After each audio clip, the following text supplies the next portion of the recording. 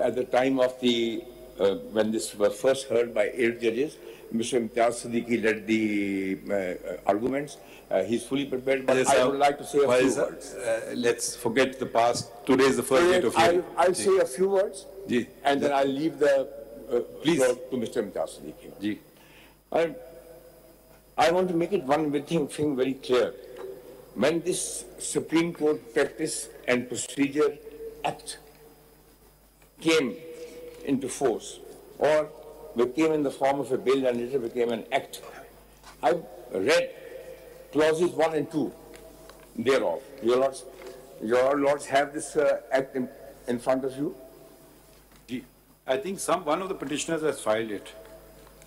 It's CMA 5104. I don't know who is 5104.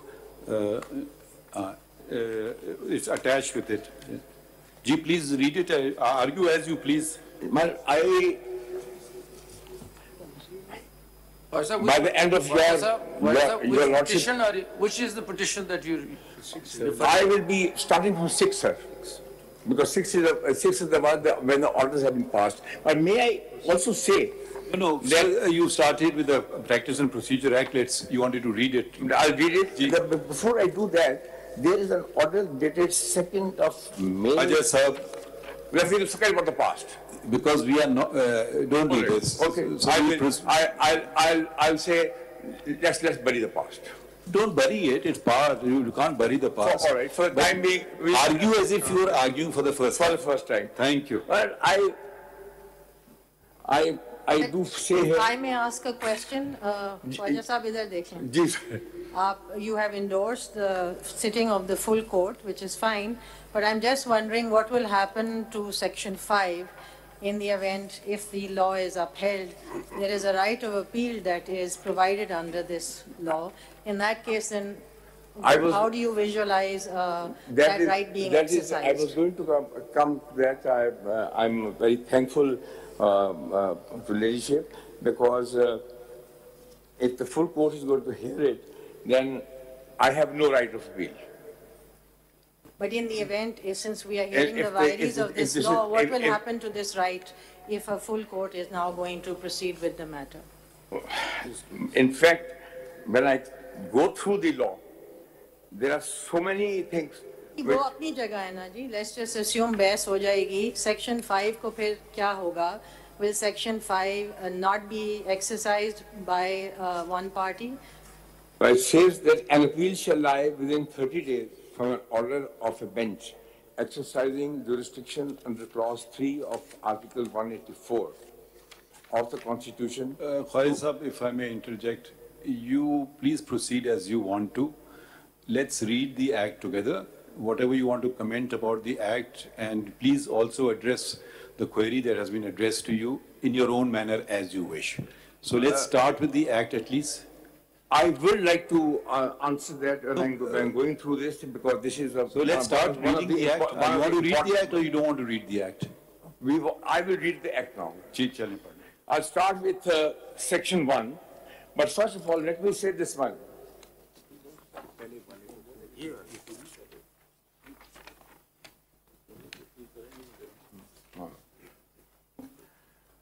I would just state this thing, that by the end of your honest tenure, if I'm still alive, I would have completed 50 years of practice in this honorable court. Can you please read? No, let's not do that. Let me say. This is public time. When I saw this Act, let's read it. When you saw it, we're not interested. Well, see, the Section 2 thereof. Please read the whole Act. I read it, sir.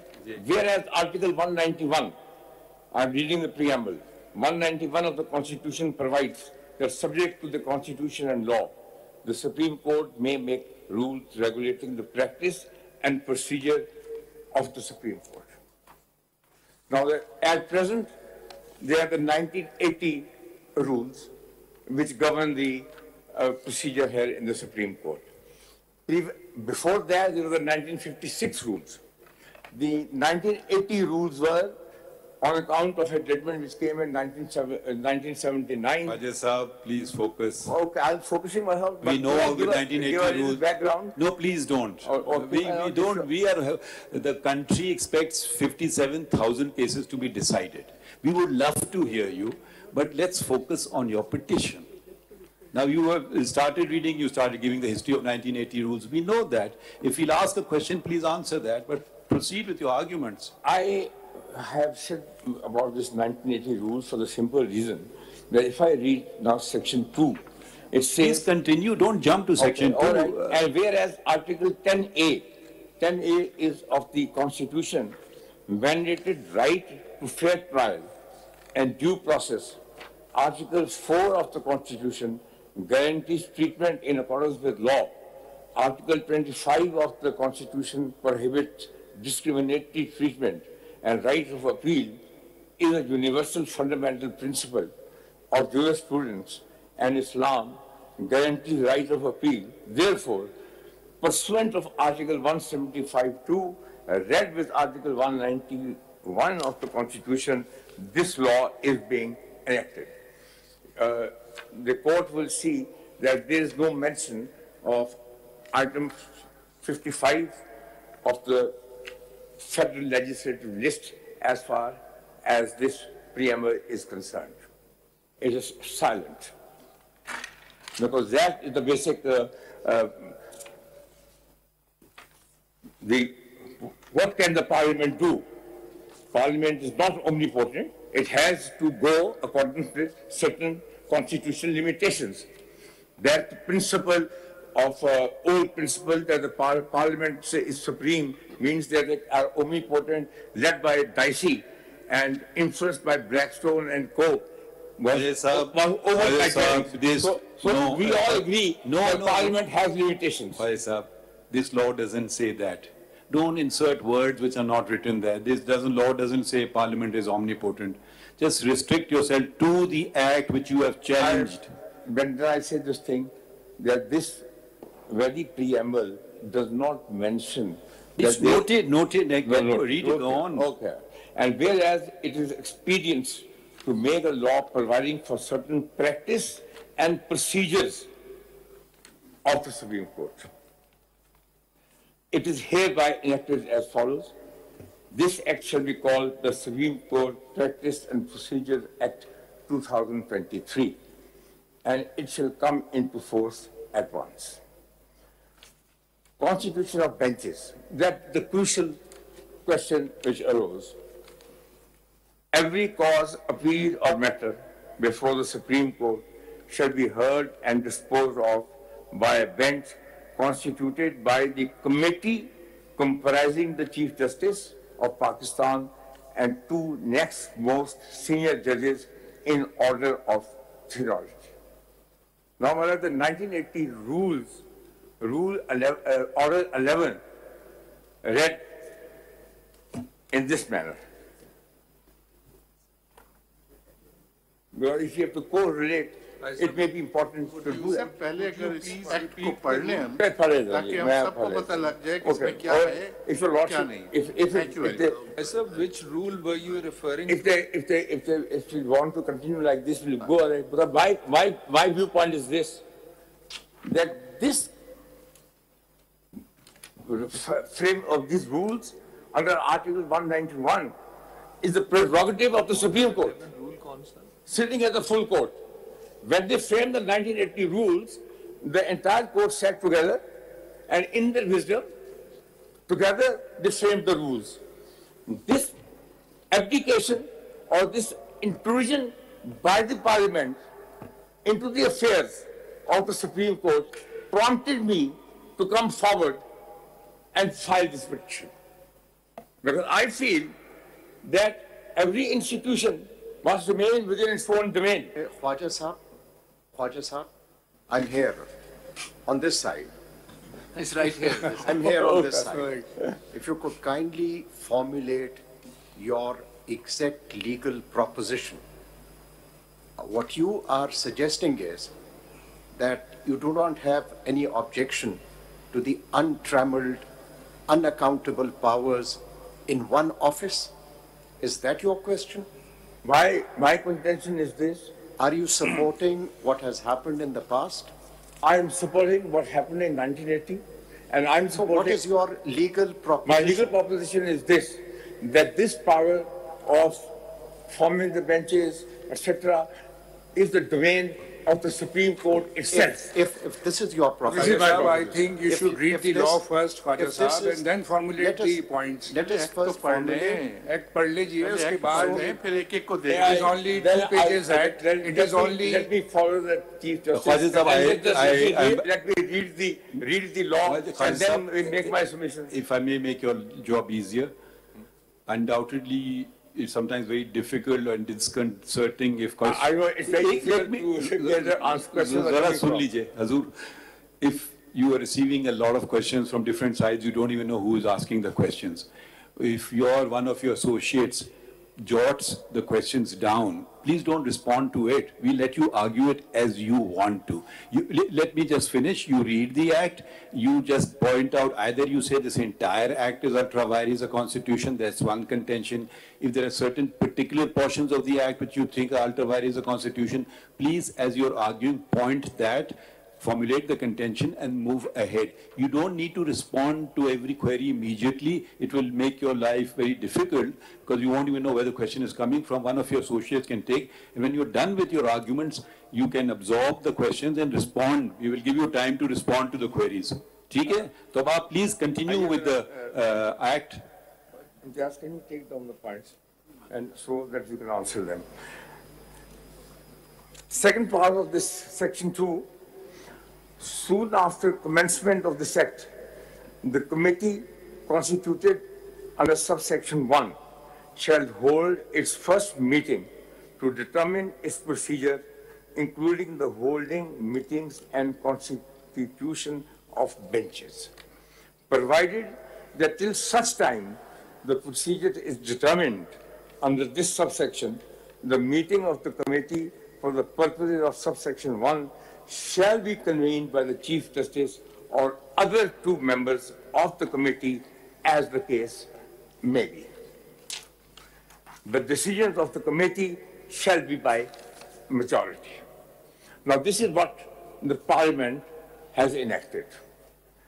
And the provision which they have used is Article 191. At this stage, I would simply say this thing, that when myself and Imtiaz will be answering your question and promulgating, we would certainly refer to item 55 of the Federal Legislative List, which spells out whether the Parliament can make enactments relating to Supreme Court. If I may read 55 at this stage, it may be... Argue as you want. Well, all right. I'm just saying that your Lordship should note item 55 of the Federal Legislative List. Let's read it together. You wanted to read it. Let's read it. We'll read it together. Before going, I'm here, left side, your right side. Before going to this entry, if you want, you may read Article 191 of the Constitution. What it says? 191 also. In fact, I can start with Article 70, go on to 142, and then read 191 and go up to 55. Article 70 gives the power of legislation,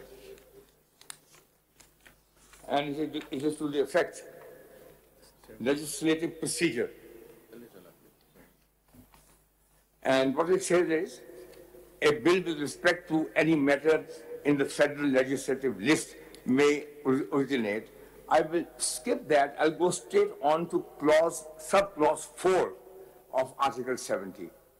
In this article and the succeeding provisions of the Constitution, Federal Legislative List means the Federal Legislative List in the 4th schedule, sir. Then there is Article 141. Subject to the Constitution, Majlis and Shura Parliament may make laws, including the laws having extraterritorial operation for the whole or any part of Pakistan, and the Provincial Assembly may make laws for the province or any part thereof. 142, subject to the Constitution, Majlis-e-Shura shall have exclusive powers to make laws with respect to any matter in the federal legislative list. Then I take your lordship to 191, which is to the effect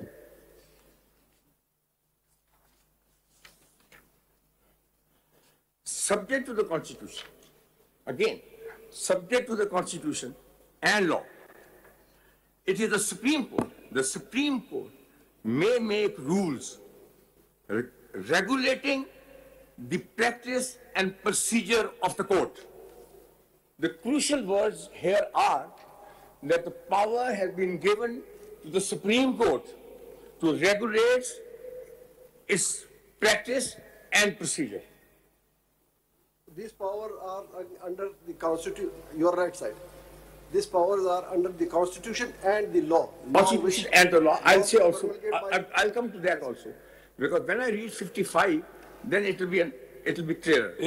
Khaizab, if I may request my learned brother, I know it's very disconcerting, so many judges asking questions. So we will let you argue in your own way, and we will ask you questions. You don't respond, you just note it. And because then I know your chain of thought will... Point is noted. Chain of thought we don't want to break. Constitution and law. Point is noted. Constitution and law. Point is noted of my lord that what will be my proposition, and also what Justice Mansoor Ali Shah has said, that how will I go and make my propositions, and to say how this law is not obtainable. But may I read 55 Magistrate? Please do. Because your lord may ask questions on that. 55 of the federal legislative list.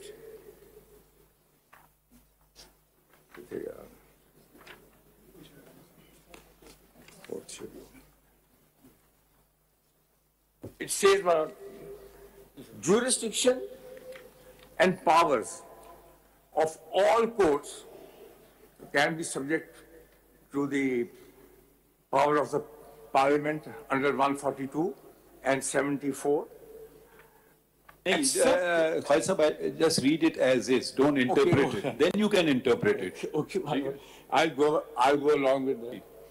Jurisdiction and powers of all courts except the Supreme Court with respect to any of the matters in this list, and to such extent as is expressly authorized by or under the Constitution.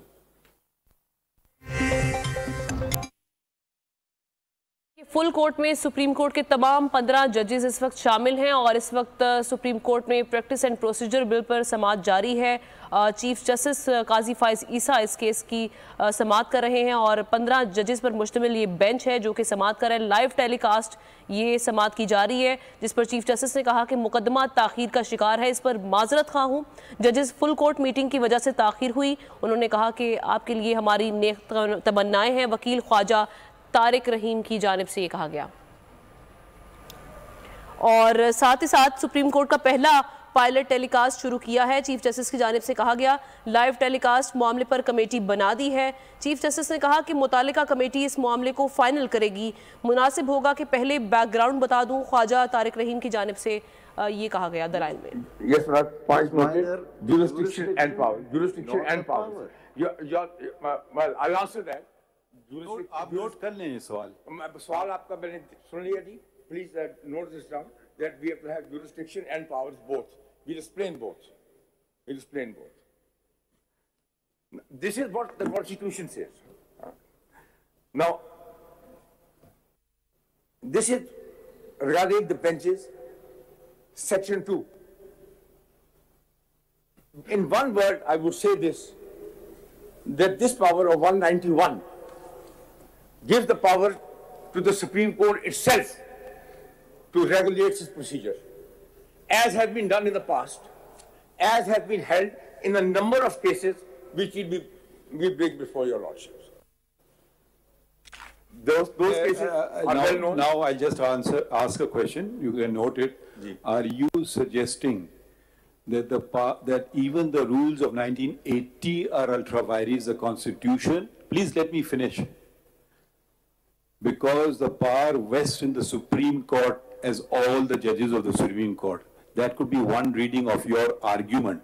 So you are saying that Section 2 is ultra vires of the Constitution, which gave power to 3 persons.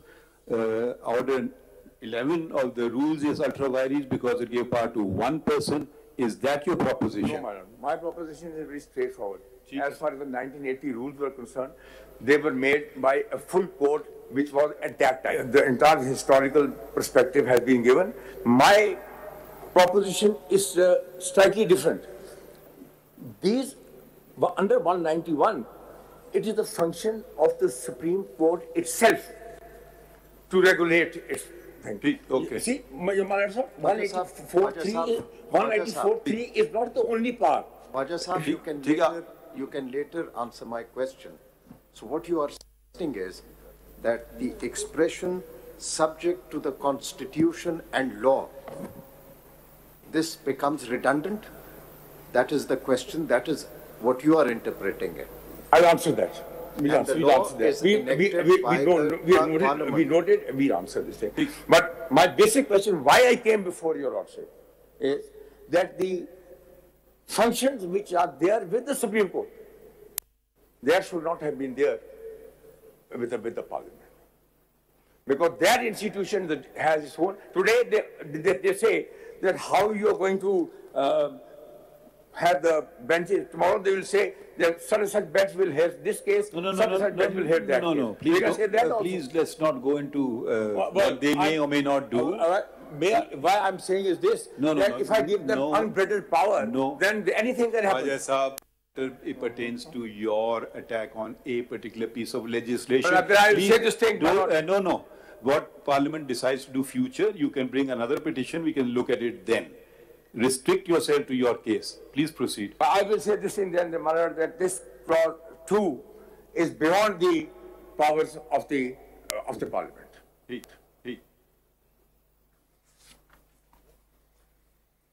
Three, and when I'm arguing, my associate will explain that 184.3 is not the only thing which is regulated by the Supreme Court rules. If your Lordship would have the 1980 Supreme Court rules in front of you, there are the different types of jurisdiction which are available to you. Shall we finish with the Act quickly? Oh, okay, I'll finish with the Act, my Lord. Exercise of original jurisdiction of the Supreme Court. Any matter invoking exercise of original jurisdiction under Clause 3 of Article 184 of the Constitution shall be first placed before the committee constituted under Section 2 for examination, and if the committee is of the view that a question of public importance with reference to enforcement of any of the fundamental rights conferred by Section 1 of Part 2 of the Constitution is involved, it shall constitute a bench comprising not less than 3 judges of the Supreme Court of Pakistan, which may also include the members of the committee for adjudication of the matter. I will simply say on this thing that this is... Raja Sahab, sir, on your right side, but not as much right as previously. Yes, my Lord. Over here. Question, so your associates can note this.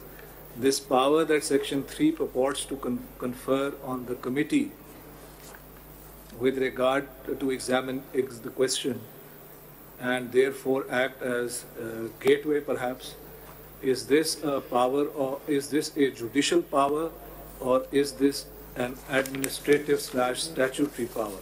Because 183 is ultimately a judicial power, because then it seems to me that the latter part of this section says it shall constitute a bench. That seems to imply that the power exercised by the committee is not a judicial power but an administrative power. So can Parliament whittle down? This is a question, please note. Yes, it's judicial, and in fact that will be exactly my proposition. Please hear his lordship. Sawal to sun le. Can the Parliament whittle down the judicial power under 184.3 by providing that this committee will act as a gateway and block out in exercise of administrative power anything that the committee feels. 3 judges, not the whole of the Supreme Court, but 3 judges, senior most respectable judges, but in the end just 3 judges, block out any case that they, in exercise of administrative power, they will deprive the Supreme Court from exercising judicial power. So you kindly note the question and you address it at an official. And I will go even further than that, And also a supplementary question connected to this. Earlier, the justice solely had this power. So there was a likelihood that the outcome of the cases could also have been influenced by the constitution of the bench. So that eroded the independence of judiciary. If this argument is accepted, then the earlier traditional model would be acceptable to you, that one person can actually control the outcomes of the cases by constitution of benches, and this probably was the mischief that the Parliament wanted to address. If I may add,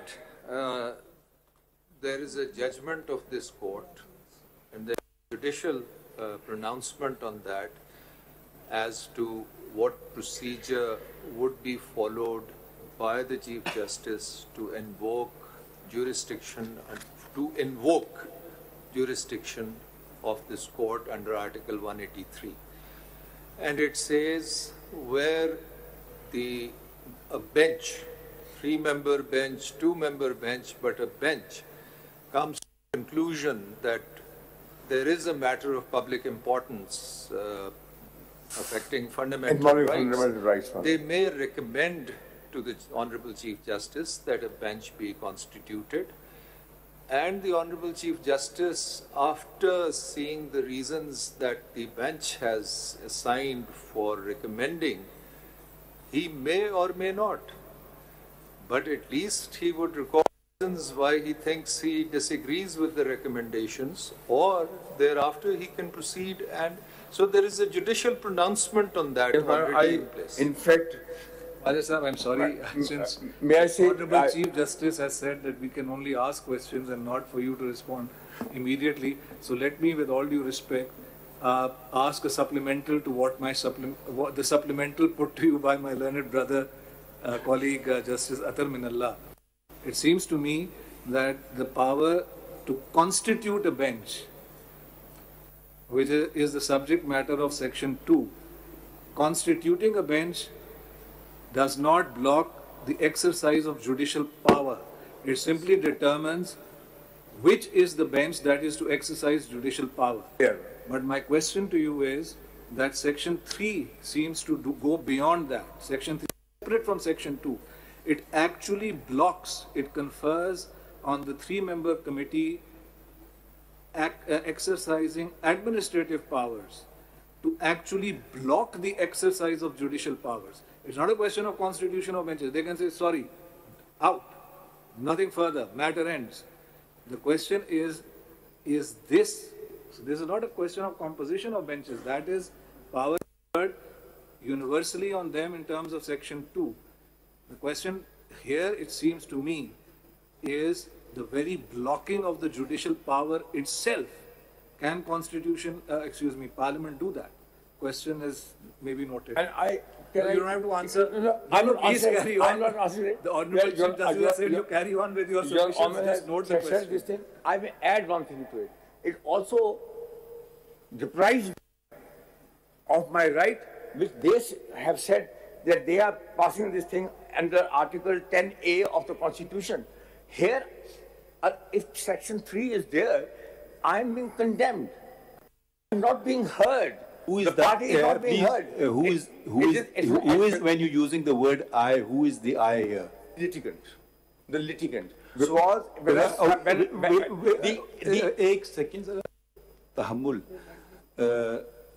the litigant. That leads me to another question. your petitioners, do they have an interest in the matter, or they've come purely as a matter of public interest? No, I am looking at Section 3. No, I'm not talking that. I'm not asking a question of the petitioners.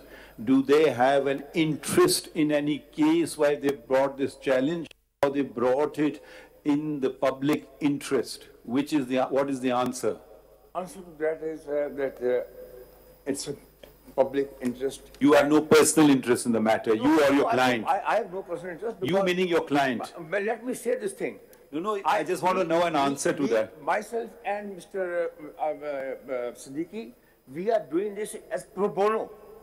We are doing it because we want to know, I don't know who you're speaking for. Are you speaking for counsel? Are you speaking for petitioners? I am speaking for the petitioner, and I'm saying this thing that we brought this petition in the interest. You got the answer, Now please proceed. I've got the answer. In the interest that the law should take its course. The constitution must be upheld.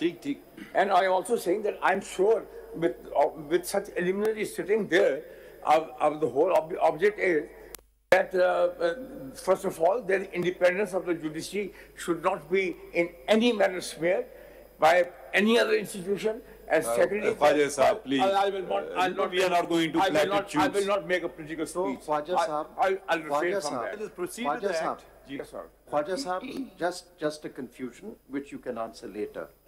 So what you are saying is that the untrammeled, unaccountable powers of the Chief Justice exclusively to decide constitution of benches, you were satisfied with that, and that fulfilled the conditions of Article 10A. But if it is done by the Chief Justice and two senior judges, you have an objection to that. That's your proposition. I think your Lordship is possibly not, I've not been able to explain. Section 2 stands on its own footing, and I have objection on that. Section 3 is a totally different thing. It takes away the powers of this honorable court. Why it does not? Instead of Section 3 is a totally different thing. It takes away the powers of this honorable court. It does not? Instead of Is it your argument? Let us clarify. Is it your argument that Section 3 affects the judicial powers of this court? Yes, sir. Curtails judicial powers of this court, because this court means the Chief Justice and all judges. So it confines that power to 3 judges and not to the judges of the Supreme Court. That's what mine. 2 and 3 have to be read independently and separate. Now, please. There are 2 in exercise of administrative powers. Yes, sir. I'm trying to make your life easy, but if you don't want it to be made easy, that's fine by me. Please don't interrupt. I've requested you, please keep noting the queries. Naturally, you have a chain of thought, you have submissions. We don't want you to get, I can appreciate your position. So many judges, so many questions, which one do you answer? And then your argument is lost sight of and you go somewhere else. So please persevere with your thing, keep noting the questions and you can address them. So I'm trying to make your life easy, unless you don't want it to be made easy. So proceed with your case. Note the question, respond to it later. To be very honest, I welcome this interruption. Can I ask you a question? Can I ask? Far right. Please. What about the office of the Chief Justice after passing of this act? Don't you think that the office of the Chief Justice would become redundant? Because he would be left with no powers then. We noted this down, and in fact, I would say that the Chief Justice powers will be whittled down, as if this law goes through, the powers will be whittled down, but we will explain it in something. And this has been held in many places, that the Chief Justice has the power to form the benches, is the rooster, and I can go back years and years when a chain of judgments have come in, and the latest one is, of course, 2000. I will continue. Let me continue. Note कर लें, बाद में कर लें. Let me continue. Mr. Khwaja, I will add it. Then is a question. Mr. Khwaja. Yes, sir. Right side. Right side. I will add to it. Whether the power of the Supreme Court has been curtailed or the power of the Chief Justice has been? I think That's the moot question. the answer to that is that it's noted, sir. It's noted, and I will only say this thing, that Supreme Court, what is Supreme Court? Supreme Court is the Chief Justice and so many other judges. Faiz will be sitting here till 12 o'clock. I know that, sir. So, आप जरा अपना argument करें. अभी तो हम section 3 पे पहुंचे. Let me, on section 3, I will only say this thing, that this certainly is, the Parliament has taken away the power not only from the Supreme Court and the judges, but also it has condemned me unheard and violated the provisions of Article 10A, which provides for a fair trial. Because I will file a petition, I've not even heard, and 3 judges or about 2 judges, they will decide on an administrative side and I'll be out. So the question of 184.3 will become totally redundant. This is my point. Therefore, to that extent, section 3 is. Now, next is 4. Interpretation of the Constitution. In the matters where interpretation of the constitutional provision is involved, committee shall constitute a bench comprising not less than 5 judges of the Supreme Court. Well, I will. Do you object for say I object to this provision, or you endorse it? I will say this, sir, that in the matters of interpretation of the Constitution, when you are, all the judges are competent to interpret the Constitution. By limiting it to 5 or limiting it to 3 or why not 7, why not 6? Please. I object to this thing, that this is a limitation. No, it's not a limitation. It says not less than. It could be a full court like the present court. So are you just safe? Is this ultra vires the Constitution, section 4? Say something, we should note it. On this, I will only say this thing, that putting a clause that the bench should be not less than 5, that possibly is expressing, shall I say, not confidence in less than 5 judges. Noted. Because this is very strange, because all judges are equal. Your Lordship is the first amongst the equal, but every other judge of the Supreme Court has the same powers and the same acumen. So by saying this thing, not less than 5, then there's a question of appeal, and which is a very relevant point. Ajay Sahab, as I understand your earlier proposition, you are satisfied that the Chief Justice in the previous model, being the master of the roster, had untrammeled power to constitute a bench of 3 members, and you were satisfied with that. I have noted this thing. Yes. Your Lordship did not, sir, I would not be able to explain. It's my shortcoming. Explain later. On the question of benches, I have stated with this thing that this power should be exercised by the full court, not by the Parliament. About how the benches are to be In a nutshell, you are suggesting that the powers as master of the roster in the Chief Justice were also unconstitutional. No, sir. This is your suggestion. No, sir. I'm saying this thing that under the 1980 rules, that power had been given. If all of you sitting together feel that under 191 that this should be changed, then it is your functions. It is not the function of the Parliament. Okay, now let's proceed. We'll ask. I'll argue on that. That is the point which needs consideration.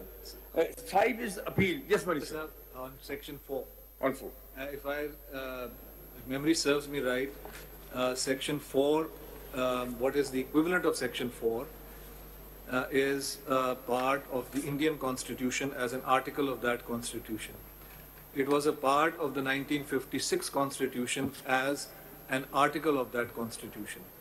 Now, question is that when the framers of the present Constitution had before them this model where this very power was conferred on the Supreme Court in the way that what in India they are called constitution benches, the question is this, that model, that aspect was not accepted by the framers of the present constitution, because they had a model both from India and from Pakistan itself. So the question is this: if that was not accepted, does this not require constitutional amendment? Can Parliament do something which the framers of the Constitution deliberately seem to have left out, despite the earlier models? Can Parliament then, in exercise of sub-constitutional jurisdiction, namely legislative competence, do something that was earlier part of the Constitution? This is the question. Please note. Yeah, it's noted, sir, and I may add on to this. साहब मैं एक सवाल पूछ लूं आपसे, अगर उसी में डाल दें आप लिस्ट में अपनी। जी मैं इधर हूँ जी। जी सर। भाई बस सिर्फ सिंपल सा आपकी जो समझ आई है मुझे आपकी, कि ये सारा कानून अगर यही सारा फुल कोर्ट बैठ के बना ले तो सब ठीक है। नहीं सर, सुन लीजिए, सवाल तो सुन लें। जी जी। कि 17 जज बैठ के ये सब कुछ बना ले तो ठीक है, पार्लियामेंट ये सारी चीज बना दे तो गलत है। ये आपकी बहस है ना सारी? नहीं सर, ऐसे नहीं है। आपने यही कहा, आपने कहा ये सारी चीजें करो, लेकिन नहीं सर, ऐसे नहीं। सुप्रीम कोर्ट नहीं सर, ऐसे नहीं है। चलिए बस नोट कर लीजिए। मैं नोट कर लिए। जब सुप्रीम कोर्ट आप जवाब ना दीजिए ना, बाद में मैं बाद में जवाब देता हूं, ठीक है? अदरवाइज तो आपकी मुश्किल काम हो जाएगा। मैं I am quite I have very नहीं, आगे बढ़ते हैं। I have worked with all of you, sir. आगे बढ़िए।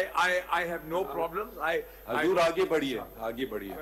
कोई problem नहीं है. I understand what Shah Sahab is suggesting and saying, and he has mentioned this in many other cases. Yes, ma'am. If I may ask a question as a supplemental to the question that my learned brother, my learned colleague has asked. Independence of the judiciary is a recognized fundamental right. Yes, ma'am. So the question, surely, this is the question to you. Surely, the question of what the court can itself do to regulate its own practice and procedure is now encased in independence of the judiciary, and can Parliament intrude upon, with all due respect to Parliament, they have their legislative competence, the Constitution is supreme, that is what is paramount, that is what is there. Can Parliament, in professed exercise of a legislative competence under Article 191, trample upon, I'm using this word a bit deliberately, I don't intend to show any disrespect to Parliament, but can it encroach upon or intrude upon something that would affect the independence of the judiciary, something that relates to practice and procedure, which the court may or may not do, but can do for itself? Yes.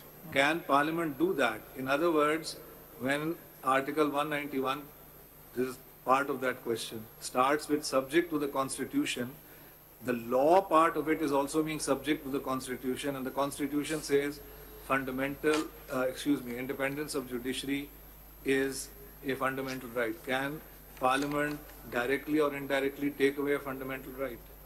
Not so ordinary legislation. आप note कर लें, जवाब ना दें। If I will really request my colleagues that they are making, including myself, are making your life impossible. No, please, no, you are very fine. I'm learning. No, we are not here to teach you anything. You are here to help us. Now, please, we're not even reading the act, and we are getting bogged down into details. Let us go through it, formulate your contentions. We will bombard you with 100 questions. You respond to them later. You respond to everything, then the matter gets lost. Again, we are stuck with section. We are not even making progress. Please continue in your way. आगे बढ़ते हैं. Let me say this. Mr. Khwaja, Khwaja sahab, section 5 से आगे पढ़ लीजिए. Another question with regard to appeal. आप देखें, हमारे पास already एक dictator का ordinance था, Law Reform Ordinance 1972. उसके तहत Article 199 के लिए appeal provide की गई before 2-member benches. We are following it. क्या वो जो डिक्टेटर का था वो दुरुस्त है और पार्लियामेंट अपील का राइट नहीं दे सकती? बहुत अपील का राइट दिया, सेम प्रोविजन कॉन्स्टिट्यूशन, आर्टिकल 199 है, आर्टिकल 183 तो ये क्या दोनों में Sir, it is गलत है तो फिर वो भी गलत है. It is noted. We'll answer this thing, that what Parliament can do, and what Parliament can do many things.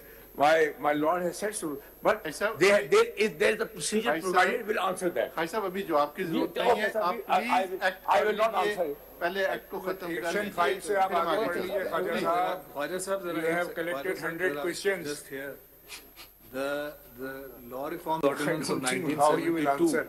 This is the question to you. Regulated right of appeal within the High Court itself, an intra-court appeal.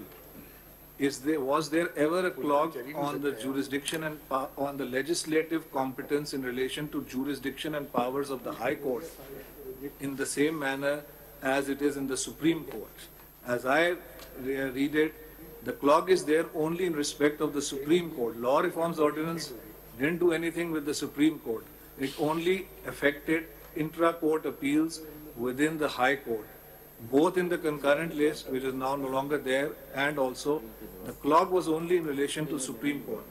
Question: is therefore the law reforms ordinance of 1972 a parallel valid example which relates only to the High Courts, a valid parallel example in relation to what Parliament seeks now to do in the 2023 Act? This is the question. With relation to the Supreme Court, where there is apparently a clog. Mr. Noted, sir. And appreciated. Section 5. An appeal shall lie within 30 days from an order of a bench exercising jurisdiction under Clause 3 of Article 184 of the Constitution to a larger bench of the Supreme Court, and such appeal shall, within a period not exceeding 14 days, be fixed for hearing. And second part, the right of appeal under subsection 1 shall also be available to an aggrieved person of this Act, provided that the appeal under this section shall be filed within 30 days of the commencement of this Act. I'm not going to analyze it. I have my serious objection on this, and I will. What you have to do, you're saying I'm not going to do it. Well, you have challenged the law, you have to do, you have to challenge it. Appeal shall lie within 30 days. We've read the English of it. What's wrong with it? Tell us that. As far as Section 5 is concerned, is it good, is it bad? First tell us that. Well, it says that appeal shall lie within 30 days from an order of a bench exercising jurisdiction under Clause 3 of 184. May I respectfully submit that if an appeal is provided against a decision under 184.3, then why is this not they included in Clause 2, whereby my 184.3 application will be disposed of? The way I was taught law was not the council asked questions from the bench. It was the bench would ask questions. Are you supporting this provision or not? First say, yes, I am. No, I am not. These are my reasons. My lord, I have a reservation on this. You may have reservations. Tell us unconstitutional about it. But then let me explain it to them, because if I start explaining it at this stage, it will take your time. But I will say this thing, that this Section 5 should have also, this right of appeal should also have been given in Section 2. Should is different from ultra vires a constitution. It ought to have been given. What then? You go and move a bill in Parliament. We are saying, are you opposed to Section 5? Give us legal reasonings, or you say it's okay. अब उनसे आप पूछेंगे. You have done this. नहीं ये नहीं आप जवाब दीजिए ना. आपने petition लाए. This is not fair. इसमें to make it more simple, you don't want your client to have a right of appeal. No, sir, you first say it's unconstitutional, it's constitutional. You're not saying anything. You just. यहाँ कोई discussion होता है. Sorry, not on. This is your job in office. My lord, may I say this thing that we divided the. Please answer the question: is this constitutional or unconstitutional? It is unconstitutional. I can't hear you. इसकी वायरिस तो बताइए ना. वायरिस क्या है? Hey, unconstitutional आपके जहन में और नहीं है. Unconstitutional. Well, it's my personal opinion is this, that this Section 5 goes beyond the powers which were there with So now formulate a contention on that. Please formulate a contention. For the simple reason, my lord, if an appeal is to be provided, it's a substantive right. There has to be a constitutional amendment to provide an appeal under Section 184(3). Okay. And this appeal, this act, an ordinary law, cannot provide. I can't seem to reconcile your, which appear to me to be contradictory submissions. Please let me finish. Yes, ma'am. On the one hand, you are saying, where will I go? Where will I go? Here, the Parliament has given you a right. You say it's unconstitutional. So please don't make contradictory contentions. I'm only saying this thing, that it's a good thing that the appeal be given, but the manner in which it has to be given is wrong. Please take it. I'm saying this thing, that this one right of appeal given in this manner by an ordinary law. We will not strike it down because of manner. You have to show us ultra vires the Constitution. It is unconstitutional, sir. But saying so, no argument. Our argument is this, that 184(3) is a substantive provision of the Constitution. If you are happy with no appeal. Well, if a right of appeal has to be given, there has to be a constitutional amendment. Okay, point taken. Move ahead. I just have a question to you with regard to Section 5 from what you have just said. Kindly read it again. An appeal shall lie within 30 days from an order of a bench exercising jurisdiction under Clause 3 of Article 184 of the Constitution. Kindly stop. So this order, the question to you has two parts. So the first part is this question, this order which is now made appealable, is it a judicial order or is it administrative type of order? And if it is a judicial order, then how can Parliament, in exercise of a legislative competence conferred by Article 191 in relation to practice and procedure, confer a right of appeal? Because if I may, and this is the, I apologize, my question has three parts. Because if I may touch upon what my learned colleague, Mr. Justice Mansoor Ali Shah, said recently, that this is recently, meaning in the hearing of the case, that anything that this law, the Supreme Court can itself do in exercise of rule-making power. Question therefore is, can Supreme Court confer a right of appeal in exercise of rule-making power against a judicial order under 184(3)? If the answer is no, then it seems to me logically that Parliament also can't do it, because the two things are parallel. Therefore, question, is it therefore unconstitutional? Unconstitutional. You don't have to give an answer. If the right of appeal had to be given through an amendment. Yes, next is right to appoint. आप चाहें तो आप हमें लिखकर तहरीरी तौर पे भी जवाब दे दीजिएगा, ठीक है? अगर आप आगे अपना आर्गुमेंट चलाते रहें, जी आगे बढ़ते हैं। 6 को पढ़िए, 6 है जी, right to appoint counsel of choice for filing a review application under Article 188 of the Constitution. A party shall have the right to appoint counsel of its choice. I don't object. I personally don't object. Personally की बात कोई नहीं है। I'm not objecting to this because I feel that. Okay, it's okay. Chali, let's get on with it. Section 6 is okay. Okay. Application for fixation of urgent matters, application pleading urgency or seeking entire filed in a cause, appeal or matter shall be fixed for it. My objection on this is again that this is a function of the Supreme Court itself, because this relates to the Please procedure. tell us, is it ultra vires the Constitution? It's ultra vires. Thank you. I just have a question to you on this, on Section. Now, Section 7 really relates to what has been as the nitty-gritty of procedural law. I mean, this is really going, you say, in a civil court, into the very depths of CPC, or the way we in the Sindh High Court have original side into the Sindh Chief Court rules original side. The question, therefore, is this. The legislative competence under Article 191, if it allows Parliament to go into so much depth into the very nitty-gritty of procedure of the court, then surely Parliament has an untrammeled power to regulate the court itself. The power to regulate, if I may adapt, is the power to destroy. Does this not effectively destroy the independence of the judiciary? This was my very first point which I said, that the functions of the Supreme Court have been virtually been taken over. Is this not contrary to the fundamental principle of the Constitution, trichotomy of power?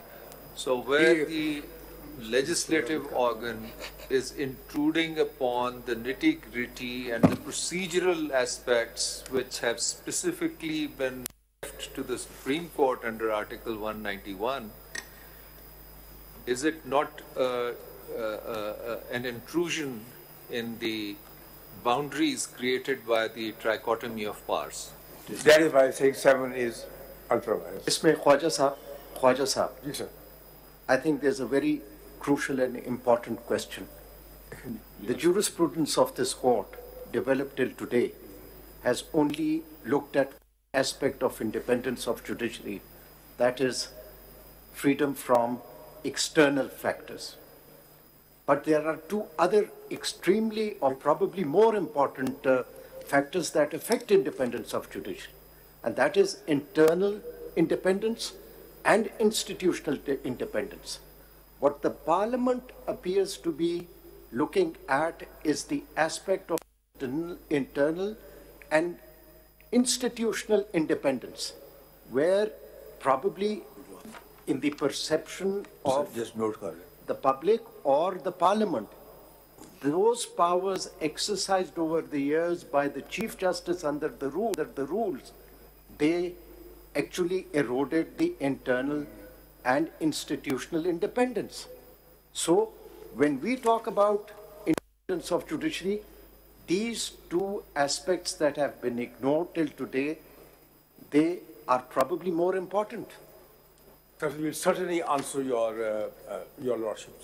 Please, one question also. Since we have just one section, can we just finish reading it? Khwaja Sahab, if I may have a supplemental on Yes, what my learned colleague has said.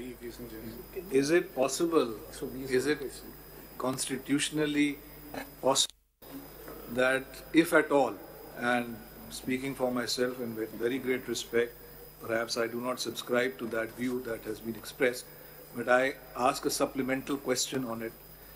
Is it constitutionally conceivable that if there is such a concern about the internal independence of the judiciary, that the solution is to put the power in the hands of Parliament?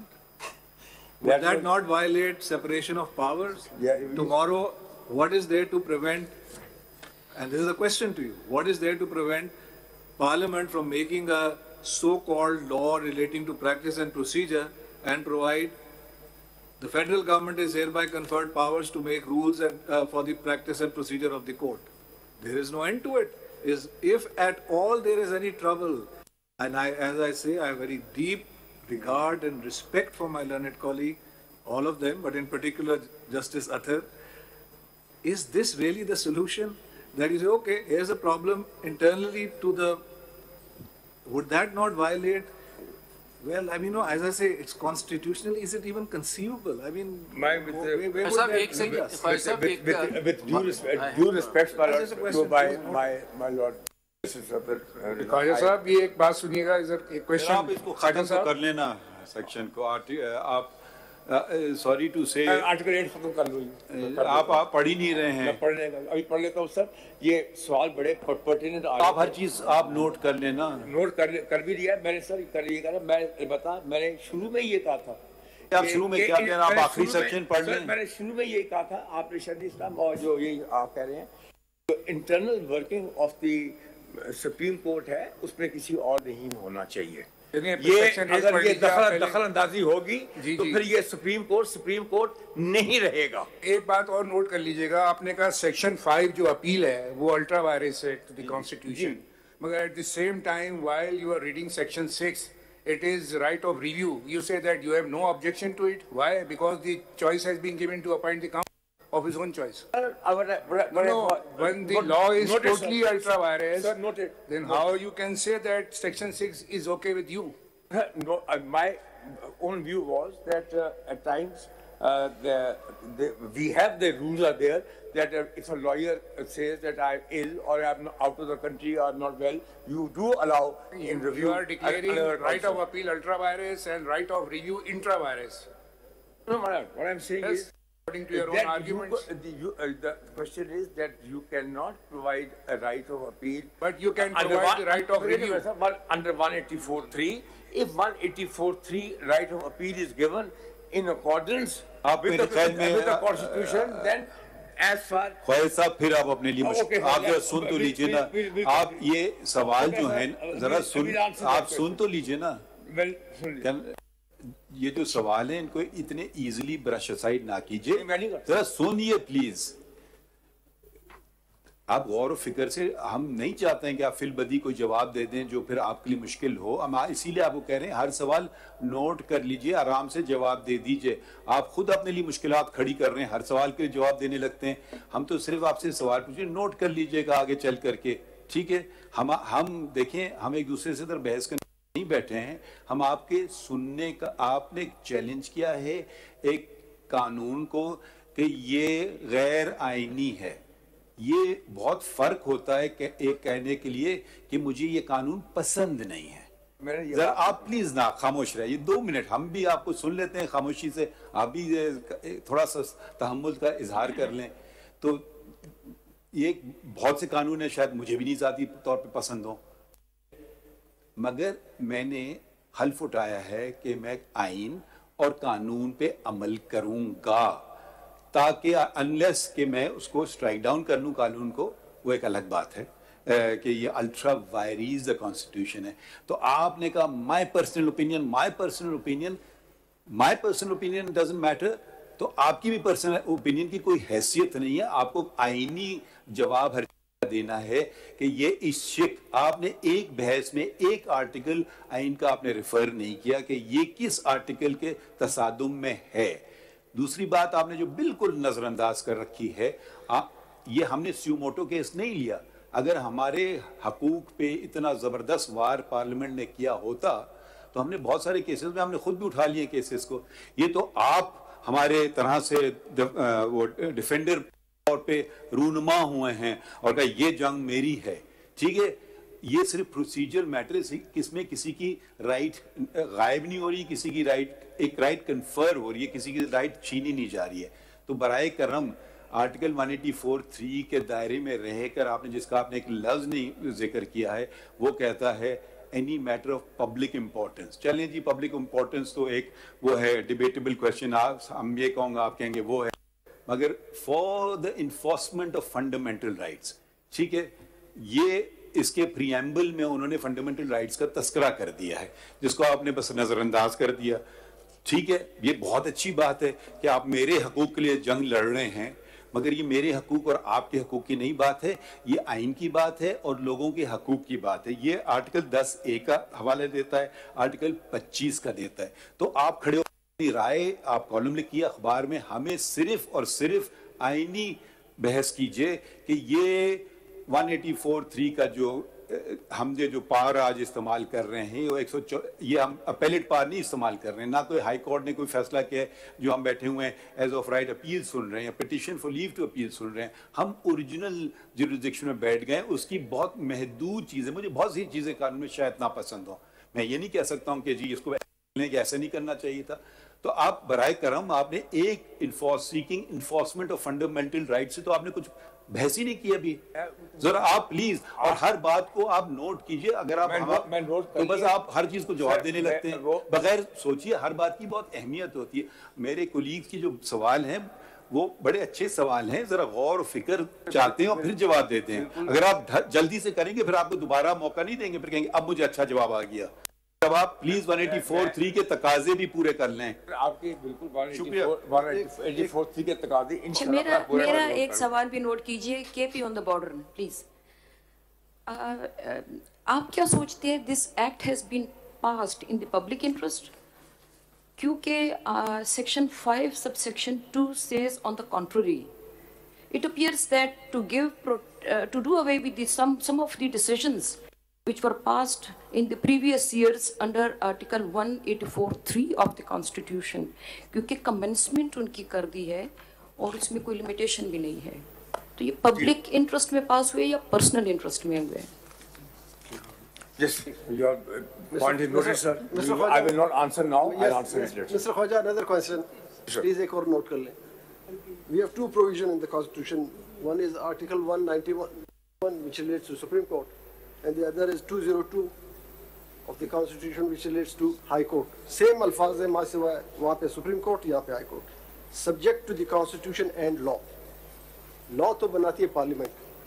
तो आपके argument हम ये समझें कि parliament को आप law making में महदूद करना चाहते हैं कि आप ये तो कर सकते हैं, ये नहीं कर सकते, ये रूल्स में सुप्रीम कोर्ट खुद करेगी, खुद करेगी। सर मैं इसका आंसर दूंगा, बिल्कुल दूंगा कि जब सब्जेक्ट टू कॉन्स्टिट्यूशन आ जाएगा और जो लॉ आएगा वो आपको कॉन्स्टिट्यूशन के साथ देखना पड़ेगा। ये भी कि क्या लॉ के तहत क्या कर सकते हैं पार्लियामेंट, क्या नहीं कर सकते, क्या नहीं कर सकते, ये इसका जवाब देंगे जी आपको। इसीलिए तो another question, where a rule has been framed under constitutional power granted to this court. Yes, sir. This is with reference to section 6 that you just read. You would notice that Order 26 of the Supreme Court rules does provide for all eventualities in which a review can be filed procedurally.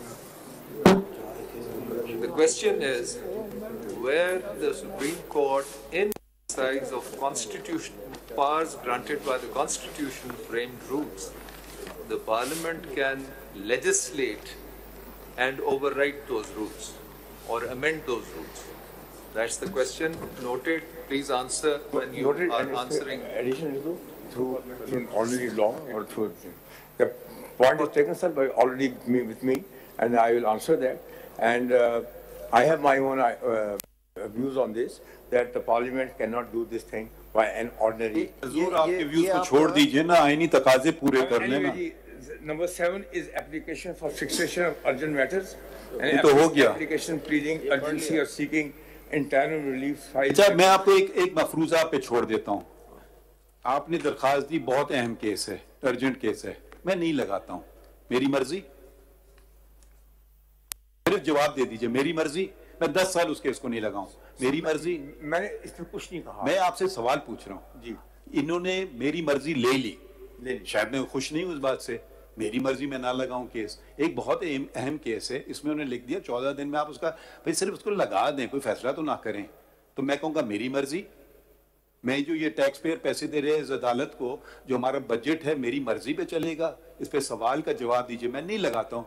आपका ये case file किया, ठीक है, मैं नहीं लगाता इसको। आप क्या कर लोगे? कुछ भी नहीं कर सकते हैं, आपके हाथ पैर कटे हुए हैं। इन्होंने हम पे भी मेरे कोलीग ने एक बात की इंटरनल और इंस्टीट्यूशनल इंडिपेंडेंस की, मैं 2 बातों का इजाफा भी करना चाहता हूं, और वो है, और वो आइन से पहले भी हमारे पास था, वो हमें ऊपर वाले को हिसाब देना है, ठीक है, अकाउंटेबिलिटी एंड ट्रांसपेरेंसी। आप हमें टोटली अनअकाउंटेबल बनाना चाहते हैं चीफ जस्टिस को, मैं तो बहुत खुश हूँगा, क्योंकि ये कानून अगर सस्टेन हो जाता है तो मेरे पास तो कम हो गए बाकी चीज़ों को छोड़ करके, ठीक है। इस कानून को उड़ा दें, मैं ताकतवर बन जाता हूँ, ये भी है, मैं अकाउंटेबल हूँ, ये भी एक सवाल है। आपका आइन जो शुरू होता है वो सुप्रीम कोर्ट की इंडिपेंडेंस से नहीं शुरू होता है, वो अल्लाह ताला के बाबरकत नाम से शुरू होता है, ठीक है। और हम सब everyone to exercise powers as a sacred trust। आइन में आर्टिकल 227 भी दी गई है कि शरई असूलों पे अगर आपके कोई भी कानून तसादुम करे तो वो प्रिवेल करेंगे।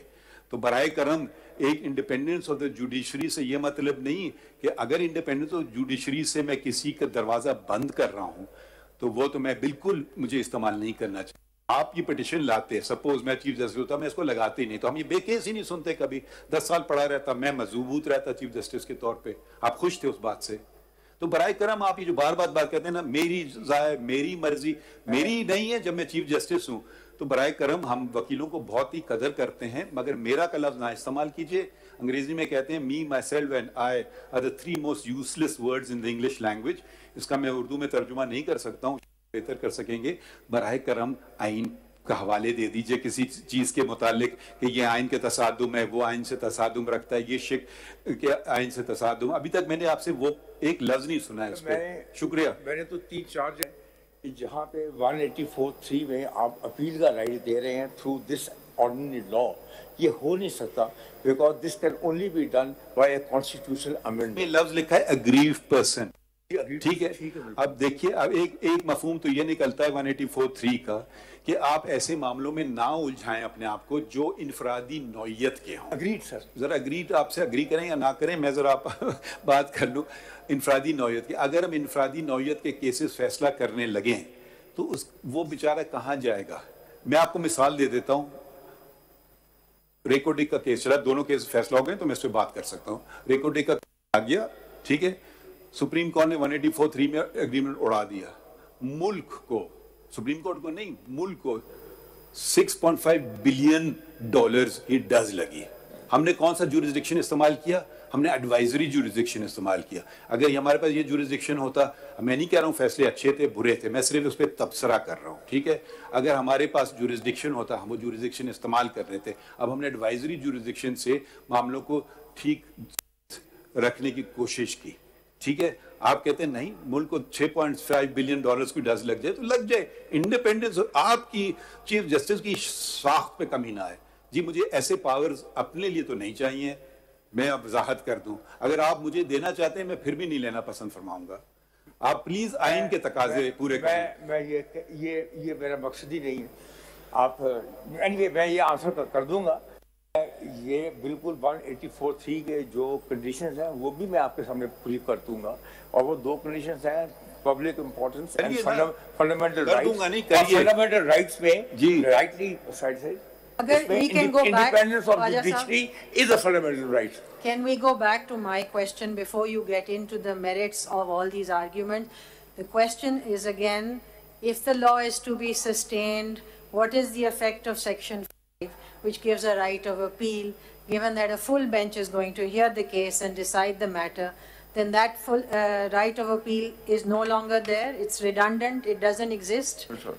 So what is you have read the law now, इसके ऊपर आप बता दें कि और इसमें इसी के साथ एक सवाल, ख्वाजा साहब इधर मुझे जरा 5 मिनट लगते हैं, आप मुझे देखते हैं। नहीं सर, आप उसमें मैं आपसे सिर्फ इसी सवाल चलते हैं कि इस 4 में लिखा है कि 5 या 5 से ज्यादा जजेस का बेंच बना सकते हैं ना, तो फुल कोर्ट भी बना सकते हैं ना 4 में, तो फिर 4 को 5 को इकट्ठा पड़े तो अगर फुल कोर्ट बन गया तो फिर उस केस में अपील नहीं होगी। बस आप इसका भी जवाब दीजिए। बल्कि इसमें एड ऑन क्वेश्चन होगा कि डज दैट नॉट मीन कि हम फिर वंस अगेन खुद ही डिसाइड कर लेंगे, जहां हम नहीं चाहेंगे कि अपील कोई हो किसी केस का तो फुल बेंच बिठा देंगे? Does that again not amount to a power being exercised by the court itself? So the control factor that there is a right of appeal, which is a substantive right, how can we just say that right cannot be exercised? It's a substantive right. एक question और भी इसी में add कर लेते हैं इस तरफ। Khwaja Sahab, to your right. हम ये भी देखेंगे through this petition there is an order of this court. The act has been suspended. Whether in presence of that order, full court can be constituted or not. ये भी जरा देखें। Court can be constituted or not. आप जवाब देना पसंद फरमाएंगे या हम shall we proceed to the next council? फिर आप सोच करके आप जवाब दे दीजिए, ठीक है? मैंने तो प्रपोजिशन कर दी, ठीक है, आप आइए। कौन आर्ग्यू करेगा नेक्स्ट? अच्छा, आप अपना किस पिटीशन में जरा बता दें। तीनों में ख्वाजा साहब के साथ। जी, तीनों में ख्वाजा साहब के साथ। To write of 2 counsel is not allowed unless you are separate petitioners. 7 में and 6 हम बैठे हैं, एक में आप 7 में मेरी हाजिरी हो गई। जी चलिए बताइए। Well, the proposition requires to be refocused. The fundamental question is whether the Parliament has the jurisdiction and the power to promulgate this act or not? No, that is not the fundamental question. With utmost respect, the primary question is whether 184(3) can be invoked. First, you overcome that hurdle, then you argue that. So you have filed a petition not in the normal jurisdiction. You have come in original jurisdiction of the Supreme Court, which is not a right. You have to comply with certain provisions of the Constitution. Well, Lord, there are a number of judgments. I'm not interested in judgments. I'm talking about arguments. I am making submission, my Lord. The Supreme Court, at various point of time, has that any clog on the powers of the Supreme Court or the functioning of the Supreme Court constitutes. मैं फिर आपको बात समझाया नहीं सका. For instance, let's take income tax ordinance. ठीक है. ठीक है, उसको आप बिल्कुल स्ट्राइक डाउन कर सकते हैं और उसको चैलेंज भी कर सकते हैं आर्टिकल 199 में हाई कोर्ट के पास. ठीक है, हम क्यों जुरिसडिक्शन एक्सरसाइज करें 184(3) की? ये शायद आपके हिसाब से ये कानून दुनिया का बदतरीन कानून हो सकता है.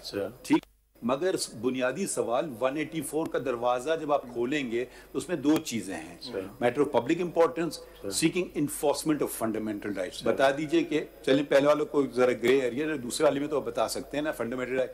पार्लियामेंट अच्छा कानून बनाए, बुरा कानून बनाए, ये हम पार्लियामेंट्री डिबेट इधर नहीं करेंगे.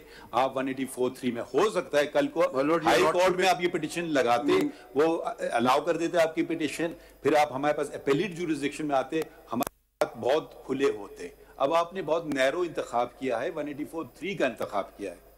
My Lord, there are number of judgments of the Supreme Court. Judgments हावी नहीं होते हैं आइन पे. अच्छा, 189 पढ़ लें जरा.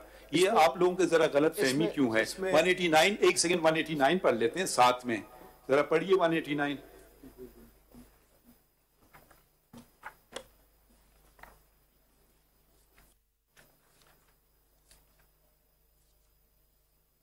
जी. Any decision of the Supreme Court shall, to the extent that it decides the question of law or is based upon or enunciates a principal law, be binding on all other courts in Pakistan. लफ्ज है all other courts, not the Supreme Court. Yes. तो ये हमें हमारे ऊपर हमारे presidents ना side कीजिए. अब आपसे आईनी सवाल पूछा जा रहा है on all other courts, which means high courts and. Unless your lordship allows me to make a submission. Other courts की बात कर रहा हूँ. No, I will not be able. ठीक है. आपको सवाल दे दिया, आप जवाब दीजिए जैसे भी आप करना चाहें. Please, Lordship. If I may ask you, Sir. Mr. Siddiqui, if I may ask you a question. Please, Lordship. It seems to me that Article 189 deals with what is called vertical stare decisis. But there is also within the Supreme Court and in each High Court what is called horizontal stare decisis, the law of precedent. That is a judge-made law, that is case law. That is not provided in the Constitution. And surely the rules, are there not rules that regulate horizontal stare decisis? For example, the full court gives a judgment. If there were no horizontal stare decisis, a two-member bench of the Supreme Court would say, well, Article 189 doesn't apply, so we are not bound by the judgment of the full court. Would that be correct? Would that be a correct understanding? That would be a fallacy. It will not be correct. So if a three-member bench, a five-member bench gives a judgment, can a three-member bench say, or even a five-member bench say, sorry, we are not bound because Article 189 doesn't apply to us? Surely horizontal stare decisis does apply. It's a well-settled. What would you say to that? But I would make a humble submission that the judgments of the superior courts, particularly of the Supreme Court, are a binding precedent on the subsequent courts constituted as a benches or a full court, and unless your lordship, in your lordship's wisdom, decide to overrule them, they have a binding value, and it goes to the very system of certainty within the judicial system.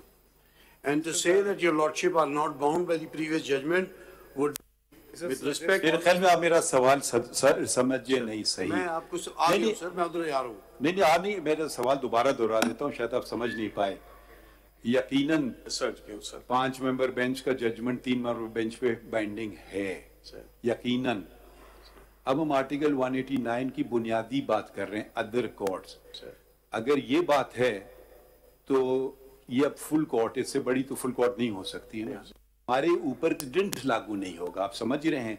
अगर यही issue किसी larger bench ने फैसला कर लिया होता वो हम पे होगा, मगर एज अ रूल अदरवाइज जजेस डिसेंट भी नहीं कर सकेंगे ना, वो तो बाइंडिंग है, डिसेंट भी नहीं कर सकते हैं।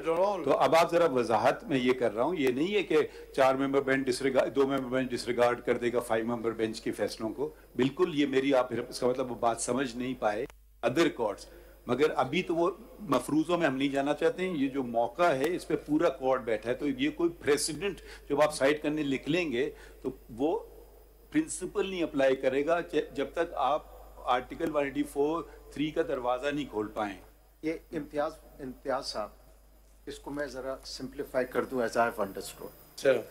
ये पूरा लॉ पढ़ लिया गया है, इसमें सिर्फ 2 चीजें हैं। एक, पहले चीफ जस्टिस के पास कुली इख्तियार था कि डिस्क्रिशनरी चॉइसेस करे, ठीक है ना, उसको पार्लियामेंट ने डाइल्यूट कर दिया, रेगुलेट कर दिया।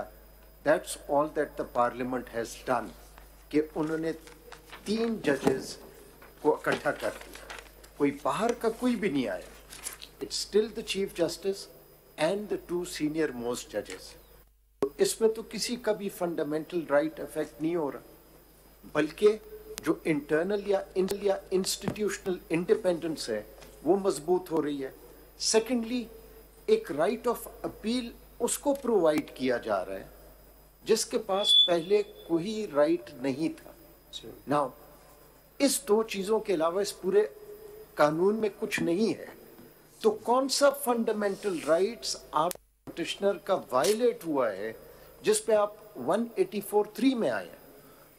ये तो अगर योर लॉर्डशिप्स हैव हेल्ड, सुन ले, अगर पार्लियामेंट ने चीफ जस्टिस की अथॉरिटेरियनिज्म को खत्म किया है, ये तो आपको सराहना चाहिए।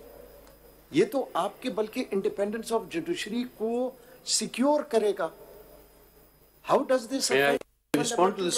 May I respond? और सिद्दीकी साहब, इसी में मैं ऐड कर दूं, सवाल ये है कि अगर आपके मुताबिक चीफ जस्टिस की unlimited powers he independence of judiciary है, ये भी बताइएगा, क्योंकि अगर जिस तरह my learned colleague is just mentioned कि अगर वो विटल डाउन कर रहे हैं पावर चीफ जस्टिस की, एक की जगह 3 लोग 4 लोग मुशावरत के साथ चलेंगे, तो एकदम इसलिए कि चीफ जस्टिस की पावर कम, इंडिपेंडेंस जुडिशरी एट स्टेक हो गई है।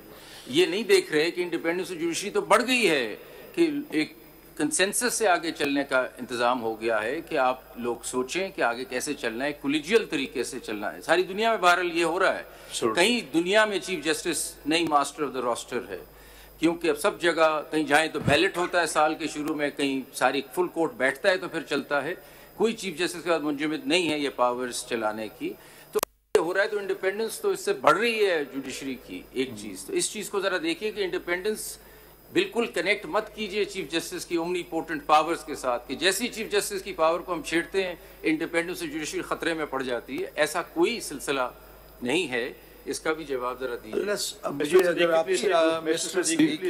Fundamental question here is who can do this? Who can do this? That's what I'm saying.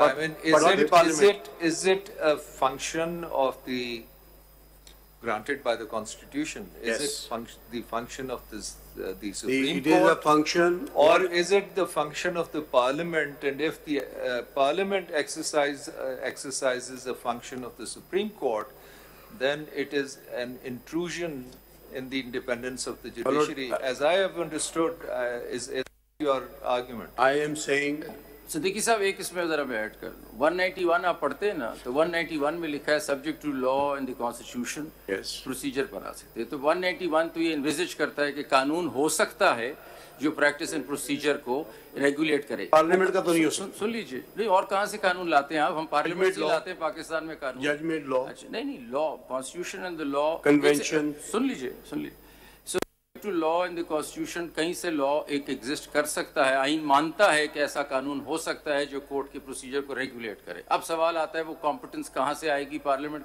तो आप हम एंट्री 55 में चले जाते हैं कि ऐसी पावर वो दे सकता है कि नहीं।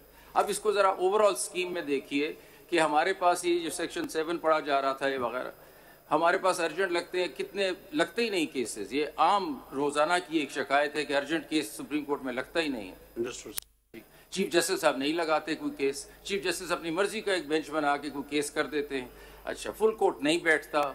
अवाम के केसेस हैं, अवाम का एक पूरा फोरम है पार्लियामेंट, वो अवाम कह रही है और वो पार्लियामेंट कह रहा है कि भाई अपने सिस्टम को ठीक करें और आपका सिस्टम 14 दिन में एक अर्जेंट लगाए। ये बात गलत हो गई। हमें करना है, हम सो जाएं, हम ना बनाएं केस, हम कोई केस ना लगाएं, हम अपनी मर्जी के बेंचेस बनाएं, ये ठीक है। पार्लियामेंट जो उसी अवाम के जिनके मुकदमे सुनने हम बैठे हैं, वो कहता है कि ये सिस्टम बना दिया है प्रोसीजर, 14 दिन में अर्जेंट केस लगाओ, तो हमारी पावर पे और इंडिपेंडेंस पे कतगन आ गया है। इसलिए कि हम 17 अनइलेक्टेड आदमी जिस तरह मर्जी अवाम के केसेस फैसला करें, लेकिन अवाम जो पार्लियामेंट के थ्रू हमें बताए वो हमारे रास्ते में रास्ता आ गया। 55 एंट्री, सारा सवाल एंट्री 55 का है। एंट्री 55 में सप्लीमेंटल पावर्स दे सकते हैं, उसमें बताइए कि क्या गलती है। सिर्फ इतना सा सवाल है। If your lordship allow me a breather, Siddiqui साहब एक सवाल, I will answer all these चलिए questions. बिस्मिल्लाह कीजिए। सदीकी साहब सांस ले, My lord, I would answer all these सांस questions. लेने से पहले एक सवाल और नोट कर लें। देखिए, कॉन्स्टिट्यूशन ने कहा है, खड़ी ना न जाए। कॉन्स्टिट्यूशन ने कहा है कि independence of the supreme court, nowhere it is mentioned that the supremacy or independence of the chief justice. I would answer this question. Sir मुझे लगता है सारे मेरे कोलीग मेरे खिलाफ हो गए हैं। क्वेश्चन पूरा नहीं हुआ। तो constitution says independence of the supreme court, जबकि रूल्स के तहत चीफ जस्टिस को पावर दिया। चेंज कर दे सर, रूल को चेंज कीजिए। सुन लेना सर, रूल के तहत अब रूल क्या होंगे? अगर आप 191 पढ़ेंगे, आप वो रूल बनाएंगे जो कॉन्स्टिट्यूशन और कानून के ताबे है।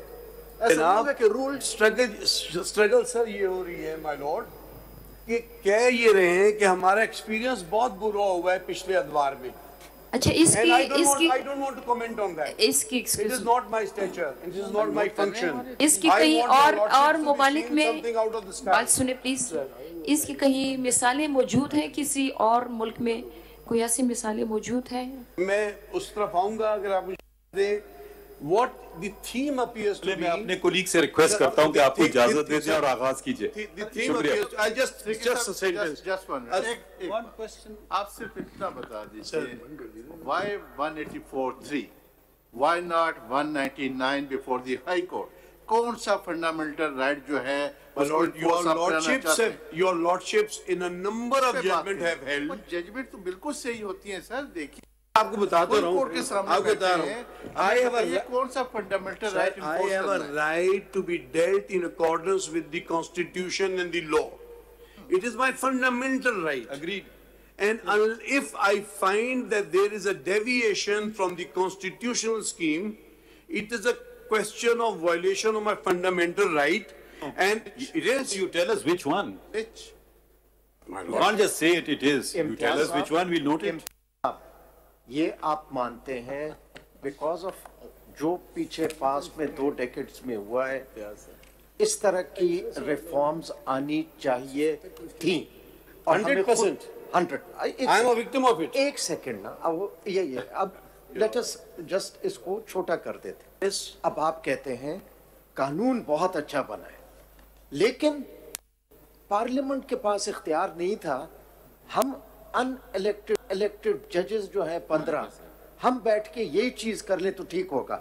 तो फिर तो आप सिंपली आर्टिकल 191 के लैंग्वेज पे आ जाएं, सिर्फ उसी की इंटरप्रिटेशन आपको दरकार है। इससे मायने ये हुआ there is no fundamental right. आप कहते हैं कानून बहुत अच्छा है, आप खुद अफेक्टी हैं, यही चीजें होनी चाहिए थी तो हम खुद कर देते। सिद्दीकी साहब ये सवाल लिख कर रहे हैं आप? पता नहीं, हम तो बोली जा रहे हैं, आप हाँ करी जा रहे हैं। साथी खड़े ये कोई काम नहीं करेंगे। मैं सोच रहा हूँ कि आर्टिकल 10 ये आर्टिकल 4 ऐसे नहीं कहिए, पढ़िए एक पढ़िए और बताइए। I will first read article 4. I will first read article 4. For your starter, actually it is for your starter. आप ये whole of the act को ultra vires कहते हैं या there is any exception? I find the entire act to be ultra vires the constitution because I feel this domain is not available to the parliament and the entire tenure of the section is unlawful. And I will show it to your lordship. ठीक है चलें. Mr. Siddiqui. Please, Your Lordship, Article 4. Mr. Siddiqui. Article 4. Please, Your Lordship, I have another question. Please explain whether any person of a society could lead a respectable life where the courts are not allowed to function independently? No. So is it not a violation of fundamental rights? Yes. And that has been held by Your Lordships. It is not it is judgments of Your Lordship of 10 judges, 14 judges. And I just will never. सवाल तो हमारे सामने ये कि ये जो कानून है ये तो और ट्रांसपेरेंट कर रहे हैं हमारे सिस्टम को और आम आदमी की जिंदगी आसान कर रहे हैं. देखिए मैं एक आपको मैं और वजाहत कर दूं. हम बहुत जजमेंट ओरिएंटेड बन गए. मैंने जो हल्फ उठाया है ना, मैंने ये हल्फ नहीं उठाया. सर सुन तो लीजिए ना प्लीज. कि मैं judgements of the supreme court का पाबंद हूं. आप इस मुखातिब हो जाए ना. I'm with you. कि मैं judgements of the supreme court के ताबे हूं. मैंने हल्फ उठाया मैं आइन और कानून के ताबे हूं. प्लीज मैं अपने हल्फ की वायलेशन नहीं करूंगा कि जी जजमेंट को आइन को तो छोड़ दीजिए. आइन तो हम पढ़ेंगे नहीं, जजमेंट पढ़ेंगे बैठकर. मैं तो आप जरा सुन लीजिए ना. इस मुल्क में कई बार मार्शल लॉ भी लगे हैं. मैं उन जजमेंट के ताबे नहीं हूं. आप सुन लीजिए वजाहत से. हो सकता है कोई और हो, मैं नहीं हूं. ठीक है, आप 100 जजमेंट मुझे प्लेस करें, मैं एक भी नहीं पढ़ूंगा. मैं कहूंगा आइन पढ़िए. अगर आइन के वो इन अकॉर्डेंस विद है, यहाँ तो ये चीजें ना करें. Remember the history of Pakistan. हम लोग बैठ के इधर लंबे लंबे आर्ग्यूमेंट्स कर रहे हैं. 57,000 केसेस एक्यूमुलेट हो गए हैं. तो अगर एक बेहतरी पार्लियामेंट समझती है, एक बेहतरी लाई है, आप फोकस ही नहीं कर रहे हैं इन्फोर्समेंट ऑफ फंडामेंटल राइट पे. वो ख्वाजा साहब चले गए, उन्होंने एक फंडामेंटल राइट का तस्करा नहीं किया. आपसे हम पूछ रहे हैं कि 184(3) पे आ जाइए, फिर 191 पे आ जाइए, फिर आर्ग्यूमेंट्स करिए. बहुत बुरा कानून है, मगर उसके दायरे में लाइए. I proceed? जी please. Article 4. I read, my lord. फरमाइए. To enjoy the protection of law and to be treated in accordance with law is the inalienable right of every citizen, wherever he may be, and of every other person of the time being within Pakistan. In particular, no action detrimental to life, liberty, body, reputation, or property of any person shall be taken except in accordance with law. B. No person shall be prevented from or hindered in doing which is not prohibited by law. And C. No person shall be compelled to do that which the law does not require him to do. Now let us go on to the. Not go on to do, develop an argument. Well, allow me. No, why have you read Article 4? Your Lordship had asked me to argue the case according to the way that I want to proceed. Yes, so please allow me. What is the violation of Article 4? What is the violation of Article 4? My Lord, it is mentioned in the preamble of the Act. I am making a submission to Your Lordships. क्या साहब जरा please एक चीज clear कर दें. आप मानते हैं कि ये बेहतरीन कानून यही होना चाहिए, लेकिन आप कहते हैं कि पार्लियामेंट का इख्तियार नहीं था. बिल्कुल 191 में यही प्रोपोजिशन. अब इसको जिस तरह माय लॉर्ड कह रहे हैं एक्सप्लेन कर दें. 191 पढ़ ले, उसमें अगर subject to constitution and law है और सुप्रीम कोर्ट में है, शेल नहीं है. It is not the right of the supreme Court. अब इतना बता दें कि जो सब्जेक्ट लॉ है, क्या वो रूल्स, उनका स्टेटस उस पार्लियामेंट रिप्रेजेंटेटिव बॉडी से हायर है या लोअर है? That's the only. Thank you my lord. I am indebted to my lord. This is the proposition. एक आर्टिकल 4 आप कह रहे हैं, दूसरा कौन सा आर्टिकल है वो पढ़ लीजिए ना. सारे आर्टिकल इसके ऊपर आ जाए ना फिर आप. Article 10A. आर्टिकल 10 पढ़िए. Article 10, sorry my Lord. 9. ऐसे नहीं नंबर्स ना दें, बताएं ना. No person shall be deprived of life or liberty save in accordance with law. आपकी कौन सी लाइफ लिबर्टी ले ली इस लॉ ने? सर हमारे चीफ जस्टिस की पावर्स क्लिप कर रहे हैं. वो मैं जानूं और पार्लियामेंट जाने आपका क्या ताल्लुक है? No sir, that is my perception. If your lordship may be inclined to, I'm going to persuade your lordship this is not a constitutional. तो बहुत ही नॉवल आर्गुमेंट है. बड़ा जबरदस्त बहस की कि हमारे चीफ जस्टिस की पावर ले रहे हैं तो इंडिपेंडेंस ऑफ जुडिशरी और आर्टिकल 9 इफेक्ट हो गया है. Yes, the deviation is that a procedure other than the rules of the वैसे मैं वजाहत करना चाहता हूँ, मैंने आपको अपना वकील नहीं किया था। शुक्रिया। लोग ये ना समझ बैठे कि आप मेरी वकालत कर रहे हैं। I have to assist you the way the law in this country is developed. चलते आगे ना। सदीकी साहब, एक चीफ जस्टिस आपके नहीं है, इस कौम के हैं और कौम के नुमाइंदे पार्लियामेंट में बैठे हैं। उन्होंने कहा कि चीफ जस्टिस को ऐसे होना चाहिए, सुप्रीम कोर्ट को ऐसे होना चाहिए। आपने बताया आइन को भी देख लेना पहले। आइन तो कहते आइन के देखे बगैर, आइन तो कहते हैं सुप्रीम कोर्ट करेगा सब कुछ। Sir, this is what I am saying. तो आप तो कहते हैं चीफ जस्टिस। नो नो, आई से आप अभी तक ये डिफरेंस नहीं क्लियर। नो, आई एम, अब या आप अलाउ करेंगे प्रोसीड करने तो करो। सब इन्फोर्समेंट ऑफ राइट्स ऑफ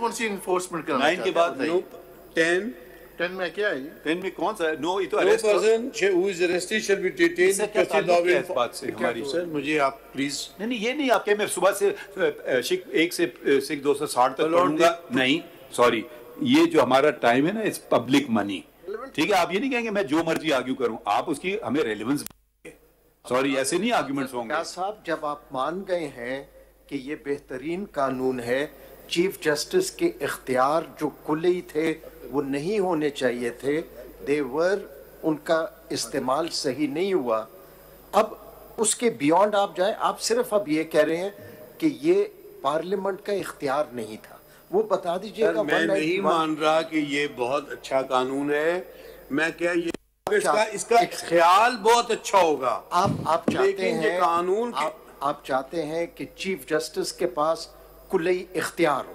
मैं नहीं चाहता, आपने दिया रूल्स के अंदर। नहीं ओहो, आप उसको छोड़ दीजिएगा ना, हमने छोड़ दी सर, आपने रूल क्या आपके नजदीक एक शख्स के पास unfettered, unbridled, unaccountable, untrammelled power होनी चाहिए?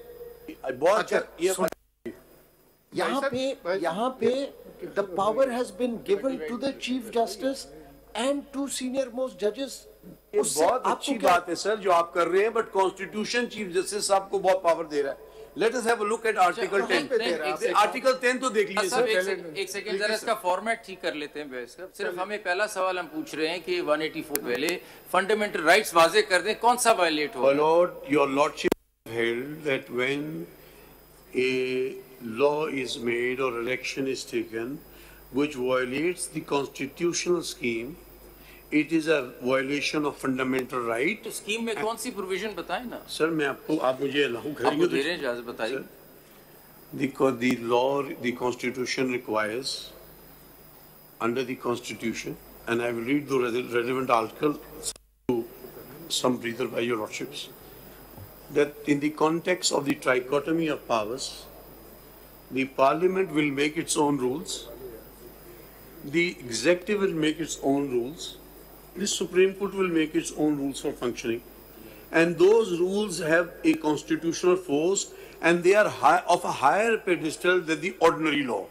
This आपने हमने जो आपसे शुरू किया था हकूक की बात, अब वो आपने तर्क कर दी। सर मैं तो आपको जवाब दे रहा हूं। नहीं, जवाब ना दीजिए प्लीज, आप आर्ग्यू कीजिए, हम आपकी आसानी पैदा कर रहे हैं, बाद में जवाब दे दीजिएगा। क्योंकि आप देखिए, मैं भी वकील रह चुका हूँ, जब 6-7 सवाल आते हैं बड़ा मुश्किल होता है, ठीक है? अब आपने पहले जवाब दे दिया था, बिल्कुल कानून सही है, मगर जब माय लॉर्ड ने सवाल दोबारा पूछा, अब आपने ठहर जाइए ना, जैसे विटनेस कहता है ना, अगेन सेज, जिसको डिस्कार्ड कर दिया जाता है, तो हम आपको बचाने की कोशिश कर रहे हैं कि आप सुन लीजिए, आर्ग्यू आप कीजिए, आपका केस है, मगर बताएं बुनियादी हकूक कौन सा सलब हो गया, ये बता दें बस। अगर आप ये अगर को एप्लीकेबल करने के लिए पहले हमें बता दें कि कौन से फंडामेंटल राइट को इन्फोर्स करना चाहते हैं जो इनफ्रिंज हुए हैं, पहले इस पे आइए, ताकि वाई नॉट 199 यही पावर हाई कोर्ट के पास है, वहां क्यों नहीं गए? सर मैं आपको नोट आप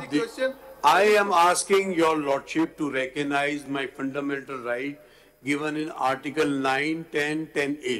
सर मैंने पढ़ा आपके सामने। चलिए बस यही आर्गुमेंट है आपका। नो सर मैं पढ़ रहा हूँ आगे। नहीं आप बता ही नहीं रहे, कोई प्रोपोजिशन ही नहीं डेवलप कर रहे हैं आप। My proposition मुझे आप my proposition is that the legislature is bound by the scheme of the constitution, and the constitution requires that हमने फैसला किया आपसे सवाल नहीं करेंगे. The Constitution requires that the legislature will make its own rules. The Constitution requires petition. ये आपने अभी बात की, मैंने नोट कर लिया. 3 different organs of the state.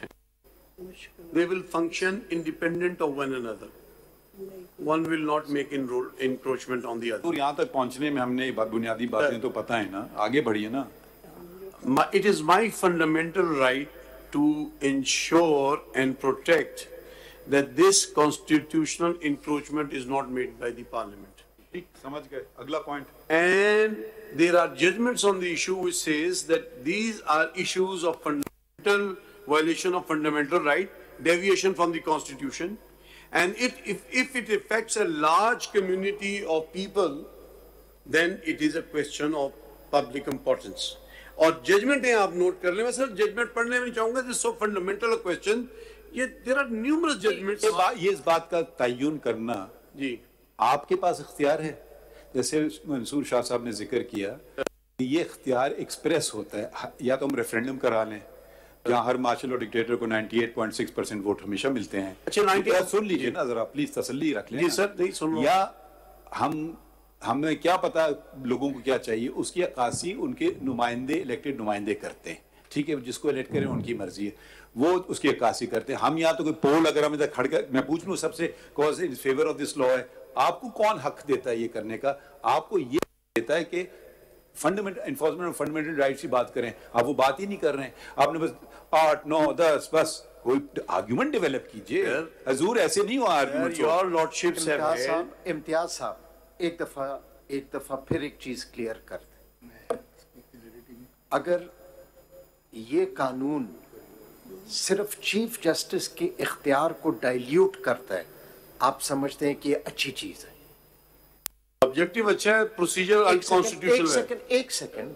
इसका मतलब है इससे आपके और पब्लिक के फंडामेंटल राइट्स इन्फोर्स हो रहे हैं. सेकेंडली, अगर राइट ऑफ अपील दिया जा रहा है, वो भी बहुत अच्छी बात है. उससे वायलेट नहीं हो रहा है, उससे इन्फोर्स हो रहा है. तो अब आइन को मद्देनजर रखेंगे कि नहीं? सुन तो लेना. अब आपका सिर्फ क्वेश्चन ये रह गया है कि जी ये बहुत अच्छी चीजें हैं, आप अनइलेक्टेड जजेस कर ले, लेकिन वो पार्लियामेंट नहीं कर सकती थी. भले आप रिफ्यूज भी करें, वो फिर भी बेबस है. चले हम आपकी ये भी बात बेबस नहीं है. एक सेकंड. अब आप बता दीजिए कॉन्स्टिट्यूशन में एग्जैक्टली 191 पढ़ लीजिएगा. इसका मतलब है नो फंडामेंटल राइट. मुझे अभी तक आपने ना आर्टिकल्स दिए हैं, ना मुझे सबमिशन करने दिए. बताइए प्लीज बताइए. आर्टिकल 4, 9, 10, 10A फंडामेंटल राइट जो है उसको हम इन्फोर्स करना चाहते हैं. सर वो पढ़िए प्लीज. सर मैंने आपको कहा है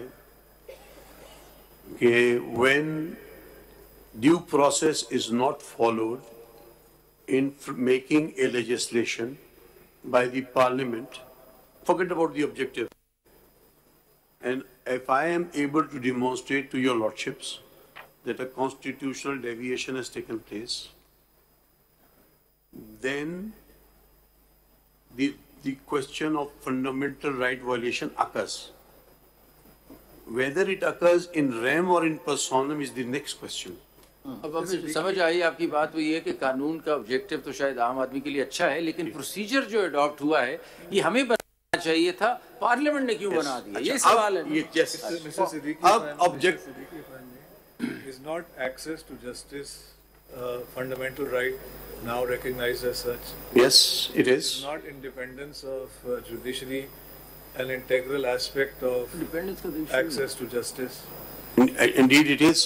Therefore, is not independence of judiciary itself a fundamental right? It is.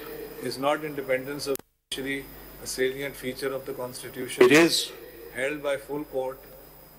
Do you think every time the full court sits, that allows the Supreme Court, sitting as full court, to reset in the entire constitutional scheme? It would be unfortunate unless it is done with valid reasons. In a system based on the common law UK tradition, Is it just the black and white language of the Constitution that is constitutional law, or is that embedded in constitutional law as developed by the case law? In relation to the US Constitution, it is said that 9/10 of US constitutional law is not written in the US Constitution.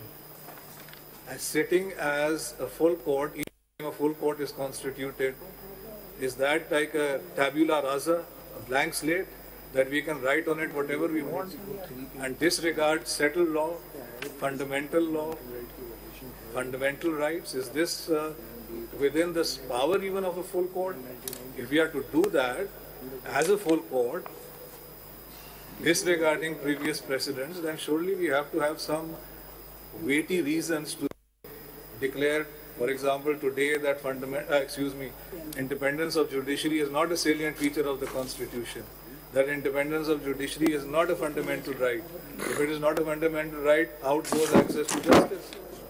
It's not a question of, speaking for myself, but putting it as a question to you, of whether it is the Chief Justice or the 3-member committee. Who is Parliament to say it's a 3-member committee? Why shouldn't it be a 5-member committee? Why shouldn't it be a 7-member committee? If the answer is that the Supreme Court means the Chief Justice and all the courts, then Parliament should have made a law saying this committee shall constitute of the Chief Justice and all the judges of the Supreme Court. They are the ones who will decide whatever is written in Section 2 and whatever is written in Section 3. Can Parliament pick and choose? Can Parliament say, no, 5 judges is okay with us? 5 judges is too much. 1 judge is too little. These are aspects that go to the independence of the judiciary. Today, Parliament says not less than 5 judges to hear interpretation. Section Section 4. Tomorrow, Parliament says, "Ji, ek law bana deti hai, ji. I don't know. Family matters are to be heard by a bench of 9 and 7 judges." Is that part of access to justice? Is that part of independence of judiciary? It is. Fundamental rights. Fundamental rights. अभी आप देखें America में कितना वो बना हुआ है, वो जो है आपका राइट ऑफ अबॉर्शन, वो कहाँ लिखा है कॉन्स्टिट्यूशन में? लिखा है उनकी कॉन्स्टिट्यूशन? नहीं लिखा था, वो राइट दे दिया, पेनम्बरा में आ गया ना। उसके बाद उन्होंने कहा वो ओरिजिनलिज्म पे लोग जा रहे हैं कि जी बस आप देखिए उसके अल्फाज में लिखा है तो लिखा है, वरना नहीं लिखा, और वो भी जो 200 साल पहले की इंटरप्रिटेशन है। Is this the state of the law in Pakistan? It is not. Is this the state of the law in terms of even full court judgments?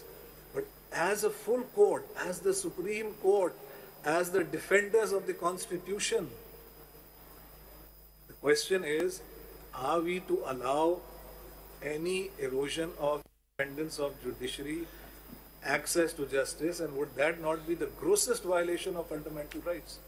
Indeed, my lord. With respect, अगर देखें सिद्दीकी साहब, I have not, मुझे अभी तक आपके खूबसूरत दलाइल से मैं मुफीद नहीं हो पा रहा हूँ। आप जरा अपने दलाइल अपनी मर्जी से कर लें। आप सवाल नोट कर लीजिए, आप हर चीज पे कमेंट, आप अपना दलाइल तो देना चाहते। फिर आप कहेंगे कि मेरे दलाइल ही नहीं सुने जा करके। आप चलें थोड़ा बढ़ा लें आगे बात को। With great respect to my brother, independence judiciary is not just the external aspect.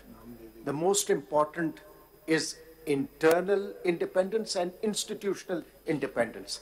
अब आपने concede कर लिया कि this is a law which actually secures the internal and institutional independence. So, ओहो, एक सेकंड, अच्छा लॉ है। इंटरनल और इंस्टीट्यूशनल इंडिपेंडेंस क्या होता है?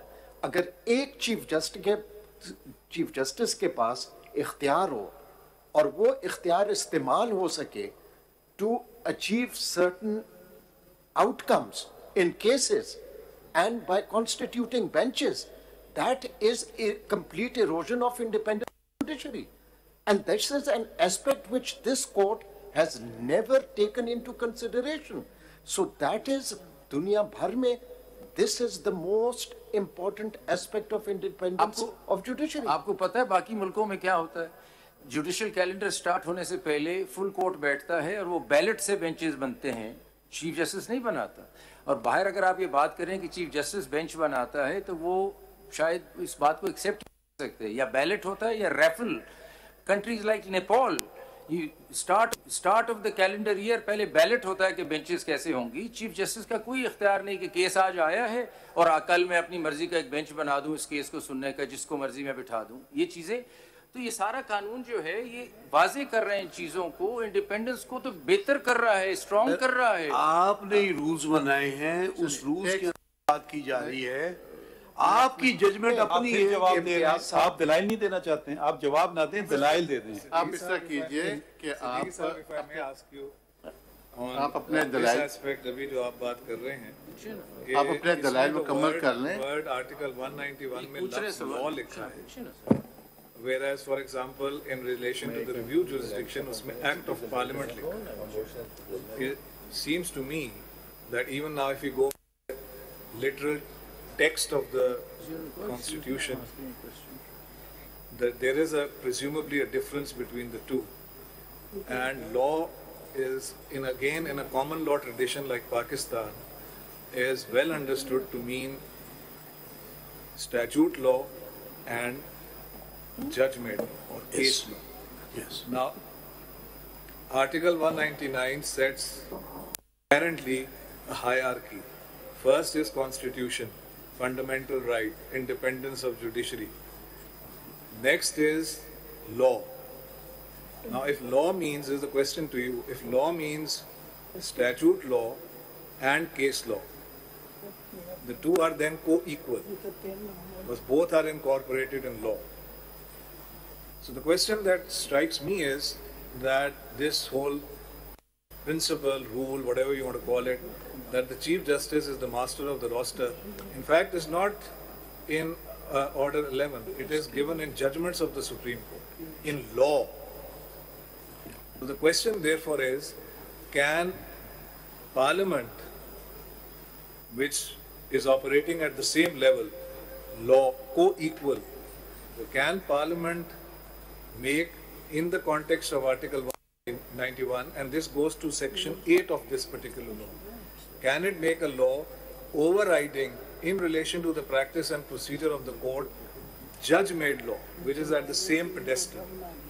Can they do that? No, they cannot. Seems to me that even if we literally look at Article 191, perhaps it is unconstitutional. जैसा फिर अगर आपको कोई दलाइल नहीं देना है, और नहीं सुन लीजिए ना, आप तो हर के जवाब ही दे रहे हैं, तो आप अपनी पिटिशन तो आर्ग्यू नहीं कर रहे हैं, मुझे नहीं लग रहा है। आप कोई दलाइल, आप दलाइल देके खत्म कर रहे हैं, फिर आपसे सवाल पूछ लेंगे आखिर में, हमारे जहनों में होंगे, ठीक है, या हम अपने जजमेंट्स में लिख देंगे, हर जज अपनी राय लिख देगा अपनी मर्जी से। आप प्लीज अपने दलाइल दीजिए। May I proceed? जी please. Sirf, I'll only make one observation. It is settled law by law that the Parliament has the power to make our judgments ineffective, and this is a precedent which is embedded in our constitution. If they are lawfully empowered, if the Parliament is lawfully empowered, not otherwise. फिर आप बहस करने लगे। But surely that आप सुन तो लीजिए ना बात को, फिर आप नोट कर लें भाई, आप आर्ग्यूमेंट्स होते हैं, आप जज नहीं हैं, आप हर चीज का वैसे जवाब दे रहे हैं। May I proceed? Please do so। आपको इसके एक जरा supplemental आप चलें, शुरू कीजिए, बिस्मिल्लाह कीजिए। My learned brother asked you, surely that rule that Parliament can override judgments of the Supreme Court does not apply to a judgment which is interpreting constitutional setting or interpreting the Constitution or setting or establishing constitutional law. That only either can be done by constitutional amendment or if the court itself revisits that view. I thought that was also settled. Yes. So देखिए साहब जरा एक question, आपका कहना ये है कि 3 members अगर बैठ के benches बनाएंगे as per this law, तो ये इंडिपेंडेंस ऑफ जुडिशरी पर के खिलाफ है। तो क्या हम 17 जजेस बैठकर जब रूल बनाएंगे, हम कोई ऐसा रूल बना सकते हैं जो जुडिशरी की इंडिपेंडेंस को लेके एक शख्स के हवाले कर दे, या ऐसा रूल बनाए जो कॉन्स्टिट्यूशन के, क्या हम ऐसा कर सकते हैं? सर कर तो सकते हैं, आपने अगर एक बंदे को अनलिमिटेड पावर्स है my Lord. Just 1 minute, may I request my brothers, इनको बहस तो करने दीजिए, हम सब सवाल बाद में कर लेंगे। आप प्लीज अपने हिसाब से अपने आर्गू कीजिए। Mr. Siddiqui, if I may just add, it is not a question of ये law गलत है या ये law बुरा है या अच्छा है. The fundamental question here is of competence. Yes. Who is competent to make whatever it may be called the rules of the law if ये तो आपने आर्ग्यू ही नहीं किया अभी तक. तो मैं ये तो कह रहा हूँ, आप हमें रोकें, आप कहें मुझे आर्गुमेंट सुन लीजिए. मैं तो कह रहा हूँ कि कॉम्पिटेंस नहीं है पार्लियामेंट. आप बताएं ना, हमें शिक दें कायन की. डायरेक्ट उसी पे आ जाए मेरे ख्याल में. इसी पे आ जाए, यही सवाल है. देखिए मैं आप देखिए, आप हमसे ज्यादा समझते हैं, वकील हैं, यकीन हम लोगों की अपनी अपनी राय हैं, ठीक है. मुझे आप जरा सुन लीजिए ना 2 मिनट जी. वो हम अपने, अगर हम एक दूसरे से इत्तेफाक नहीं करेंगे, अलग अलग राय लिख देंगे, ठीक है. मेरे हिसाब से मुनासिब नहीं है कि हम सवाल के तौर पे अपनी राय आपको दें और फिर कोई हम दूसरा जवाब दें. हम सिर्फ सवाल पूछ रहेंगे आपसे, आखिर में आप अपने दलाइल दे दीजिए, हम उसको नोट कर लेते हैं. हमें पसंद नहीं आए तो फिर हम सवाल, इतने पसंद आए शायद सवाल ही ना पूछें, नहीं पसंद आए 2-4 सवाल पूछ लेंगे. अब आप बिस्मिल्लाह कीजिए जी. Lord, the concept of trichotomy of power is a concept well known to your lordships. The Constitution, what are those provisions which relate to the trichotomy of power, and let us have a look at them. With reference to the Supreme Court, have a look at Article 176, my lord. Ji. Article 176.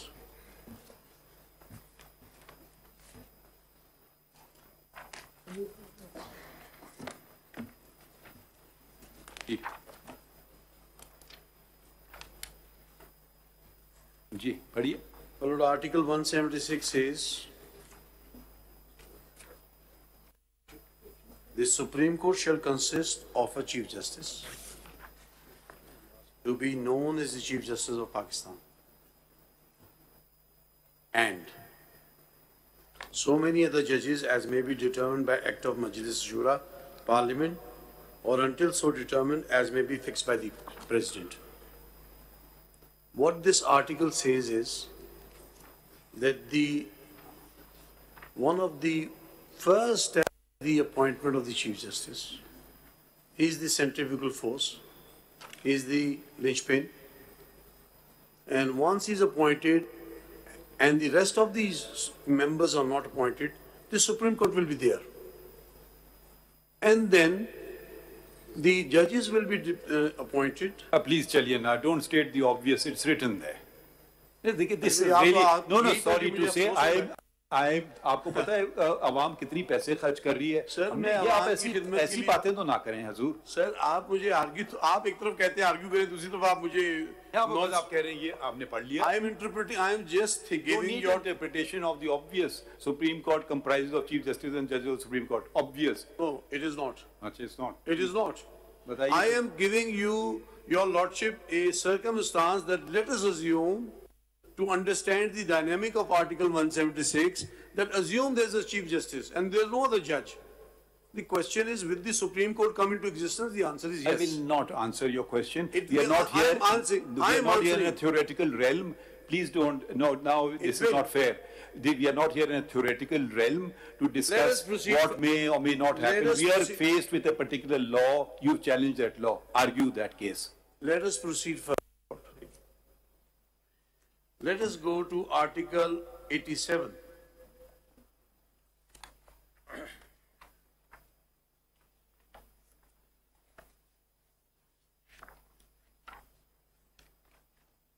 Article 87 relates to the Parliament and the Senate. Each house shall have a separate secretariat.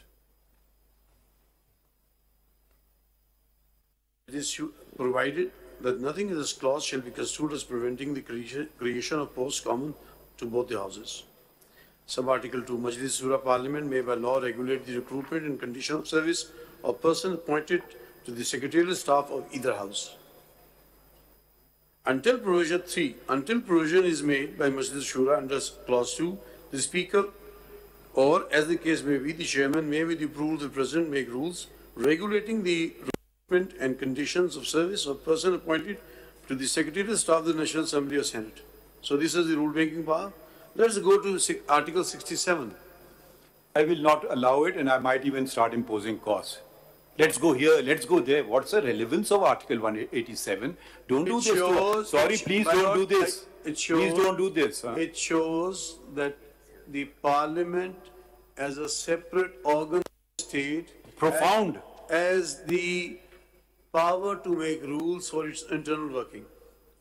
And this is the theme which is contained in Article 67. No. ये rules सिर्फ बनाएंगे किसके लिए?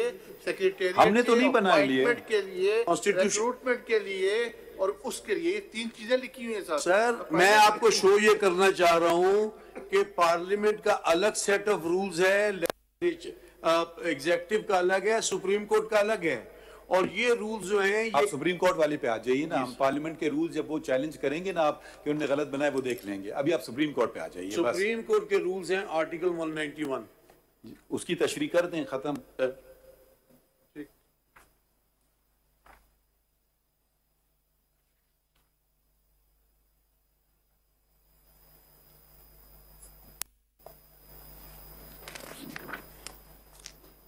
Subject to the Constitution and law, the Supreme Court may make rules regulating the practice and procedure of the court.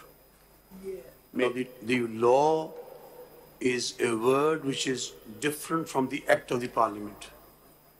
It may... Law is different from act of Parliament? Yes, it is. Law is so this is something I've never heard before. Yes, sir. Let me allow me to assist you. Law encompasses a lot of other things than the act of the Parliament. Law includes with it itself usage having the force of law. Refer to Article 8. In the same sentence, the Parliament Ain has used Constitution, law, and rules. And please, I'm not going to expect this kind of argument for the Supreme Court. Sorry, this is not on. I'm giving your Lordship extraordinarily good argument. If your Lordship is inclined to ridicule me like that, I will not. I will withdraw from the case. I don't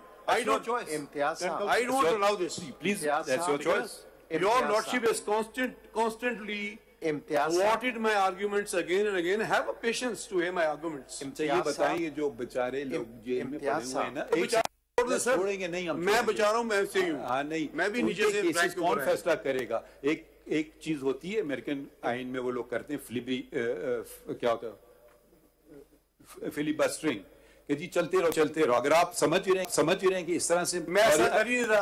अभी आपने मुझे आपको हम सुनते हैं मगर आप हमारी बात को सुनना पसंद नहीं फरमाते हैं। तो ये बात आधे घंटे से सुन रहा हूँ। If I've got you correctly, you saying that law is not only the act of the Parliament, because there are rules of 1980.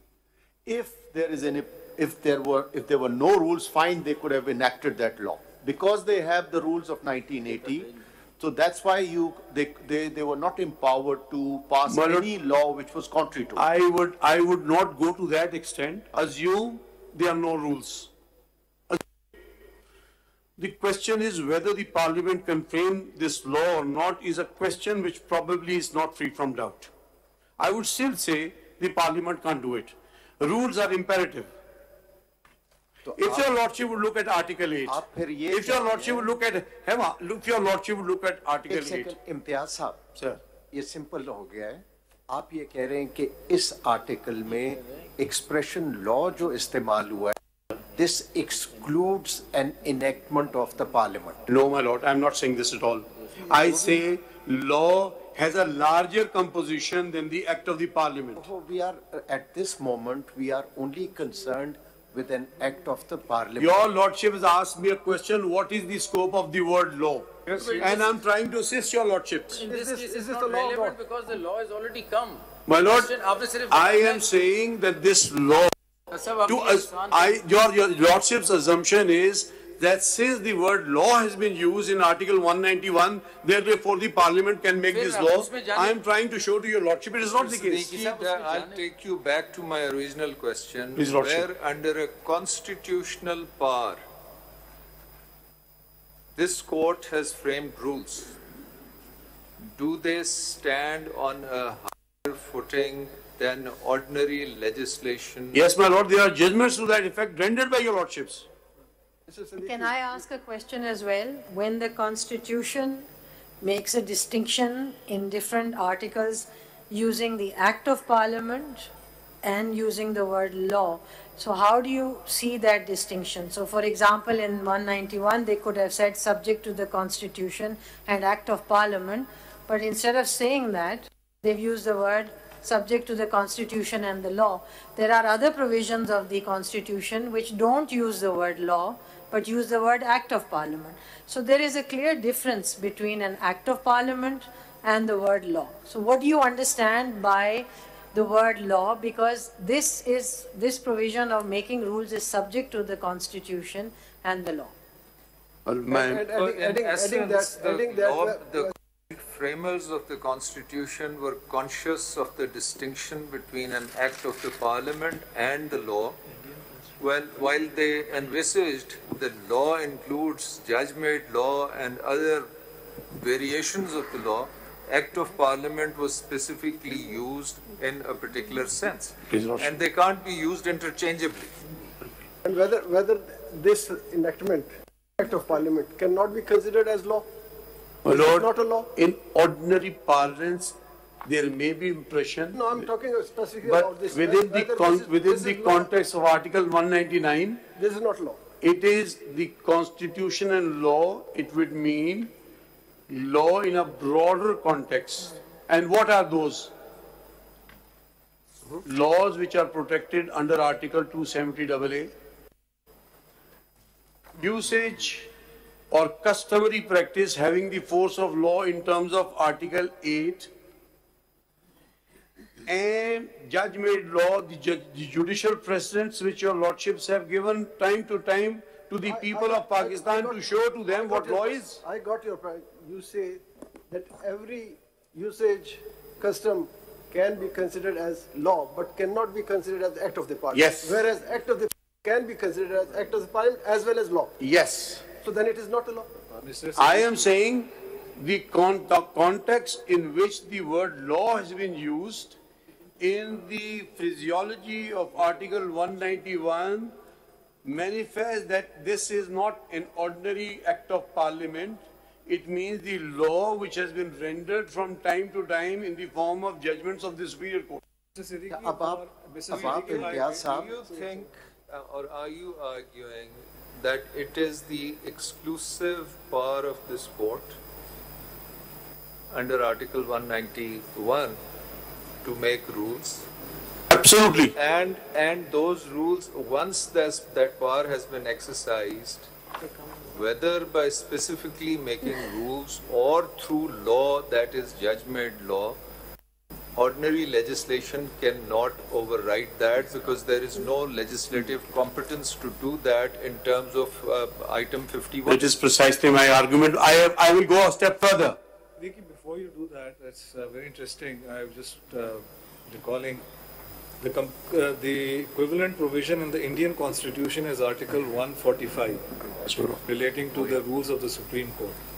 Now this has very interesting language. It is subject to the provisions of any law made by Parliament.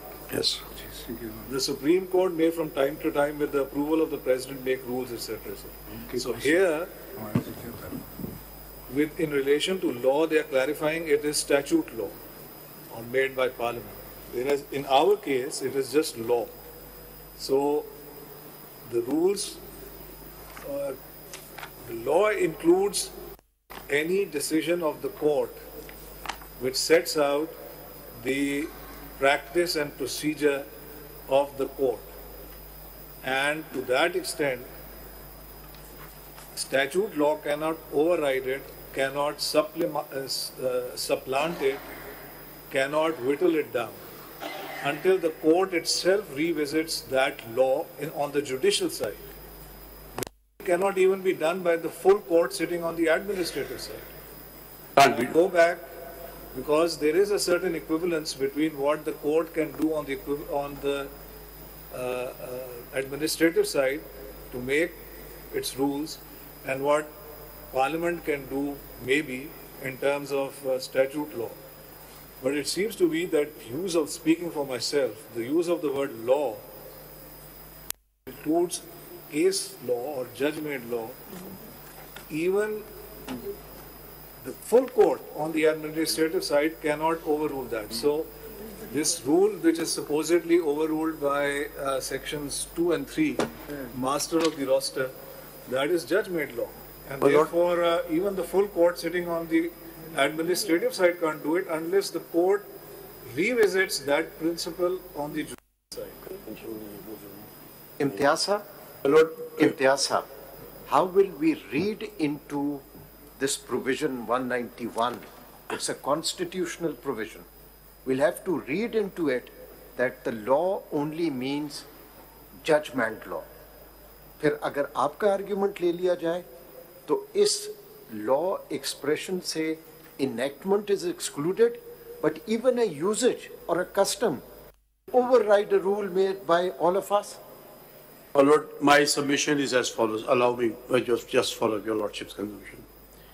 My Lord, the Constitution as I read it, and I make submission with respect to your Lordships, the Supreme Court of Pakistan has held that notwithstanding the rules and the rules which are framed under the constitutional scheme, they are on a higher pedestal than ordinary law.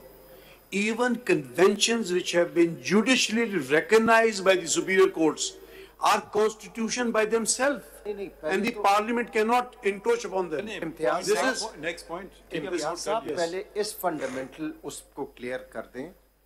Do we have to read into the expression law that it is only confined to the judgments of this court and the precedent? Your Lordship will appreciate the contours of the word law, which has been used with reference to the Constitution in terms of Article 181 and the scope of that word. And if your Lordships come to the conclusion that this includes the case law rendered by the superior courts have said that even conventions, if they are proven before the court in the constitutional domain, they are the constitution themselves and violation cannot take place. ये जो law है आपके ख्याल में ये 191 में नहीं आता, ये किस कैटेगरी का law है ये category sir unconstitutional law है, ये आते ही नहीं है. In which category you will fall this law, because you this is Act of the Parliament 191. The definition of law is something else which you are trying to. This is an Act of the Parliament. It comes out of the scheme of the word law, and there are other sources How of it law. is out of the word scheme of law? What is your argument on this point? My argument is that to isolate the word law with reference to Act of Parliament alone.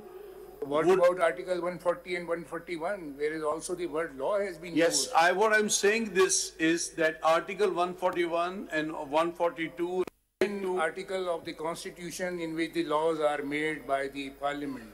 And under Article 141, the law is mentioned. If it is not the law, then what is the category of this law? Because Article we are going to develop a new jurisprudence in this case. The third category of law. Article 141 has to be read with the fourth schedule, and it cannot be read in isolation. What it means is that these are the laws which will be enacted through Act of Parliament. No. If you will read Article 142, if you will read Article 142, Siddiqui साहब अगर competence की बात है ना, competence की अगर बात जो बार-बार सवाल हो रहा है, तो एंट्री 55 और 59 को पढ़ लें. उसमें तो पावर है ना कि पावर्स पर लॉ आ सकता है. सर लॉ एनलार्जमेंट के लिए फॉर एग्जांपल पढ़े ना, सप्लीमेंट्री पावर्स भी दे सकता है. सर ये सप्लीमेंटल पावर नहीं है, ये बहस आप ये इंटरनल वर्किंग को इंटरफियर किए जा रहे हैं. तो आप ये बहस करें ना कि ये सप्लीमेंटल पावर्स के अंदर है या नहीं है, या एंसिलरी पावर्स के अंदर है कि नहीं. आप तो कह रहे हैं लॉ ही नहीं बना. सर मैं बताता हूँ, मैं आपसे कह रहा हूँ कि अगर ये लॉ ये हो कि आपको फॉर एग्जांपल इलेक्शन एक्ट के तहत डायरेक्ट अपील दी जा रही है सुप्रीम कोर्ट में, या सर्विस मैटर्स में दी जा रही है, तो वो इनलार्जमेंट ऑफ जुरिसडिक्शन होती है, लेकिन आपकी इंटरनल वर्किंग के अंदर लॉ फ्रेम नहीं हो सकता. देखिए ना, एक सेकेंड, बड़ा सिंपल सा सवाल है, अगर हम फोकस कर लें तो बड़ी जल्दी मामला हल हो सकता है. एक तो ये है कि लॉ इन्विजिज किया 191 ने, तो कानून आइन रिडंडेंट नहीं होता, कुछ चीज़ कानून ऐसा हो सकता है. उसी आइन के अंदर लिखा है कि 55 में सप्लीमेंटल पावर्स दे सकता है, 59 में लिखा है और एंसिलरी मैटर्स भी देख सकता है। अब आपने सिर्फ हमें ये बताना है कि क्या पार्लियामेंट ऐसा कोई बना सकती है 55, 59 और भी शायद एक आध प्रोविजन एंट्री के तहत जो रेगुलेट कर ले affairs of the supreme court. Sir, क्योंकि 191 इन्विजिज करता है कि ऐसा कानून हो सकता है, तो सुन लीजिए, तो वो कानून रिडंडेंट तो लफ्ज नहीं हो सकता ना 191 में। एक कानून ऐसा हो सकता है कोई जो रेगुलेट करे प्रोसीजर को, उसकी पावर 55 और 59 में दी हुई है। आपका ये बहस हो सकती है कि सर इसमें वो पावर नहीं निकलती फेडरल गवर्नमेंट, फेडरल लेजिस्लेचर की, वो आप बता दें हमें बस सीधा। Sir, this item 55 first makes a prohibition. वो हमने पढ़ लिया, मैं आखिरी लाइन सर, की बात। आपने पढ़ लिया है, मैं भी सारी जिंदगी I've been rubbing shoulders with lordship. This creates an impediment on the word jurisdiction and power. इसके ऊपर तो full stop है। इसको पूरा पढ़िए ना मिला के, बिट्स एंड पीसेस में jurisdiction बिट्स सर, मैं दोबारा पढ़ूंगा तो वो कहेंगे कि दोबारा पढ़ रहे हैं आप। नहीं, इसमें आगे जाके jurisdiction and power of all courts except the Supreme Court. ये jurisdiction and power पे नहीं आप लॉ बना सकते। आगे चलें। With respect to any matter in the list and to such extent as is expressly authorized by the Constitution, the enlargement of jurisdiction of the Supreme Court. ये बना सकते हैं ना, enlargement हो सकती है। आगे बस enlargement के लिए भी there has to be a specific, ये जो language used है, specific authorization. Yes. Now where is the specific authorization? आगे पढ़े, अगर आपसे आगे पढ़े enlargement and the conferring thereon of supplemental powers. Supplemental powers parliament लगा सकता है, दे सकता है सुप्रीम कोर्ट को। सप्लीमेंटल पावर्स ये है कि आपको वो कह सकता है कि आप फाइनेंस से ये पैसा विड्रॉ कर सकते हैं, या आप ये लिटिगेंट को कोई अपील आई है तो उस पर ये टिकट लगा के पैसा सुप्रीम कोर्ट में डिपॉजिट हो सकता है। ये सप्लीमेंटल पावर्स हैं। वो ये नहीं कह सकते कि चीफ जस्टिस साहब अकेले फैसला नहीं करेंगे, हम नहीं मानते इस बात को। पावर दे रहे हैं कि चार और, वो ये नहीं कह रहे, वो रेगुलेट कर रहे हैं power of the chief justice. Imtiaz साहब relating to jurisdiction and powers. दो पीस में पढ़े ना आप प्लीज, देखिए इसका ये कॉन्स्टिट्यूशन का जो इसका ये वाला इंटरप्रिटेशन है इसका, as such extent as is expressly authorized by or under the Constitution, the enlargement of the jurisdiction of the Supreme Court. एक and के बाद जो है ना वो conferring thereon of supplemental power. अगर इसको 1 के साथ आप मिला के पढ़ते हैं तो subject to Constitution and law. तो ये वाली जो बात दो हिस्सों में है, इसको आप सप्लीमेंटल पावर को आप थोड़ी देर के लिए अलग भी कर दें तो वो एंड है, वो और नहीं है। ये कह ये रहा है, ये आर्टिकल 191, अगर आप आर्टिकल 191 को along with आर्टिकल 141 और 142 और item, I am just asking article 191 जो मेन इशू है आर्टिकल 191 का आ रहा है ना, कि वो लॉ ये वो नहीं है, ये कोई और लॉ है, but subject to constitution and law. Whenever this loves use subject to, what is the interpretation of subject to? Sir, subject to का मतलब है कि जो लॉ में है वो रहेगा, इसके अलावा आपने कोई चीज बनानी है तो आपने रूल और भी आप बना सकते हैं। वो कह ये रहा है कि अगर ये कॉन्स्टिट्यूशनल स्कीम के अलावा अनऑक्युपाइड डोमेन है तो फिर आप इसके अंदर कर सकते हैं कोई फ्रेमिंग ऑफ लॉ, और वो ये है कि आपकी बात का जवाब है ना, सब्जेक्ट टू कॉन्स्टिट्यूशन। चले कॉन्स्टिट्यूशन में तो अमेंडमेंट नहीं हुई, एंड लॉ, तो जो लॉ उन्होंने बनाया है what ever it may be, जो आप अंडर चैलेंज है, yes. उस लॉ के मुताबिक आर्टिकल 191 में वो लॉ बन सकता है या नहीं बन सकता है? सर, वो एनलार्जमेंट ऑफ जुरिसडिक्शन के रेफरेंस से बन सकता है। एनलार्जमेंट ऑफ जुरिसडिक्शन बन सकता है, बन सकता है। तो उन्होंने क्या किया है? उन्होंने चीफ एक्ट के तहत उन्होंने राइट ऑफ अपील दे दिया आपको जो नहीं थी, रिव्यू को स्ट्रॉन्ग कर दिया, कमेटी बना दी, तो अब इसमें फंडामेंटल राइट्स की वायलेशन किधर है? ये है बुनियादी चीज आर्टिकल 184(3) में जो आपसे पूछ रहे हैं ना। This is not a vires under article 199 of the constitution that can be challenge in the high court, where if you can challenge the vires of the law, but here it is article 184(3). This is the enforcement of fundamental right. Right of appeal is against the fundamental right, then okay. Imtiaz साहब एक और चीज को गालिबन confuse कर रहे हैं। there's a difference between ikhtiyar of the Chief Justice and the jurisdiction and power of the Supreme Court. इस पूरे लॉ ने सुप्रीम कोर्ट के किसी इख्तियार को नहीं छेड़ा. It's only the Chief Justice, and the Chief Justice is Supreme Court.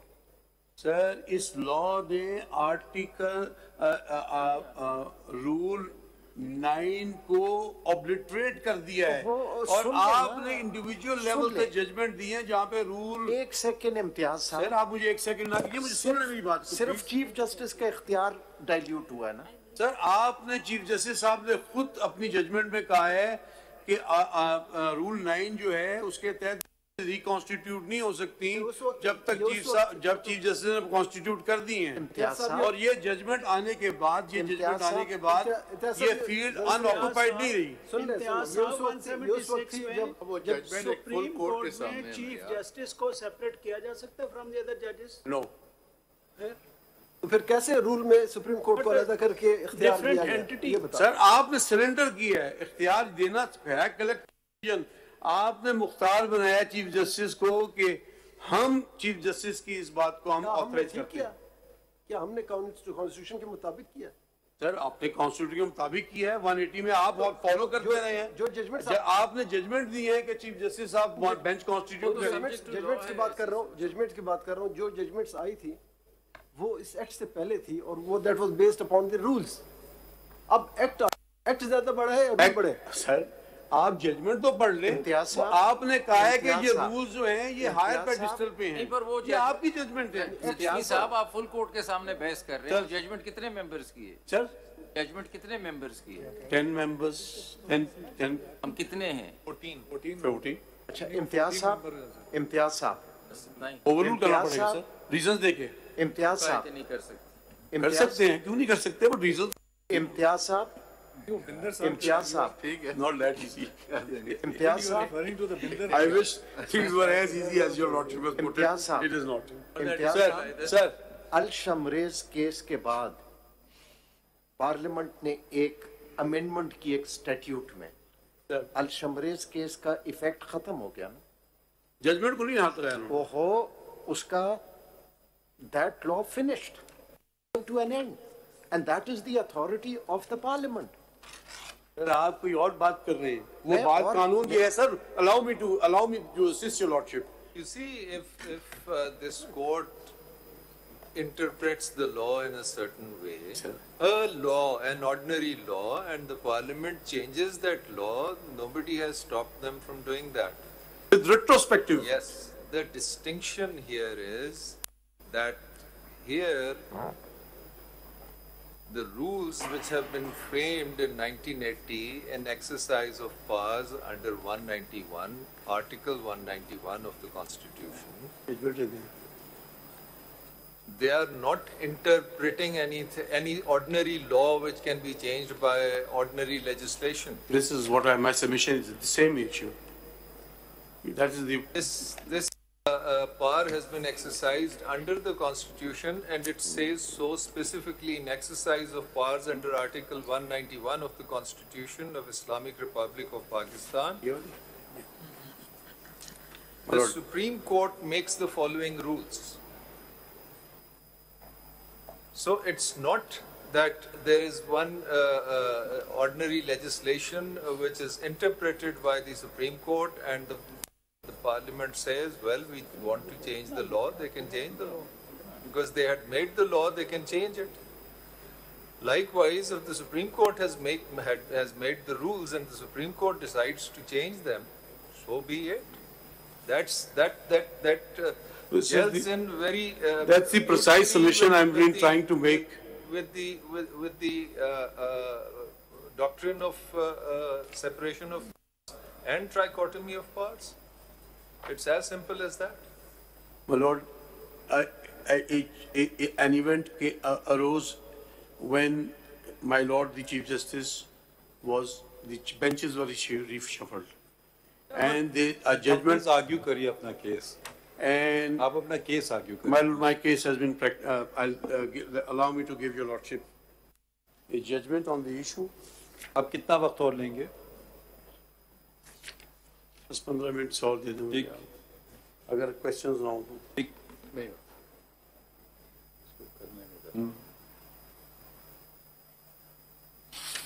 Lord, this is PLD 1998 Supreme Court 161. Malak Asad Ali case. PLD? Malak Asad Ali Federation of Pakistan. This is page? This is PLD 1998 Supreme Court 161. Okay, Asad Ali. Lord, the question was with reference to the entitlement of the senior most person to be the Chief Justice of Pakistan. And the question was there a convention? And if there was a convention, did it have some binding force? This was the question. The Supreme Court, I take your lordship on page 314, paragraph 95. We are inclined to agree with the conclusion that a constitutional convention once established has the same binding effect as a constitution.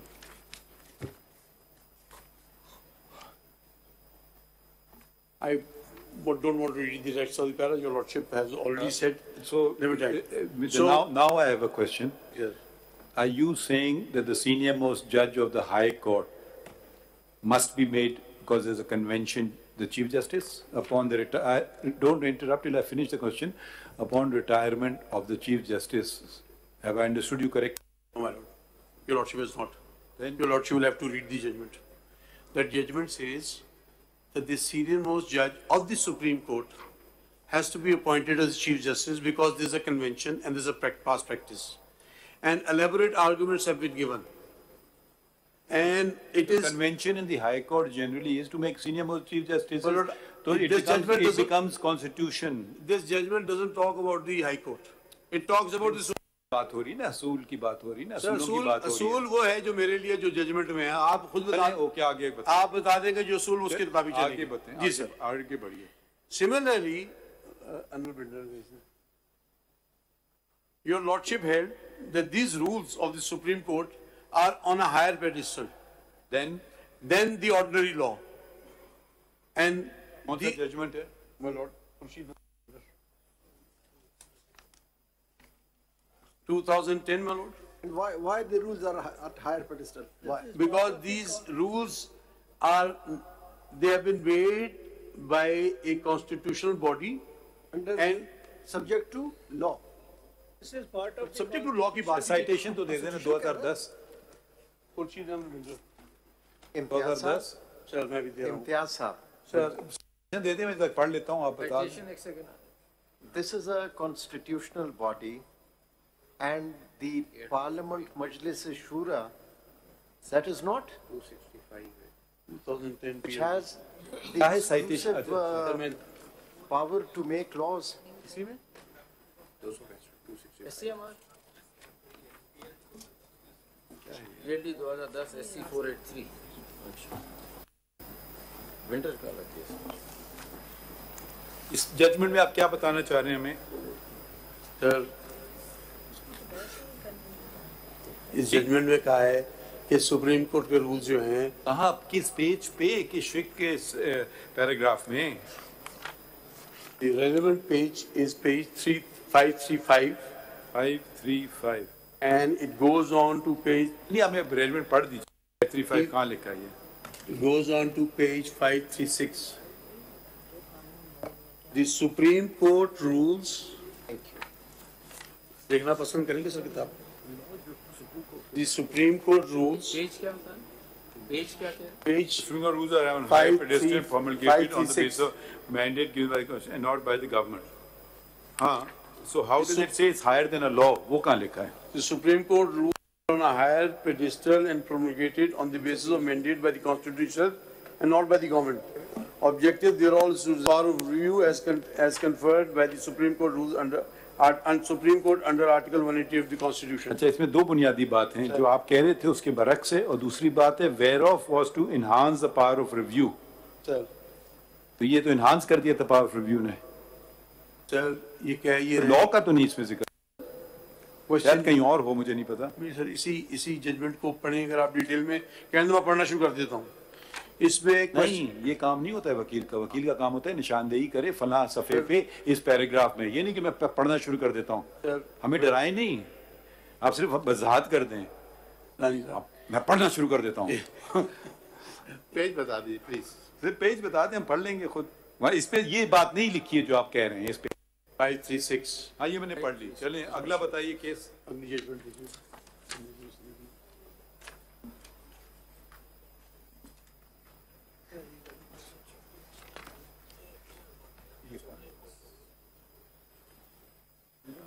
PLD 1997 Supreme Court 426. Check this case, my lord. PLD 1997 Supreme Court 426. Relevant 5 and 9. 1997 PLD Supreme Court. जी सफा 5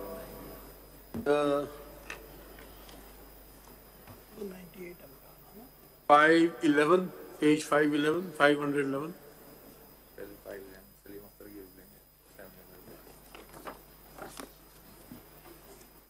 511, page 511, 511.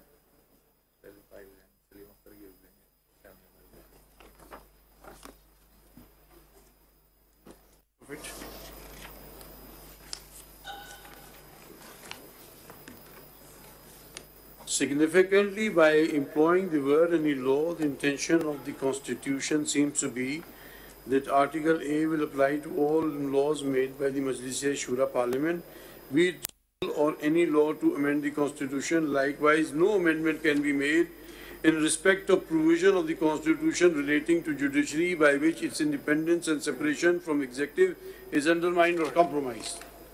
These are built-in limitation in Constitution completely independent from political morality and force of public opinion.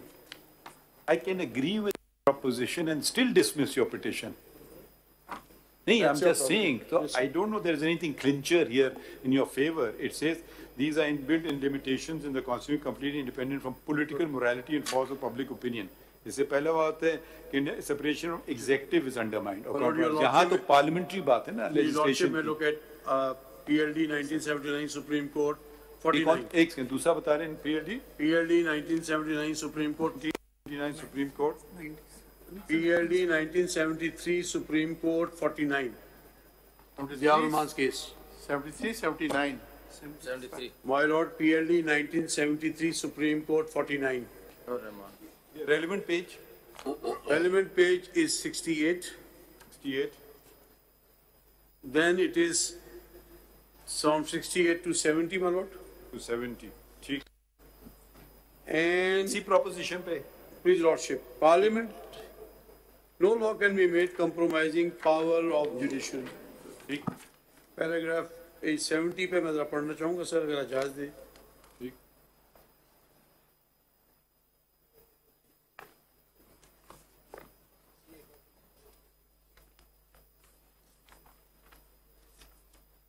May I read, bro?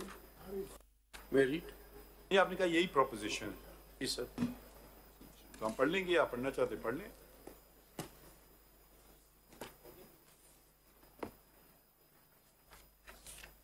पढ़ना चाहते हैं तो पढ़ लीजिए please.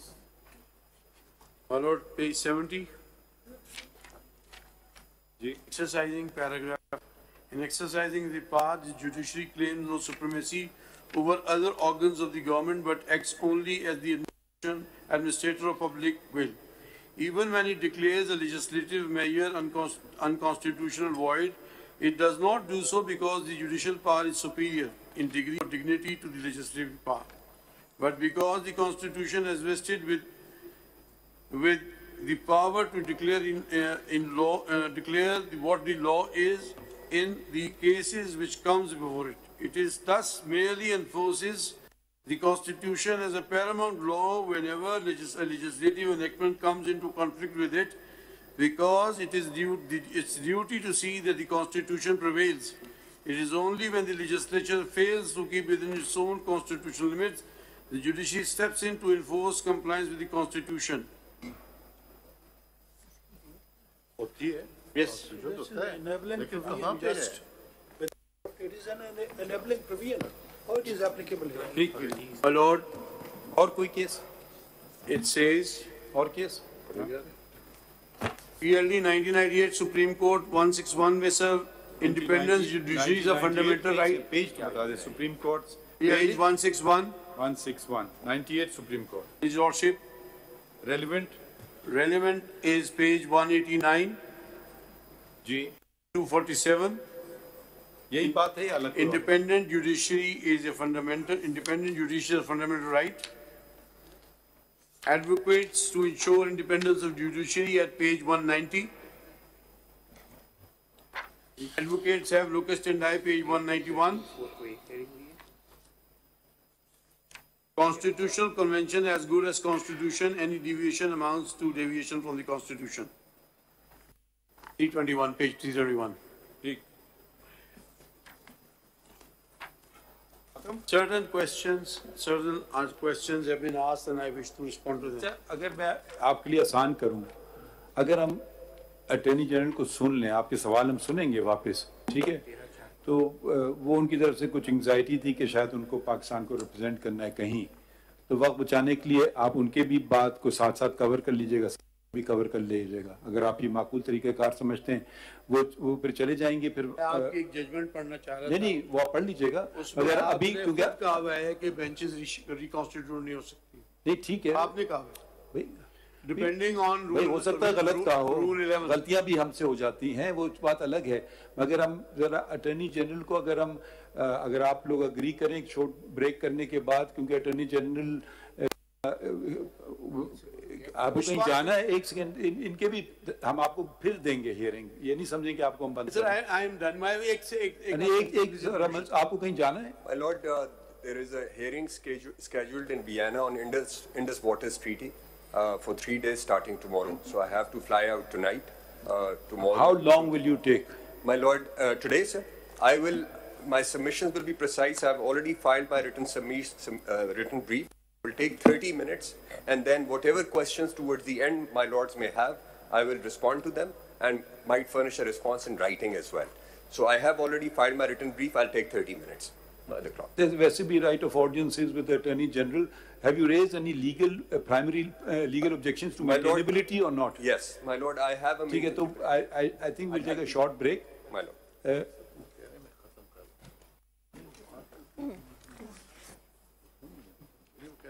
आप ठीक है, आप अग्री करते हैं? नहीं, ये आप इनकी भी बातें सुन लीजिए। Do I have a choice? I don't have a choice. No, I don't have a choice. You have a choice. You're most kind. If you agree with me, I'll be obliged. It's a rare. We will hear you. My lord, it's a rare moment during these proceedings that I agree with your lordship. नहीं, आपने बड़े Otherwise, from morning I have not been agreeing with your lordship. तो आप हम अभी will let's say we'll come back at 3 or 10 to 3 कर लेते हैं। 10 to 3. ठीक है? Grateful. चलिए 3 o'clock कर लेते हैं, ठीक है? आप अभी जरा पॉइंट्स भी नोट करते जाएं, सवालों के जवाब। अगर फिर आपको सुनेंगे, ये ना समझेंगे। I have just one request. मगर नहीं, तो your lordship will give him as similar tough time as your lordship has given me. No, I will try not to interrupt him because देखिए, I'll tell you why. He's representing Pakistan. Interest of the country is paramount. The Indus Water Treaty is a very sensitive thing. So we don't want to create a situation where he can't go. I will request my colleagues, and I will also restrain myself. If we have queries, like he said, do you have some additional or someone here? Mr. Amir Rahman is there. Amir Rahman is a competent additional Advocate General. So he will make note of the questions, and he will either respond himself, or the Attorney General can even call him from, I don't know, wherever he is. ठीक है, तो इनको जरा हम फारिग कर दें, फिर हम जरा तसल्ली हो जाएगी, इनको भी तसल्ली हो जाएगी। शुक्रिया बहुत बहुत। आपको बताएं कि इस वक्त supreme court practice and procedure act की समाअत जारी है। लाइव कवरेज हम आपको दिखा रहे हैं। 15 जजेस पर मुश्तमिल बेंच, फुल कोर्ट बेंच है जो कि इस केस की समाअत कर रहे हैं, सरबराही कर रहे हैं चीफ जस्टिस काजी फायज ईसा और इस दरख्वास्त गुजार ख्वाजा तारिक रहीम उन्होंने दलाइल पेश किए और उनके जो साथी हैं, उनके जो कॉलीग हैं, उनके असिस्टेंट हैं इम्तियाज़ सिद्दीकी, वो दलाइल पेश कर रहे थे। अटर्नी जनरल अभी आए रोस्ट्रम पर और अभी वक्फा कर दिया गया है समात में। और आपको ये बताएं कि जो समात में हुआ उससे मुतालिक आपसे शेयर कर लेते हैं। चीफ जस्टिस ने कहा कि ये कानून दुनिया का बदतरीन कानून भी हो सकता है, मगर आर्टिकल 184(3) के तहत देखेंगे। चीफ जस्टिस ने ये कहा कि आर्टिकल 184(3) तो अवामी मफाद की बात करता है। आप बताएं इस आर्टिकल के तहत ये दरख्वास्त कैसे बनती है। पार्लियामेंट ने सिर्फ ये कहा कि चीफ जस्टिस का इख्तियार 2 सीनियर जजेस के साथ बांट दिया। जस्टिस अतर मिनल्ला ने कहा कि इस बात से कौन सा बुनियादी हक मुतासिर हो और पार्लियामेंट का ये इकदाम तो अदलिया की आज़ादी को मजबूत बनाएगा। जस्टिस अतर मिनल्ला की जानिब से ये कहा गया। जस्टिस मंसूर अली शाह उनकी जानिब से भी रिमार्क सामने आए। उन्होंने कहा कि बाहर से तो कोई आया नहीं, चीफ जस्टिस ने तो 2 सीनियर जजेस से मुशावरत करनी है। चीफ जस्टिस के इख्तियार को छेड़ने से अदलिया की आज़ादी ख़तरे में पड़ने वाली कोई बात नहीं है। मंसूर अली शाह ने कहा कि आइन इस बात को तस्लीम करता है कि एक कानून प्रैक्टिस एंड प्रोसीजर के लिए हो सकता है और इस पर इम्तियाज़ सिद्दीकी जो कि वकील हैं उन्होंने कहा कि ये कानून पार्लियामेंट से नहीं हो सकता, फुल कोर्ट कर सकता है।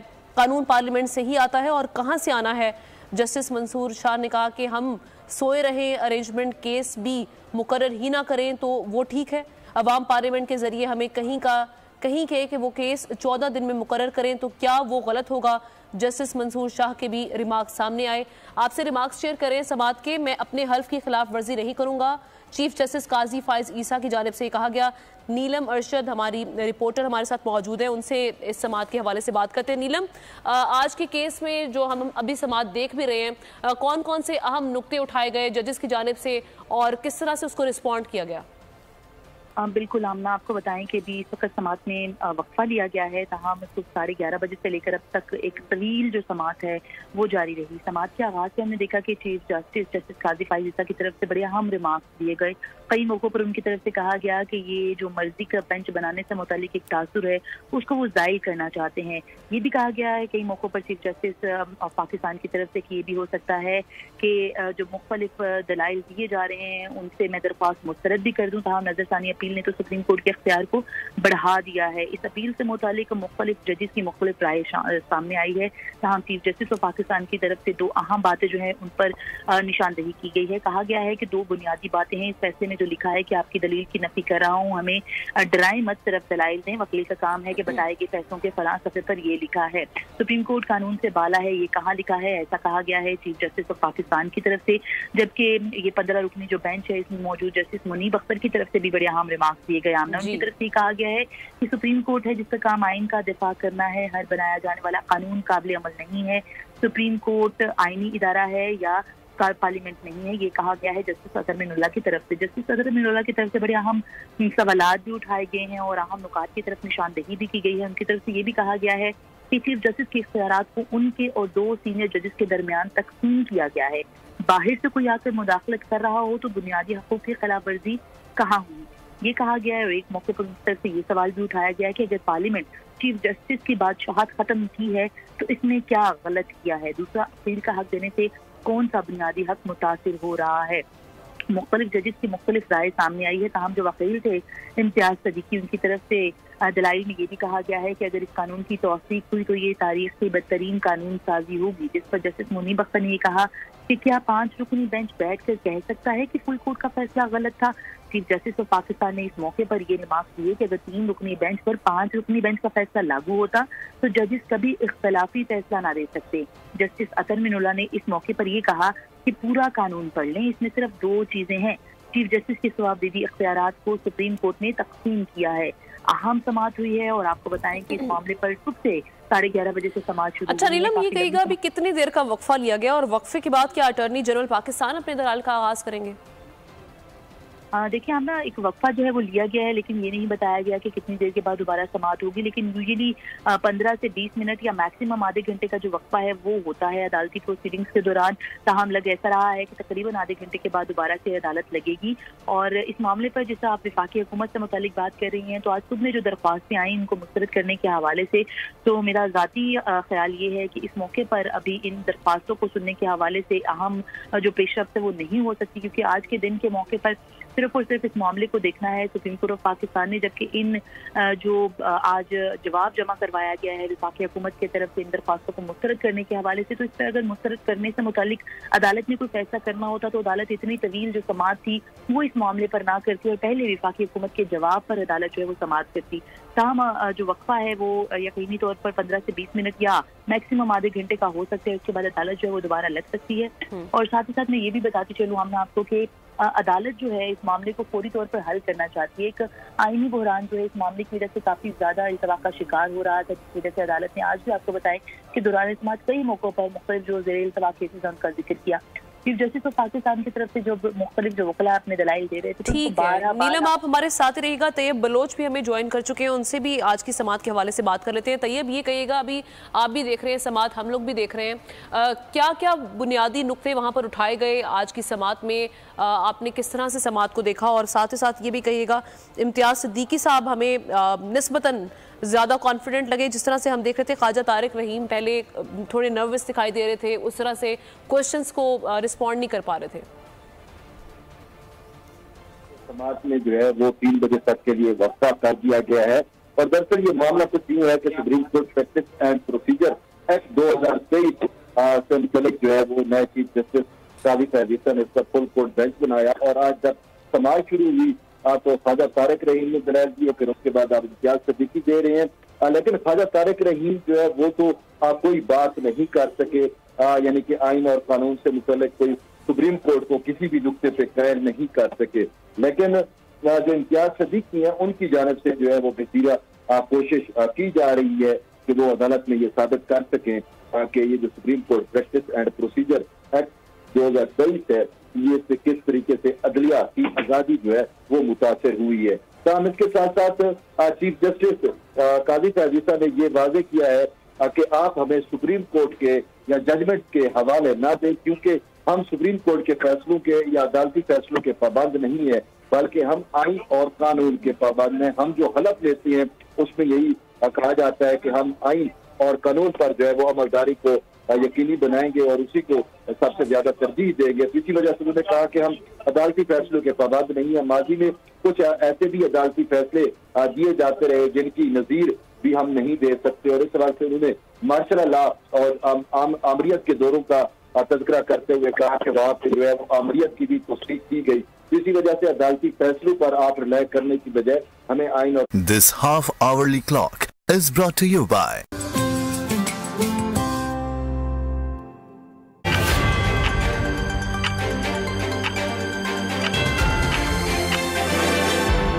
इम्तियाज सिद्दीकी ने उस अदालती फैसले के ऊपर 8 रुकनी बेंच के फैसले के ऊपर रिलाय करने की कोशिश की थी। उस पर चीफ जस्टिस ने उनको टोका और कहा कि आप इस अदालती फैसले की जो है वो नजीर या मिसाल ना दे।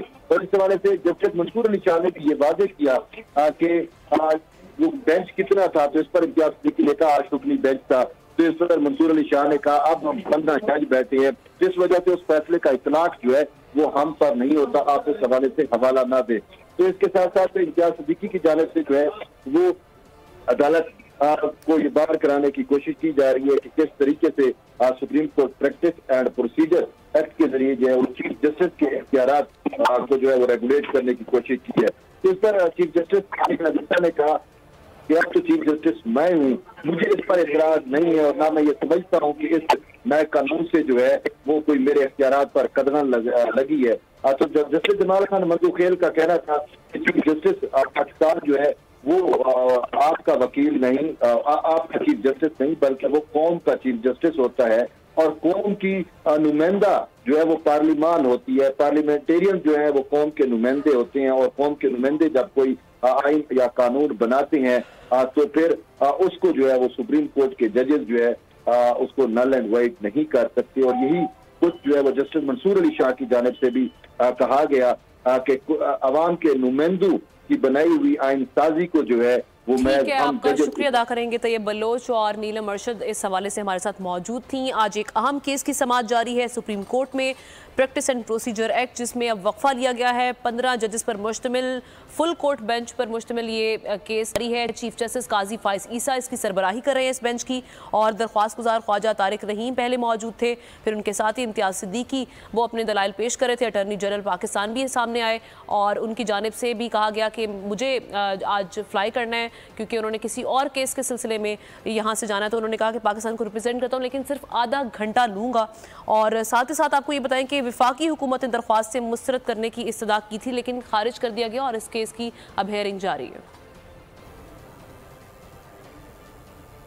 यहाँ देंगे आपको अहम खबर। जुडिशल कॉम्प्लेक्स तोड़-फोड़ हमला केस, अदालत ने मचल के जमा कराने तक परवेज इलाही को जेल भेज दिया। इंसदादी दहशतगर्दी अदालत इस्लामाबाद ने केस की समाअत की।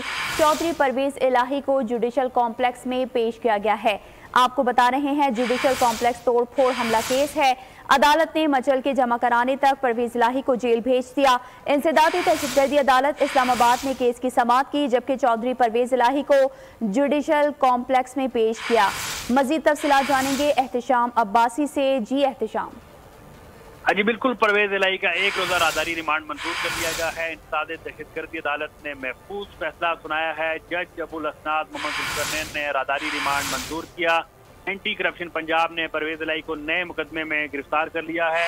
चौधरी परवेज इलाही 1 रोजा राहदारी रिमांड पर एंटी करप्शन के काम के हवाले कर दिया गया।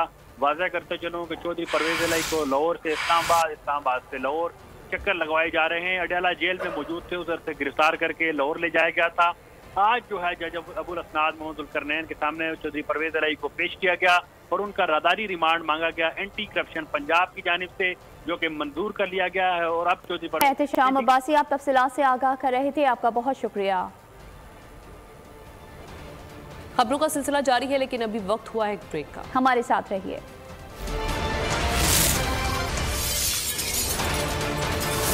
Introducing the all-new Sabroso Crispy Chicken Strips. Tastes so good that nothing else matters. Sabroso Crispy Chicken Strips. So crispy, so tender.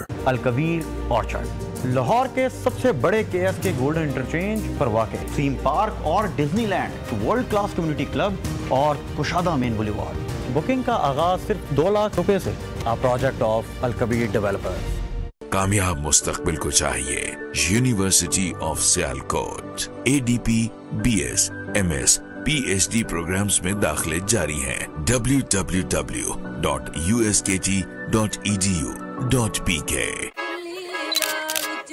Oh no! Cousin का first function on my first day, अगर stain लग गया तो? उन दिनों में embarrassment से बचने के लिए try the new always extra long, जो दे आर्म पैड के मुकाबले 1, 2, 3 गुना ज्यादा प्रोटेक्शन। अब एक्स्ट्रा लॉन्ग ऑलवेज के 3 गुना तहफ़्फ़ुज़ से रहो extra confident. New always extra long. Nisa amla shampoo, असली आंवला की खूबियाँ जो बालों को दे 2 गुना ज्यादा मजबूती। निसा आंवला शैम्पू, अब मेरे जैसे खूबसूरत बाल हर लड़की के पास। Introducing the all-new Sabroso Crispy Chicken Strips. Tastes so good that nothing else matters. Sabroso Crispy Chicken Strips. So crispy, so tender. Hi girls! I love going out.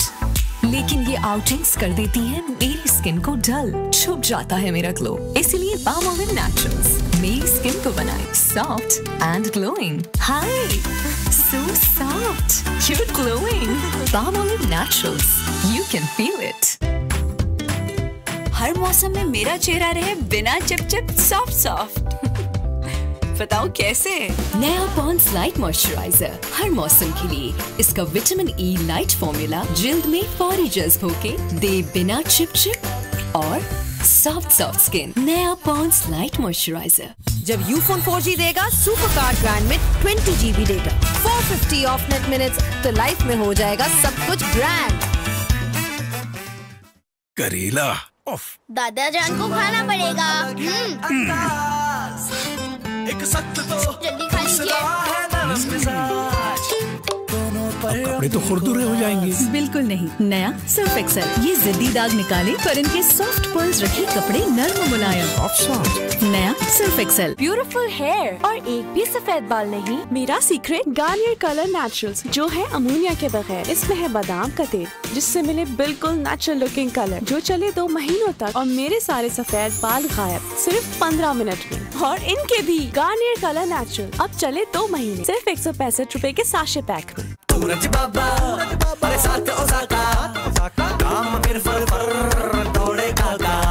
तो फिर सूरज बाबा के साथ स्पेशल ओसाका सोलर बैटरी लगाओ और काम फिर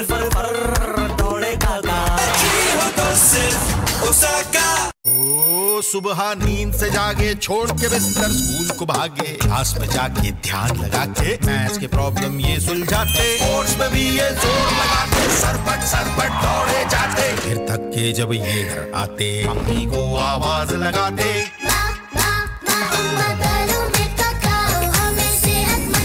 नया तलो एक्टिव एनर्जी से भरे खाने इसीलिए सब बच्चे यही है चाहते। पूरी दुनिया में फैला बोल रिपोर्टर्स का वसी जाल दुनिया के तमाम बड़े शहरों से बर वक्त पहुंचा रहा है। रोशनी की रफ्तार से भी तेज हर खबर सिर्फ बोल न्यूज पर। जब यूफोन 4G देगा सुपर कार्ड ब्रांड में 20 GB data 450 of net minutes तो लाइफ में हो जाएगा सब कुछ ब्रांड। पूरे पाकिस्तान ने माना सालन और तेल के जिद्दी दाग हुए एरियल से साफ। एक दाग बाकी है, कड़क चाय का कड़क दाग। तो हो जाए मुकाबला। नया और पहले से बेहतर एरियल जो कपड़ों की तह से निकाले चाय जैसे कड़क दाग सिर्फ एक धुलाई में।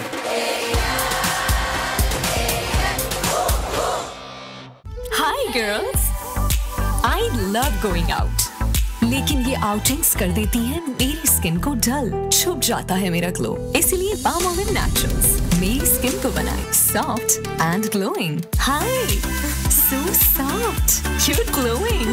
Palmolive Naturals, you can feel it. Introducing the all-new Sabroso Crispy Chicken Strips. Tastes so good that nothing else matters. Sabroso Crispy Chicken Strips. So crispy, so tender. होने वाले दामाद जी गले तो मिलो।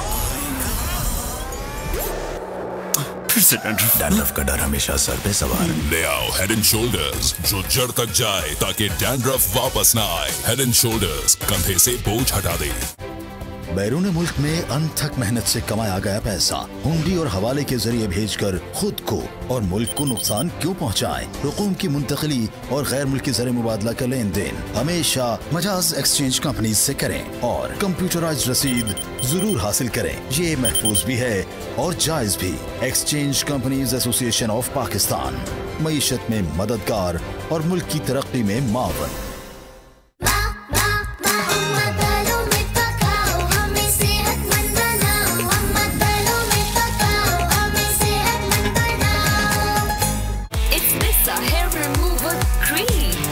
लगाओ, छोड़ो और रिमूव करो और पाओ silky smooth skin. Nisa hair remover cream. Booking का आगाज सिर्फ 2 लाख रुपए से। A project of Al Kabir developers. चेहरे पे रहे ना स्पॉट्स ना कील छाइयाँ, स्किन हेल्दी और चेहरे पे ग्लो।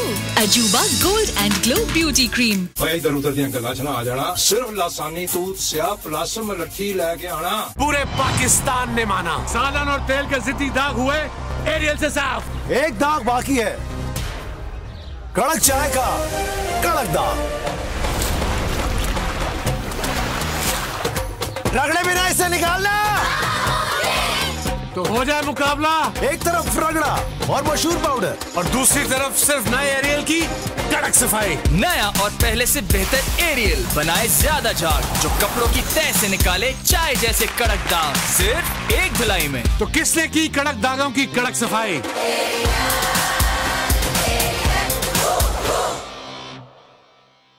ब्यूटीफुल हेयर और एक भी सफेद बाल नहीं। मेरा सीक्रेट गार्नियर कलर नेचुरल्स जो है अमोनिया के बगैर। इसमें है बादाम का तेल जिससे मिले बिल्कुल नेचुरल लुकिंग कलर जो चले 2 महीनों तक और मेरे सारे सफेद बाल गायब सिर्फ 15 मिनट में। और इनके भी गार्नियर कलर नेचुरल अब चले 2 महीने सिर्फ 165 रुपए के साशे पैक में।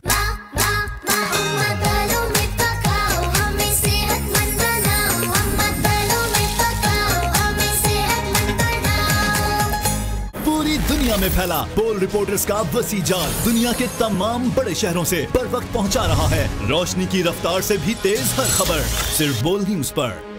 चेहरे पे रहे न स्पॉट्स न कील छाइयाँ, स्किन हेल्दी और चेहरे पे glow. Ajooba gold and glow beauty cream. Safeguard करें हम, जर्म से दूर रहे हम। याद रखना, सिर्फ सेफगार्ड से शप शप शप। सेफगार्ड से जो नहाए, घंटों जर्म से बचता जाए। शप शप शप चलता जाए। सेफगार्ड से नहाना, जर्म दूर भगाना। बस लगाओ, छोड़ो और रिमूव करो और पाओ silky smooth skin. Nisa hair remover cream. कहीं बोटियों से फाइट है, कहीं हेल्दी हेल्दी डाइट है, कभी कोफ्ते की डिलाइट है, तो कहीं कोरमे की साइट है। But don't worry, पाकिस्तान जितने खाने बनाता है, नया ब्राइट उतने ही दाग मिटाता है। क्योंकि नए ब्राइट का बेस्ट एवर फॉर्मूला गहराई से दाग निकाले। कहा था ना, ब्राइट सब ब्राइट कर देगा। खर्चे कम कैसे करें? बाबा खेले। चलो आ जाओ। बीमार पड़ गई तो टेस्ट, दवाइयाँ, हजारों का खर्चा। हजारों का खर्चा बचा सकता है लाइफ बॉय। बीमारी की असल वजह है जरासीम, जिनसे लाइफ बॉय दे 100% यकीनी हिफाजत। बड़ी हिफाजत, बड़ी बचत। सब्रोसो दे आपको पैक प्रोटेक्टेड क्वालिटी और हाइजीनिक चिकन प्रोडक्ट्स, जिनकी ग़िज़ाई और फ्रेशनेस को किया जाता है lock individual quick freezing technology के साथ और केयरफुली पैक करके पहुंचाया जाता है आप तक, ताकि आपको मिले the best and most nutritious chicken हर बार। Sabroso, when it's love, it's packed. Breathe out now, open your eyes. इस शर्मिंदा कर देने वाली खारिश की वजह हो सकती है डैंड्रफ। ले आओ हेड एंड शोल्डर्स नीम, जो डैंड्रफ से लड़े और सर की खारिश कम करे, कंधे से बोझ हटा दे। बुकिंग का आगाज सिर्फ 2 लाख रुपए से। A project of Al Kabir Developers। Nissa Amla shampoo, असली आमला की खूबियाँ जो बालों को दे 2 गुना ज्यादा मजबूती। निसा आमला शैम्पू, अब मेरे जैसे खूबसूरत बाल हर लड़की के पास। इधर उधर दियां गल्लां च ना आ जाना, सिर्फ लासानी तूत स्याह प्लासम लठी लेके आना। हमें पूरे 2 मिनट तक हाथ धोने चाहिए, तो जरासीम नहीं जाएंगे। धोते जाओ धोते, हाँ? धोते जाओ धोते जाओ धोते। बंटी, तुम्हारा साबुन स्लो है क्या? नया life boy super fast hand wash अब विटामिन के साथ। ये दे आम साबुन के मुकाबले जरासीम से 100% स्ट्रॉन्गर हिफाजत सिर्फ 10 सेकंड में। बस लगाओ, छोड़ो और रिमूव करो और पाओ silky smooth skin. Nisa hair remover cream. Hello sir. अरे होने वाले दामाद जी, गले तो मिलो। नो। फिर से डैंड्रफ का डर हमेशा सर पे सवार। ले आओ हेड एंड शोल्डर्स, जो जड़ तक जाए ताकि डैंड्रफ वापस ना आए। हेड एंड शोल्डर्स, कंधे से बोझ हटा दे।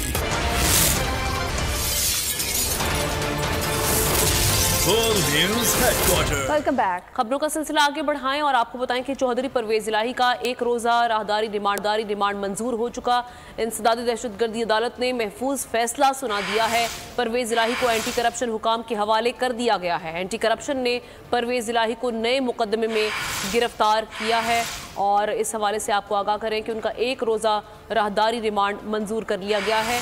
इंसदादी दहशतगर्दी इस्लामाबाद की कोर्ट की जानिब से महफूज फैसला सुना परवेज इलाही को एंटी करप्शन हुकाम के हवाले कर दिया गया है। एंटी करप्शन ने परवेज इलाही को नए मुकदमे में गिरफ्तार किया है।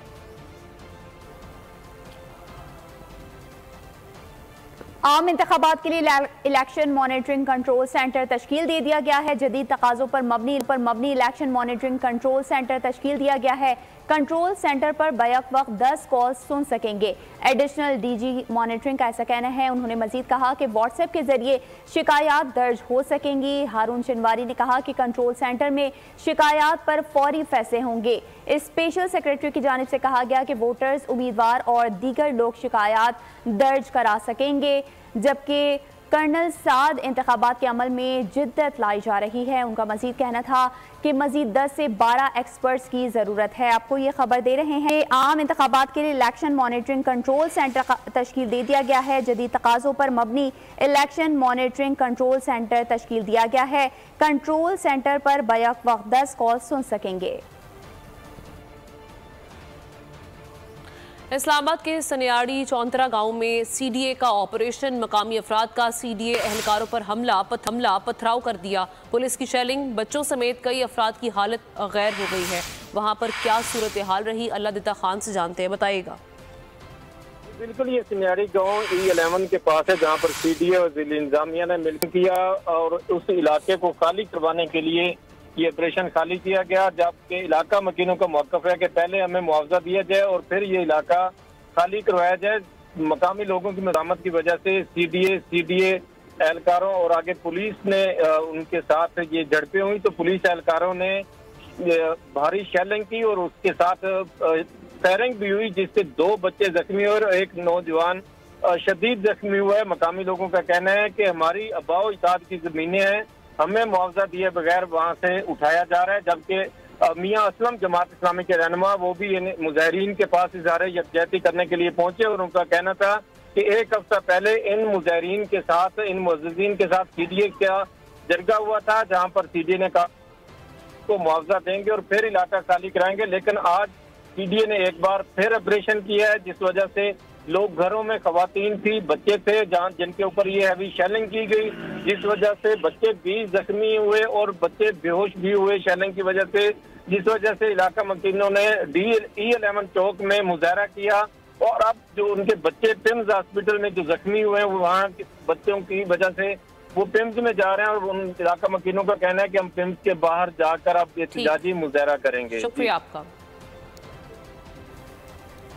यहाँ खबर देंगे आपको कराची से, जहाँ कोरंगी में डकैती मज़ाहमत पर फायरिंग का वाक़या पेश आया है। बाप बेटा जख्मी हो गए हैं। अल्लाह वाला टाउन में बाप बेटा वर्कशॉप में काम कर रहे थे, 2 डाकू आ गए। मोबाइल फ़ोन छीनने के दौरान मज़ाहमत पर डाकुओं ने फायरिंग कर दी। मज़ीद तफसीलात जानेंगे खुर्रम गुलजार से। जी खुर्रम। जी, ये डकैती का वाक़या करेंगे अल्लाह वाला टाउन में PSO पंप के करीब एक वर्कशॉप पे काम के दौरान जो है वो 2 मुसल्लह मुल्ज़िमान मोटरसाइकिल पे आए और उन्होंने वर्कशॉप में लूटमार शुरू की है। लूटमार के दौरान मज़ाहमत करने पर डाकुओं ने फायरिंग की है, जिसके नतीजे में बाप और बेटा जो है वो जख्मी हुए। जख्मियों को फौरी तौर पर जिला अस्पताल मुंतकिल कर दिया गया, जबकि मुल्ज़िमान लूटमार के बाद बआसानी फरार हो गए। जी ठीक है खुर्रम, आपका बहुत शुक्रिया। निगरान हुकूमत की जानिब से शुगर माफिया के खिलाफ मौसर कार्रवाइयों के नतीजे में फैसलाबाद में भी चीनी की कीमत न सिर्फ कम हो गई है बल्कि बआसानी हर दुकान पर दस्तयाब भी है। इसी हवाले से मजीद जानते हैं फैसलाबाद से उवैस सतार से। जानिब से माफिया के खिलाफ जो क्रैक डाउन किया गया, इसके नतीजे में जो इसके समरात हैं वो अब आवाम तक पहुंचना शुरू हो चुके हैं। शहर में चीनी की कीमत 200 रुपये से वापस 160 रुपये किलो तक कम हो चुकी है। इसके अलावा चीनी अब बासानी तमाम दुकानों पर दस्तयाब है, ना सिर्फ आम किराना की दुकानों में बल्कि यूटिलिटी स्टोर्स पर भी चीनी 146 रुपये किलो अब मिल रही है लोगों को। इसी वाले से कुछ हम कस्टमर से बात करते हैं। पहले चीनी की कीमत काफ़ी ज़्यादा हो गई थी, अब दोबारा 160 होगी, कम होगी, 40 रुपये कमी आई है। क्या आप सेटिस्फाइड हैं? पहले तो 200 रुपये में चीनी मिल ही नहीं रही थी, 200 रुपये में भी नहीं मिल रही। अब ये निगरान गवर्नमेंट ने जो एक्शन किया है, चीनी माफिया से, गोदाम से चीनी को बाहर निकाला, रेट तो कम हुआ है लेकिन चीनी दस्तयाब है, जितनी मर्जी ले। 160 रुपये में जिस जगह से मर्जी चीनी ले, पहले 200 रुपये में नहीं। ये बहुत अच्छा कदम है इनका। इसी तरह से ये गंदम बाकी चीज़ों पे काम करेंगे। वेल्डन निगरान गवर्नमेंट की बहुत अच्छी एक्टिविटी है और इससे आवाम को बहुत अच्छा बड़ा रिलीफ मिल रहा है। हम उम्मीद करते हैं कि ये रिलीफ मिलता रहेगा। बाकी शेख खुर्दनोश की कीमतों को भी कम करना चाहिए ताकि आवाम को ज़्यादा से ज़्यादा रिलीफ मिल सके। और ठीक है सतार, आपका बहुत शुक्रिया। खबर देंगे आपको कोयटा से, जहां चीनी की कीमतों में कमी नहीं आ सकी। शहर में चीनी फी किलो सरकारी रेट 150 है, जबकि चीनी फी किलो 170 से 180 रुपये में फरोख्त की जा रही है। मजीद तफसीलात जानते हैं कोयटा से नुमाइंदा बोल न्यूज़ दानिश मुराद से। जी दानिश। सूबाई दारुल-हुकूमत कोयटा में जहां चीनी पहले जो है वो किल्लत दिखाई दे रही थी, अब चीनी जो है वो दस्तयाब तो है लेकिन उनकी जो कीमतें उसमें खासा कोई बड़ा फ़र्क नज़र नहीं आया। जहां 220 रुपये 225 रुपये फ़ी किलो के हिसाब से फ़रोख्त की जा रही थी चीनी, अब जो चीनी है वो 170 और 180 रुपये के जो कीमत है उसके हिसाब से फ़रोख्त की जा रही है। शहरी भी मौजूद हैं, जानते हैं सर क्या कहेंगे, चीनी इतनी महंगी है, क्या सूरत हाल है? सर ये ज़िले इंतज़ामिया की बिल्कुल नायली मैं कह सकता हूँ इसको कि उनकी वजह से अभी तक नर्ख में कमी नहीं आ रही है। पहले प्राइस कंट्रोल कमेटियाँ होती थी, अभी वो बिल्कुल लापता हैं, मंजर आम से बिल्कुल भी गायब हैं। पिछले 1-1.5 साल से कोई भी उनकी मीटिंग में उनका इजलास है कोई नहीं हुआ है अभी तक। सरकार अभी तक खुद ज़िले इंतज़ामिया भी तो खुद कन्फ्यूज़ है, अभी तक अपने रेट भी उन पर इम्प्लीमेंटेशन नहीं करवा सकती है, फिर वो आवाम को क्या रिलीफ देंगे। हुकूमत से जो लोग हैं उनका मुतालबा है कि हुकूमत फौरी तौर पर जो बड़े बड़े गोदाम है वहाँ पर कार्रवाई करके जो चीनी है। आपका दानिश आगे बढ़े, आपको बताएं कि कराची में गर्मी के सताए शहरियों के लिए अच्छी खबर आ गई है। महकमा मौसमियात ने आज रात से बारिश की पेशगोई कर दी है। सिंध भर में बारिश का सिलसिला 20 सितंबर तक जारी रहेगा। लाहौर समेत पंजाब के मुख्तलिफ इलाकों में बारिश से मौसम खुशगवार हो गया। इस्लामाबाद, कश्मीर और मुल्हिका पहाड़ी इलाकों में भी बादल बरसेंगे। PDM ने मुतालिका इदारों को अलर्ट रहने की हिदायत कर दी।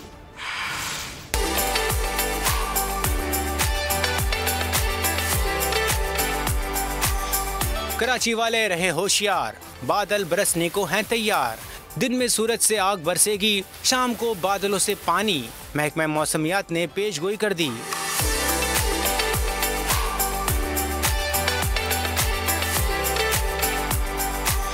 हैदराबाद, सक्खर, नवाबशाह, थरपारकर, मिट्टी, उमरकोट, मीरपुर खास, छट्टा, बदीन और सजावल समेत दीगर शहरों में भी बादल बरसेंगे।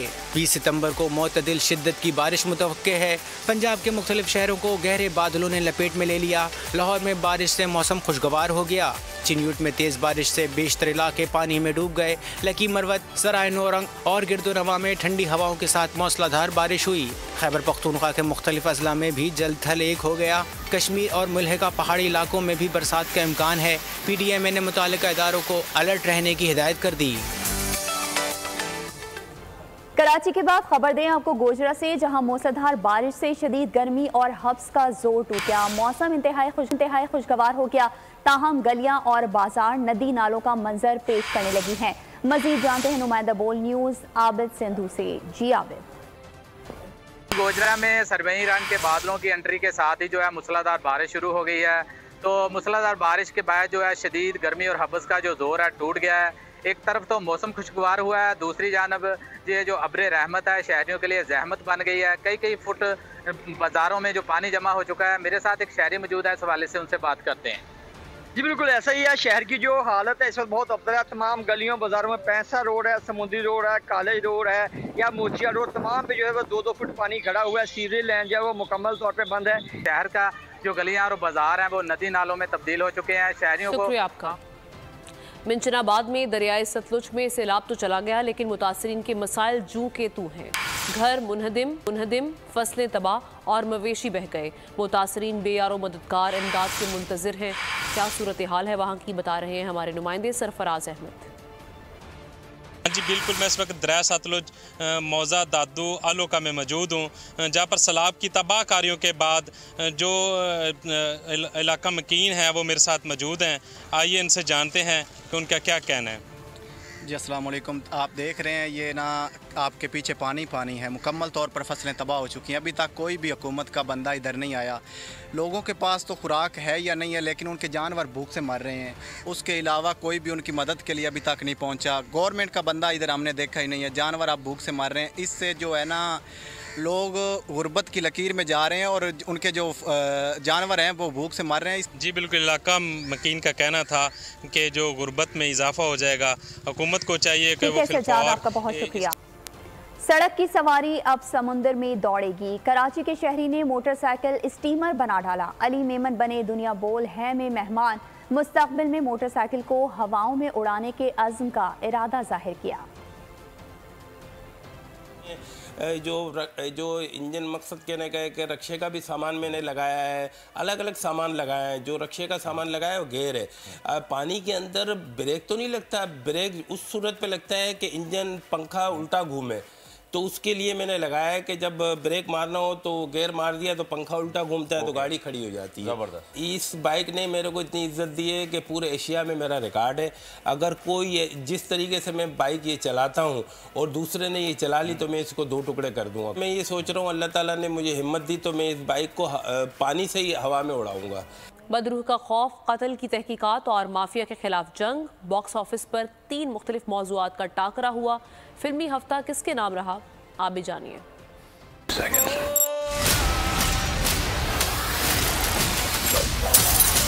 दोस्त को इतालवी माफिया से बचाने का मिशन कामयाबी से जारी। डेंजल वॉशिंगटन के एक्शन को खूब सराहा गया। द इक्वलाइजर 3 इस बार भी टॉप 3 की दौड़ में शामिल रही।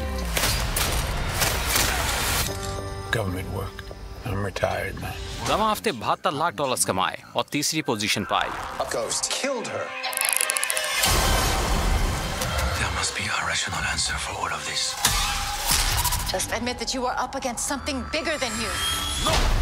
दूसरी जंग अजीम के बाद के हालात और कत्ल की तहकीकात अछूता मौजू सूदमंद साबित हुआ।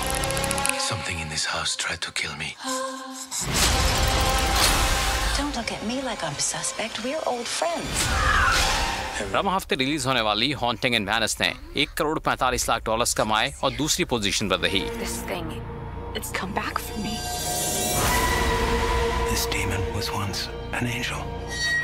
बॉक्स ऑफिस पर इस हफ्ते भी खौफ का राज रहा। नन 2 फिल्म बिनों के दिल दहलाती रही। वीकेंड पर $1 करोड़ 47 लाख का बड़ा बिजनेस किया और बॉक्स ऑफिस पर छाई रही।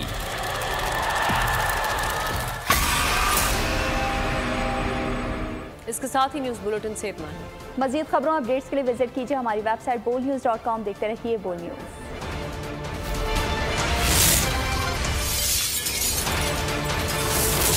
बोल न्यूज़ हेडक्वार्टर। कामयाब मुस्तकबिल को चाहिए university of Sialkot. ADP, BS, MS, PhD programmes में दाखिले जारी हैं। www.uskT.edu.pk। पूरी दुनिया में फैला बोल रिपोर्टर्स का वसी जाल दुनिया के तमाम बड़े शहरों से बर वक्त पहुंचा रहा है। रोशनी की रफ्तार से भी तेज हर खबर सिर्फ बोल न्यूज पर। एक शख्सियत जो खबर के खवास पहुंचाए आवाम तक और रखे मुल्की हालात पर गहरी नजर, तो बनती है दी स्पेशल रिपोर्ट। पीर से जुम्मा शाम 4 बजे। बस लगाओ, छोड़ो और रिमूव करो और पाओ silky smooth skin. Nisa hair remover cream. इधर उधर दियां गल्लां च ना आ जाना। सिर्फ लासानी तूत स्याह प्लासम रखी लेके आना। विगोरियन चिल्ड्रन सिरप में शामिल कुदरती अज्जा जो बच्चों की हड्डियों को मजबूत बनाए। विगोरियन चिल्ड्रन सिरप है समझदार माओं का पहला इंतखाब। A product by BMA Pharma। आए मिलकर जिम्मा उठाएं, बनाएंगे कराची का सबसे बड़ा और जदीद तरीन कैंसर अस्पताल, शौकत खानम हॉस्पिटल कराची, जहां होगा मुस्तैक मरीजों का मुफ्त इलाज। क्योंकि जब हम पूरी जिम्मेदारी उठाएंगे तभी तो इख्तिताम तक जाएंगे। कहीं बोटियों से फाइट है, कहीं हेल्दी डाइट है, कभी कोफ्ते की डिलाइट है, तो कहीं कोरमे की साइट है। But don't worry, पाकिस्तान जितने खाने बनाता है, नया ब्राइट उतने ही दाग मिटाता है। क्योंकि नए ब्राइट का बेस्ट एवर फॉर्मूला गहराई से दाग निकाले। कहा था ना, ब्राइट सब ब्राइट कर देगा।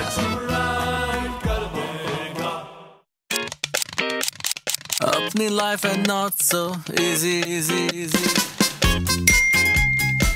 Last minute can't make it, क्या करूं can't take it, अकेले विद मूवी की 2 tickets। जब टाइम और लक तुम पर करे give up, just work up। अब एक नई लुक के साथ पर्क में है चॉकलेट में डूबे हुए लाइट क्रंची वेफर्स जो करे हर लाइट टेंशन को perk up. Just perk up.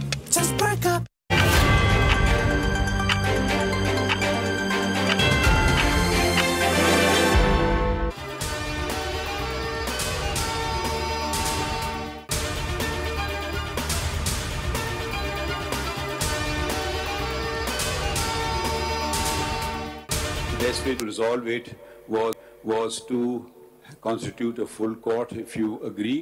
And there are also requests in, I think, 3 CMAs for full court.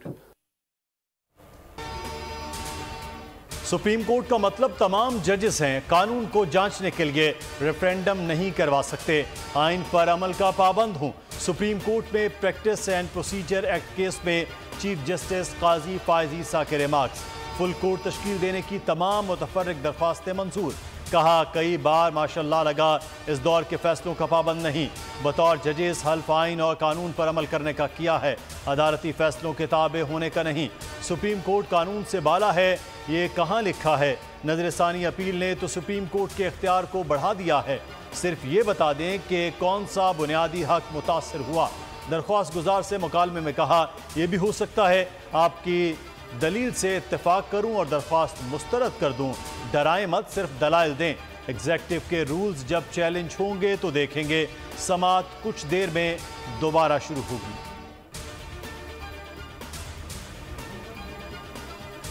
अगर पार्लियामेंट ने चीफ जस्टिस की बादशाहत खत्म की है तो इसमें गलत क्या है? बाहर से कोई आकर मुदाखलत कर रहा तो बुनियादी हुकूक की खिलाफ वर्जी कहाँ हुई?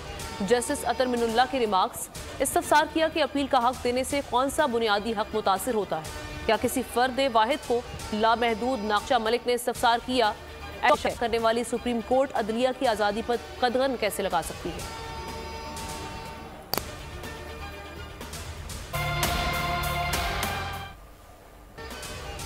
प्रैक्टिस एंड प्रोसीजर एक्ट से अदलिया की आज़ादी मुतासिर नहीं होती। एक्ट के तहत कोई इख्तियार सुप्रीम कोर्ट का वापस नहीं किया गया। वफाकी हुकूमत ने सुप्रीम कोर्ट में तहरीरी जवाब जमा करा दिया। एक्ट के खिलाफ दरख्वास्तें मुस्तरद करने की इस्तदा कर दी। कहा, मेरिट पर भी पार्लियामेंट कानून के खिलाफ दरख्वास्तें नाकाबिले समात हैं। पार्लियामेंट आइन के आर्टिकल 191 के नीचे कानून साजी कर सकती है। आर्टिकल 191 पार्लियामेंट को कानून बनाने से नहीं रोक सकता। प्रैक्टिस एंड प्रोसीजर एक्ट के खिलाफ दरख्वास्तें खारिज की जाएं।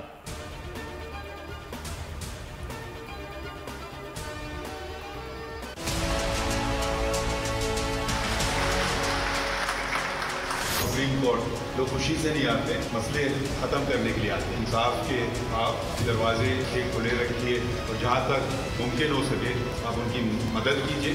आप सब लोग का शुक्रिया।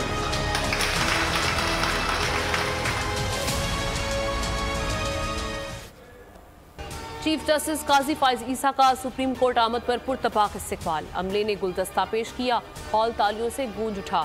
चीफ जस्टिस ने गार्ड ऑफ ऑनर लेने से इनकार कर दिया। इस्तकबाल पर अमले का शुक्रिया अदा किया। बोले, इस इस्तकबाल की तवक्को नहीं थी, सब साथियों को ताउन चाहिए। लोग सुप्रीम कोर्ट खुशी से नहीं आते, अपने मसाइल खत्म करने के लिए अदालत आते हैं। आने वालों से ऐसा सलूक करें जैसा एक मेजबान मेहमान से करता है। इंसाफ के दरवाजे खुले और हमवार रखें।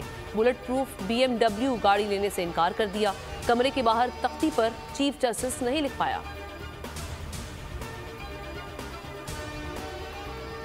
सुप्रीम कोर्ट में practice and procedure act case. Justice Qazi Faez Isa बतौर चीफ जस्टिस का पहला केस। मुल्क की तारीख में केस PTV की लाइव स्ट्रीमिंग पर बराह रास्त नशर किया जा रहा है।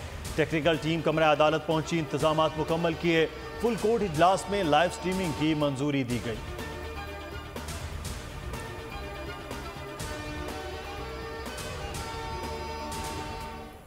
जुडिशल कॉम्प्लेक्स तोड़फोड़ हमला केस। इस्लामाबाद ATC ने परवेज इलाही का 1 रोज़ा राहदारी रिमांड मंजूर कर लिया।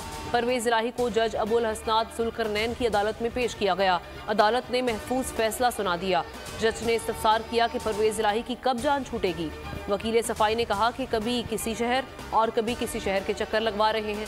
तफ्तीशी अफसर ने बताया कि परवेज इलाही के खिलाफ एंटी करप्शन की इंक्वायरी चल रही थी। जज ने इस्तफसार किया कि क्या आपको मालूम है कि आपके खिलाफ इंक्वायरी चल रही है? परवेज इलाही बोले, मेरे तो फरिश्तों को भी मालूम नहीं।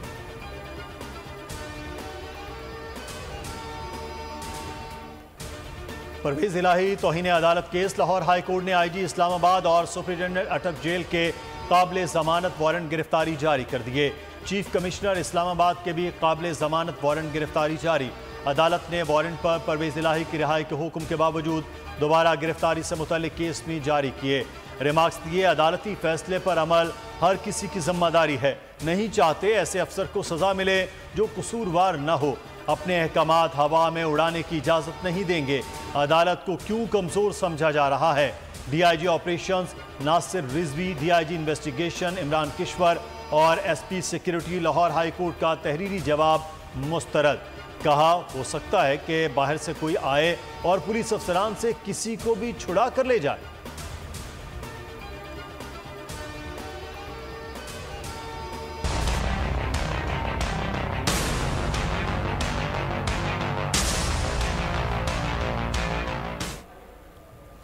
चेयरमैन PTI की साइफर केस में जमानत बाद गिरफ्तारी की दरख्वास्त पर नोटिस। इस्लामाबाद हाई कोर्ट ने दरख्वास्त जमानत पर नोटिस जारी कर दिया। चीफ जस्टिस आमिर फारूक ने FIA से जवाब तलब कर लिया। चेयरमैन PTI की केस इसी हफ्ते समाअत के लिए मुकर्रर करने की इस्तदा मुस्तरद। चीफ जस्टिस ने रिमार्क्स दिए कि आपकी दरख्वास्त आइंदा पीर को समाअत के लिए मुकर्रर कर दी जाएगी। तरीक़ाकार मौजूद है, ये सिस्टम ऑटो पर चल रहा है।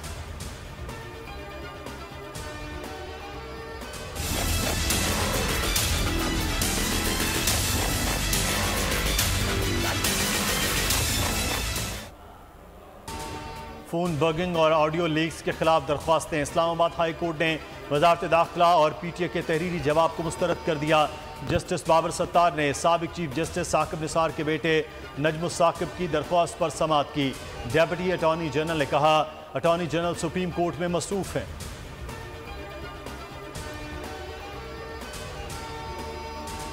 शेख रशीद की गिरफ्तारी के खिलाफ हाई कोर्ट रावलपिंडी बेंच में पिटीशन दायर कर दी गई। IG Punjab, CPO, SSP operations को फरीक बनाया गया है। मौक़िफ़ अपनाया कि शेख रशीद को भतीजे शेख शाकिर और शेख इमरान समेत गिरफ्तार किया गया। शेख रशीद पर किसी किस्म का कोई मुकदमा दर्ज नहीं।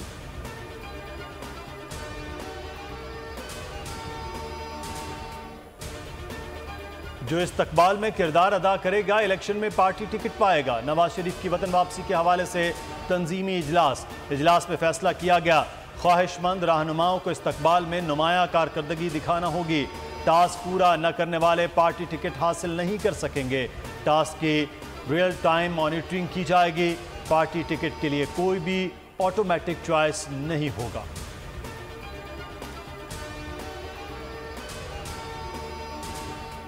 अक़वाम मुत्तहिदा के इजलास में पाकिस्तान की नुमाइंदगी के लिए पुरजोश हूँ।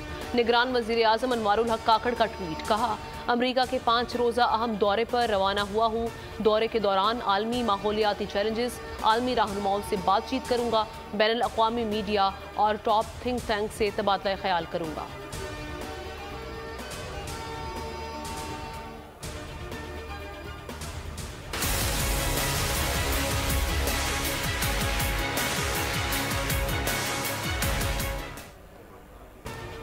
डॉलर की कदर में तनज़्ज़ुली जारी। इंटरबैंक में अमरीकी करेंसी 1 रुपये 5 पैसे सस्ती हो गई।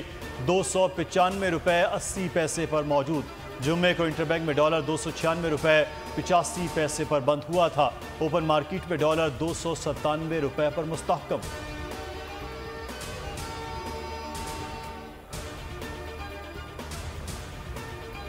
स्मगलिंग की रोकथाम के लिए निगरान हुकूमत और पाक आर्मी की मुश्तरका काविशों पर अवाम का रद्द अमल। कहा, निगरान हुकूमत ने क्रॉस बॉर्डर स्मगलिंग और दीगर गैर कानूनी सरगर्मियां करने वाले अनासिर पर घेरा तंग कर लिया, जो कि आहसन कदम है। निगरान हुकूमत के इक़दामात गुज़श्ता हुकूमतों से बेहतर हैं।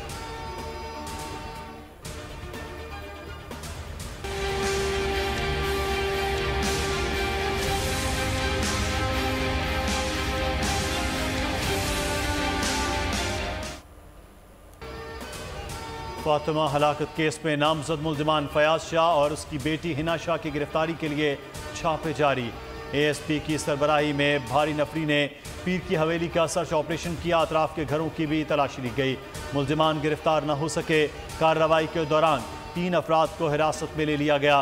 पुलिस के मुताबिक नामजद मुल्जिमान को जल्द गिरफ्तार कर लेंगे। फातिमा हम सब की बेटी है, किसी सूरत में मुल्जिमान को नहीं छोड़ेंगे।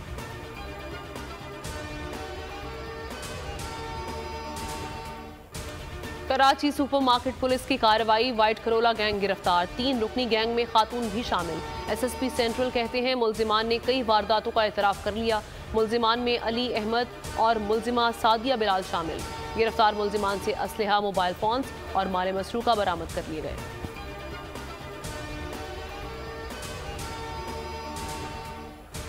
कराची में मावा गुटका माफिया का तनाज़ा नौजवान की जान ले गया। बल्दिया टाउन में मावा गुटका माफिया के दरमियान झगड़े के बायस 2 ग्रुपों की एक दूसरे पर फायरिंग। मोटरसाइकिल पर गली से गुजरने वाला नौजवान गोली लगने से जिंदगी की बाजी हार गया।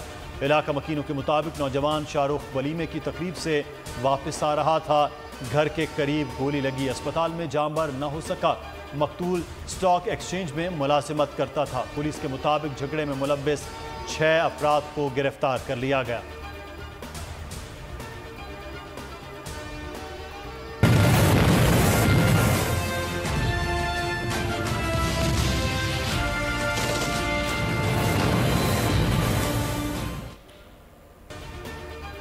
जंगे सितंबर, पाकिस्तान की अजीम फतह की नाकाबिले फरामोश दास्तान। 18 सितंबर 1965 को सियालकोट और जम्मू के महाज पर पाक फौज ने दुश्मन के मजीद इलाकों पर कब्जा किया। वाघा बॉर्डर और अटारी सेक्टर में भारत के साथ टैंक्स तबाह किए। 10 भारतीय फौजी जंगी कैदी बना लिए। खेमकरन में दुश्मन के 4 हमलों को नाकाम बनाया।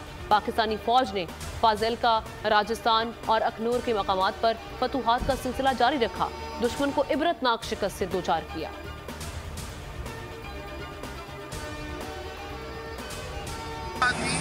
जिसका सारा मता जो है उसकी दिहाड़ी होती है जो 400-500 हज़ार रुपये, उसमें वो घर का किराया दे, बच्चों की खुराक पूरी करे, पोशाक पूरी करे, या कि वो पेट्रोल के लिए दे। मैं बतौर एहतजाज आज यहाँ पे साइकिल पे आया हूँ। इंशाअल्लाह मैं पूरा हफ्ता साइकिल पे आऊँगा। पेट्रोल की कीमतों में इजाफा, महंगाई ने वकला के लिए भी मुश्किलात खड़ी कर दी। एडवोकेट खालिद महमूद साइकिल पर मलीरकोट पहुंच गए।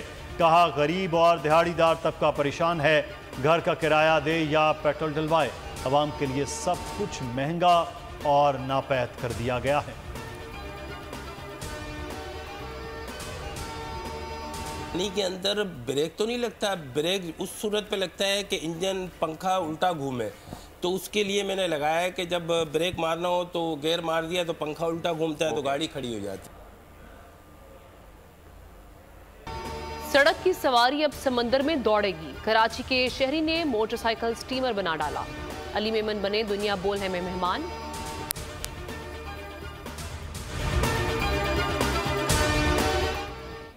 और इस वक्त एक बार फिर आपको सुप्रीम कोर्ट में बराह रास्त दिखा रहे हैं। अटॉर्नी जनरल इस वक्त दलाइल दे रहे हैं।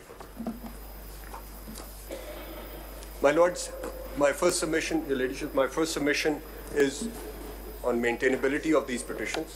The speaker, my lord, the red light is not on. It is, but it's just, I'll just pull it closer. In paragraph number 6, page 3 of volume 1 of my submissions, page 3, paragraph number 6. Page 3, paragraph 6, volume 1.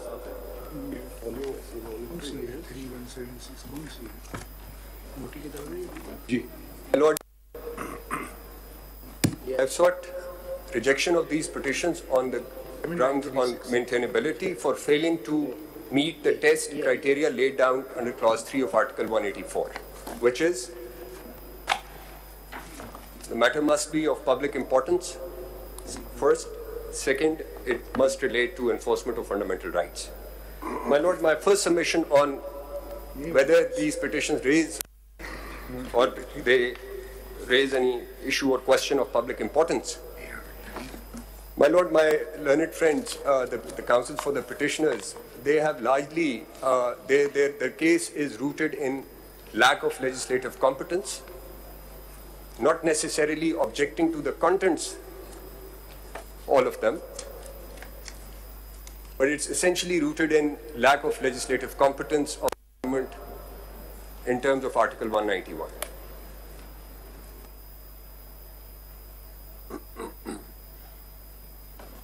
And the argument, my lord, is that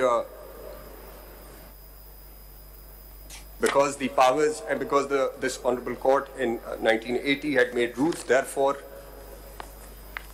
the field stands occupied and in any event could not legislate. My lord, firstly, insofar as public importance is concerned, my lord would have now gone through the law and my lord would see that this law in fact deals with the concentration of powers, barring one provision, but concentration of powers in one office. What this law endeavors to do is, it democratizes this institution, brings more transparency, and structures the discretion, which is something, this structuring of discretion is something which has found favor with this court.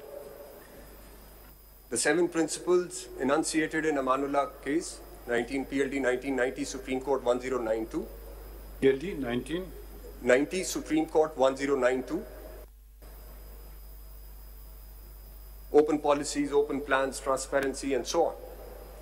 which this court has held that it is required of every, and of course it was with regards to the powers that the executive exercises. Now these are all administrative powers we are talking about. This law deals with largely, barring, of course, Section 3. There was a question that was raised. I'll address towards the end, and Section 5, which I will address separately. So insofar as public importance is concerned, this law, in fact, deals with the issues which are important for public, which is the litigants.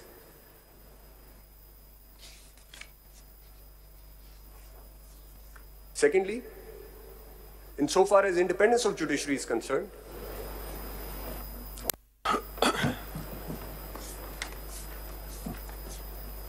my lords, there is no external element, which is to say that no other institution which has given any role whatsoever under this act insofar as practice and procedure of this court is concerned. It is all confined within this court. And that alone suffices insofar as the lack of any basis to challenge this act on the basis of violation of any fundamental right, because Article 9, yes, Article 9 as expounded by this court, access to justice and of course independence of judiciary is something which is which every citizen of this country is entitled to.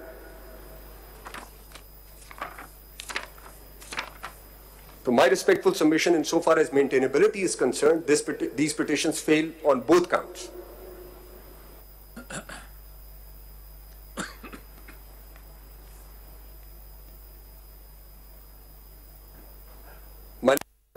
In continuum, as far as independence of judiciary is concerned, and I take your lordships to page 6 of this paper book.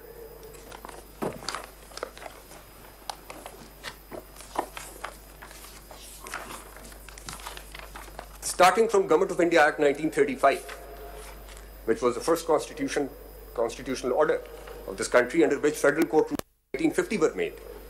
Under Section 214, subsection 1 of Government of India Act, the federal court could make rules but with the prior approval of the Governor General at that time. And in 1950, the Governor General, of course, was neither part of Parliament, there was no constitution, but under the Government of India Act, Governor General wore several hats, and the executive authority vested in him, and of course part of some legislative authority as well. Under the 1956 Constitution, Article 177 read with third schedule, Part 1, Clause 3, the rules were made with the prior approval of the President. There was not even a mention of any law as far as the 1956 Constitution is concerned. 62. Under 1962 Constitution, Section 60, Article 65 said, subject to this Constitution and the law and with the prior approval of the President. In 56 Constitution, the rule-making power was contained in third schedule. Yes. Had to be read with Article, I forget what 177. That said subject to law, and then... No, that said subject to law, it said subject to Act of Parliament. Act of Parliament, but I'll address that, which my Lord has just pointed out. I will address, my Lord, that question. My Lord, as far as... Just bear with me. Sir, एक second. I'll just Article 177. I'd read it out just for clarity. Until other provisions are made by an Act of Parliament, third schedule would apply. And as far as 1956 Constitution is concerned, nothing happened under that Constitution, but the Constitution provision was until an Act of Parliament is made with the prior approval of the President. Rules were made. Rules were made under the 56 Constitution, and Act of Parliament was not made. 56 rules came with the prior approval of the President. Is there any so as far as... Is there any difference between Act of Parliament and law? I'll address that question, my Lord. This is a question that I've noted, I'll address it. Under the 1962 Constitution, Article 65, subject to the Constitution and the laws, Supreme Court could make with the prior approval of the President.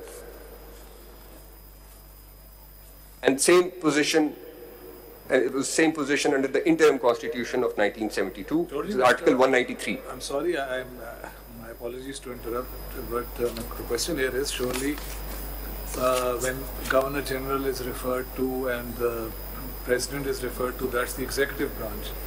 The 73 Constitution had the models from going back to 1935 up to 1972. It eschewed the controlling power of the executive branch. So surely the argument there is that the framers of the Constitution expressly were trying to strengthen the independence of the judiciary, and at least, if I may use the term, eliminating one particular branch from the equation. So the argument perhaps is reverse of what you are saying. No, I'm coming to that. I'm coming to that. No, I have it in mind. I have it in mind. And when I went through this, I noticed that the executive branch was removed, but not the legislative branch. So this is the effect of 1973. This is what has happened under Article 199. The executive action was. It's a pointer in that of the direction in which constitutional law is traveling. I'll address that. My lords, under Article 145, Clause 1, it is subject to law and with the prior approval of the President, and so is the position in Bangladesh under Article 107, identical to what is in India and what we had. With the Constitution, these references, when they say subject to approval of the President, is it unilateral discretion of the President, or it is President advised by the Chief Executive, albeit the Prime Minister, who that is? My Lord, so if we look at the jurisdictions where we have this position, of course in India, he acts on the advice. And if, for example, under Article 191... Government has the last say, not Parliament. Yes. It was, no, my Lord, with the distinction. Prior approval. The prior approval of the President means effectively prior approval of the Prime Minister, not the legislature. Yes. You said that in the Indian Constitution also it says subject to law, but that provision doesn't read like that. It's subject to the provisions of the law made by Parliament. Yes. So it's not subject to law. I will come to that when I take you to Article 191. I'll come to that. I'll come to that when I take you to 191. I'm just clarifying जो आपने argument की. My Lord. वहाँ ये नहीं लिखा हुआ. जी when I'll address subject to law, I'll be addressing. You reproduce 6 and 7, yes, madam. Now, in other jurisdictions, in United States, for example,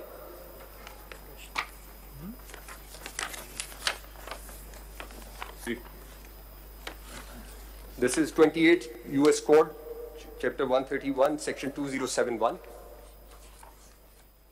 The rules made by the Supreme Court have to be consistent with the acts of Congress. And the latest development, or later development, is the Constitution Reform Act of 2005 of the United Kingdom. Now, under Section 45 of that act, the President of the US Supreme Court makes the rules, but is required to consult with the Lord Chancellor and all the bar councils while making the rules of procedure. So this is the progression, or this is how, this is the system that we have in place. 2000 UK Act, does that... 2005. 2005 UK Act, for example, do the rules have to be placed before the Houses of Parliament? Or is it with non-legislative? Address what the term law means and what is the scope that this term has, and whether an Act of Parliament would be actually covered under the term law or not. Or whether we can get a meaning where an Act of Parliament would be excluded from the definition of law and everything else would come under the... Why? I don't even understand this debate. Why is this? What is I couldn't understand the council. What was he saying really? My Lord, the council was arguing, began by referring to Clause 1 of Article 8, where it said that any law or custom or using having force of law, etc., shall not be made, and then Clause 2 said that places a limitation, embargo on the state to not make any law which is inconsistent with the provisions of this, with the chapter. This differentiation between an Act of Parliament and law, what is the significance here? My Lord, I missed the point. I tried to.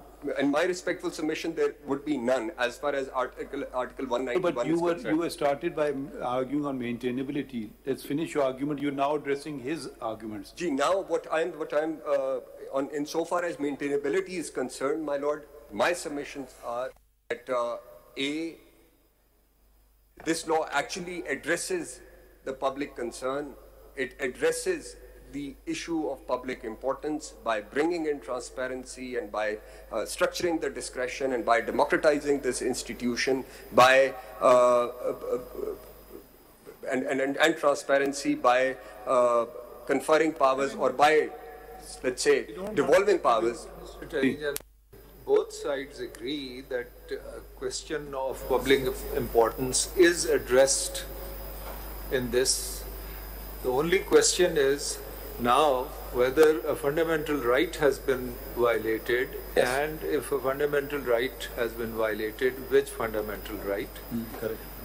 Because question of public importance तो आप भी concede कर रहे हैं या कह रहे हैं कि है, इसमें आप उसको मुख्तलिफ तरीके से point कह रहे हैं जी public importance question है जिसमें हमने address किया.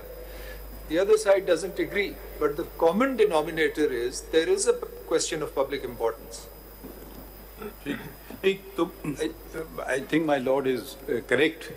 To that extent, you are in agreement. Now, the other limb of the argument, I mean, public importance is, in my opinion, a variable. The other importance is enforcement of fundamental rights. And other than that, I think the general, how the law is developed, a law is sustainable unless otherwise proven. So the burden is on the person who challenges a law to say what has been done. If he's invoked Article 199, his jurisdiction is wider of the high courts. You can attack income tax law, any other law in Pakistan for whatever reason you can, not limited to enforcement of fundamental rights. The attack under 184(3), leaving aside the public importance, and I think you both are probably agreement there, is a narrower attack. So the person has to come within attack on a fundamental right. What is the fundamental right that has been violated? Absolutely. Your arguments, what I could understand from is, rather than violating a fundamental right, this is a beneficial legislation for the litigant, not for me, not for the state.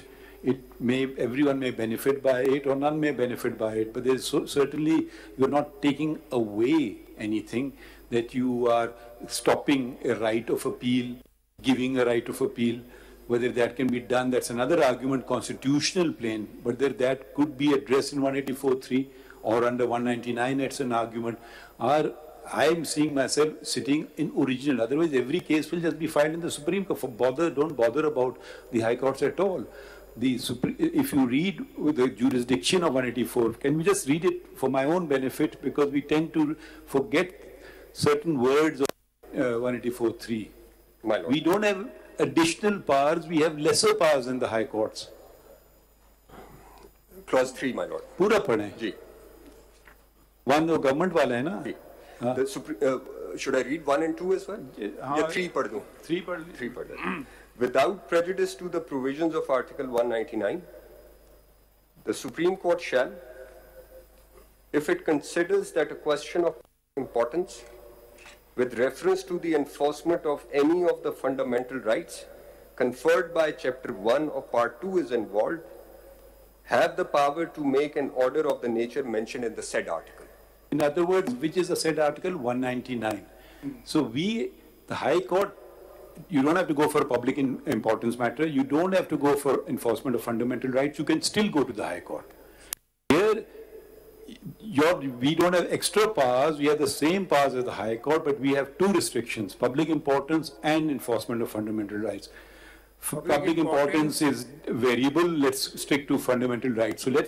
So the power here is not a much larger power. So my reading of the Constitution, a much narrower power than the High Court. High Court may strike down this law, arguably, and then we can sit in 184 as an appeal, then we have more powers. I don't know, am I wrong in my understanding? That's correct, my lord. And my lord, as far as challenge to the vires of this law. Just to add to that, where a law deals with powers of this court, the Supreme Court of Pakistan, do you think it would be appropriate for the High Court to adjudicate upon it? My lord, in another proceedings, this is a submission that I had made in other judgment where a specific question was raised, and my submission, respectful submission at that time was that yes, and I maintain that position. But are you aware there is a judgment of this court which says otherwise? My lord, now I'm before a full court, so I'd just, based on that, I'd just proceed. My lord. I know you press for time. Attorney General, can you explain the word enforcement? It's not the infringement of the fundamental right. It's the enforcement of the fundamental right. So, public importance with reference to the enforcement. With reference to the enforcement. Here, fundamental public importance, fine. Both parties are there. Now, had it been infringement, then you were right that there has to be a right which was infringed. Here, it's more wider. It's enforcement.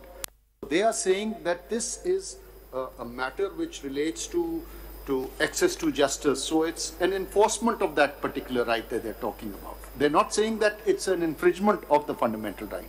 Can you explain? Can you expound on that? My lord. Now, of course, as I said, my lord, I reiterate that yes, access to justice is a right recognized by this court covered under Article 9, and to an extent, yes, it would be a fundamental right. Now, what they had to show was, the burden is on them, while challenging the constitutionality of this act on the basis of lack of enforcement of fundamental right, as my lord has just pointed out, not infringement of right. What they have to show is that this law does not, in fact, enforce this right of access to justice. No. It's first we are at the threshold of the maintainability. We don't go into whether this law is right, whether it is wrong, whether it is enforcement of the fundamental right or it is an infringement. As far as maintainability is concerned, public importance is done. Then we come to this issue of does the petition that they have filed, does the petition talk about enforcement of the fundamental right or not? The petitioner, my lord, proceeds on the basis that by way of this act, powers conferred upon the Chief Justice under the Supreme Court rules have been curtailed or taken away, and that then results in this law being unconstitutional. It is not the case here that this act in any way prevents enforcement of any right. Attorney General, one way of looking at it is the enforcement part, that whatever act has been challenged impedes the actualization of the fundamental rights. So perhaps it's interchangeably talking about infringement, but however uses a different word. So if a citizen comes and says this particular act thwarts or impairs the actualization of my fundamental right, I'm coming to the court. So enforcement or infringement might be synonymous. One more thing, I think the question of public importance also is a threshold entry point. Suppose if we see, don't you think the petitioner will have to show that in order for it to be a question of public importance, there must be apparently that law must be against public interest. But suppose if it's clearly in favor of public interest, does it constitute a question of public interest? To become a question of public interest, it must apparently prima facie be something against public interest, and then you say, yes, it's a question. But if it's so obvious that the whole law is in public interest, for example, do you think there's a threshold to that effect, or there isn't any? My first part of my submission, my lord, was that the question of public importance, my lord, when I pointed out that what this law does is it democratizes this institution, brings more transparency, structures the discretion, it actually advances that public interest. And therefore, they fail on that threshold, that count as well. Attorney General, my lord. On my repeated questions, in response to my repeated questions, they conceded very explicitly that this is a good law enhances access to justice, and also, speaking for myself, it addresses a very, very big issue of internal and institutional independence. Now, in that context, when this is an admitted fact, the only question whether the Parliament had the competence or not, क्या जो 184(3) की requirements है वो fulfill होती है, because there is no enforcement of fundamental. Lord, if that is so, then these petitions have to be rejected on this basis alone, because insofar as legislative competence is concerned, 184(3) cannot be pressed into service. So taking if we'll let you, I think a lot of questions are coming up. We'll note. I'll try to make a point. These are, my lord, please. But अगर आप थोड़ा सा अपना continue रखें, I want to know where you're going. Okay. Attorney General, if I may ask you a question, is in the public interest that Parliament, or for that matter a provincial assembly, remains within the limitations that may be placed by the Constitution on Parliament or a provincial assembly? Is it in the public interest? My lord, which fundamental right would it Not be talking affected? of fundamental right, I'm talking of public interest. Of course. Of course. Yes. So therefore, if a law... Again, happening, which I must, interject. I would, you have agreed with now here, I won't agree with you. I will say it may be unconstitutional, but not within the parameters of 184(3). There may be a lot of unconstitutional things going on in Pakistan, but it won't come within the parameters of 184(3). That is the fundamental point. That's my way of approaching it. Others have different ways of approaching it. So I think आप जरा चलें, फिर आप note कर लें सवाल. I just this part I just conclude. If I may continue, sorry, if I may continue. It is in the public interest. I'm not speaking of any fundamental right. I'm only speaking of public interest. It is in the public interest you accept, and I think rightly so, that because we have a federal structure, Parliament and provincial assemblies must remain within constitutional limits, right? Whatever those constitutional limits are. So therefore, it seems to me to follow logically that if Parliament makes a law that is ultra vires, or a provincial assembly makes a law that is ultra vires, it is in the public interest to challenge that law. Because if remaining within the constitutional limits is in the public interest, then going beyond those limits and making an ultra vires is surely a breach of public interest. What would you say to that? That touches upon the legislative competence. No, I'm talking of public interest. Yes, but any law, a law cannot be struck down on the basis of just being public. Where the challenge can be is a separate. My lord, let's just take a step back. Any law made by any legislature, provincial assemblies or the Parliament, would be a matter of public interest and importance. It is a law that is being enacted. Now, in order to examine that law, in order to assume jurisdiction to examine that law, we have to look at, in the case of Supreme Court, Article 184, and the cases of High Court in 199. Now, आप तो कह रहे हैं ना, मैंने जो note किया, हो सकता है मैंने फिर गलत नोट किया हो, आप तो कह रहे हैं कि this challenge fails on both counts. Yes. Public interest and this. जी. तो मैं अभी सिर्फ public interest पे देख रहा हूँ ना. But तो मैं आपसे पूछ रहा हूँ, I mean, speaking for myself, it seems to me that any law which is ultra vires, whether by Parliament, whether by provincial assembly, meaning breaches the limitations, whatever they may be, imposed by the Constitution, because the Constitution is supreme. It is contrary to public interest. Has to be. Now, let me just quickly address this, because this is a maintainability issue here, and I want to address that issue here first and foremost. The two conditions provided under Clause 3 or required under Clause 3 are connected.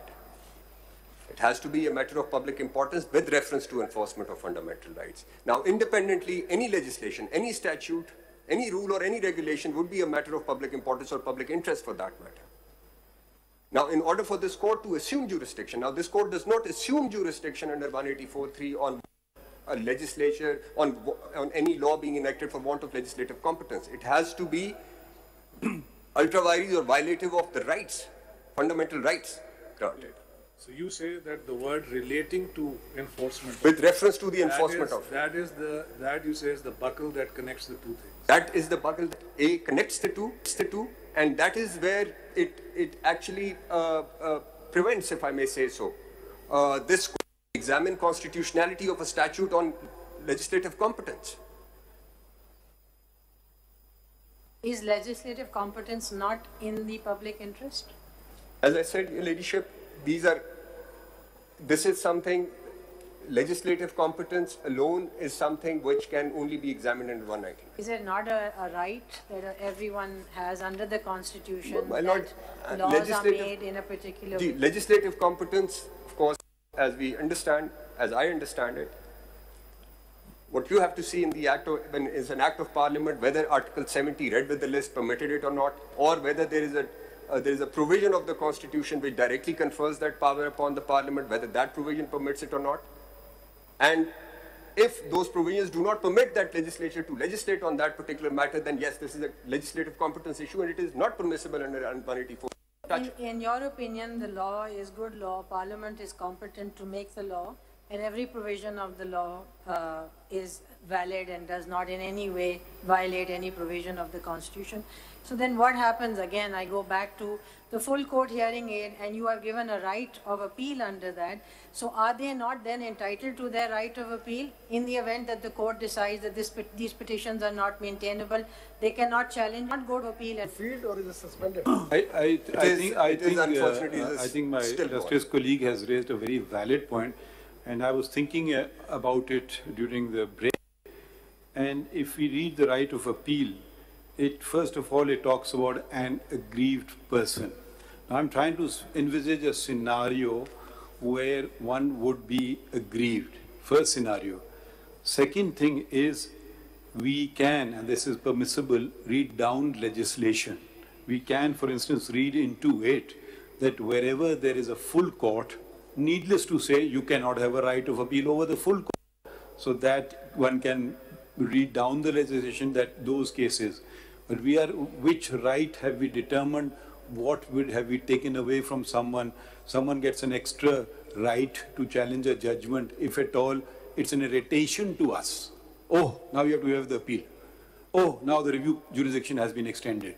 So what are we doing? And it's not conferring this power to an executive functionary, to the legislature, to the president, or to anybody else. It may be nuisance value for us. Our reviews are going, our appeals are going, that sort of thing. What are we taking away? If the judgment is correct and in order, should we shy away from looking at it because someone files an appeal? Yes, it may bring in litigation into the court. That's the downside, may be said. But where is the aggrieved person? Who will be the aggrieved person be? The person affected. Because I think the 184.3, the whole intendment of that was for not for lawyers. It was not for the well-to-do. It was not for the multinationals. It was for the poor, the dejected of society. We have a whole chapter on the principles of policy, which no one bothers to, we don't read. Bonded laborers, transgender, women rights, children, they can't come to court. We can intervene, 183 can come to their rescue.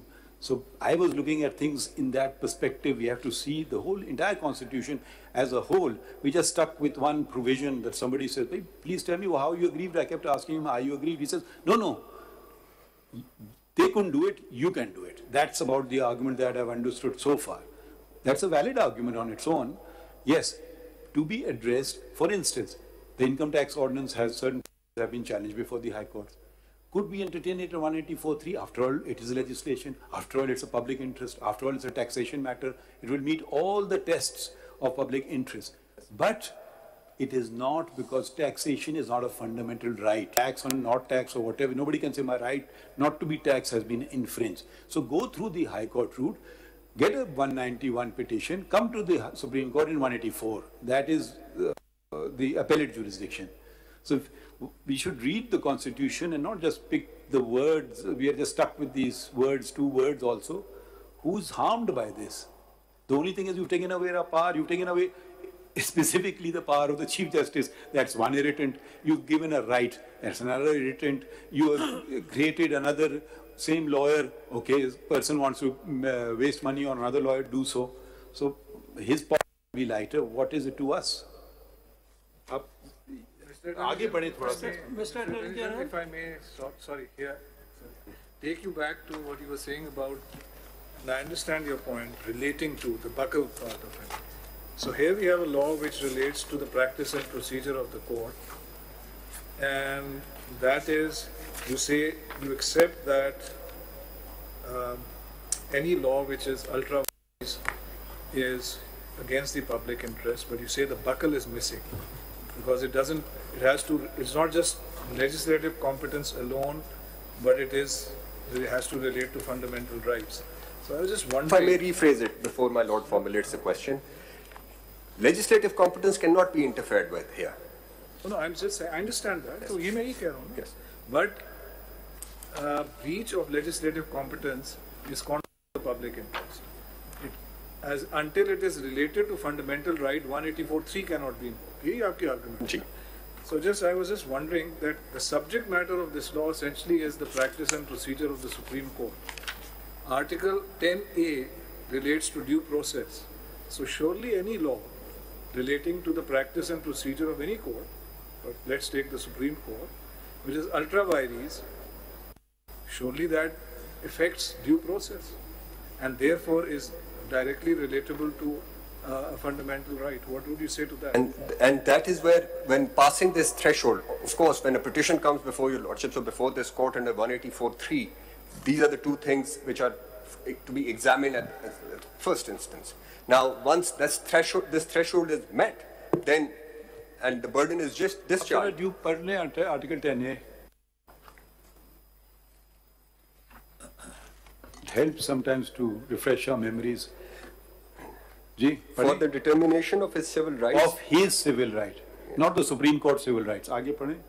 And obligations, or in any criminal charge against him, a person shall be entitled to a fair trial and due process. It's nothing to do with the Supreme Court's due process. It's his. You have your right of appeal been taken away, your right of cross-examination been taken away, have your right of a statement under 340 been taken away. So that's where then it takes me, my lord, and I just addressing your question. Mr. Attorney General, the subject matter is legislative competence in relation to practice and procedure. Surely as a matter of principle, it's not a question of whether the law is taking away.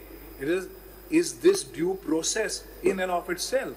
And if the law is ultra vires, the answer is precisely because ultra vires, it can't be due process. So let's proceeding on this. Whatever it says, whether it says I'll go with it. Chief Justice is master of the roster or five. I'll go with it, and let me just make my submission on this. I'll go with it.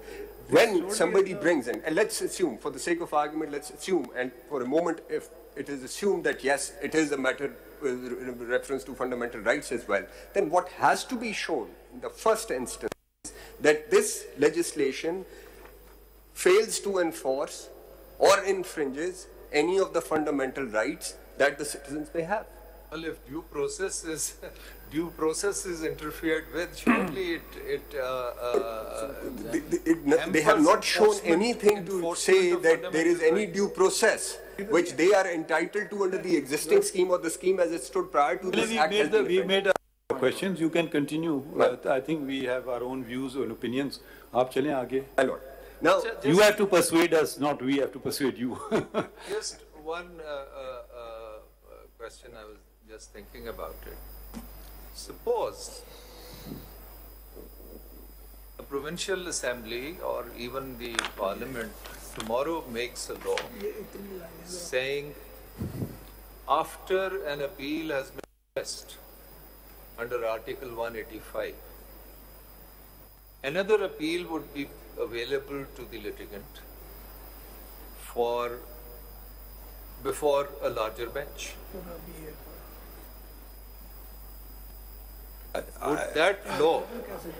Would that law stand? I would rather consider these. Competence ki baat let's consider what the law did. Maybe tomorrow that very matter comes before us. So the question is. A second appeal. My lord's question is whether the second appeal would be provided.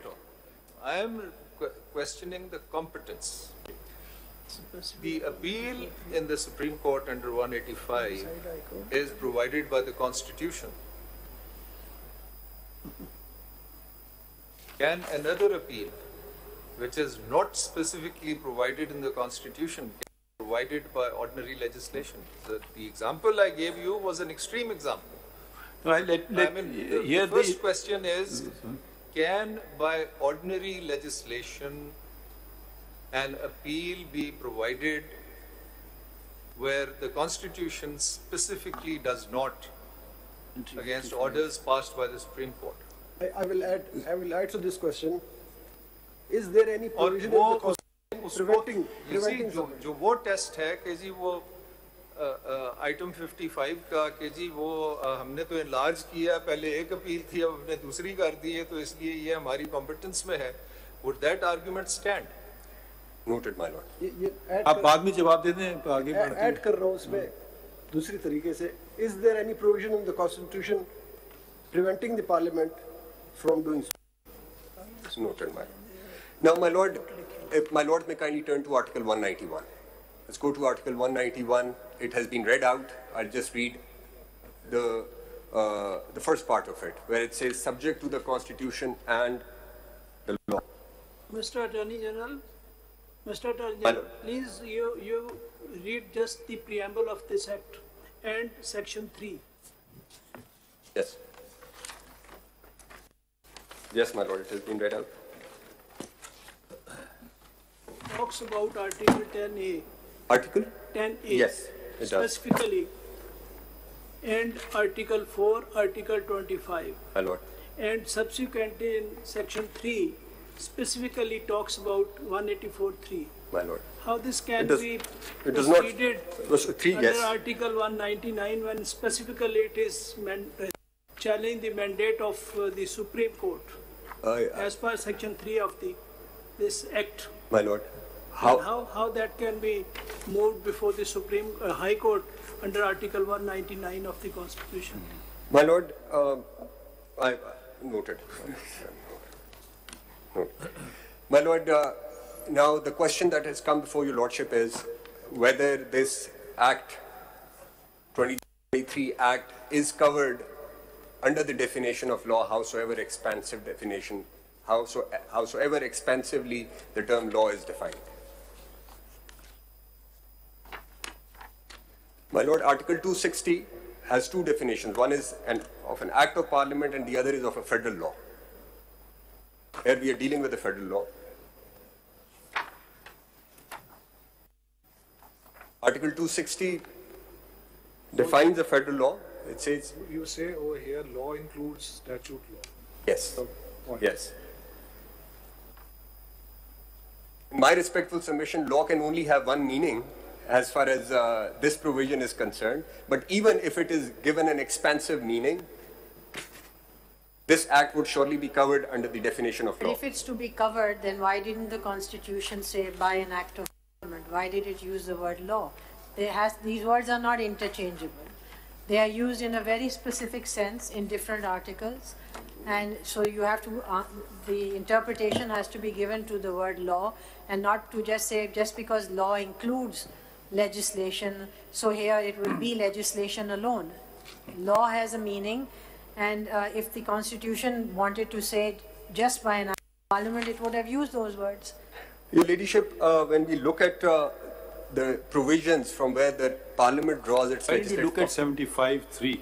Ji 75.3 and 141 and 142 as well. पढ़ लेते हैं जरा, उसमें दोनों लफ्ज इस्तेमाल हो गए. When the President has assented or is deemed to have assented to a bill, it shall become law and be called an act of Majlis-e-Shura. So it is happens. What it is, the name of the thing is, you are a man. Your name is Mansoor Rahman. I would read it like that. And the definition of federal law under Article 260 is, federal law means a law made by or under the authority of Majlis-e-Shura Parliament. Now, if we turn to Article 8.2, for the sake of this submission, where any law which is inconsistent with fundamental rights is void, Article 8.2 says, the state shall not make any law. Now, the state is not just the Parliament, the state is the province, the governments and the assemblies and any authority which has the power or is authorized by law to impose any tax or cess. आप फरमा रहे हैं कि law and you refer to the definition of federal law. It doesn't say federal law. It says. It does not. What I'm saying is. I have a question for you. Suppose provincial assembly under Article 191 law बना सकती है. वो 2000 के अंदर 2000 Supreme Court deals with that question. Yes, they cannot be answered. Because the power with respect to legislation with respect to regulating the court's jurisdictions or powers.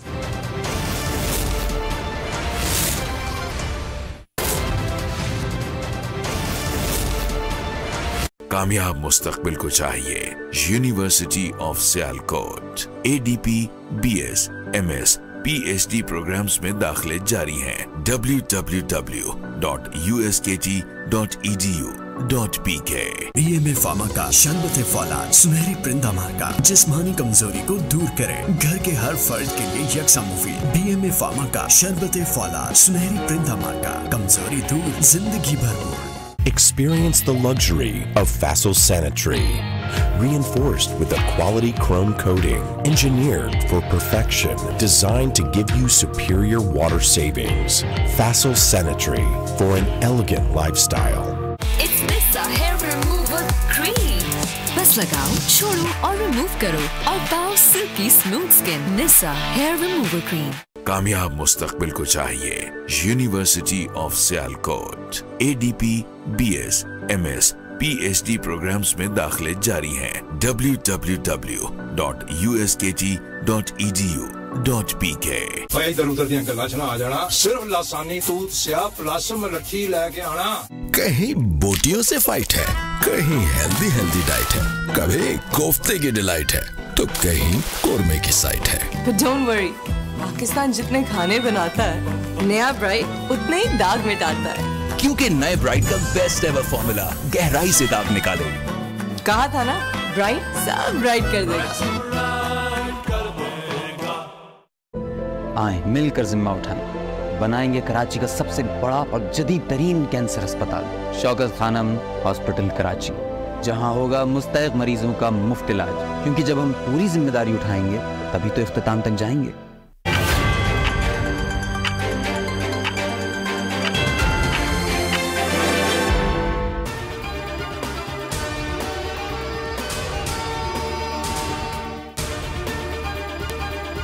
Practice and procedure bill अदलिया की आज़ादी के खिलाफ नहीं। कानून में अदालत का कोई काम भी किसी दूसरे इदारे को नहीं दिया गया। अटॉर्नी जनरल के practice and procedure act case में दलाइल। कहा कानून के तहत सुप्रीम कोर्ट ही अपने तमाम उमूर अंजाम देगी। दरख्वास्तों के काबिल समात होने पर एतराज़। कहा दरख्वास्त गुजारों का एतराज़ कानून नहीं बल्कि कानून साजी के तरीका पर है। सुप्रीम कोर्ट का मतलब तमाम जजेस हैं। कानून को जांचने के लिए रेफरेंडम नहीं करवा सकते। आइन पर अमल का पाबंद हूं। सुप्रीम कोर्ट में practice and procedure act case में चीफ जस्टिस काजी फायज ईसा के रिमार्क्स।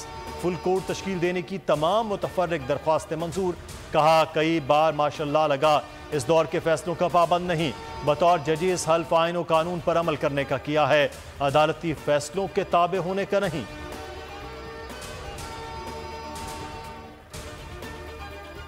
अगर पार्लियामेंट ने चीफ जस्टिस की बादशाहत खत्म की है तो इसमें गलत क्या है?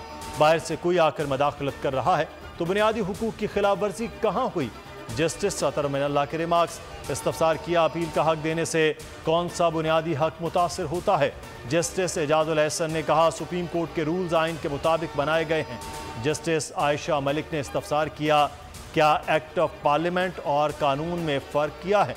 जस्टिस जमाल मंदोखेल ने कहा क्या एक्ट ऑफ पार्लियामेंट कानून नहीं होता? जस्टिस मंसूर अली शाह बोले प्रैक्टिस एंड प्रोसीजर एक्ट तो सुप्रीम कोर्ट को मजबूत बनाता है। जुडिशल कॉम्प्लेक्स तोड़फोड़ हमला केस। इस्लामाबाद ATC ने परवेज इलाही का एक रोज़ा राहदारी रिमांड मंजूर कर लिया। परवेज इलाही को जज अबुल हसनात जुल्करनैन की अदालत में पेश किया गया। अदालत ने महफूज फैसला सुना दिया। जज ने इस्तफसार किया परवेज इलाही की कब जान छूटेगी? वकील सफाई ने कहा कभी किसी शहर और कभी किसी शहर के चक्कर लगवा रहे हैं। तफ्तीशी अफसर ने बताया परवेज इलाही के खिलाफ एंटी करप्शन की इंक्वायरी चल रही है। इलेक्शन शेड्यूल आ जाए तो फिर सवाल कर सकते हैं कि कौन सा इत्तेहाद कर रहा हूं। बिलावल भुट्टो की ओकाड़ा में गुफ्तगू, कहा ऐसा नहीं, चेयरमैन पीटीआई को बंद करने से मुल्की मसाइल हल हो गए। एक तरफ मुआशी और सियासी बहरान है, कोई माने या ना माने, लॉ एंड ऑर्डर और दहशतगर्दी की सूरत में चैलेंजेस का सामना है। चीफ इलेक्शन कमिश्नर से दरख्वास्त है इंतखाबात की तारीख दे दें।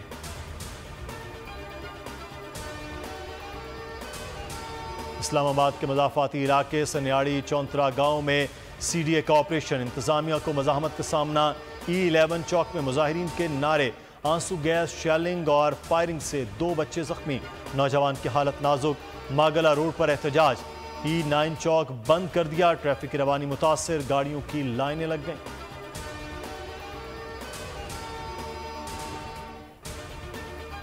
वजीराबाद में तलबा ग्रुपों में तसादुम, फायरिंग से नौजवान जाँ बहक, दूसरा शदीद जख्मी। बाबर नामी नौजवान गोली लगने से मौके पर दम तोड़ गया।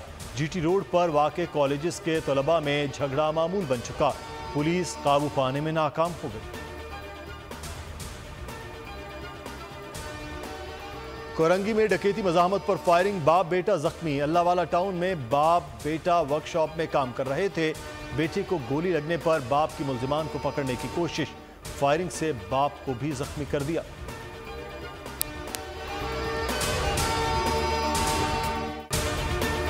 This headline news is brought to you by नया ब्राइट उतने ही दाग मिटाता है। कहीं बोटियों से फाइट है, कहीं हेल्दी हेल्दी डाइट है, कभी कोफ्ते की डिलाइट है, तो कहीं कोरमे की साइट है। But don't worry, पाकिस्तान जितने खाने बनाता है, नया ब्राइट उतने ही दाग मिटाता है। क्योंकि नए ब्राइट का बेस्ट एवर फॉर्मूला गहराई से दाग निकाले।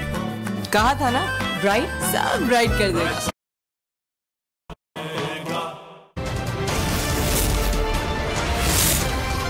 और इस वक्त आप फिर से देख रहे हैं सुप्रीम कोर्ट में प्रैक्टिस एंड प्रोसीजर एक्ट 2023 के हवाले से समाअत हो रही है। Act of the Parliament will prevail. This court. My lord. It will be the act of the Parliament. And if there is a judgment which has been rendered on the basis of, and this is where the principle of legislative overrule flows from, that if there is a judgment expounding a certain provision of a statute or the rules, that judgment cannot be overruled unless the basis or the foundation on which that judgment came about is altered or removed, which is to say, if the law, underlying law is amended, then the effect of that judgment goes away. And that is where, even if, for the sake of argument, the term law includes a judgment, if the underlying, if the rules which were expounded by your lordship in that judgment... First of all, I didn't say judgment, I said case law. Judge-made law is different from judgment.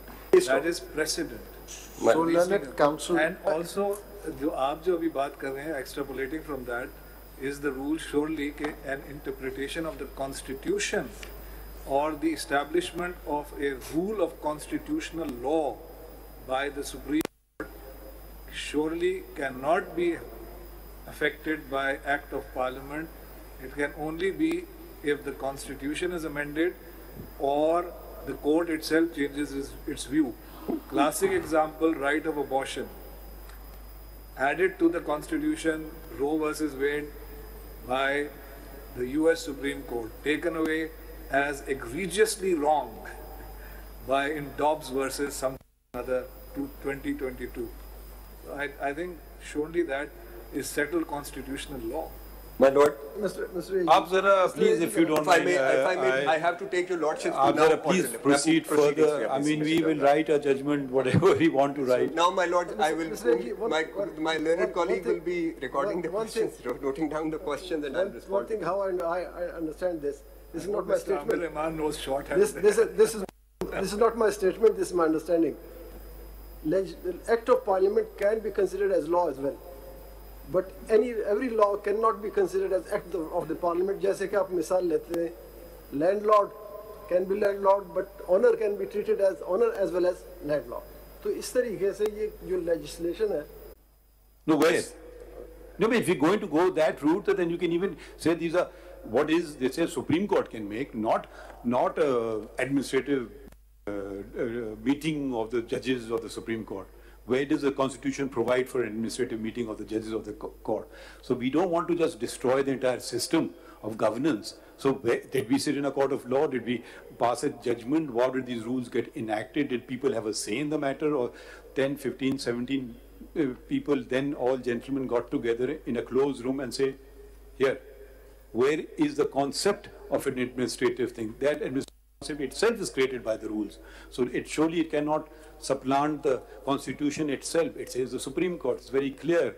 Now, I'm not really understanding. I am only concerned with one and only one thing. What have we taken away from Khwaja Sahab, his client, or any citizen of Pakistan? What have we taken away? What have you taken away? If you've taken away something, we will strike it down.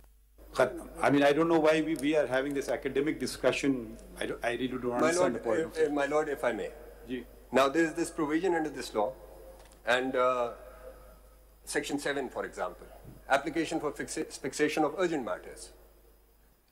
Do we not know that there are people who died in prisons, condemned to death before their appeals came up for hearing? This is our domestic affair. No, with great respect, my Lord, it is not. It is. Absolutely not, my Lord, with great respect. This is the right of the citizen, litigants ka right hai. Learned Attorney General. My Lord, with great respect, it is not. Resolve this. It can't possibly. Learned Attorney General, what if the Chief Justice refuses to call a meeting of the full court and refuses the full court to amend the rules? Should the Parliament not intervene in the interest of the litigants? That is exactly what has happened. And here, if my Lords may kindly turn to Order 11 of the Supreme Court rules. Order 11 of the Supreme Court rules. I'm just going to take this point forward. Order 11 of the Supreme Court rules. It begins by saying, save as otherwise provided by law. The full court, going by, let's say... एक मैं आपको इसमें तसादुम दिखा दूं अब मौजूदा rules में जो आइन से तसादुम रखती है, ठीक है? Appeal is a right, civil petition for leave to appeal is not a right. For an appeal the rules provide 30 days, which is a right. For a civil petition for leave to appeal, you get lots of time, 60 days. I would say it violates the very concept of the Constitution. Maybe it's a mistake, but the other question would be, can these rules be challenged? I think they can be challenged. If they had a supra-constitutional effect, they can't be challenged. Suppose I refuse to, suppose tomorrow I refuse to fix any bench. What will compel me? At the moment there is stay order of reason, I said, nahin, hum chutti pe jaate hain, hum court hi nahi lagate hain. What will you do? Move a reference against me, that's about all. You can't compel me under any law to do that. So, the object is, there has been a problem, there has been successive addition of cases, we are completely closing our eyes to it. हम 2019 में full court meeting हुई थी, वो भी हम नहीं call कर सकते हैं, वो भी इख्तियार चीफ जस्टिस का है. 2019 से 4 साल गुजर गए हैं, क्यों नहीं मीटिंग कॉल हो रही है? 2019 से उस जमाने में 40,000 केसेस थे, अब उसमें ऐड हो गए 27,000. हमारी मर्जी, हमारा डोमेस्टिक अफेयर है? नहीं, हमारा डोमेस्टिक अफेयर है, फिर हम तनख्वाह नहीं लें स्टेट से. हम टैक्स पेयर हमें पैसे देता है, हमें एक काम के लिए पैसे देता है, केस का फैसला करो, ये हमारा काम है और कोई काम नहीं है, बाकी सारे हमारे पेरिफेरल काम है.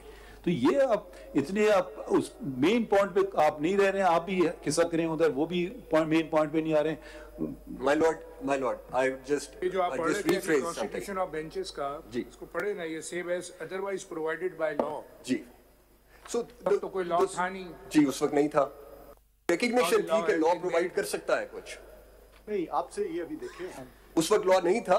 अब ये लॉ, क्या ये आपके ख्याल में ये जो 1980 के रूल्स हैं, ये लॉ है? My lord, these are नहीं, आपसे simple, are the 1980 rules law, come within the purview of law or 191 की definition क्या आप? 191. No sir. No. These are the rules. These are the rules. The language says subject to the and the law, the Supreme Court will make rules. What is the purpose of mentioning save as otherwise provided by law? Yes. This is the recognition of what Article 191 provided. Now, at that time, there was no statute or an act of parliament which provided for anything, but the full court of this court left it open. Now the law has been promulgated, and this covers under this provision. Yes, not just this provision, it is covered under 191. This only recognizes what 191 already. Mr. Attorney General, then you are excluding all those laws which are made under the delegated powers. You are excluding all those laws which are made under the delegation of the power by the government or the parliament. Delegated legislation. In what context, my lord? In the context of definition of law. There are two primary law and the delegated law. And delegated law includes the rules. No, we are looking at the Supreme Court rules are not law. We are only looking at the language of 191. We are looking at the language of 199, and we are trying to understand what is the term or what is the scope of term law as provided under 191 is. Yes. Now, I had taken your lordship through how this provision or the pari materia provision had historically progressed, where in addition to Parliament there was a executive as well. That role was taken away, that role was eliminated, but the role of Parliament remained. And, my lords, Article 67, which provides for the regulation of the rules of procedure of the houses, there is no such You have not language. You have not argued on Article 142 because this is the distribution of legislative power. Yes. And Majlis-e-Shura Parliament shall have exclusive powers to make laws with respect to any matter in the federal legislative list. Yes. And if we go through Article 50, the legislative list of item 57, it is also related to 58. 58. उसके साथ 55, sorry, 55, yes, jurisdiction and power of all courts. So insofar as Section 5 is concerned, it is entry 55. With respect to other provisions, it is Article 191 read with entry 58. Article 50, sorry, item 58. Is it not coming under 55? It says enlargement of the jurisdiction of the Supreme That's Court what I said, and the conferring up there on supplemental powers. So it has given us more powers. I have committed a mistake. I've given you an exact example of a Himalayan mistake committed by this court, the Recodic Judge. 6.5 billion. Isn't that a big enough mistake for us to understand? That's exactly what I've submitted. Section 5 is covered under entry 55. So you are trying to resolve that. Why? I don't know. I mean, they don't argue the case. I don't know why we're not proceeding. We love quoting American presidents. Why don't we quote the American president, which the Supreme Court of America says 20 minutes and nothing more? Now, you are not, please don't take questions. You just hear them, write them down, whatever. Now, my lord, I just stick the mission that I had made in the beginning. Mr. Amir Rahman is the person who is recording the question. अब आप देखिए, हम आज से सुबह से कोई 150 cases की addition हो गई होगी because of this case. We can hear this case for the next month. No other work will happen in the Supreme Court. If you want the system to collapse, please proceed. Take your time. We won't interrupt. Khwaja Sahab नाराज हो कहते हैं, अब आप नाराज हो जाएंगे, मुझे बोलने दे रहे हैं, पॉइंट्स ले हम नोट करेंगे, हम आपको सुनने के लिए बैठे हैं, आपने इतने मोटी चीजें दी, हम पढ़ लेंगे इनको. Now I just quickly rush through my submissions and that in Order 11, the use of the word law, the term law, you think it carries the same meaning as in Article 191? Yes.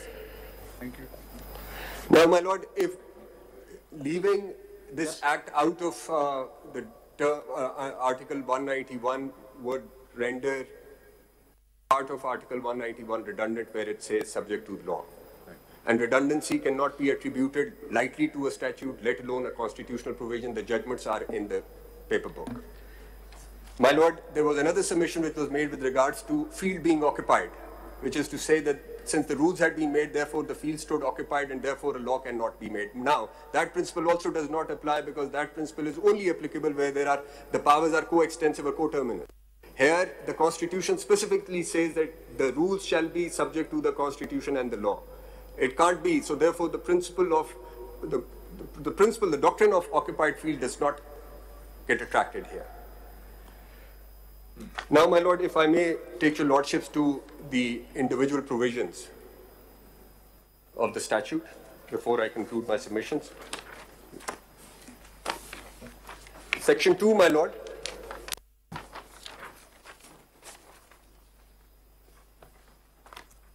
Section 2, as I've already submitted, it endeavors to create more transparency, where the power has been, which was under the rules vested in the Chief Justice, has now been... Call it a sharing of the burden. Sharing of the burden. It's a huge burden. Yes. Why think of it negatively? Think of it positively. My Lord, I don't want this burden. I want to share it with my colleagues. So what?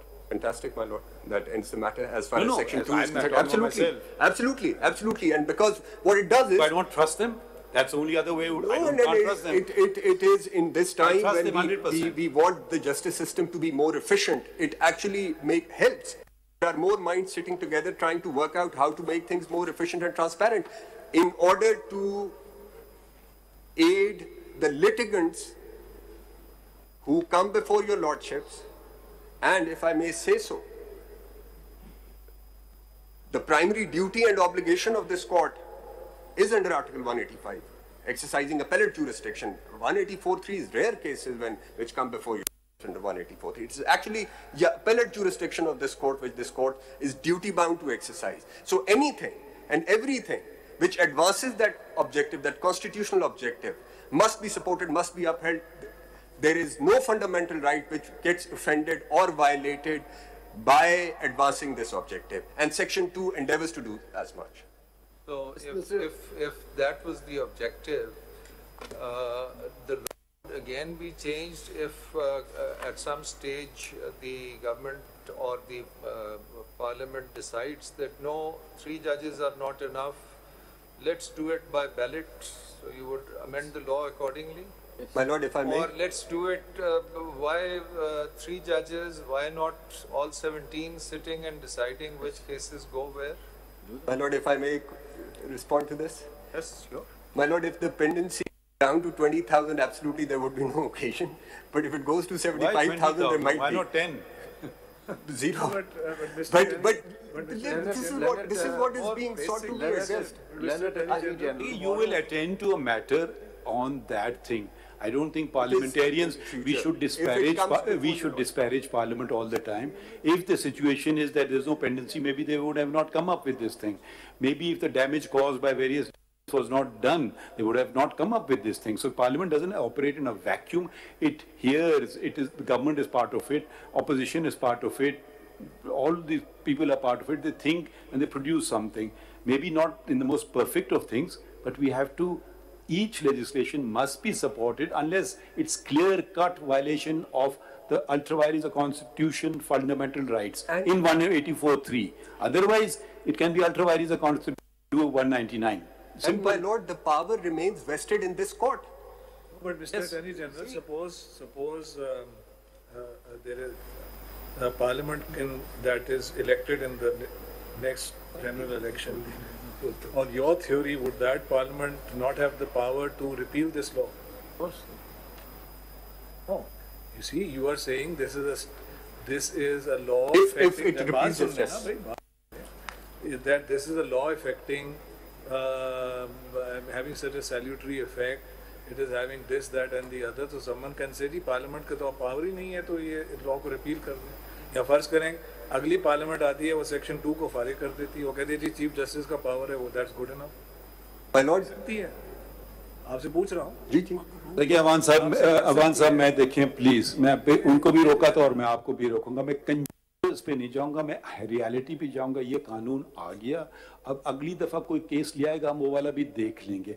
मैं opinions कभी नहीं दूंगा। आप हमारे या तो advisory jurisdiction इस्तेमाल कीजिए, हम ऐसे आपको ओपिनियंस नहीं देंगे। आपका काम है अपनी सरकार, अपनी गवर्नमेंट को ओपिनियन देना, हमारा काम है उसको उसकी कॉन्स्टिट्यूशनलिटी वैलिडिटी आप देखें, खत्म। हम आपके ऊपर मफरूजे नहीं डालना चाहते हैं कि क्या होगा। भाई हमें क्या पता क्या होगा, जब आएगा हम देख लेंगे। बहुत सारी चीजें आप कर लें प्लीज इस कानून पे और आगे बढ़ा लें बात को, क्योंकि हम देखिए कोर्ट आप समझ नहीं रहे हैं इसकी अहमियत। हम लोग बैठ के इधर एक कंडीशन गवर्नमेंट में बैठ रहे हैं, लोग कोई जेल में मर रहा है, किसी का केस है, मेरी तो मुझे तकलीफ हो रही है। सुबह से 57,000 है, अब हम छोड़ के जाएंगे 150 और बढ़ जाएंगे, कल 150 और बढ़, आप चला लें 1 महीना केस, हमें क्या फर्क पड़ता है। फर्क इसलिए पड़ता है क्योंकि हम तनख्वाह ले रहे हैं इस गरीब आवाम से एक काम करने के लिए कि उनके केसेस का फैसला कर लें, खत्म। ये बहुत अच्छी डिबेट है, जाके हाई कोर्ट में कर लें चैलेंज, वो आ जाएगा जजमेंट नंबर 94 में, हम बड़े पूरे पावर्स के साथ बैठ के इसको देख लेंगे। आपको पता है आज बेंच बनाने का क्या इशू था, इसके बावजूद के स्टे चल रहा है। मैंने अपने 2 सीनियर कलीग से पूछा कि मैं ये करने जा रहा हूँ, 2 स्टे चल रहा है, अलग बात है आइन कानून पर स्टे चल रहा है, फिर भी कि बात को आगे बढ़ा के किसी खत्म कर लेना, सराह लें कानून को, ये तर्क कर दें, मगर आप अपने दलाइल दें, हम उसका सुन लेंगे और फैसला कर लेंगे। कोई इख्तलाफ करेगा, कोई नहीं करेगा, उनकी मर्जी है। हमें आपको परसुएट करने की कोई जरूरत नहीं, आप हमें परसुएट कर लीजिए और सवाल का जवाब नहीं देना चाहते मत दीजिए, हम आपके खिलाफ कर लेंगे फैसला। My lord, my learned friend is questions. No, sorry. I'm not indulging in conjectures. I'm asking you a question in order to understand the principles that you are saying and arguing and submitting before the court. My lord. I'm not engaging in theoretical argument. My lord. I'm trying to understand the basis on which you are defending the constitutionality of this law. So therefore my question stands. Tomorrow if Parliament were to make this a law and say, let it go back to the Chief Justice in his sole capacity, would that is within Parliament's competence? My lord, if that is so, if it so happens. Yes, not conjecture. This is to establish the principle. You accept that? Absolutely, my lord. Absolutely. It is in Parliament's competence, and if I may say so, my lord. My lord, I have provided assistance. I have, as Attorney General. Absolutely. Yes. Mr. AG, to your right. Section 2, it provided that the bench, constitution of the bench. Suppose bench is constituted. Who will assign the cases to the benches? Still, this power has not been given in this act.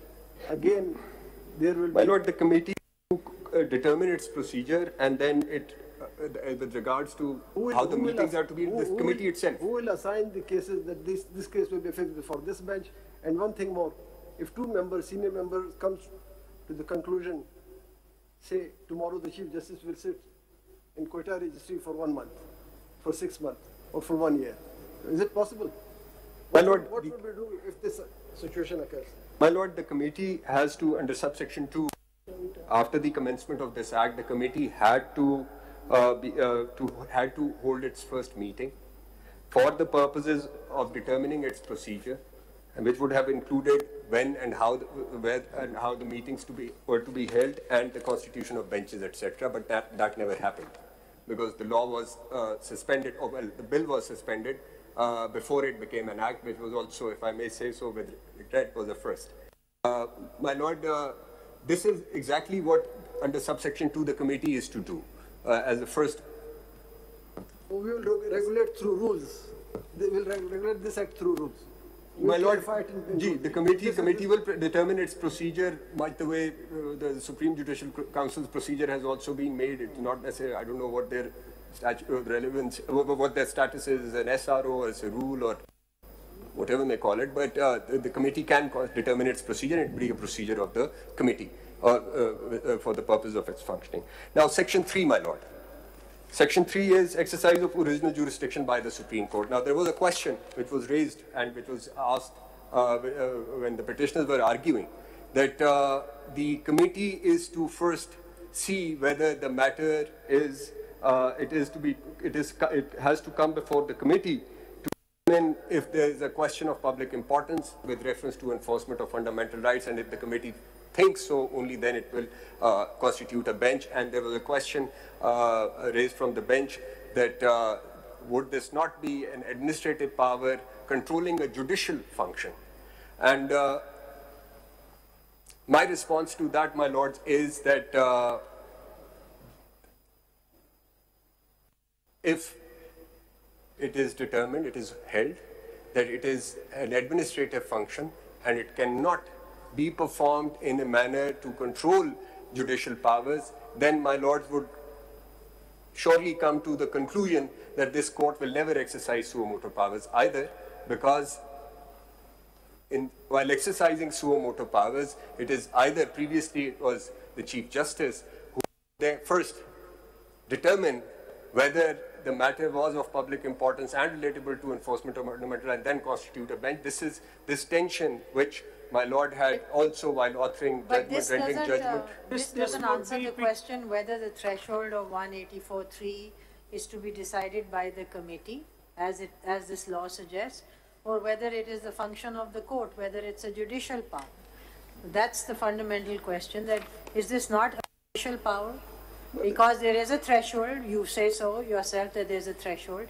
So how can a committee be deciding it? And again, it goes to the fact that if the committee decides that this doesn't meet the threshold, then the person that has filed the petition, they can't challenge that decision? My question is, there's a distinction between what is filed under 184 and the suo motu, and that's why, my Lord. My question is, if the Chief Justice, just one person, as a master of the roster, could decide whether to take a suo motu or not, why not a committee? Yes, and that is why my response was that further if providing guarantees, and my only question is, are we not accountable to the litigants? Absolutely. The Parliament is the representative of the litigants. If they want to change our procedure because they are not satisfied with our internal or institutional independence, that's their prerogative. And we are there to serve the litigants. And if I may, my Lord. Normally, you see, the cases would be marked by the Chief Justice, even if it's a 184.3. So I think the question of judicial power is secondary. First comes the constitution of the bench, and then judicial power is going to be exercised. Here we're talking about the constitution of the bench. It doesn't impair any judicial power. The question is, earlier the Chief Justice would mark the case to somebody. He would certainly mark it. I mean, I as a judge would not hear any case unless it's marked to me. And then all it says is that instead of the Chief Justice, the committee marks it. So judicial power is not in any way impeded because judicial power comes after the bench. Section 3 talks about invoking of jurisdiction, and that is what I was addressing. Specifically states that the committee would examine. The word used is examine, and that's what I was addressing. For examination. This half-hourly clock is brought to you by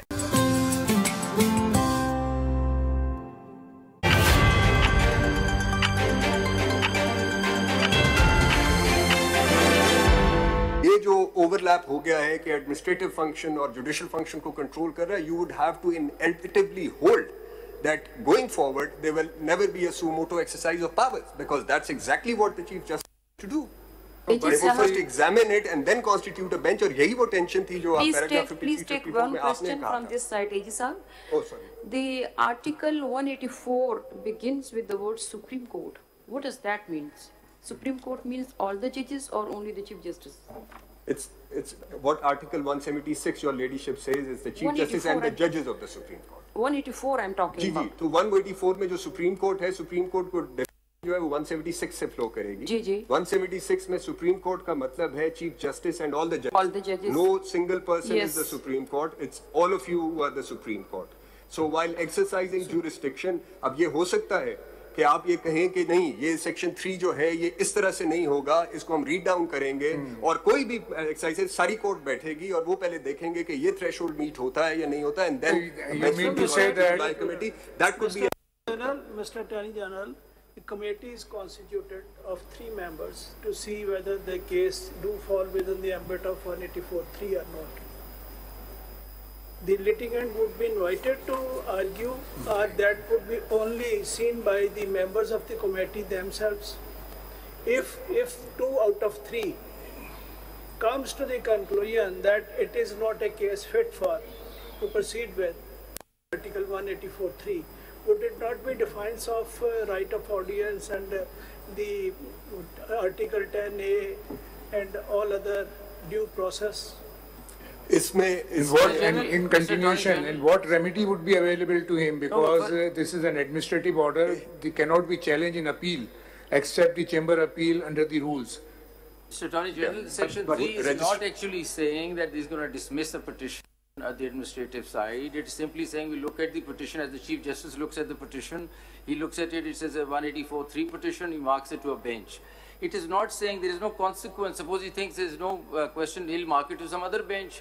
It doesn't say he'll dismiss the petition as to give a hearing to anybody. This is just to look at the My lord, file ये जो and- threshold है administrative Nobody's side talking पे about a day in day hearing out basis पे हमें cross करना पड़ता है litigants on this side. I'll यहाँ पे objection आ जाते हैं registrar के कि जी ये meet नहीं. What's been happening?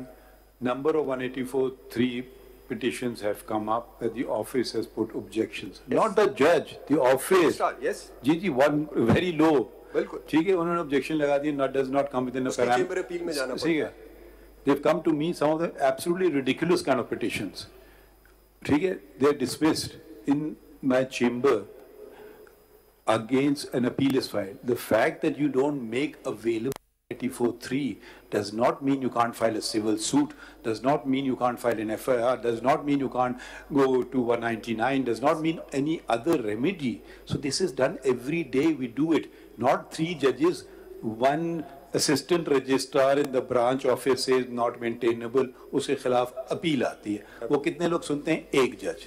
उसके खिलाफ क्या अपील है? कुछ भी नहीं है. End of story. ठीक है. तो यहाँ वो भी जुरिडिक्शन बढ़ गया है. वो आपने हमें वो असिस्टेंट रजिस्ट्रार के पास हमें दे दिए हैं. उसके पास होना चाहिए असिस्टेंट रजिस्ट्रार के पास, तो रहने दें उसके पास. वो बेशक बेहतर तयन कर लेगा. जो खुश नहीं होगा वो अपील में होगा. अब तो ये तो बल्कि ज्यादा उसको अहमियत दी जा रही है रादर देन उसको निगेट कर रहे हैं. और राइट तो नहीं है 184(3) का. राइट आपके सारे महफूज हैं जो आइन देता है, जो कानून देता है. ये नहीं कि आपने 184(3) की पिटीशन डिसमिस कर दी, 99 में आप नहीं जा सकते हैं या आप सूट नहीं फाइल कर सकते हैं. जो भी चीज़ यहाँ तो लोग अजीब अजीब चीज़ें, जी मेरा इससे पैसे उधार हैं, वो जाके 184 डाल दिया उसने, हमने उसको डिसमिस कर दी. रजिस्ट्रार ने राइटली मेंटेनेबिलिटी भी किया, अपील है, हमने उसको डिसमिस कर दिया. Even though just wasted unnecessary time of a जज of the entire structure of the supreme court. So I don't know what are we taking away? Back to the same question, what are we taking away? इसमें इस वक्त क्या system चल रहा है? 184(3) में system क्या चल रहा है? 2 सिस्टम्स हैं. एक है कि जब कोई पिटीशन आती है, जब कोई पिटीशन फाइल होती है तो वो ऑफिस के इससे होके जाती है. Registrar office would first examine whether it meets the threshold और नॉट. इनफैक्ट उसके ऊपर जो ऑब्जेक्शंस आते हैं वो कहते हैं कि ये नहीं मीट करता, and that's the end of the matter. You file a chamber appeal. So that is one route. The 184(3) का दूसरा है suo motu. Now this provision in fact cures the problems in the process on both counts. First, 184(3) की जो registrar ये power exercise कर रहा था, that power has now been given to this committee, the 3 senior most chief justice and 2 senior most judges. You see, the power of registrar could be appealed in chamber, but in 3 members committee where the appeal lies. It is the 3 judges, my lord. 3 judges. ये बात ठीक है कि उसमें ये बात हो सकती है कि जी उसकी कोई आपको जो है वो फिर आगे हेयरिंग नहीं होगी. आप ये हेयरिंग नहीं होगी, मगर जी साहब आप ये बता देना कि अगर 2 जजेस या 3 जजेस बेंच चल रहा है जैसे कि पुराना सिस्टम है, उसमें एक अगर 3 मेंबर्स समझते हैं कि this is case of public importance, वो रेफर करते हैं ऑनरेबल चीफ जस्टिस को, और चीफ जस्टिस इनकार कर जाता है कि तीनों से एग्री नहीं करता. He has all the power, more power. 3 judges sitting in the court. The chief justice alone, sitting in a chamber, can undo this. And the suo moto particularly, उसमें तो और ज़्यादा फिर problematic है, because उसमें तो खुद ही कर रहे हैं, वो खुद ही examine कर रहे हैं. 3 में भी the process is that if the committee thinks that it's a matter of 184(3), they'll mark it to a bench which is not less than 3. If they think it's not, they'll send it to a 2-member bench maybe or whatever. It's not throwing out the list. And my lord, as my lord the Chief Justice has just observed, it is not that other than 184(3), the constitution of this country or the laws of this country do not provide any remedy. May I add to this? My lord. All that the committee will be doing, raising an objection. Yes. Objection to the effect, and that is for us internally to provide an appeal against that. Lords can suitably amend the rules and again, the question is that since 1980 had not amended our rules, that is why the Parliament was forced to amend them. Had we amended them ourselves, because the bars were raising questions, the public was raising questions, the litigants were raising questions, we actually forced the Parliament to do it for us. And everyone, there's consensus that this is exactly. अब इस वक्त हम सिर्फ ये कह रहे हैं कि बहुत अच्छा काम है, पार्लियामेंट ना करती, आप कर लेते. But what when we are refusing to do that? And that is exactly what has happened. Being 43 years. This act simply says that we've not been doing our job earlier. That is it. And it's saying we'll do it for you because you've been sleeping all this. You were too polite to say that.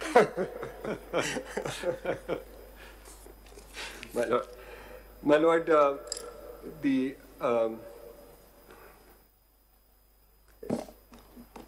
have Section 4. I've read that. Section 5.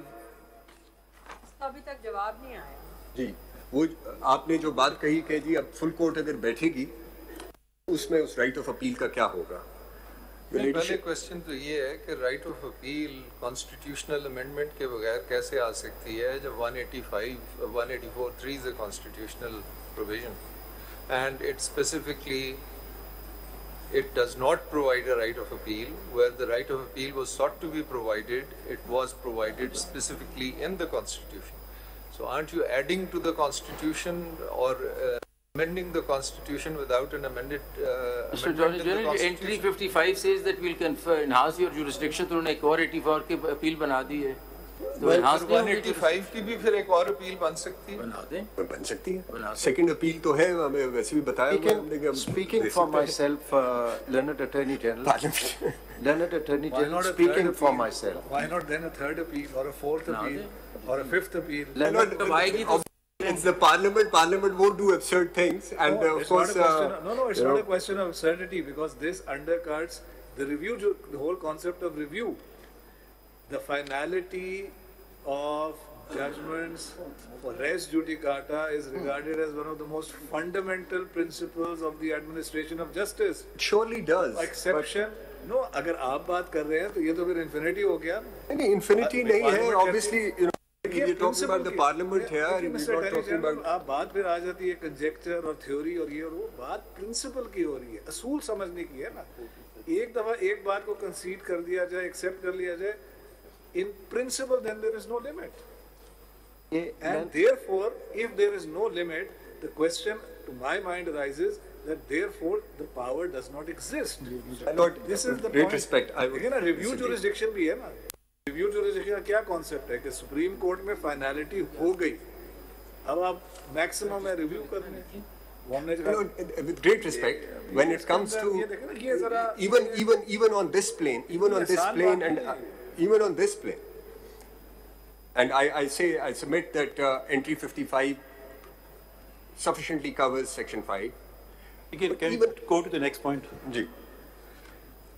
I'll only add to this, Learned General, there's a distinction. Article 185 explicitly is for those judgments that are rendered by the lower courts.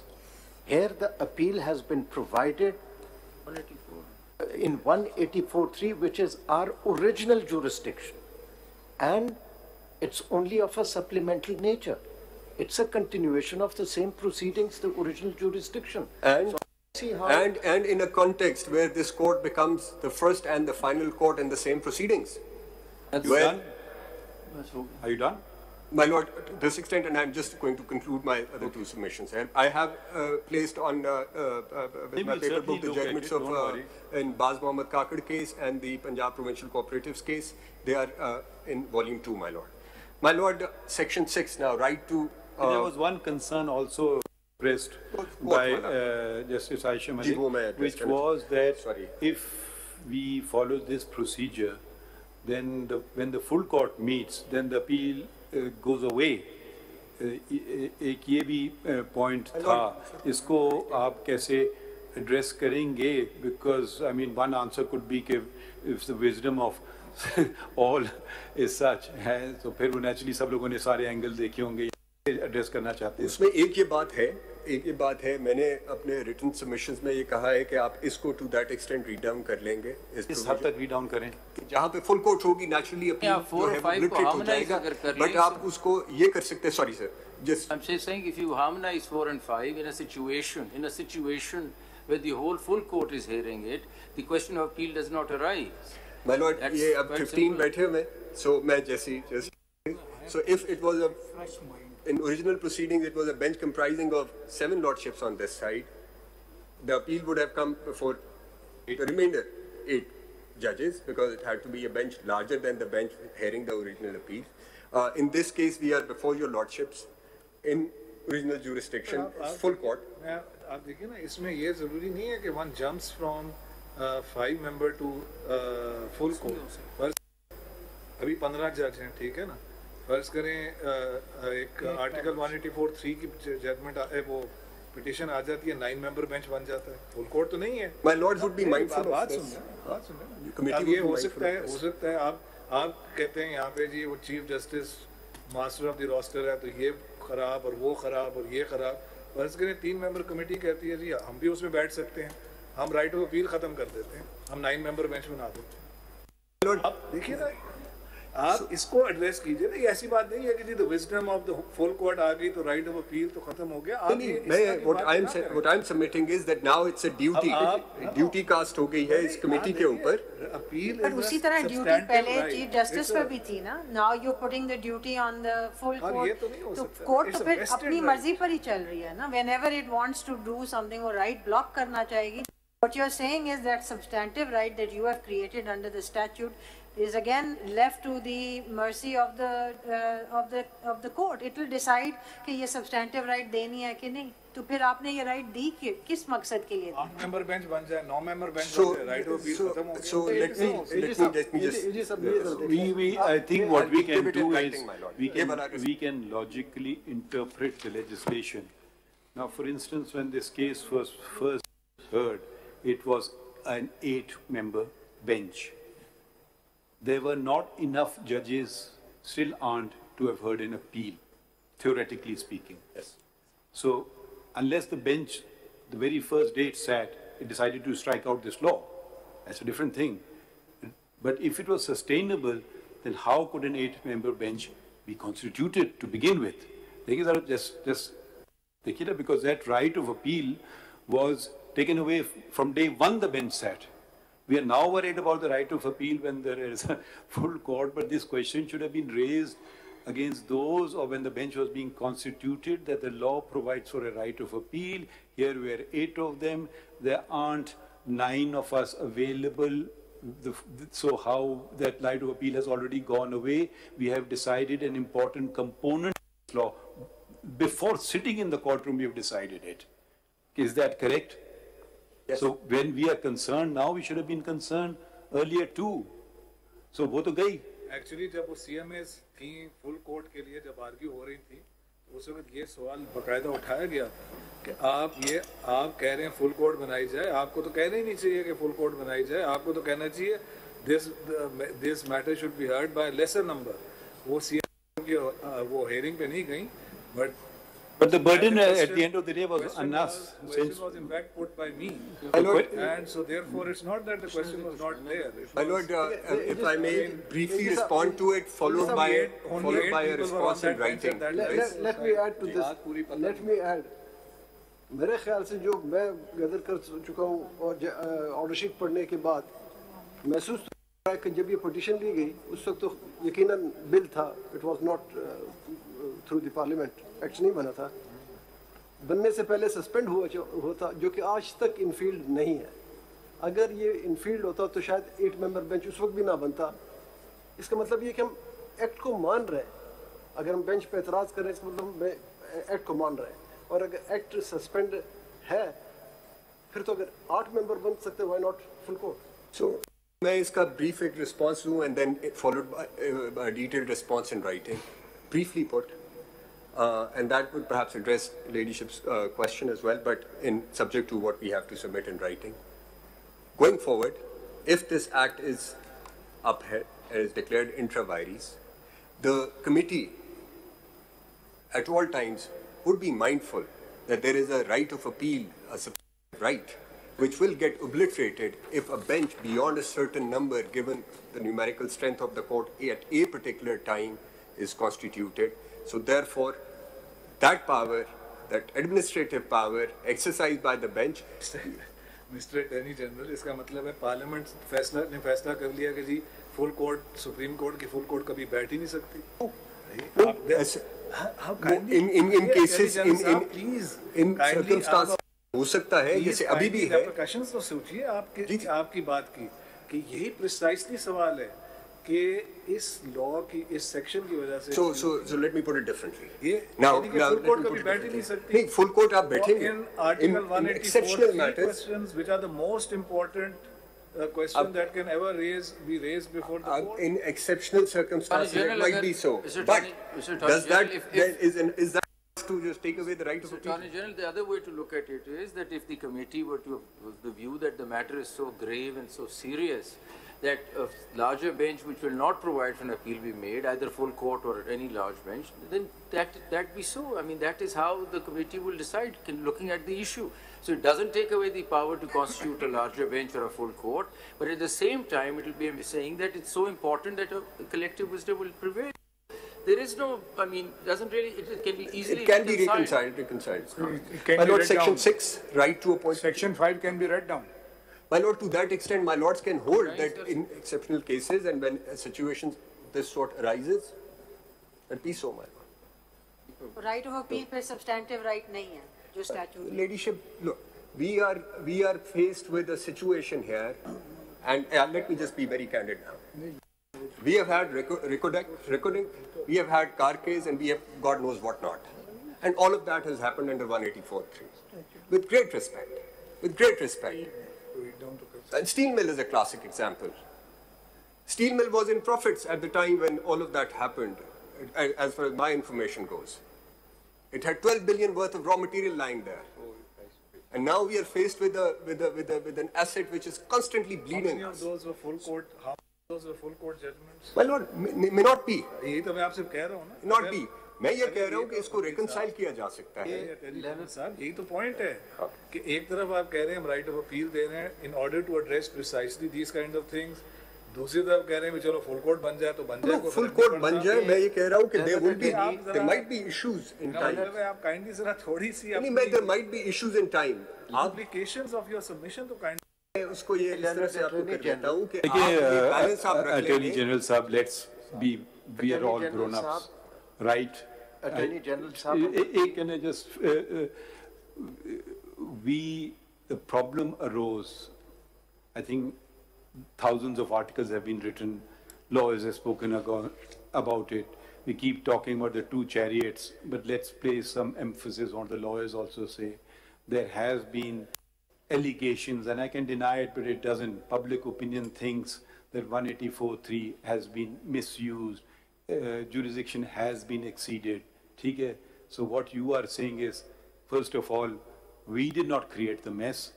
You created the mess. We are trying to solve your mess. What did we do? 3-member bench judgment, 184.3, final judgment. Nothing can be done. Now we are concerned about full courts only. What about the 3-member bench judgment? It was a 3-member bench judgment which did recodic. It was not a full court or even a large bench. A 3-member bench is the normal, smallest bench in the Supreme Court. So what could you do? Nothing. Now you come in advisory jurisdiction. We have to kind of find ways and means because it's the interest of the country at stake. I would rather surrender my high status and at the feet of the taxpayer public of Pakistan rather than give them a whopping liability of $6.5 billion because the independence of the judiciary, they'll say, what are you talking about independence of judiciary? Independence of Pakistan will disappear if you labor this much of debt on Pakistan, 6.5 billion. It's not easy. We don't understand the repercussion of things. Fine. I'm not saying that judges who decided that, they did what they thought, how they were assisted, according to their conscience, correctly in their minds. Yes, but we make mistakes. Suppose I was a member of this bench. I would love this thing. If it came to my mind, repercussions, okay, now there's a right of appeal. I can undo. Review jurisdiction, you know what the review jurisdiction is. Take the case of Zulfikar Ali Bhutto. Yes. Supreme Court split. Review, unanimous. Because the scope of review is very different creature. It is error floating on the record, so they didn't even go there. That could not be rectified through review. You had to create 184.3. If आपको simple बोलना चाहिए, अगर आप अपने इतने ज्यादा काम ना करें, थोड़े हदूद में रहें, शायद हमें इस लेजिस्लेशन की भी जरूरत नहीं पड़ती। हमने भी तो थोड़ी गलतियां कर ली। हमें देखिए, हमारा प्रॉब्लम ये हो गया ना, बड़ी बन गई है और तकब्बुर। हमसे गलतियां हुई हैं, मुझसे गलतियां हुई हैं, तो मान लें गलतियां हुई हैं, ठीक है। हमने ऐसी ऐसी चीजें की हैं, हमने जस्टिफाई किए मिलिट्री टेक ओवर्स को, मान ले गलती की है, ठीक है। अदरवाइज आइन की कोई हैसियत नहीं है। अगर जज मेड लॉ हम उसको रख लेंगे अपने ऊपर, तो वो तो फिर आइन तो गया, फिर वो तो सारे जजेस थे, उन्होंने सबने एंडोर्स कर दिया। मैं नहीं मानूंगा इसको, क्योंकि मैंने हल्फ नहीं उठाया है। The minute I say that, please file a against me that I'm violating my oath of office if I say even this, कि I will endorse these subsequent acts, तो हमें मुल्क का भी तो सोचना चाहिए। हमें अपनी सिर्फ अपनी अना और आपको अना, और इन ख्वाजा साहब मुझे नहीं पता उनको क्या मसला हो रहा है, उनको हमारा फिक्र पड़िए। हम स्यूमोटो हर जगह करते हैं, हमने यहाँ क्यों नहीं स्यूमोटो किया? Why are we waiting for him to bring an act? 10 petitions आ गई, पब्लिक में से तो कोई नहीं आ रहा है। पता क्या मसला है लोगों का? उनके तो कोई मसले नहीं, वो कहते हैं हमारा केस चला के। Sorry, I'm diverging, but we have to see the larger picture also. We have to see work within the constitution where every citizen gets his due. But what are we doing? What are we taking away from him? Focus on that. Nothing, my lord. And section 6, my lord. इसमें Attorney General साहब, Law Reforms Ordinance के तहत there's a right of appeal. लेकिन कई cases में, depending on the issues, the high courts constitute larger benches, and therefore that right of appeal is not availed. लेकिन जहाँ तक देखें ना, जो अभी बात हुई है 184(3) is discretionary. Now यहाँ पे जितनी बात हुई है, even the petitioners, their counsels, they all agree that this law is in the interest of the litigants. It actually enhances access to justice. So why shouldn't we just not exercise our jurisdiction?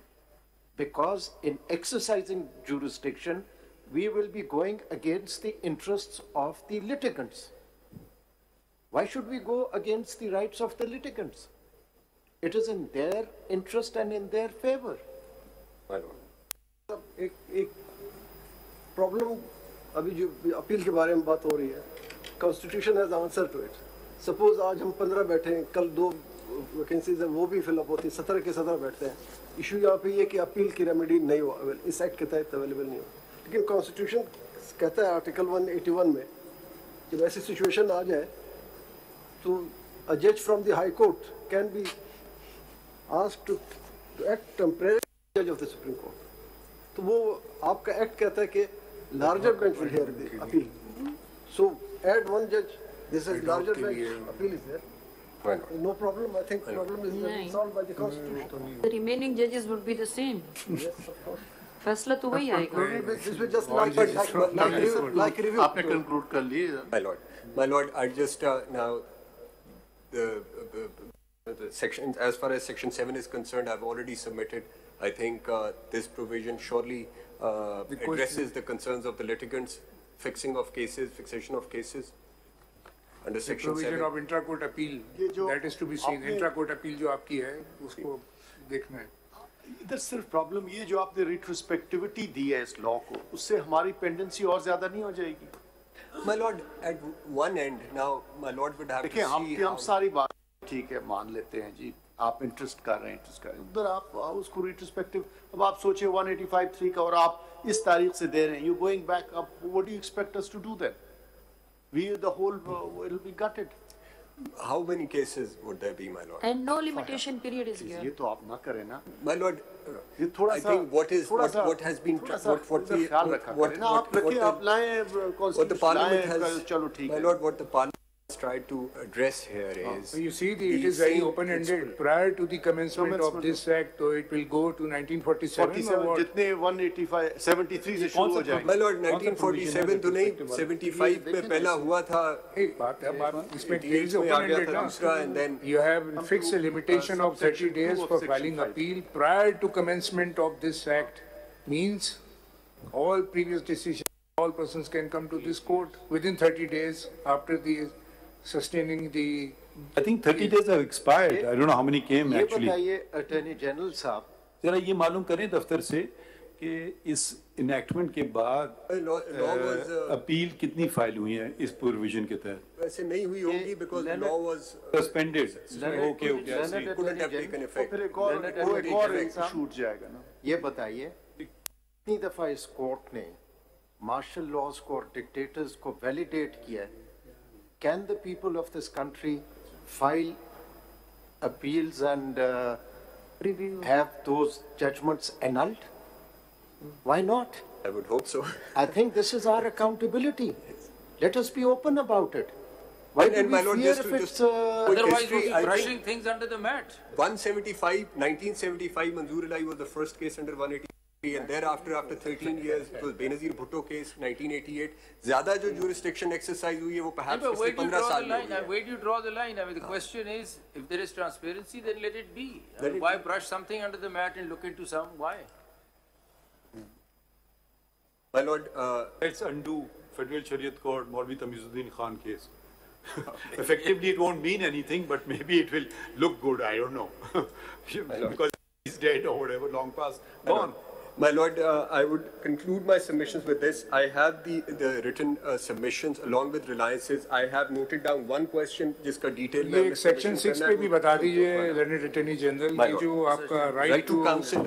Yes, because it is already covered under Article 188 of the Constitution. उसमें Order 26 power of the review. Ji, Order 26. So you have said that the party shall have the right to counsel of its own choice. My lord का 188 पढ़ लें जो refer कर रहे हैं. 188 is the Supreme Court shall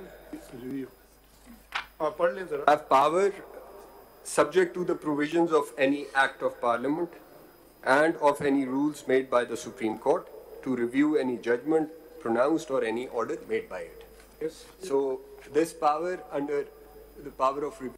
The council का provision rules में डाला गया है ना. The Order 26, Rule 6. Order 26 deals with the review, the Supreme Court rules, and Rule 6 is the rule where the court... No, I am only asking about the change of counsel, why this provision has been created, because the new counsel will come and he will argue the whole case as an appeal, because you know the scope of the review. Normally the counsel who appeared originally, he came in review and we hear him. New counsel will come with new fees and with new motivation and new energy. Then he will try to argue the whole case again as an appellate jurisdiction. And actually the wisdom... I think my lord has made a very valid point. If I was to sit in a court, first question I would say, yes, where did you take this point in your pleadings? Yes. And if he hasn't, he hasn't. I mean, my answer to him would be, he can't, arguing is like arguing, but we will go by the written, you didn't take this point. Khatam jao bhai. वो review में वो appeal का power नहीं हो जाएगा उसके पास. Review नहीं grounds. उसकी wisdom यही थी ना कि counsel, the same bench, same counsel. Same settings. What transpired last time in the hearing, what questions he had agitated. अपनी भी wisdom. My lord, अब जैसे for example, I am assuming that the proceedings of this courtroom are transcribed and they are, we have the transcripts desired or required.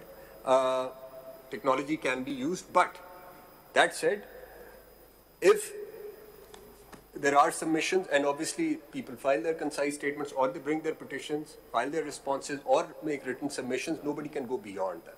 Now, if a council, the new council comes before your lordships and make a point which is beyond the pleadings before your lordship or any written submission what is the purpose of introducing this section? Why new council? We totally... Lawyers demand. मेरे ख्याल में lawyers demand थी. What is the fundamental right which is... lawyers का demand था या किसका? Litigants का demand था? Philosophy क्या है इसके पीछे नए वकील को लाने की? My lord, न्यूयॉर्क बार का जो इम्तिहान होता है तो उसमें कोई 35% हर साल में 2 दफा होता है तो फेल हो जाता है. जो हमारा यहाँ पे जो सिस्टम चला आ रहा है उसमें there is lot of issues, so मैं मज़ीद नहीं बता दिया आपको. Mr. AG साहब, towards right. 188 says subject to Act of Majlis Shura. Whether any act has been promulgated to regulate this article prior to this act. Is there any act? My lord, there was an act review of judgments in order to not, well, this particular provision actually was also included in that act, and a 3-member bench struck that law. It was subsequent to this law. It was not prior to this act. Subsequent to this, but it came decided before. There was no act. There was no act. No. So the things were going on unconstitutionally. Under Order 26. Unconstitutionally, because the Constitution says to act and the rules. And the rules. Both, so there was Order 26. There is no or. There is and. And. So both must be there, act and the rules. So where is the act? My Lord, here you would read it interchangeably perhaps, but in order to protect Order 26 under the Supreme Court rules, and it was being regulated. One question I have of a general importance. When I'm sitting in a court of law, am I bound by the Supreme Court rules? Or rules are an aid of administration of justice, and rules bind the counsel and the litigants but does not bind the court? What is your position on that? Am I bound to follow the rules of 1980? I mean, like, for instance, Order 33 says I can condone delay, I can do various things. So it is there to be followed by litigants and counsel, but there may be cases of extreme injustice. We may overlook, for instance, in criminal matters, we rarely even ever dismiss things on grounds of limitation, though it is provided that it has to be filed within a certain period of time, because the liberties of the subject, we haven't given a decision on it. So, but I think rules are really to show us, guide us, not really to bind us. Actually, rules acknowledge this. Order 33, Rule 6 actually says so. It says that rules shall, nothing in these rules shall be deemed to limit or otherwise affect the inherent powers of the court. At the end of the day, it's not so important, significant document. My Lord. It is practice and procedure. These are all वो भी हमने Order 47 को connect कर दिया and civil proceedings, civil procedure court के साथ. So these are not, I mean, these are not like ironclad things, but we cannot, we'll see where the justice of the cause lies, and of course it doesn't mean they're totally irrelevant, so we will see when it's appropriate. It may be a case, it may be a bad case, I don't know. So आपका, you conclude या कुछ और रह गया आपका? Lord, I have concluded. Attorney General, if in writing, if I may ask a question. If you are not bound by the Supreme Court rules in terms of whatever the Supreme Court rules say, but we are bound by Act of Parliament in regard to our own practice and procedure, do you think that is a constitutionally viable position? My Lord, then if the rules are made by the full court on the administrative side, and any particular bench can say, well, goodbye to the rules, why shouldn't that bench have the right to say goodbye to the act? My Lord, my response to that would be that both the preamble, from which we draw those salient features. I think the thing is the that independence when the Supreme Court is sitting as a court of law, what is it bound by? If it's not even bound by its own rules, why should it be bound by Act of Parliament? My Lord, the rules say that particular bench can say, well, we don't recognize section, what is it, section 6. And another bench can say, well, we recognize section 6. My Lord, I mean, why should not your this law that you're defending, I think that be put in the same category vis-a-vis our own rules? If we are not bound by one, why should we be bound by the other? As I view it, I think priority number 1 is Constitution. Number 2 in scale of importance is law. Number 3 is rules. Then come regulations. Then come notifications. Then come whatever you want to, instructions. So this is, in my mind, I go by that approach. I may be wrong. My Lord, the rules, actually, Rule 6 of Order 33 itself acknowledges that. I think the Constitution actually abuse of process नहीं होगी, ends of justice को meet करने के लिए you're not. Attorney General, the rules actually come out of the Constitution, and Constitution says the court has to be regulated. So I think that, in my opinion, certainly the rules regulate the affairs and we bound by them. And they might be in the trajectory starting with the Constitution, law and the rules, but all of them are binding, and that's how the system works. And my lords would also acknowledge that this is not a case where Article 199 per se has been challenged on it being violative of salient features for that matter. Of course, even if that was so, both 191 and the preamble from which the salient features flow were enacted at the same time. It is not a subsequent amendment where relying upon Kesavananda Bharti or DBA Rawalpindi matter could have proceeded. So when the preamble, when the Constitution was being made, 199 has not any amendment ever since. So therefore, my lord, my respectful submission would be that this act, my lord, be declared constitutional and the petitions be rejected to that effect, and nothing in this act in any way undermines the independence of judiciary, or nor has any externality been introduced where any other organ of the state or branch of government has been given any role whatsoever. Hopefully these are your final words. Hopefully. I'm going to answer. My lord. आपने conclude तो कर लिया, बस एक question पूछना था कि अगर फर्ज करिए कभी इसको हम अल्ट्रा वायलेंस डिक्लेयर कर देते तो बात ख़त्म हो, लेकिन अगर इसको हम कहते हैं कि वैलिड लॉ है, वैलिड लॉ हो जाएगा वहाँ जब ये बनाते, इन बिटवीन जो फैसले हुए हैं, what is the fate of those decisions?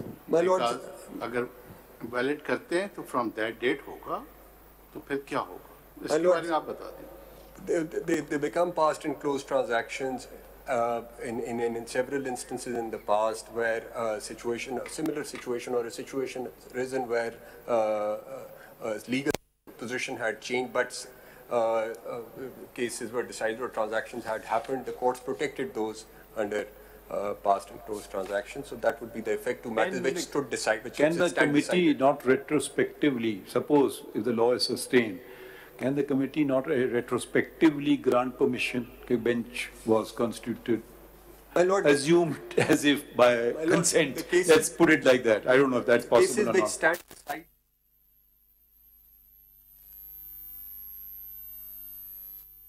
as if by consent. Let's put it like that. I don't know if that's possible or not. Cases which stand decided, they stand decided. अगर हम ये भी कर लें कि अगर कोई बहुत ही ऐसा unusual case आ जाए, I don't know. My lord, I don't know where the line would be drawn, but in so far as I think जी मैं इसको भी एड्रेस कर दूंगा. ड्यूरिंग द पीरियड की बात हो रही है ना, जो केसेस इस दौरान जो हुए फैसले हो गए, उनका क्या बनेगा? So जो केसेस लिस्ट अब पेंडिंग ही नहीं है और वो डिसाइड हो गए हैं केसेस ड्यूरिंग दिस पीरियड जी पीरियड, उसको अब आपको देखना होगा कि उसको आप पास्ट एंड क्लोज में प्रोटेक्ट करते हैं जो फैसले हो गए. इतना पास्ट नहीं हुआ, अभी कई बात है वो. I think that is something that my lord would have to see if my lord wish to protect them.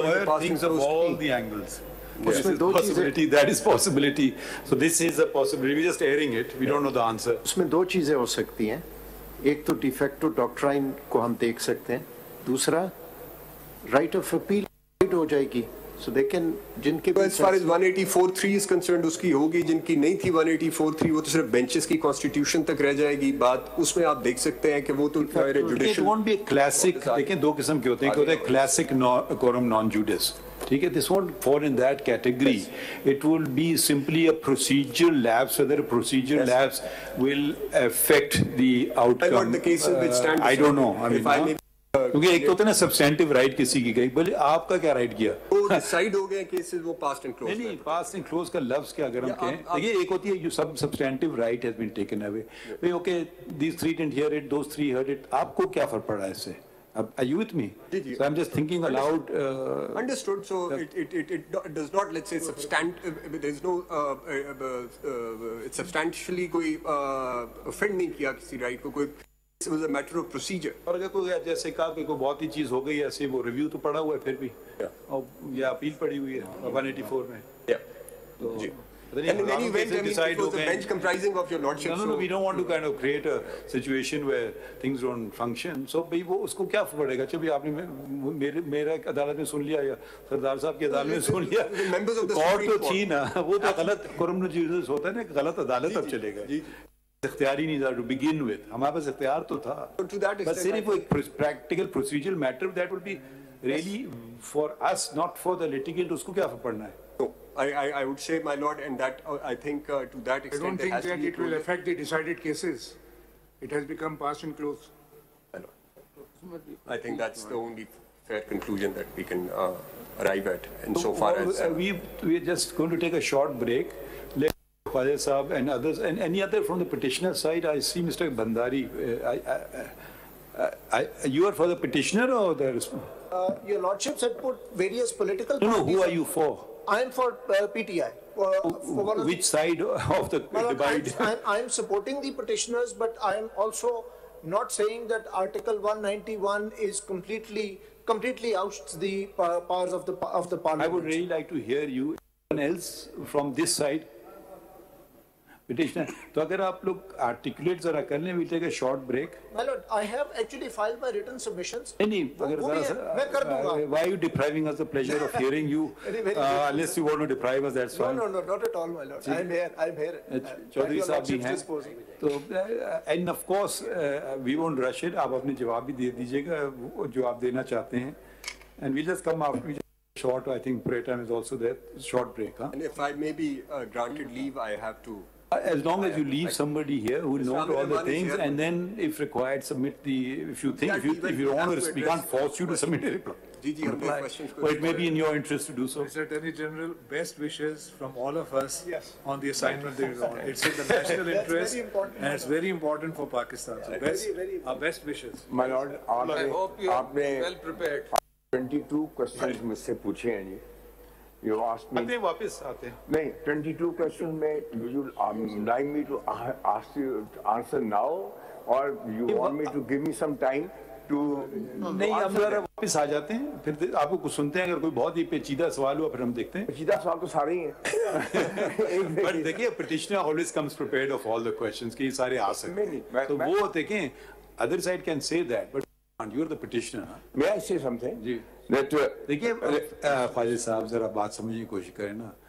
The functioning of the Supreme Court has ground stand still. I don't want that to continue. मुझे आप इजाजत दीजिए. ठीक है. मैं ये 22 सवाल जो हैं, मैं इनका जवाब लिख के आपको दे देता हूँ. चलिए, आप हम वापस तो आते हैं. इनको तो सुनेंगे ना बंदारी साहब को. शायद आप मुतमईन हैं साहब को तो मैं ये ऐसी जबरदस्त बात करें आप. बंदारी साहब को जो है मेरे पास आ चुका है जी.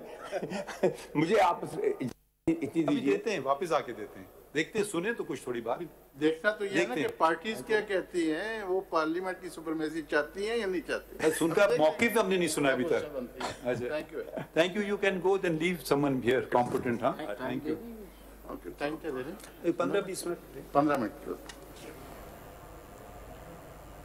चीफ जस्टिस काजी फायज ईसा के मुताबिक अभी उन्होंने एक ब्रेक लिया है, समाअत में वक्फा लिया है. सुप्रीम कोर्ट की ये प्रोसीडिंग अभी जारी है practice and procedure act case के हवाले से, लेकिन अभी चीफ जस्टिस की जानिब से समाअत में वक्फा लिया गया है. इससे पहले हमने देखा था कि अटॉर्नी जनरल की जानिब से भी अपने दलाल दिए गए थे और फुल कोर्ट, ये 15 जजेस पर मुश्तमिल फुल कोर्ट है जो पहली बार इन अपीलों पर समाअत कर रहे हैं. मुल्की तारीख में पहली बार ऐसा हो रहा है कि ये कार्रवाई बराह रास्त नशर भी की जा रही है. दौरान समाअत वकील ख्वाजा तारिक रहीम ने भी दलाइल दिए और चीफ जस्टिस की जानिब से भी ये कहा गया कि सुप्रीम कोर्ट का मतलब तमाम जजेस हैं.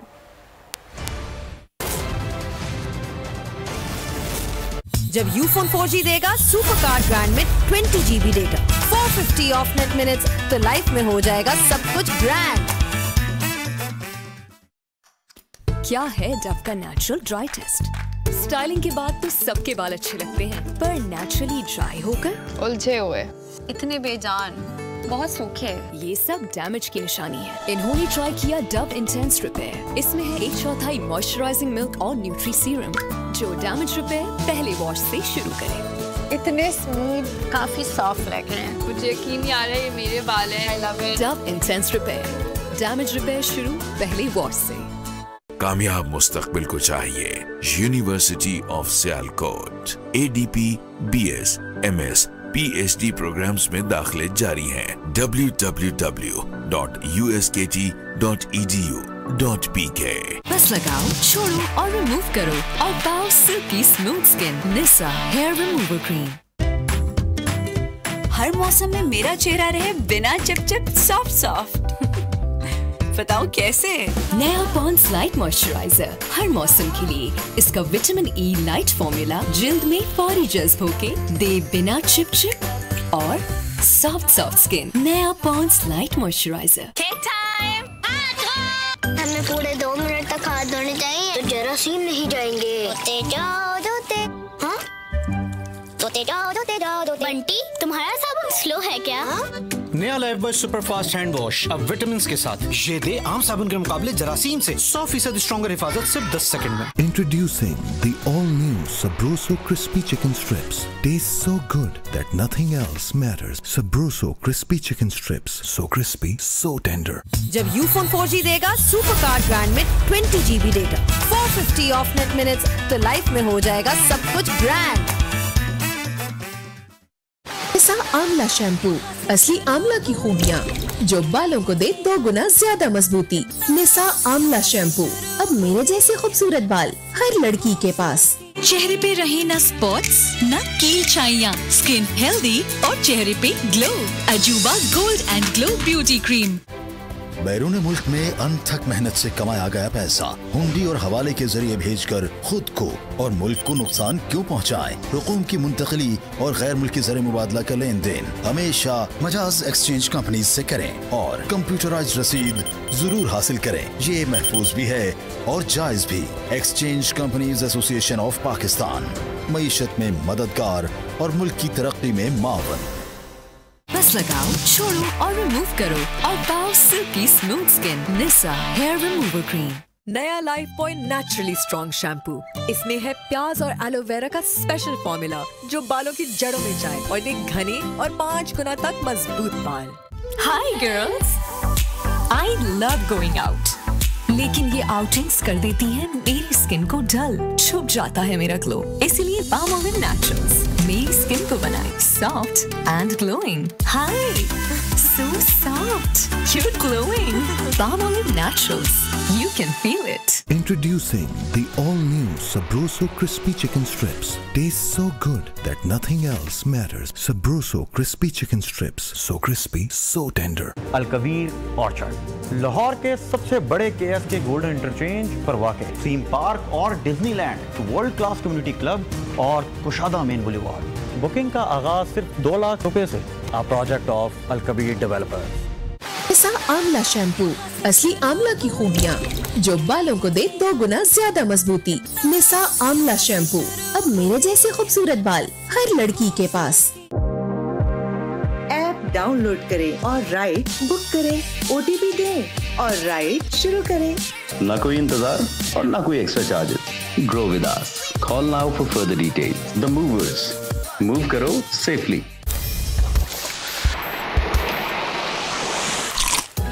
So juicy, so yummy.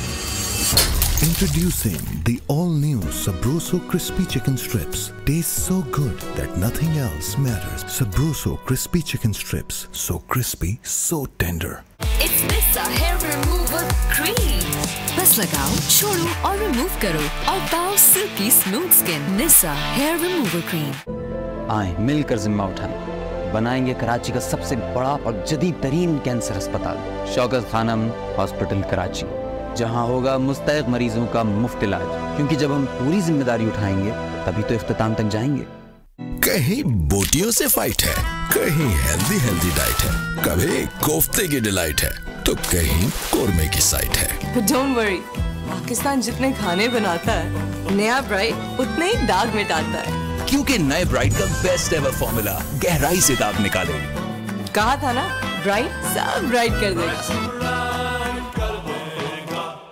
चेहरे पे रहे न स्पॉट्स न कील छाइयाँ, स्किन हेल्दी और चेहरे पे glow. Ajooba gold and glow beauty cream. इधर उधर दियां गल्लां च ना आ जाना, सिर्फ लासानी तूत स्याह प्लासम लट्ठी लेके आना।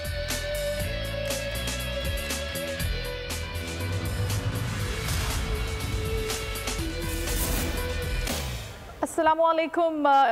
प्रोग्राम आज की ताज़ा खबर के साथ मैं हूँ शाइस्ता शहजाद। इससे पहले हम देख रहे थे कि आज इस एक अहम मुकदमे की समाअत हो रही है और इस समाअत की सबसे अहम और बड़ी खबर ये है, ख़ास बात यह है कि ये समाअत बराह रास्त टेलीकास्ट की जा रही है।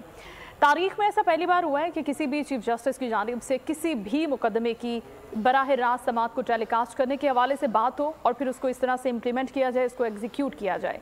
इसकी वजूहात क्या हैं, क्यों ऐसा हुआ है, ऐसा करना कैसा है, इसके ऊपर तो हम बाद में बात करेंगे, लेकिन अभी तक इसकी प्रोसीडिंग जारी है। अभी एक मरतबा फिर वक्फा लिया गया तकरीबन 15 मिनट का और उससे पहले अटॉर्नी जनरल की जानिब से भी दलाइल दिए जा रहे थे और अभी तक इसके अंदर बहुत सी ऐसी चीज़ें हैं जिनका सामने आना बाकी है, क्योंकि दलाइल अभी जारी हैं और अभी तक हतमी तौर पर कुछ भी कहना कबल अज़ वक्त होगा क्योंकि अभी फैसला हुआ नहीं है।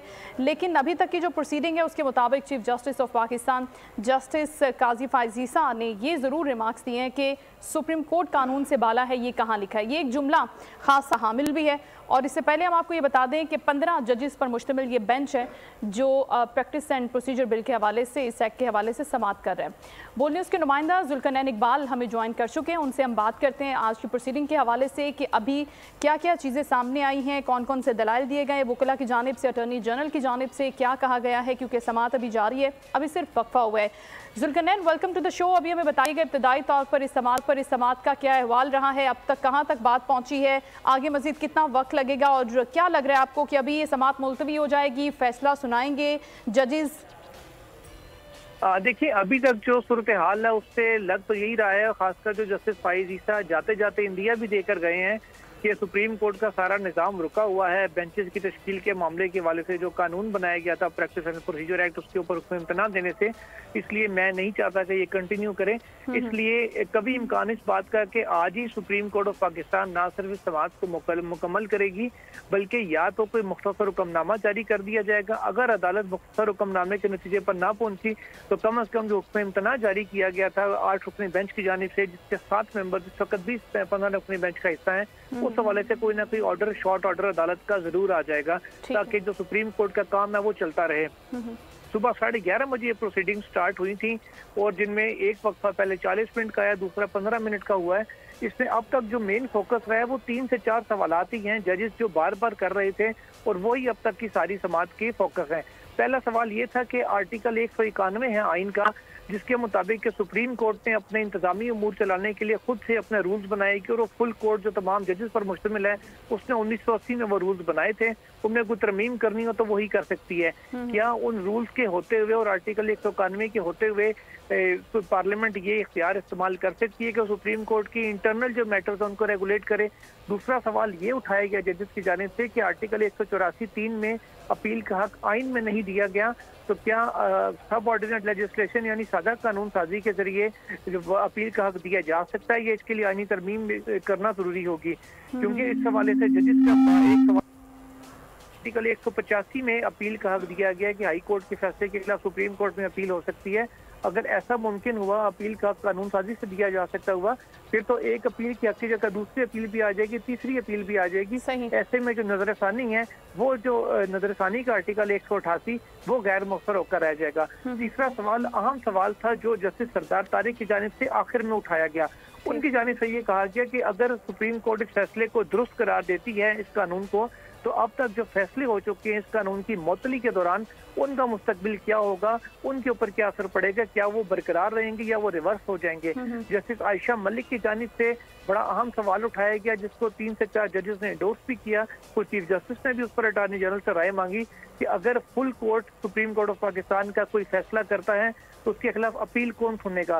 क्योंकि तरीकाकार कानून के और आइन के मुताबिक ये है कि जिन जजेस ने फैसला किया हो वो अपील नहीं सुन सकते, अपील में डिफरेंट जजेस होंगे। तो जस्टिस मुनीब अख्तर ने कहा कि अगर 9 जजेस भी कोई फैसला कर लें तो उसके बाद इसका मतलब है कि 9 से ज्यादा जजेस का होना जरूरी है, कम से कम 11 जजेस होंगे तो समाअत हो सकेगी, उनमें भी पहले 9 शामिल नहीं होंगे। अगर सुप्रीम कोर्ट का 9 रुकनी बेंच भी कोई फैसला कर ले तो इस हवाले से भी फिर आगे अपील में मुमकिन नहीं होगा।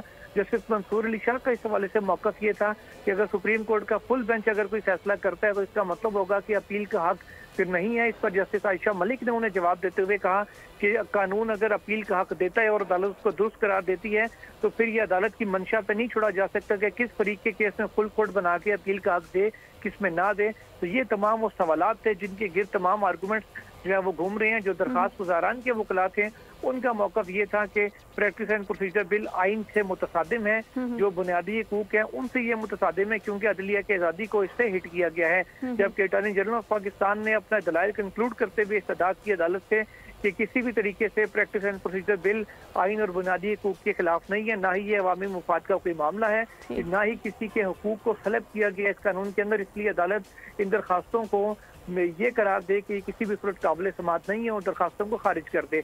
अभी वक्फा हुआ है, जिसके बाद जो सियासी जमातों के वकला हैं और पाकिस्तान बार और सुप्रीम कोर्ट बार के हैं, उनको भी क्योंकि सुप्रीम कोर्ट ने मामलत के लिए नोटिस किया था, उनके दलाइल वो भी मौजूद है। लेकिन जुल्करनैन दौरान समाअत दरखास्त गुजार के जो वकील हैं इम्तियाज सिद्दीकी, उन्होंने कहा कि मुझे बोलने का मौका नहीं दिया गया। लेकिन यहाँ पर हम देख रहे हैं कि बोलने का मौका अटॉर्नी जनरल को उससे पहले भी दलाइल जो थे वो जारी थे, क्योंकि जस्टिस काजी फायज ईसा का ये कहना था कि आवाम का ख्याल है, अभी जवाब दे रहे हैं, मैं आवाम की बात कर रहा हूँ, लेकिन उन्होंने कहा कि मुझे बात करने का मौका ही नहीं दिया जा रहा, फिर मैं चला जाता हूँ यहाँ से। तो अभी ब्रेक के बाद, अभी जब समाअत दोबारा से शुरू हो जाएगी, तो क्या दोबारा वो यहाँ पर आएंगे रोस्ट्रम पर? देखिए, जो पहले सबसे पहले दलाइल का आगाज किया था ख्वाजा तारिक रहीम ने, उन्होंने भी अभी वक्फे के बाद रोस्ट्रम पर आकर अदालत से यही कहा कि 22 सवाल मुझसे पूछे गए थे और अदालत ने कहा था कि बाद में मैं इन सवालात के जवाब दे दूं, तो क्या मुझे आज ही जवाब देने हैं या बाद में मैं लिख के अदालत को दे दूं। इस पर जस्टिस फायज ईसा ने उन्हें कहा था कि इस मुकदमे की वजह से सुप्रीम कोर्ट का सारा निज़ाम रुका हुआ, तो हम कोशिश करेंगे कि आज ही करें और जो इंतहाई अहम सवालात होंगे इन 22 में से, उनके जवाब हम कोशिश करेंगे कि आज से आप ही ले लें। इसके अलावा जो इम्तियाज सिद्दीकी हैं, दौरान दलाइल क्योंकि बार बार जजेस की जानिब से सवालात आ रहे थे और उनके जब वो दलाइल अपने देना शुरू कर देते थे तो जस्टिस फायज ईसा खासकर जो चीफ जस्टिस हैं, वो उन्हें किसी न किसी बात पे टोक देते थे।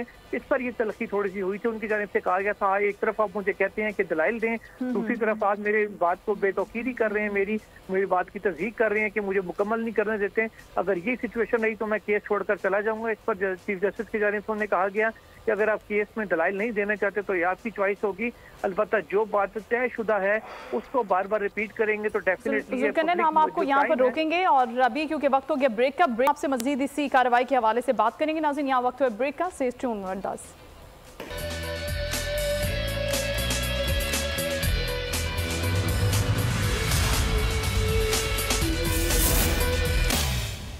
खबरों का पहाड़ा 3, 6, 9, 12 बुलेटिन्स का सबसे मुनफरिद नाम बोल न्यूज हेडक्वार्टर्स।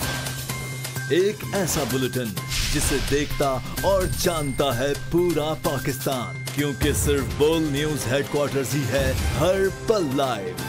सबसे बासलाहियत चेहरे जो रखे आपको हर लम्हा बदलती सूरत हाल से बाखबर। बुलेटिन की दुनिया की सबसे काबिल टीम, ये है बोल न्यूज हेडक्वार्टर्स, सिर्फ बोल न्यूज पर। This half-hourly clock is brought to you by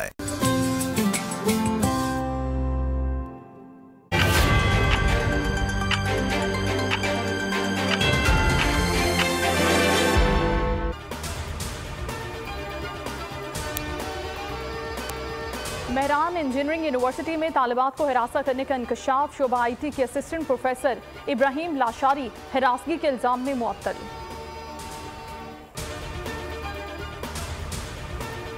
Shikarpur में पुलिस और रेंजर्स का कच्चे में ऑपरेशन, डाकू अपने ठिकाने छोड़कर फरार। गढ़ी तेगू में मुश्तरका कार्रवाई जारी। फैसलाबाद में झामरा रोड पर फायरिंग, एक शख्स कत्ल और दूसरा जख्मी। पुलिस के मुताबिक ये वाकया पुरानी दुश्मनी की वजह से पेश आया। Introducing the all-new Sabroso Crispy Chicken Strips. Tastes so good that nothing else matters. Sabroso Crispy Chicken Strips. So crispy, so tender. अब हर वक्त बर वक्त बाखबर सिर्फ bolnews.com से। देखने हो पाकिस्तान के नंबर 1 प्रोग्राम्स या रहना हो दिन भर की खबरों से बाखबर, जानना हो सीनियर तज्जिया निगारों के बारे में या जुड़े रहना हो दुनिया भर की हर लाइव अपडेट से, तो सिर्फ bolnews.com पर जाके क्लिक करें बेल आइकन और जुड़े रहें हर खबर की लाइव सूरत हाल से। अब चाहे आप कहीं भी हों, हर खबर आसानी सबसे पहले आपकी पहुंच में, सिर्फ bolnews.com से। और साथ साथ फेसबुक, इंस्टाग्राम, ट्विटर और यूट्यूब पर भी जुड़े रहें दिन भर की ताजा तरीन खबरों से, वो भी सिर्फ एक क्लिक पर, क्योंकि ये है पाकिस्तान की नंबर 1 वेबसाइट bolnews.com।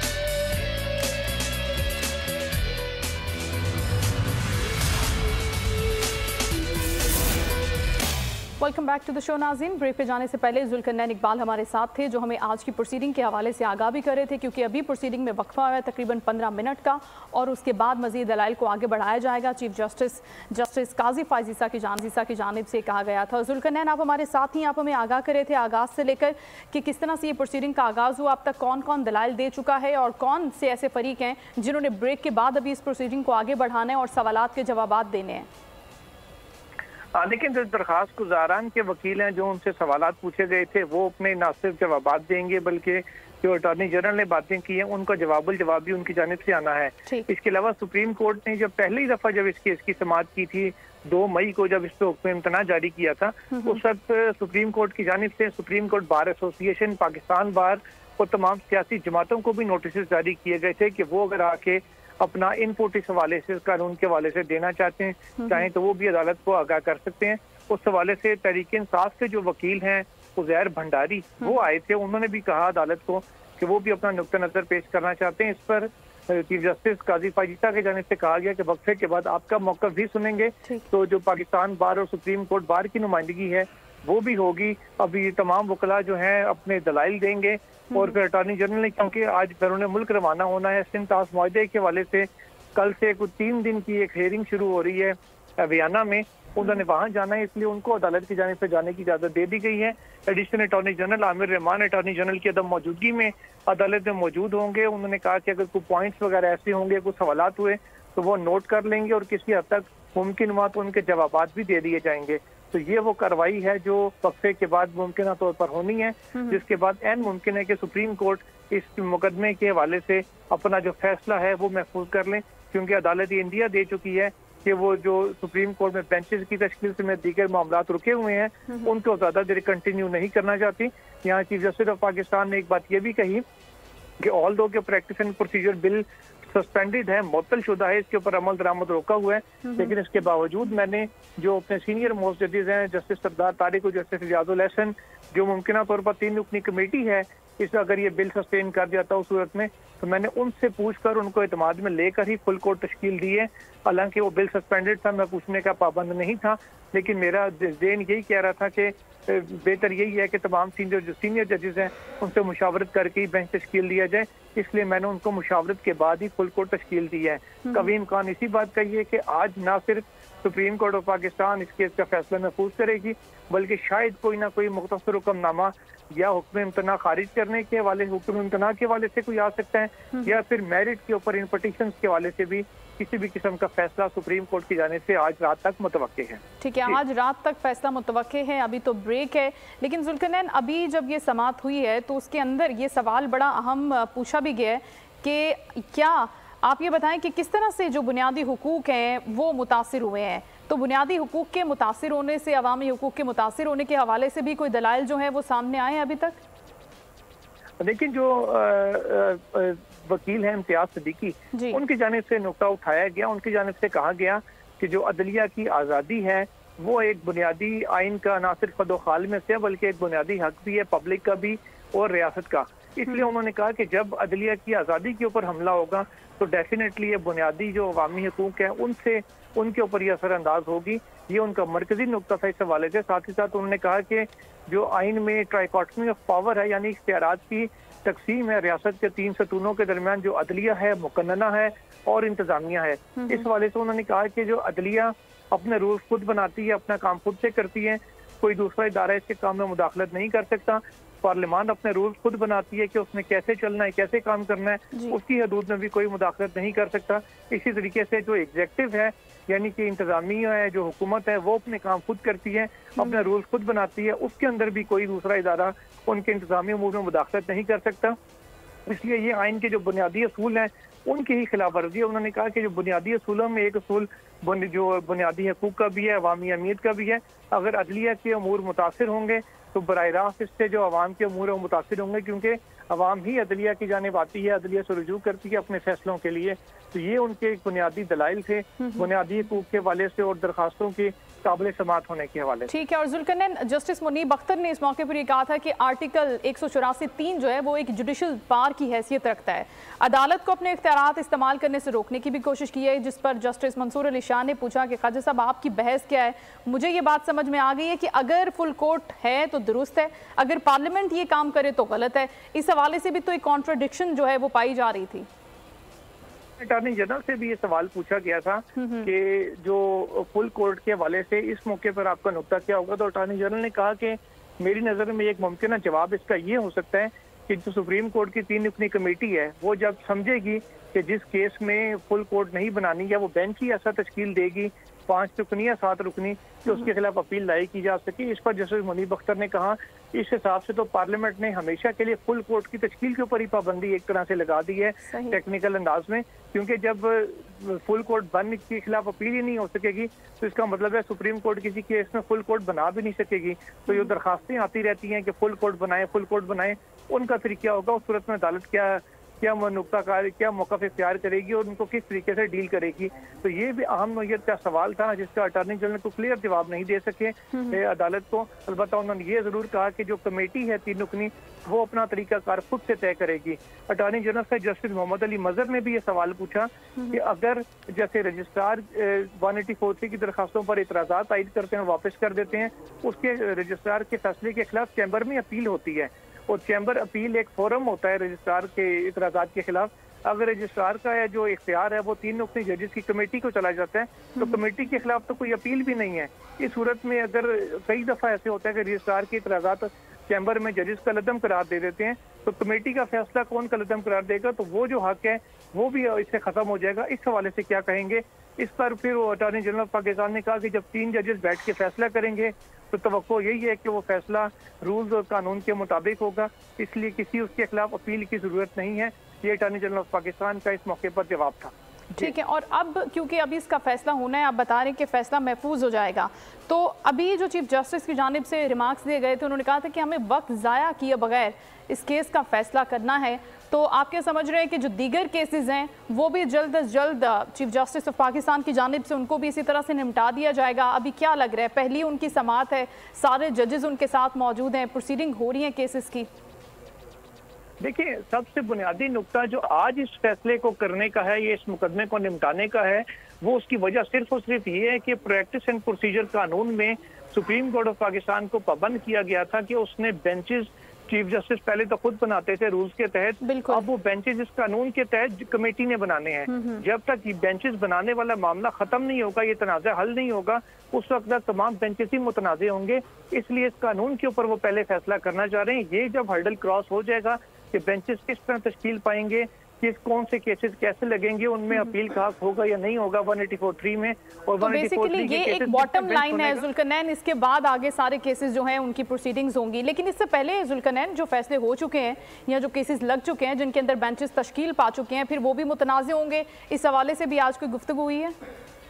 इस हवाले से बिल्कुल गुफ्तगू हुई है। जैसे सरदार तारिक ने नुक्ता उठाया था कि जो बेंचेस फैसले हो चुके हैं उनका मुस्तकबिल क्या होगा। अटॉर्नी जनरल ने कहा कि वो पास एंड क्लोज ट्रांजैक्शन कंसीडर होंगे, यानी कि वो जो फैसले हो चुके हैं वो वैसे ही रहेंगे, उनको तब्दील नहीं किया जा सकता, उनके ऊपर असर नहीं पड़ेगा।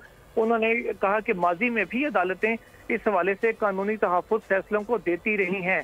जस्टिस मोहम्मद अली मजहर का भी यही नुक्ता था कि उनको फैसला फर्क नहीं पड़ेगा। इवन के chief justice of Pakistan justice Qazi Faiz Isa जो खुद बेंचेस के ऊपर एतराज़ करते रहे हैं 184(3) में, उनका ये कहना था कि किसी साइल को इस बात से फर्क नहीं पड़ना चाहिए कि उसका केस कौन से 3 जजेस ने सुनना था, वो चाहे मैं हो, मेरी सरबराही में बेंच हो या किसी और की सरबराही में बेंच हो। बेंच ने, सुप्रीम कोर्ट के बेंच ने सुनकर केस को फैसला किया है, तो बेंच कोई भी हो सकता है, लाजमी नहीं है कि उसमें कोई स्पेसिफिक जज शामिल हो या स्पेसिफिक जज शामिल ना हो। इसलिए किसी को इस बात से फर्क नहीं पड़ना चाहिए था कि वो किसका मुकदमा है किसका नहीं। अलबत्ता अगर ये कानून अदालत बरकरार रखती है तो उन फैसलों के खिलाफ अपील का हक जरूर मौजूद होगा।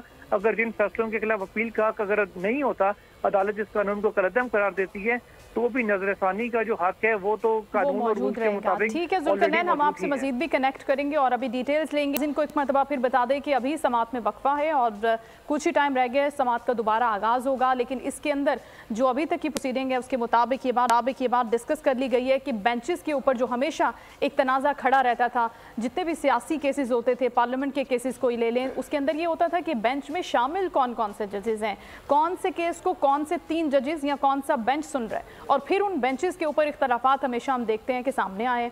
अब उस सारे मामले को कैटर करने के लिए इस अहम केस को सबसे पहले चीफ जस्टिस ऑफ पाकिस्तान ने सिलेक्ट किया, क्योंकि ये वो केस है जो बुनियादी तौर पर आगे आने वाले केसेस के हवाले से टाइमलाइन को सेट करेगा कि बेंचेस की तश्कील किस तरह से होनी है और किस तरह से उन बेंचेस को बनाना है गैर मुतनाज़िक और शफाफ। तो अब जब ये सारी चीज़ें यहाँ पर तय हो जाएंगी, तो इससे पहले जो केसेस सुने जा चुके हैं, हमें जुल्करनैन बता रहे थे कि वो एज इट इज़ रहेंगे, जो भी फैसले हो चुके हैं वो तब्दील नहीं होंगे, लेकिन अगर ये कलअदम करार फिर उसके बाद अपील का हक एक मरतबा फिर मौजूद रहेगा।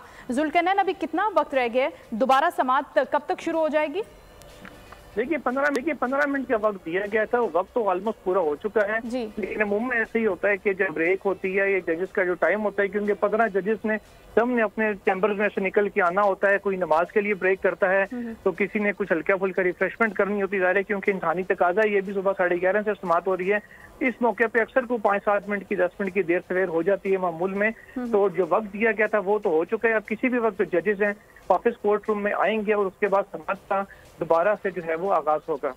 ठीक है, लेकिन ये पूरा जो माहौल है जो हम आज देख रहे हैं, यकीनी तौर पर मीडिया की तारीख में भी और इवन पाकिस्तान हिस्ट्री में भी ये पहली बार हुआ है कि हमने लाइव टेलीकास्ट देखा है, पहली बार सुप्रीम कोर्ट से, और इस अहम केस के ऊपर chief justice Pakistan justice Qazi Faiz ईसा ने ये फैसला किया है। इसके ऊपर आप क्या कहेंगे, ये कैसी एग्जाम्पल सेट हुई है, इसके ऊपर आप क्या समझते हैं कि एक कैसी रिवायत है, कैसा लग रहा है?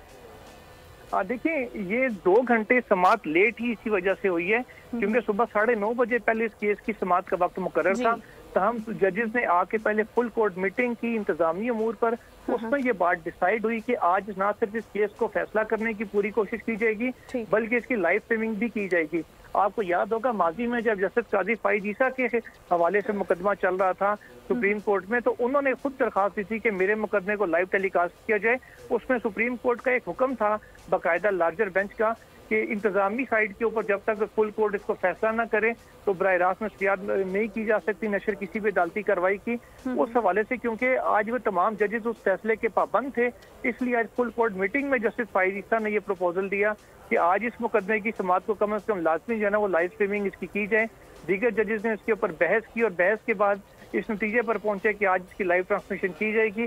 तब ये उसके बाद सरकारी टेलीविजन को जो ऑलरेडी वो पहले से इंतजाम अपने मुकम्मल किए हुए था उनका गो अहेड मिल गया और उन्होंने अपने इक्विपमेंट को लगाया और ट्रांसमिशन स्टार्ट कर दी है। पाकिस्तान की तारीख में पहली मरतबा हुआ है कि सरकारी टेलीविजन के ऊपर जो बराह रास्त वो नशरियात है वो नशर की जा रही है। इससे पहले इस्लामाबाद हाई कोर्ट ने ये तजर्बा जरूर किया था जब justice Athar Minallah chief justice थे, लेकिन उस वक्त उन्होंने इसका पब्लिक अभी नहीं किया था। सुप्रीम कोर्ट की जो इस्लामाबाद हाई कोर्ट की वेबसाइट है उसके ऊपर प्रोसीडिंग को जो अदालत में मौजूद सीसीटीवी कैमरे होते हैं उनके जरिए बराह रास्त करने की कोशिश की थी, लेकिन क्योंकि उसमें कुछ हमारे पाकिस्तान में इमेच्योरिटी का लेवल ये है कि सोशल मीडिया पर डिफरेंट क्लिप्स निकाल के जजेस के या उनके मीम्स बना दिए जाते हैं या फिर उनको सियाको सबाक से हटकर शेयर कर दिया जाता है।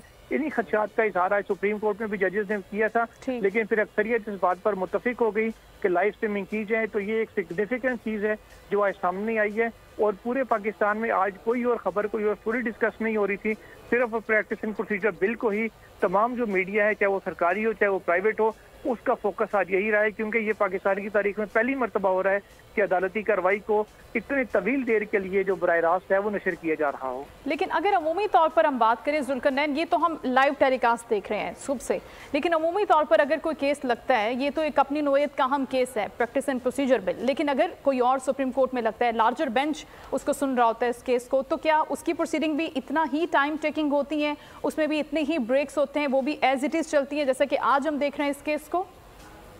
जैसे देखिए जैसे साबिक चीफ जस्टिस है तखार मोहम्मद चौधरी, उनके दौर में जस्टिस जवाद अस्वाजा के दौर में, साबिक चीफ जस्टिस साकिब निसार के दौर में, इवन के उमर अता बंदयाल साहब के दौर में भी जब कासिम सूरी वाला जो रूलिंग का केस था, इसके अलावा पंजाब में जो इलेक्शन का केस था चौधरी परवेज इलाही और हम आर्टिकल 63A से मुतल्लिक केसेस थे, तब भी कई घंटे रात को 8-8, 9-9 बजे तक हम लोग यहाँ पे समातें कवर करते थे। तो इस तरीके से अक्सर होता है कि जो अहम केस हों जिनको जल्द निपटाना मकसूद हो, उसके लिए सुप्रीम कोर्ट रात को 8-8, 9-9 बजे तक समातें करती रही है। बल्कि बाज़ औक़ात तो आपको याद होगा गुज़श्ता साल अप्रैल में जब वो कासिम सूरी केस के फैसले पर अमल दरामद नहीं हो रहा था, तहरीक अदम एतमाद पर वोटिंग नहीं करवाई जाती, तो 12 बजे जजेस अदालत खोलने के लिए भी सुप्रीम कोर्ट में आ गए थे। तो इसलिए ये एक रूटीन की चीज है, इतनी लंबी कार्रवाई होना, खासकर उन मुकदमात में जिनको फौरन निपटाना मकसूद हो। ये कोई ऐसा जितनी रूटीन से हटके नहीं हुआ कि जिसको कहा जा सके कि ये पहले ऐसा कभी तारीख में नहीं हुआ था। लेकिन यकीनी तौर पर ये जो एक फैसला लिया गया है कि आज टेलीकास्ट करना है, इसको लाइव टेलीकास्ट करना है, तो ये मीडिया के नुमाइंदों के लिए, आपके लिए, रिपोर्टर्स के लिए, कोर्ट रिपोर्टर्स के लिए एक सरप्राइज था, या ये चीज़ आपको पहले से आपके इल्म में थी, आपको पता था कहीं ना कहीं? शायद पहले इस बात का थोड़ा बहुत अंदाजा जरूर था कि क्योंकि जब काजी फायज ईसा साहब चीफ जस्टिस बनेंगे तो वो इस किस्म का कोई ना कोई काम जरूर करेंगे, क्योंकि खुद वो दरखास्त दे चुके हैं कि ट्रांसपेरेंसी के लिए जरूरी है, पब्लिक जानना चाहती है कि अदालत में क्या हो रहा है। इस हवाले से अंदाजा जरूर था। और कल जब सरकारी टेलीविजन की जो टीम्स है, उनका टेक्निकल स्टाफ है, उसने सुप्रीम कोर्ट का जब विजिट किया, जब जस्टिस फायज ईसा हलफ उठाने के बाद सुप्रीम कोर्ट आए थे, उसके बाद उन्हें बुलाया गया, तो उससे हमें अंदाजा हो गया था कि कल कुछ बड़ा होने जा रहा है और कोई लाइव स्ट्रीमिंग के हवाले से मामला चल रहे हैं। लेकिन क्योंकि हतमी फैसला फुल कोर्ट ने करना था, इसलिए सुबह तक इस कश्मकश में थे कि फैसला होगा या नहीं होगा। तैयारियां मुकम्मल थी और इतना जरूर अंदाजा था कि अक्सर ये जजेस इस बात पर मुत्तफिक हो जाएगी कि कम से कम इस केस की हद तक इस प्रोसीडिंग्स को लाइव जरूर किया जाए। इससे एक चीज का इंदिया जरूर मिल चुका है कि आइंदा मुस्तकबिल में भी जो अहम नौयत के मुकदमात हों, चाहे वो इंतखाबात से मुतल्लिक हों, चाहे कोई और ऐसा बड़ा मुकदमा हो जो मुल्की लेवल के ऊपर जिसके असरात बड़े पड़ रहे हों, उसकी लाइव स्ट्रीमिंग भी के लिए भी कोई ना कोई या फरीक दरखास्त दे सकता है या अदालत खुद कह सकती है कि इस मुकदमे की लाइव स्ट्रीमिंग की जाएगी, depending upon the approval of the bench. Exactly इसमें कोई टेक्निकल रुकावट ऐसा अब मौजूद नहीं रहेगी, which is very good thing. लेकिन हम देखेंगे, मेरा ख्याल है जुल्करनैन के जो अवामी मुफाद के केसेस होंगे, जैसा कि आप भी जिक्र कर रहे हैं, वो तमाम केसेस जो हैं वो लाइव टेलीकास्ट हो सकते हैं। तो ये बताएगा कि ये कितना ट्रांसपेरेंसी के लिए बेहतरीन फैसला है चीफ जस्टिस का। यकीनी तौर पर उन्होंने कुछ सोचा होगा, उन्होंने प्लान किया होगा, जैसा कि उन्होंने अपने केस में भी आपने रेफरेंस दिया कि खुद ये रिक्वेस्ट की थी कि इसको लाइव टेलीकास्ट किया जाए। आपको क्या लगता है कि इससे ट्रांसपेरेंसी का लेवल बढ़ जाता है, इससे चीज़ें ज़्यादा क्लैरिटी के साथ आती हैं? क्योंकि कोर्ट रिपोर्टर्स जब कोर्ट कर रहे होते हैं, मैं ये नहीं कह रही कि वो बिल्कुल गलत कोर्ट करते हैं, ये थोड़ा सा मिस इंटरप्रेट करते हैं, वो बिल्कुल एक्यूरेट करते हैं, लेकिन कहीं ना कहीं कोई ना कोई इबहाम, कोई ना कोई खदशा तो ज़रूर मौजूद होगा जिसकी वजह से ये फैसला आज सामने आया। शायद से कई मरतबा ऐसा होता है कि जजेस कोर्ट में बात करते हैं और बाद में फिर वो कह देते हैं मीडिया ने गलत रिपोर्ट किया। इस हवाले से हमारे लिए एक बड़ा एक साय ऑफ रिलीफ है ये कि जब उनकी वीडियो रिकॉर्ड होगी, टीवी के ऊपर चल रही होगी, तो कल को वो ये नहीं कह सकेंगे कि हमने ये जुमला नहीं बोला, हम मीडिया ने गलत रिपोर्ट किया। इस हद तक तो हमारे लिए बहुत बात है ये कि अब हर चीज ऑन रिकॉर्ड आ गई है। जो अब हमारे ऊपर अक्सर एलिगेशन लग जाता था कि मीडिया ने गलत रिपोर्ट कर दी, अब हम कम से कम उससे बरी जिम्मा हो चुके हैं। दूसरी चीज जो ट्रांसपेरेंसी की हद तक इतना जरूर है कि जो पब्लिक है उनको फर्स्ट हैंड इंफॉर्मेशन मिलेगी, वो खुद घर बैठ के टीवी पर देख सकेंगे। इससे पहले ये होता था कि हम लोग अंदर सुनते थे, सुन के बाहर आकर अपने ऑफिस में वो खबर को टिकर की सूरत में लिखवाते थे, बीपर की सूरत में, ब्रेकिंग की सूरत में आवाम तक पहुंचाते थे। अब पब्लिक खुद से सुन होगी कि उनके जजेस क्या कह रहे हैं, उनको फिर कॉन्टेक्स्ट में सुनना और उसको ग्रैब करना आसान होगा।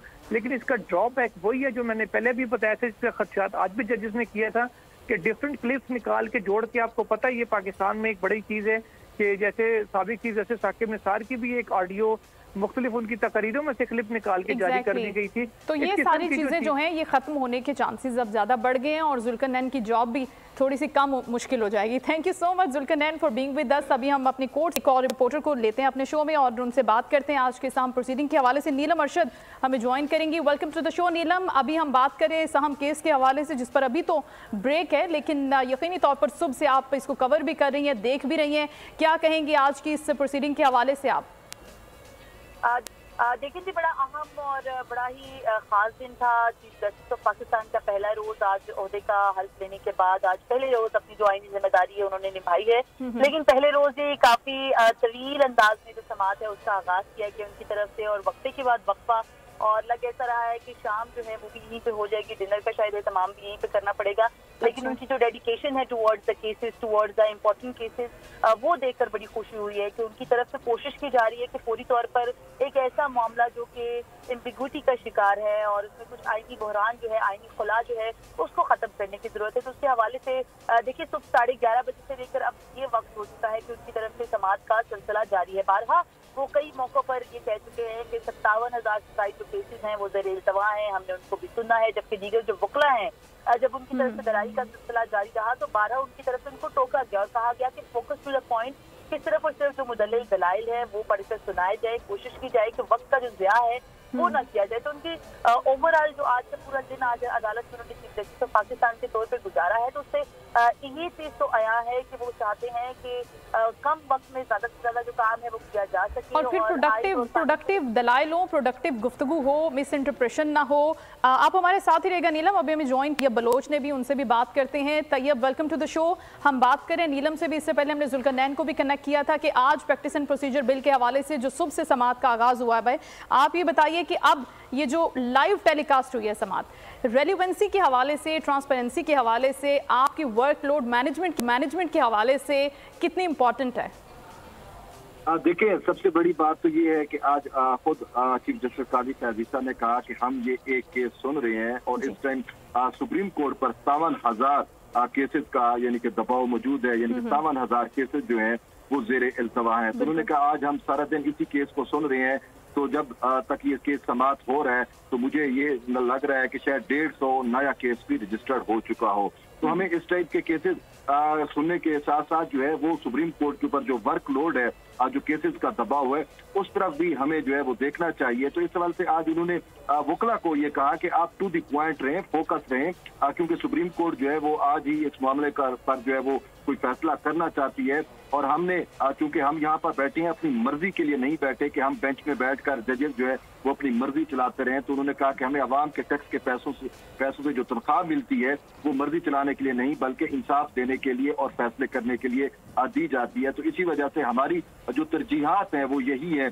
कि सुप्रीम कोर्ट के ऊपर जो वर्कलोड है, जो ज़ेरे इल्तवा केसेस हैं, उनको जो है वो जल्द से जल्द निपटाया जाए। और आज इब्तिदा में चीफ जस्टिस का ये भी कहना था कि जो साइलीन है अब उनको डिफरेंट तरीके से ट्रीट किया जाएगा, उनको जो है वो एज ए मेहमान के तौर पर हम ट्रीट करेंगे ताकि उनको ये ओनरशिप का भी एहसास हो और उनको पता चले कि अब सुप्रीम कोर्ट में जो है वो उनको फैसले भी उनके हाथ में फैसले भी होंगे और उनको इंसाफ भी फराहम किया जाएगा।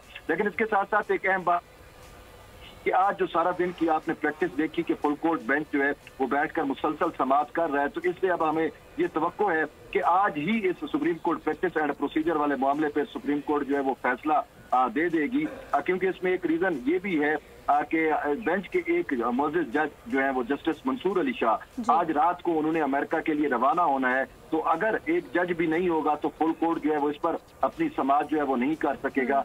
तो इसके साथ साथ एक और अहम मसला जो है वो दरपेश है, वो ये है कि गुज़िश्ता जो चीफ जस्टिस थे उन्होंने 8 रुकनी बेंच बनाकर जो है वो supreme court practice and procedure के मामले पर हुक्म इम्तना जारी कर दिया था। तो उस हुक्म इम्तना की वजह से जो मौजूदा यानी कि चीफ जस्टिस है वो बेंच की तश्कील जो है वो नहीं कर सकते। वो अभाम का शिकार हैं कि आया इस कानून के तहत बेंचेस की तश्कील की जाए या फिर जो है वो जिस तरीके से साबिक चीफ जस्टिस बेंच की तश्कील कर रहे थे उस तरीके से। तो इसी वजह से उनका सारा का सारा फोकस जो है वो इसी supreme court practice and procedure पर है। और ये अभी थोड़ी देर पहले दूसरा वक्फा हुआ है, वक्फे के बाद फिर से समाअत होगी। तो हमें इम्कान जो है वो रेजोल्यूशन की तरह नजर आ रहा है कि आज ही इस मामले पर कोई बड़ा फैसला जो है वो सुप्रीम कोर्ट जो है वो कर देगी। और दौरान समाअत एक बड़ी इंटरेस्टिंग बात ये भी हुई कि खुद एक मोअज़्ज़िज़ जज जस्टिस सरदार तारिक मसूद ने अटॉर्नी जनरल से ये सवाल किया कि अगर हम supreme court practice and procedure के मामले को वैलिडेट कर देते हैं तो फिर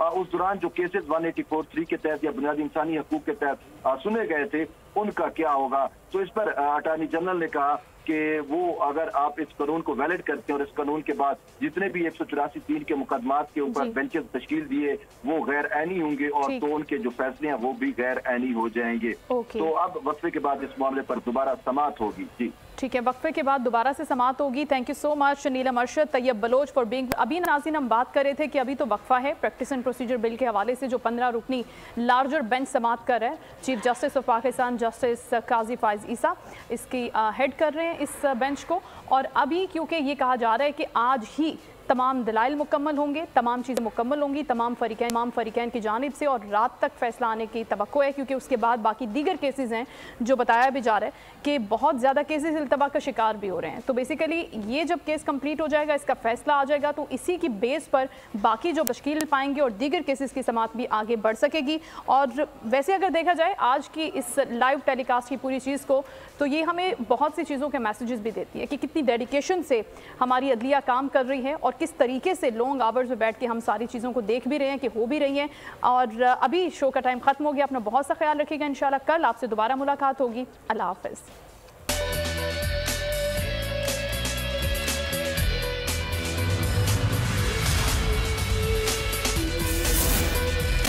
जब दिफाए पाकिस्तान का पासदार कोई न हो। वज़ीर आज़म मोदी जो कि गुजरात का कसाब, लोग करोगे सर्जिकल स्ट्राइक, तुम लोग करोगे पाकिस्तान पे हमला। जब अदलो इंसाफ का अलम थामने वाला कोई ना रहे। वो अपनी 3-3 बारियों में मुल्क को यहाँ तक ले आए और आप उससे एक्सपेक्ट करते हैं कि वो 3 दिन में पाकिस्तान को बेहतर कर दे, कैसे?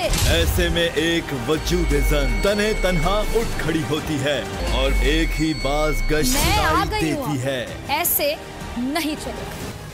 पीर से जुम्मा रात 10 बजे सिर्फ बोल न्यूज पर एक शख्सियत जो खबर के खवास पहुंचाए आवाम तक और रखे मुल्की हालात पर गहरी नजर, तो बनती है दी स्पेशल रिपोर्ट। पीर से जुम्मा शाम 4 बजे। पूरी दुनिया में फैला बोल रिपोर्टर्स का वसी जाल दुनिया के तमाम बड़े शहरों से बर वक्त पहुंचा रहा है। रोशनी की रफ्तार से भी तेज हर खबर सिर्फ बोल न्यूज पर।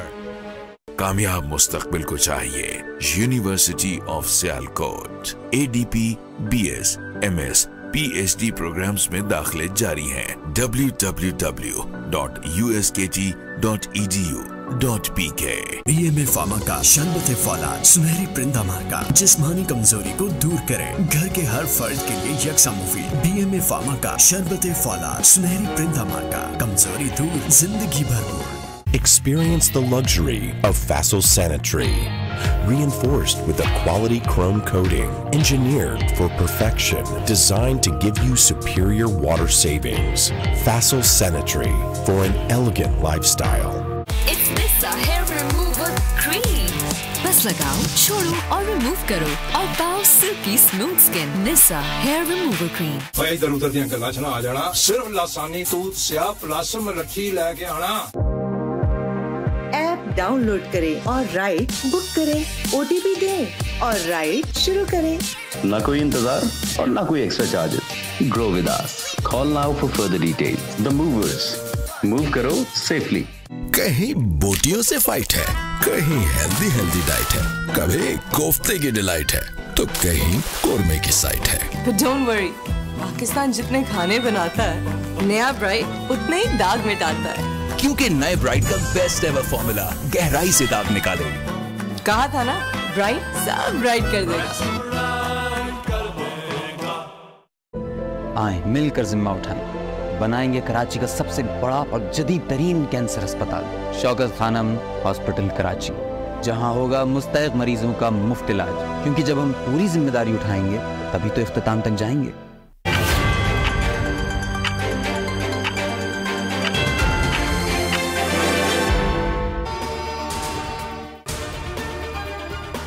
Best way to resolve it was to constitute a full court, if you agree.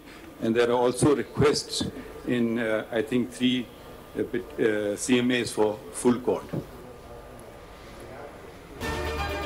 System तबाह करना है तो ये मुकदमा अगले माह भी सुन सकते हैं। सुप्रीम कोर्ट का मतलब तमाम जजेस हैं, कानून को जांचने के लिए रेफरेंडम नहीं करवा सकते, आइन पर अमल का पाबंद हों।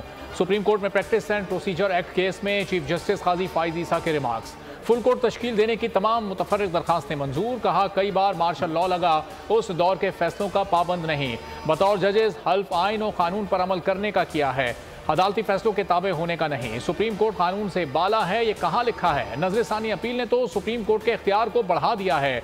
सिर्फ ये बता दें कौन सा बुनियादी हक मुतासिर हुआ है। दरखास्त गुजार से मकालमे में कहा यह भी हो सकता है आपके वकील से इत्तेफाक करूं और दरखास्त मुस्तरद कर दूं। डराए मत, सिर्फ दलाइल दें। एग्जीक्यूटिव के रूल्स जब चैलेंज होंगे तो देखेंगे।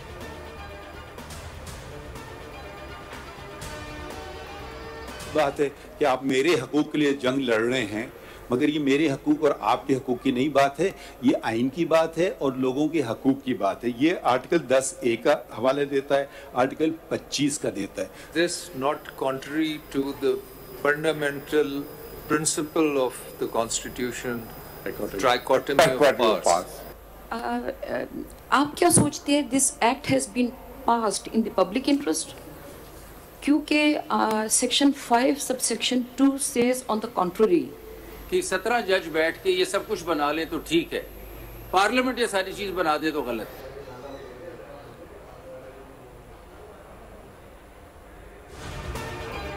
सुप्रीम कोर्ट का मैंडेट हाई कोर्ट में कैसे चैलेंज हो सकता है? जस्टिस मज़ाहिर नकवी का इस्तफसार। जस्टिस मोहम्मद अली मजहर ने कहा सुप्रीम कोर्ट रूल्स भी आइन और कानून के मुताबिक ही बनते हैं। जस्टिस अतर मिनल्ला ने रिमार्क्स दिए अगर पार्लियामेंट ने चीफ जस्टिस की बादशाहत खत्म की है तो इसमें गलत क्या है? बाहर से कोई आकर मुदाखलत कर रहा है तो बुनियादी हुकूक की खिलाफ वर्जी कहाँ हुई? इस्तफसार किया अपील का हक देने से कौन सा बुनियादी हक मुतासिर होता है? जस्टिस एजाजुल एहसन ने कहा सुप्रीम कोर्ट के रूल्स आइन के मुताबिक बनाए गए हैं। जस्टिस आयशा मलिक ने इस्तफसार किया एक्ट ऑफ पार्लियामेंट और कानून में फ़र्क क्या है? जस्टिस जमाल मंदोखेल ने कहा क्या एक्ट ऑफ पार्लियामेंट कानून नहीं होता? जस्टिस मंसूर अली शाह बोले प्रैक्टिस एंड प्रोसीजर एक्ट तो सुप्रीम कोर्ट को मजबूत बनाता है, मर्जी के बेंच बनाएं, केस ना लगाएं, क्या ये ठीक है? जस्टिस मुनीब अख्तर ने कहा कि हर इख्तियार पार्लियामेंट को नहीं दिया जा सकता, जजेस की जानिब से दिए गए फैसले भी कानून ही होते हैं। आइन का दिफा करने वाली सुप्रीम कोर्ट अदलिया की आज़ादी पर कदगन कैसे लगा सकती है?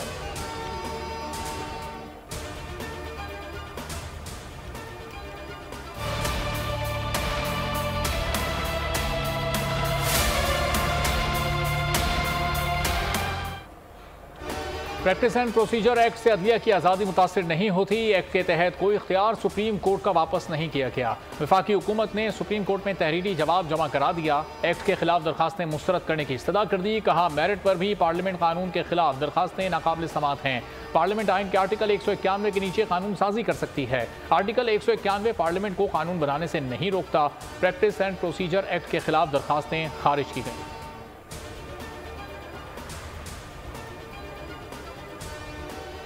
प्रैक्टिस एंड प्रोसीजर बिल अदलिया की आज़ादी के खिलाफ नहीं, कानून में अदालत का कोई काम भी किसी दूसरे इदारे को नहीं दिया गया। अटॉर्नी जनरल के practice and procedure act case में दलाइल। कहा कानून के तहत सुप्रीम कोर्ट ही अपने तमाम अमूर अंजाम देगी। दरखास्तों के काबिल समात होने पर एतराज़। कहा दरखास्त गुजारों का एतराज़ कानून नहीं बल्कि कानून साजी के तरीके पर है।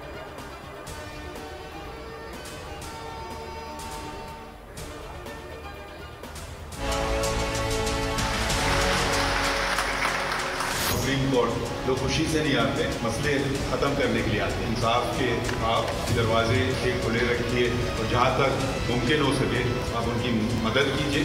आप सब लोगों का शुक्रिया।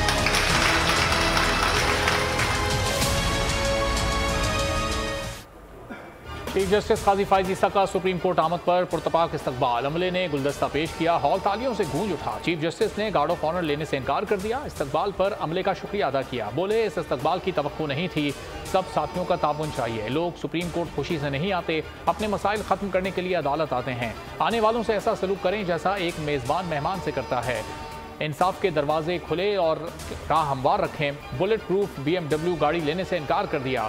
कमरे के बाहर तख्ती पर चीफ जस्टिस नहीं लिखवाया।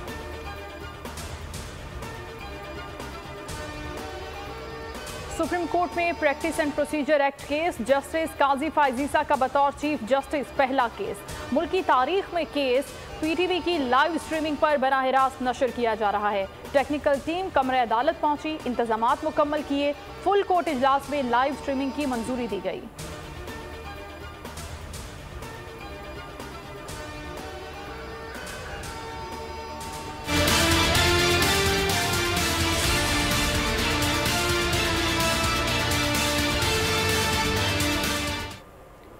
जुडिशल कॉम्प्लेक्स तोड़फोड़ हमला केस। इस्लामाबाद एटीसी ने परवेज इलाही का एक रोज़ा राहदारी रिमांड मंजूर कर लिया। परवेज इलाही को जज अबुल असनाद जुल्करनैन की अदालत में पेश किया गया। अदालत ने महफूज फैसला सुना दिया। जज ने इस्तफसार किया, परवेज इलाही की कब जान छूटेगी। वकील सफाई ने कहा, कभी किसी शहर और कभी किसी दूसरे शहर के चक्कर लगवा रहे हैं। तफ्तीशी अफसर ने बताया, परवेज इलाही के खिलाफ एंटी करप्शन की इंक्वायरी चल रही थी। जज ने इस्तफसार किया, क्या आपको मालूम है आपके खिलाफ इंक्वायरी चल रही है। परवेज इलाही बोले, मेरे तो फरिश्तों को भी मालूम नहीं।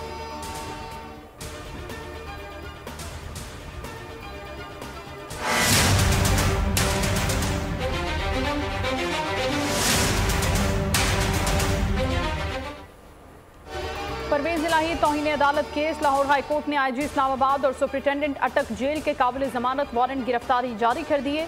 चीफ कमिश्नर इस्लामाबाद के भी काबिल जमानत वारंट गिरफ्तारी जारी। अदालत ने वारंट परवेज इलाही की रिहाई के हुक्म के बावजूद दोबारा गिरफ्तारी से मुतालिक केस में जारी किए। रिमार्क्स दिए कि अदालती फैसले पर अमल हर किसी की जिम्मेदारी है। नहीं चाहते कि ऐसे अफसर को सजा मिले जो कसूरवार न हो। अपने अहकामात हवा में उड़ाने की इजाजत नहीं देंगे। अदालत को क्यों कमजोर समझा जा रहा है। DIG operations Nasir Rizvi, DIG investigation Imran Kishwar और एसपी सिक्योरिटी लाहौर हाईकोर्ट का तहरीरी जवाब मुस्तरद। कहा, कैसे हो सकता है कि बाहर से कोई आए और पुलिस अफसरान से किसी को छुड़ा कर ले जाए। परवेज इलाही की अहलिया, बेटे और बहू की लाहौर के मुकदमे में 7 रोज़ा हिफाजती जमानत मंजूर। इस्लामाबाद हाईकोर्ट का 20-20 हज़ार रुपए के मचल के दाखिल कराने का हुक्म। चीफ जस्टिस आमिर फारूक ने इन चैम्बर समात की दरख्वास्त गुजारों को 7 दिनों में लाहौर की मुताल्लिका अदालत से रुजू करने का हुक्म।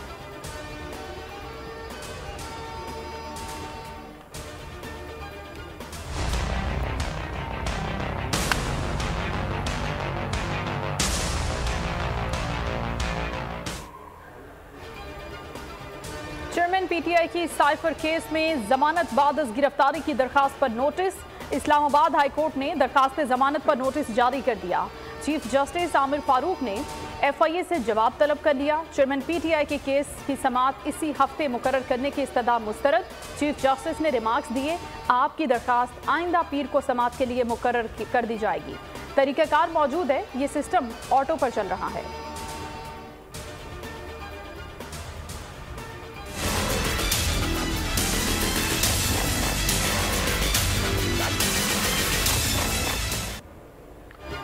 फोन बगिंग और ऑडियो लीक्स के खिलाफ दरखास्तें। इस्लामाबाद हाईकोर्ट ने वजारत दाखिला और पीटीए के तहरीरी जवाब को मुस्तरद कर दिया।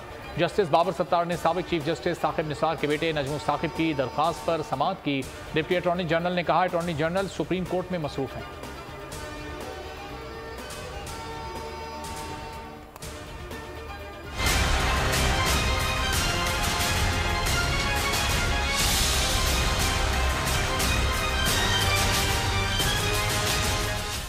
शेख रशीद की गिरफ्तारी के खिलाफ हाईकोर्ट रावलपिंडी बेंच में पिटीशन दायर कर दी गई। IG Punjab, CPO, SSP operations को फरीक बनाया गया। मौक़िफ़ अपनाया कि शेख रशीद को भतीजे शेख शाकिर और शेख इमरान समेत गिरफ्तार किया गया। शेख रशीद पर किसी किस्म का कोई मुकदमा दर्ज नहीं।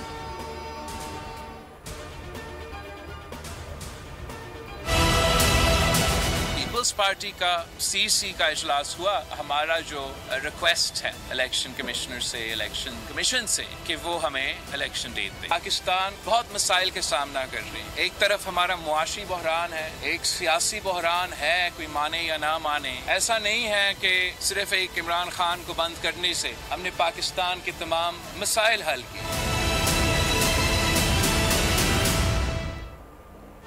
बिलावल भुट्टो ने एक बार फिर इलेक्शन कमीशन को इंतखाबात की तारीख देने का मुतालबा कर दिया। कहते हैं इलेक्शन शेड्यूल से पहले इंतखाबी इत्तेहाद की बातें बेमायने हैं। पीपल्स पार्टी अशराफिया के बजाय आवाम की नुमाइंदगी करती है।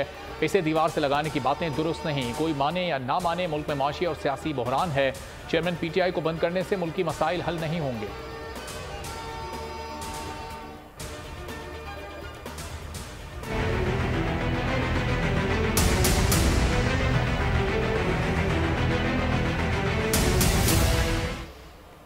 जो इस्तकबाल में किरदार अदा करेगा, इलेक्शन में पार्टी टिकट पाएगा। नवाज शरीफ की वतन वापसी के हवाले से तंजीमी इजलास में फैसला किया गया। ख्वाहिशमंद रहनुमाओं को इस्तकबाल में नुमाया कारकर्दगी दिखाना होगी। टास्क पूरा न करने वाले पार्टी टिकट हासिल नहीं कर सकेंगे। टास्क की रियल टाइम मॉनिटरिंग की जाएगी। पार्टी टिकट के लिए कोई भी ऑटोमेटिक चॉइस नहीं होगा। वर्कर है, वोटर सपोर्टर है, उसने तो मियाँ साहब के इस्तकबाल के लिए आना है और तैयारियां लोग कर रहे हैं। मगर असल इम्तिहान उस दिन ये है कि नवाज शरीफ ने जो 20-25 साल जो फलसफा दिया, जो आइन कानून की बालादस्ती के लिए उन्होंने एक लंबी तकलीफें उठाई, फैमिली के लिए, जमात के लोगों के लिए। नवाज शरीफ की पाकिस्तान आमद के मौके पर लीगी कारकुनों के अलावा आम अफराद भी इस्तकबाल के लिए आएंगे। साबिक वफाकी वजीर मियाँ जावेद लतीफ़ की नवाज शरीफ से मुलाकात के लिए आमद के मौके पर गुफ्तगू। कहा, आम अफराद जमहूरियत और वोट को इज्जत दो के फलसफे को दिल से मानने वाले बाहर आएंगे। नवाज शरीफ की वापसी की तारीखें जो दी थीं वो उस वक्त भी वापस आना चाहते थे। उस वक्त के चीफ एग्जीक्यूटिव ने नवाज शरीफ का रास्ता रोका। 9 और 10 मई के वाकयात के बाद आज की रजीम ने खुद एहतसाबी की और बहुत से लोग पकड़े गए। किसी सियासी जमात पर पाबंदी के हक में नहीं, लेकिन ये तसव्वुर नहीं कर सकता कि किसी दहशतगर्द को सियासी रूप में सामने लाया जाए।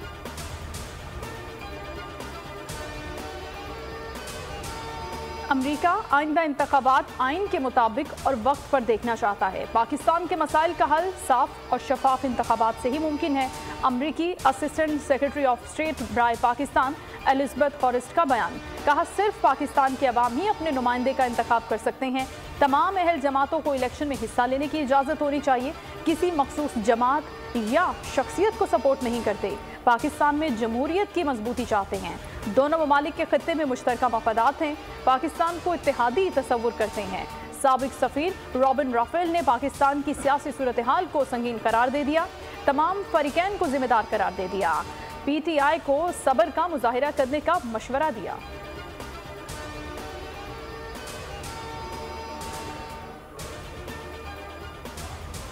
अक़वाम मुत्तहिदा के इजलास में पाकिस्तान की नुमाइंदगी के लिए पुरजोश हूँ। निगरान वज़ीर आज़म अनवारुल्लाह काकड़ का ट्वीट। कहा, अमरीका के 5 रोज़ा अहम दौरे पर रवाना हुआ हूँ। दौरे के दौरान आलमी माहौलियाती चैलेंजेस, आलमी रहनुमाओं से बातचीत करूँगा।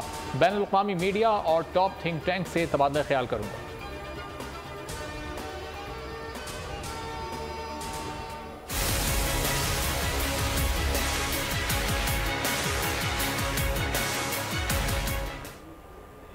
डॉलर की कदर में कमी का सिलसिला जारी। इंटरबैंक में 90 पैसे सस्ता 295 रुपए 95 पैसे पर बंद हुआ। ओपन मार्केट में 297 पर ट्रेडिंग जारी।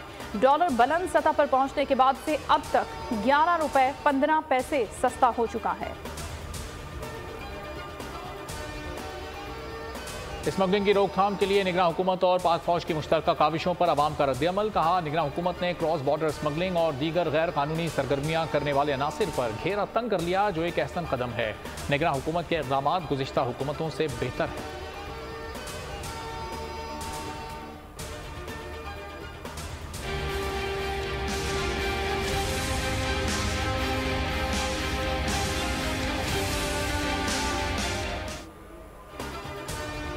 फातिमा हलाकत केस में नामजद मुल्जिमान फयाज शाह और उसकी बेटी हिना शाह की गिरफ्तारी के लिए छापे जारी। ASP की सरबराही में भारी नफरी ने पीर की हवेली का सर्च ऑपरेशन किया। एतराफ के घरों की भी तलाशी ली गई। मुल्जिमान गिरफ्तार न हो सके। कार्रवाई के दौरान 3 अफराद को हिरासत में ले लिया गया। पुलिस के मुताबिक नामजद मुल्जिमान को जल्द गिरफ्तार कर लेंगे। फातिमा हम सब की बेटी है, किसी सूरत मुल्जिमान को नहीं छोड़ेंगे।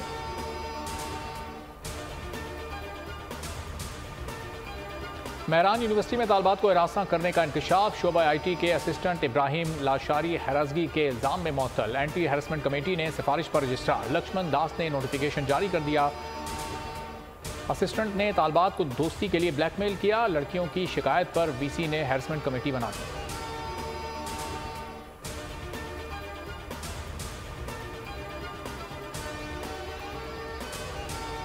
इस्लामाबाद के मज़ाफ़ाती इलाके सनियाड़ी चौंतड़ा गांव में CDA का ऑपरेशन। इंतजामिया को मुज़ाहमत का सामना। E11 चौक पर मुजाहिरीन के नारे, आंसू गैस की शेलिंग और फायरिंग से 2 बच्चे भी जख्मी। नौजवान की हालत नाजुक। मारगला रोड पर भी एहतजाज। E9 चौक को बंद कर दिया गया। ट्रैफिक की रवानी मुतासिर, गाड़ियों की लाइनें लग गईं।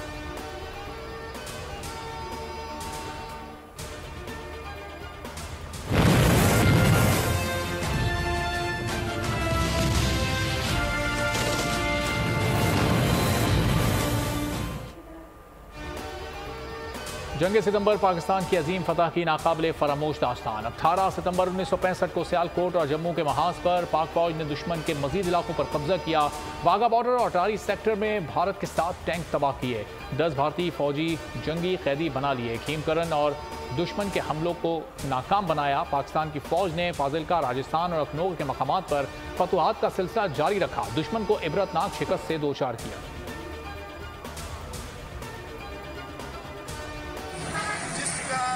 सारा मता जो है उसकी दिहाड़ी होती है जो 400-500 हज़ार रुपये, उसमें वो घर का किराया दे, बच्चों की खुराक पूरी करे, पोशाक पूरी करे, या कि वो पेट्रोल के लिए दे। मैं बतौर एहतजाज आज यहाँ पे साइकिल पे आया हूँ। इंशाअल्लाह मैं पूरा हफ्ता साइकिल पे आऊँगा। पेट्रोल की कीमतों में इजाफा महंगाई ने वुकला के लिए भी मुश्किलात खड़ी कर दी।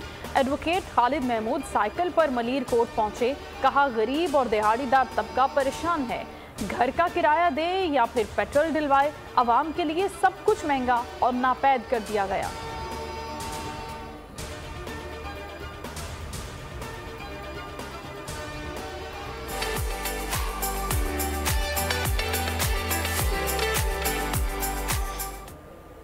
मुल्क भर में बारिश का नया स्पेल जारी। पंजाब और केपी में मूसलाधार बारिश। लाहौर समेत मुख्तलिफ शहरों में तेज़ बरसात। चिन्यूट में तेज़ बारिश से बेशतर इलाके पानी में डूब गए। खैबर पख्तूनख्वा के मुख्तलिफ अजला में भी जलथल 1, लकी मरबत, सराय नौरंग और गिरदोनवा में भी ठंडी हवाओं के साथ बारिश हुई।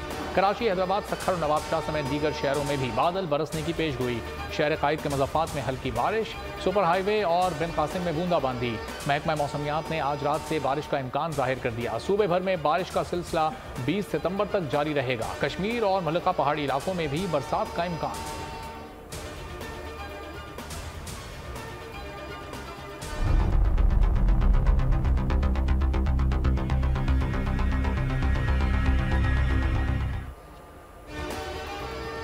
इंतखाबात जीतने के लिए मोदी सरकार के हरबे जारी।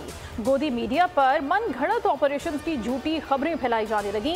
भारतीय मीडिया रिपोर्ट्स के मुताबिक अनंतनाग में हुर्रियत पसंदों के साथ तसादुम 5 रोज से जारी है। हकीकत में मोदी आइंदा इलेक्शन में कामयाब होने के लिए अवाम के पाकिस्तान मुखालिफ जज्बात का फायदा उठा रहा है। जमीनी हकाइक मीडिया रिपोर्ट्स के बरक्स है। कोई ऑपरेशन की सूरत हाल न ही अनंतनाग में जंग हो रही है।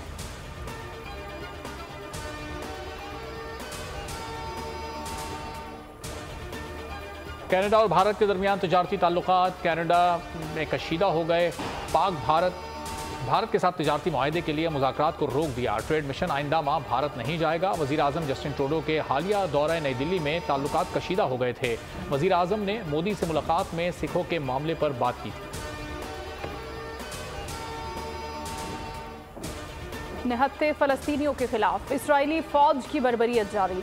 सेहूनी फौजियों ने मस्जिद अक्सा में नमाजियों पर धावा बोल दिया। नमाजियों को बाहर निकाल दिया। मस्जिद के इर्द गिर्द फौजी दस्ते तैनात कर दिए। रविश हशानका का जश्न मनाने के लिए सैकड़ों इस्राएली इंतहा पसंद फौजियों की हिफाजत में मराकश गेट के जरिए सहनुल अक्सा में जा घुसे। मस्जिद के दाखिली दरवाजे पर हॉर्न बजाने से मना करने पर मुअम्मर मर्द और खातून समेत 3 अफराद पर तशद्दुद। इस्राएली जालिमाना तर्ज अमल पर सऊदी अरब का इजहार मजम्मत। वजारत खारजा ने कहा कि इस्राएली फोर्सेस का मस्जिद अक्सा पर हमलावर होना उम्मत मुस्लिमा के जज्बात को मजरूह करता है। इसराइल बैनुल-अक़वामी कवानीन समेत मुआहिदों की सरीहन खिलाफ वर्जी कर रहा है। आलमी बरादरी मस्जिद अक्सा पर इसराइली जारियत खत्म कराए। फ़लस्तीनी अवाम के तहफ़्फ़ुज़ को यकीनी बनाया जाए।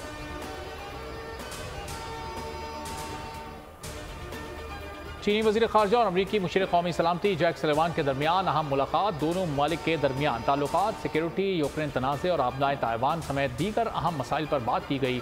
चीन ने अमरीका को टकराव से बचने के लिए अपना रवैया तब्दील करने की वार्निंग दे दी। राब्तों के ज़राए खुले रखने पर भी सैर हासिल बात की गई।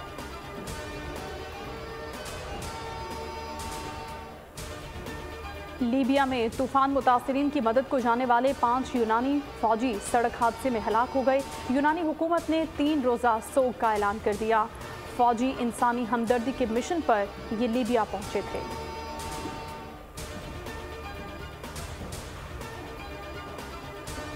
वर्ल्ड कप की तैयारी और बड़ा फैसला, चीफ सेलेक्टर इंजमाम उल हक और बाबर आजम का ज्यादा तब्दीलियां न करने पर इत्तेफाक। बाबर आजम ने आउट ऑफ फॉर्म फखर जमान और शादाब खान को वर्ल्ड कप खिलाने की हिमायत कर दी। नसीम शाह की जगह हसन अली और जमान खान के नामों पर गौर। हसन अली का फिटनेस टेस्ट लिया जाएगा। हतमी स्क्वाड का ऐलान कल या बुध को होगा। पाकिस्तान क्रिकेट टीम 25 सितंबर को भारत रवाना होगी। अबरार अहमद को वर्ल्ड कप स्क्वाड में शामिल किए जाने का इम्कान।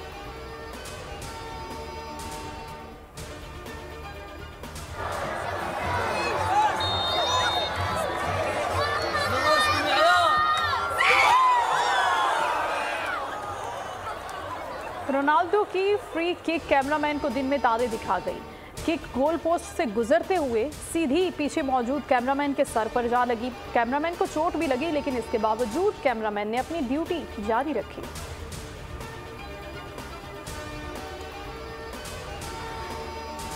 फ्रांसीसी लग्जरी फैशन ब्रांड बालविन कलेक्शन को पेरिस फैशन शो से पहले लूट लिया गया। डायरेक्टर ओलिवर रोस्टिंग ने बताया, फैशन वीक से 10 रोज पहले कंपनी की नई कलेक्शन से 50 से ज्यादा आइटम्स चोरी के लिए।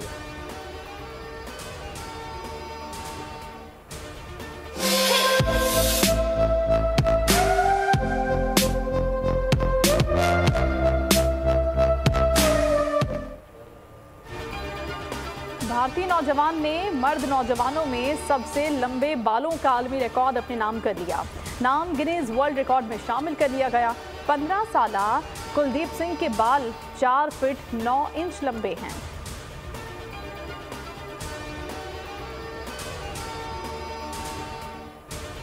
खतरनाक कातिल ने नौजवान जोड़े को मारने की तरकीब बना ली। अपनी जान की हिफाजत करना मुहाल बन गया। हॉलीवुड हॉरर फिल्म 15 कैमरास का ट्रेलर जारी। फिल्म 13 अक्टूबर को रिलीज होगी।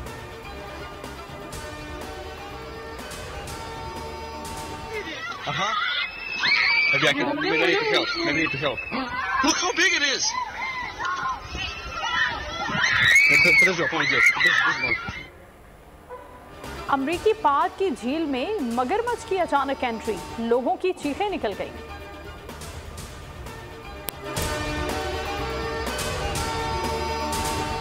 This headline news is brought to you by नया ब्राइट उतने ही दाग मिटाता है।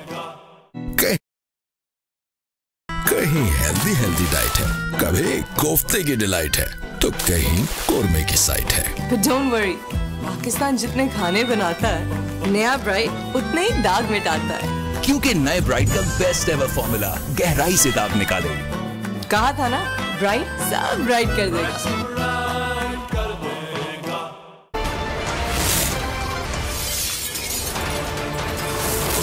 BOL News Headquarters। अस्सलामुअलैकुम। बोल न्यूज हेडक्वार्टर्स में कहेंगे आपको खुशामदीद। मैं हूं आपके साथ बुशरा हक। मैं हूं अरबाब जहांगीर और मैं हूं बुलेटिन में शाइस्ता शहजाद। हेडलाइंस आपने जानी, आज बात होगी डराए नहीं दलाइल दें। आइन की क्या खिलाफ वर्जी हुई? परवेज इलाही राहदारियों में। गुटका मावा की लड़ाई। और अदालती कार्रवाई कैसे होती है? सबसे पहले बात, सिस्टम तबाह करना है तो ये मुकदमा अगले माह भी सुन सकते हैं। सुप्रीम कोर्ट का मतलब तमाम जजेस हैं। कानून को जांचने के लिए रेफरेंडम नहीं करवा सकते। आइन पर अमल किया पाबंद हूं। सुप्रीम कोर्ट में practice and procedure act case में चीफ जस्टिस काजी फाइज ईसा के रिमार्क्स, फुल कोर्ट तश्कील देने की तमाम मुतफर्रिक दरख्वास्तें मंजूर। कहा कि कई बार मार्शल लॉ लगा, इस दौर के फैसलों का पाबंद नहीं। बतौर जजेस हल्फ आइन और कानून पर अमल करने का क्या है, अदालती फैसलों के ताबे होने का नहीं। सुप्रीम कोर्ट कानून से बाला है। ये कहाँ लिखा है कि नजर सानी अपील ने तो सुप्रीम कोर्ट के इख्तियार को बढ़ा दिया है। सिर्फ ये बता दें कि कौन सा बुनियादी हक मुतासिर हुआ है। दरख्वास्त गुजार से मुकालमे में कहा कि यह भी हो सकता है कि आपकी दलील से इत्तफाक करूं और दरख्वास्त मुस्तरद कर दूं। डराए मत, सिर्फ दलाइल दें। एग्जीक्यूटिव के रूल्स जब चैलेंज होंगे तो देखेंगे। Supreme court practice and procedure act से आइन की क्या खिलाफ वर्जी हुई? कानून को गैर आइनी कहना आसान है। बता दें कौन सा सेक्शन किस शख्स से मुतसादम है, कौन सा बुनियादी हक मुतासिर हुआ है, बुनियादी इंसानी हुकूक की खिलाफ वर्जी हुई तो वही बता दें। सुप्रीम कोर्ट में समाअत के दौरान चीफ जस्टिस काजी फाइज ईसा का दरखास्त गुजार के वकील से इस्तफसार। रिमार्क्स में कहा, अगर पार्लियामेंट ने बहुत ज़्यादा वार किया होता तो हम अज खुद नोटिस लेते। सुप्रीम कोर्ट के फैसलों के ताबे होने का नहीं, आइन और कानून के ताबे होने का हल्फ उठाया है। रिकॉर्डिंग केस में अदालती फैसले से $6.5 अरब का नुकसान हुआ। बतौर चीफ जस्टिस मुझे ऐसा इख्तियार नहीं चाहिए। अगर आप ये तमाम इख्तियार देना भी चाहें तो हम नहीं लेंगे। Because the power vests in the Supreme Court as all the judges of the Supreme Court. That could be one reading of your argument. So you are saying that Section 2 is ultra vires of the Constitution, which gave power to 3 persons. Order 11 of the rules is ultra vires because it gave power to 1 person. Is that your proposition? No, do they have an interest in any case why they brought this challenge? Or they brought it in the public interest against an appeal is filed? The fact that you don't make available 84(3) does not mean you can't file a civil suit, does not mean you can't file an FIR, does not mean you can't go to 199, does not mean any other remedy. So this is done every day. We do it. Not 3 judges, 1 assistant registrar in the branch office says not maintainable, उसके खिलाफ appeal आती है। वो कितने लोग सुनते हैं? 1 जज। उसके खिलाफ की अपील है? कुछ भी नहीं है। End of story. और जस्टिस अतर मिनल्ला ने प्रैक्टिस प्रोसीजर केस की समाअत के दौरान इस्तफसार किया कि अगर पार्लियामेंट ने चीफ जस्टिस की बादशाहत खत्म की है तो इसमें गलत क्या है? अपील का हक देने से कौन सा बुनियादी हक मुतासिर होता है? उन्होंने रिमार्क्स दिए कि अगर पार्लियामान को इख्तियार नहीं था तो क्या हम 15 गैर मुंतखब जजेस को इख्तियार है? अदलिया की आज़ादी सिर्फ बैरूनी नहीं, अंदरूनी भी होनी चाहिए। सिर्फ चीफ जस्टिस के पास बेंचेस की तश्कील का इख्तियार होना गलत है। What you are saying is that the untrammeled, unaccountable powers of the Chief Justice exclusively to decide constitution of benches, you were satisfied with that, and that fulfilled the conditions of Article 10A. But if it is done by the Chief Justice and 2 senior judges, you have an objection to that. That's your proposition. The earlier traditional model would be acceptable to you, that one person can actually control the outcomes of the cases by constitution of benches, and this probably was the mischief that the parliament wanted to address. अदलिया की आज़ादी मुस्लिम बुनियादी हक है। क्या parliament article 191 के तहत अदलिया के काम में मुदाखलत या तजावुज़ कर सकती है? Practice and procedure act case की समाअत के दौरान जस्टिस मुनीब अख्तर का इस्तफसार। रिमार्क्स ये कि क्या पार्लियामान को वो काम करने की इजाज़त दी जा सकती है जो सुप्रीम कोर्ट खुद कर सकती है और करना चाहे? क्या पार्लियामान को वो काम करना चाहिए जो आइन बनाने वालों ने दानिस्तान नहीं किया था? अगर इस उसूल को मान लिया तो फिर हुकूमत पार्लियामान के ज़रिए बेंचों की तश्कील और अदालत के मामलात को रेगुलेट करके करेगी और फिर ये सिलसिला कहीं नहीं रुकेगा। In professed exercise of a legislative competence under Article 191, trample upon, I'm using this word a bit deliberately, I don't intend to show any disrespect to Parliament, but can it encroach upon or intrude upon something that would affect the independence of the judiciary, something that relates to practice and procedure, which the court may or may not do, but can do for itself? Yes.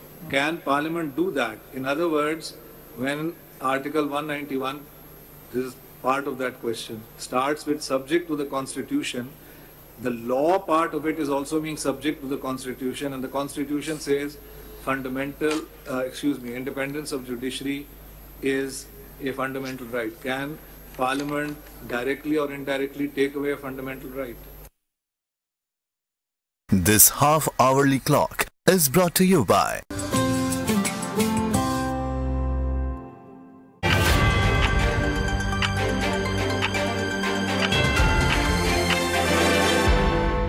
Introducing the all-new Sabroso Crispy Chicken Strips. Tastes so good that nothing else matters. Sabroso Crispy Chicken Strips. So crispy, so tender. Beautiful hair और एक भी सफेद बाल नहीं। और मेरी देखो, क्या है तुम्हारा सीक्रेट? मैं बताऊं? मेरा सीक्रेट गार्नियर कलर नेचुरल्स, जो है अमोनिया के बगैर। इसमें है बादाम का तेल, जिससे मिले बिल्कुल नेचुरल लुकिंग कलर, जो चले 2 महीनों तक। और मेरे सारे सफेद बाल गायब सिर्फ 15 मिनट में। और इनके भी। तो बाल दिखे इतने नेचुरल कि आप कलर करो और किसी को पता भी ना चले। गार्नियर कलर नेचुरल, सेहतमंद बाल मतलब बेहतर कलर। गार्नियर कलर नेचुरल अब चले 2 महीने सिर्फ 165 रुपए के साशे पैक में। आज का कड़क चैलेंज, कड़क चाय का कड़क दाम निकाल पाएगा एरियल? तो हो जाए मुकाबला। नया और पहले से बेहतर एरियल बनाए ज्यादा झाग, जो कपड़ों की तह से निकाले चाय जैसे कड़क दाग, सिर्फ 1 धुलाई में।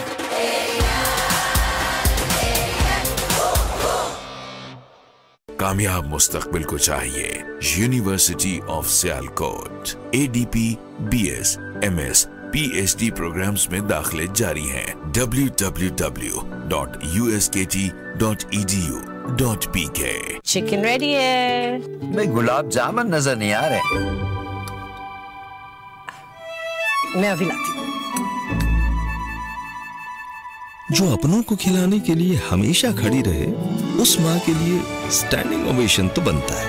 New Dalda stand up pouch, a standing ovation to mothers. बस लगाओ, छोड़ो और रिमूव करो और पाओ silky smooth skin Nisa hair remover cream.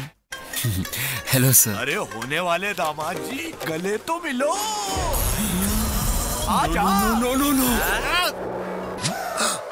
फिर से डैंड्रफ का डर हमेशा सर पे सवार। ले आओ हेड एंड शोल्डर्स, जो जड़ तक जाए ताकि डैंड्रफ वापस ना आए। हेड एंड शोल्डर्स कंधे से बोझ हटा दे। प्रैक्टिस एंड प्रोसीजर एक्ट पर सुप्रीम कोर्ट के फुल बेंच की समाअत वक्फे के बाद दोबारा शुरू हो गई। आप कितना टाइम लेंगे? I will try not to take long, maybe half an hour. और कोई है इस तरफ? आप किसकी तरफ से हैं? नहीं, do you want to add anything or not? कितना टाइम लेंगे? Half an hour. पाशा साहब आप कितना लेंगे? और आप किसके लिए कामरान साहब? My lord, I'm Zaman Verdict, petitioner in Constitution Petition number 10, my lord. I have already submitted my concise statement, my lord, and I will not take the time of for this August court. And I rely on that my concise statement, which has been submitted through CMA 3212. Those are days. जो कल आपने file की वो मैंने पढ़ ली, वही वाली? My lord. अच्छा. Thank you very much, sir. अच्छा, can we request you that on the next date of hearing, if you can come here to Islamabad? Mr. Vardhan. आप किसके लिए हैं? I am in Constitution Petition number 18. आप कहाँ से हैं? लाहौर से। अच्छा, नहीं आप थोड़ी जहमत कीजिए, आप इस्लामाबाद आइए, ठीक है? क्योंकि ये तो ज्यादा क्वेटा और कराची के लिए, इस्लामाबाद इज वेरी 3-4 घंटे का ड्राइव है। ये आप आइए, मजा नहीं आता है। अच्छा, ये आप आइए, मजा नहीं आता है। अच्छा, ये अगर आप लोग देखें, हमने कोशिश की कि इसको खत्म करें, मगर लग रहा है आज मुमकिन है। और आपकी भी वैलिड बात है कि बहुत सारे सवाल उठे, आप उनका जवाब देना चाहें, फेयर इनफ। इसलिए मैं आपको कह रहा था फौरन जवाब ना दें, जैसे वो आपके साथी दे रहे थे। मैंने कहा फंस जाएंगे, आप सोच समझ के जवाब दें। तो वो एक जगह फंस भी गए, तो वो तसल्ली से आप जवाब दे दें। अब हम ये करते हैं कि इसमें मेरी जो ज़ाती तौर पर थी कि जी एक कानून है और वो कह रहा है कि मैं 2 लोगों से मशावरत करूं, ठीक है, वो मेरे सामने आ रहा था। मैंने ड्यूरिंग द इंटरवल अपने दोनों साथियों से, on my right and my left, तो उन्होंने कहा कि जी आप हमसे मशावरत कर लें, कोई हमें ये तो ममानत वैसे भी नहीं देता है, अगर आप ऐसे भी करना चाहें तो आप अग्री करते हैं? आप अग्री करते हैं? ठीक है, तो हम ये करेंगे, फिर हम इसको पार्टेड कर देते हैं, ठीक है? तो फिर वो अटॉर्नी जनरल भी आ जाएंगे, क्योंकि आज I am sure he must have been stressed thinking of more important. आप भी मजीद जितने सवालात उठे हैं आप उनके भी जवाब दे दीजिए। तो अब मैं आपको सिर्फ बता रहा हूं कि आज का ऑर्डर हम डिक्टेट कर देते हैं आपके सामने। लिखिए कौन है।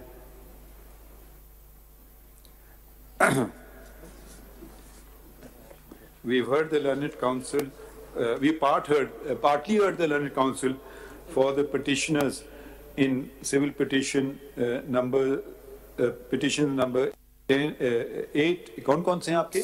6, 7 and 10. 6, 7 and 10. 12 sir. Sorry, 12. 6, 7 and 12. आप किस में हैं सिद्दीकी साहब? 6, 7 and 12. ठीक है, दोनों कवर हो गए।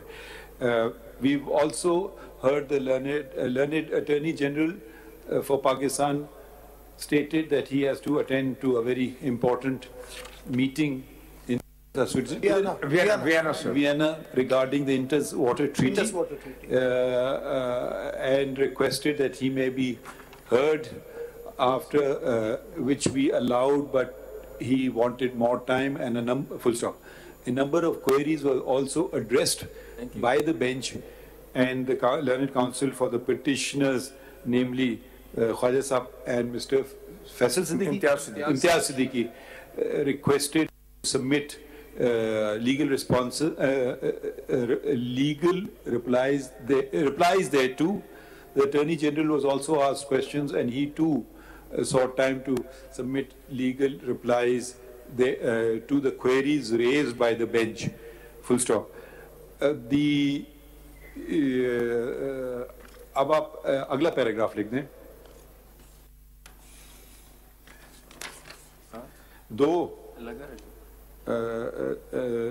इसमें मेरा लिख दें। कैसे लिख chief justice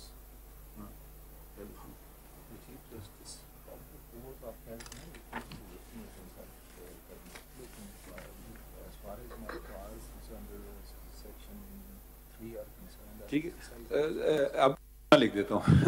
The Chief Justice stated that in view of the challenge thrown to the Supreme Court Practice and Procedure Act 2023, and as the matter is pending adjudication, he will be consulting with his two senior colleagues with regard to the constitution of benches.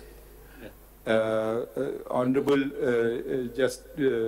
Senior Puny Judge Justice Sadar Tariq Masood agrees, and so too Justice Ijazul Ehsan. ठीक है, तो ये हम अपने तौर पे करेंगे और अब आप डेट प्रपोज कर दें। सर आपने जो अपने तौर पे किया है एग्जैक्टली मैं ही ये कह रहा था, आप अपने तौर पे ये कर लीजिए। कर लेंगे ना, ये तो मैं चाहता था भाई, तो मैं आपने तो मेरा काम आसान कर दिया। हजूर हम आपके सब चीजें खुली अदालत में होना चाहिए, मुझे बड़ी खुशी आपको पता होना चाहिए। और जो मेरे बहुत ही मोहतरम दोस्त आप बता दें डेट, उनकी जो बातें हैं कि वापसी कब है उनकी कुछ पता है आपको? My lord, he will be back on Sunday ji, he will be arriving। अक्टूबर में कोई डेट रख लें जी, रख लें। 2 अक्टूबर क्या बनती है? ठीक है, 2 काफी आपको टाइम मिलेगा, आपसे ज्यादा टाइम मिलेगा। adjourn to 2 अक्टूबर, मगर वो हमें पहले से दे दें। the replies if any that are to be filed should be filed by कब तक? ठीक है, जो भी करना चाहे a week before the dates। नहीं, हम डेट देख लेते हैं ना, अभी कौन सा महीना? 25 कर दें। हाँ, 25 सितंबर। आज क्या? आज 18 है जी, 18 है। ठीक है, 25 ठीक है, 25 जैसे आप ठीक है। तो आपसे तो हफ्ता दे दिया आपने, 2 दिन मांगे थे आपने, बहुत ठीक है। जी, that's fine ji, that's fine with me. In fact, if your lordship can just note, I have already filed my concise statements. No, if you don't want to, don't file anything more. I've already filed. I'll supplement that if you want to, in order to try and if you it's not a mandatory. You've also heard the questions. If you have a better reply, maybe you come up with a better reply. ठीक है, so अच्छा इसमें लिख दें all parties oblique counsel may file replies already order हुआ है जी पहले हुआ है may additional reply may avail of the adjournment to file replies by 25th by or before 25th September 2023 ठीक है so now it will be adjourned अच्छा next date पे हम adjourn करेंगे we'll give a full date of this hearing then you know थोड़े करें बात सुने or we'll decide it amongst ourselves the three of us ठीक है thank you very much जी हाँ अच्छा शुरू में वो लिख दें वो जो आपकी सी ने कुछ तो अलाउ भी कर दी वो फुल कोर्ट हो गया ना एक सेकंड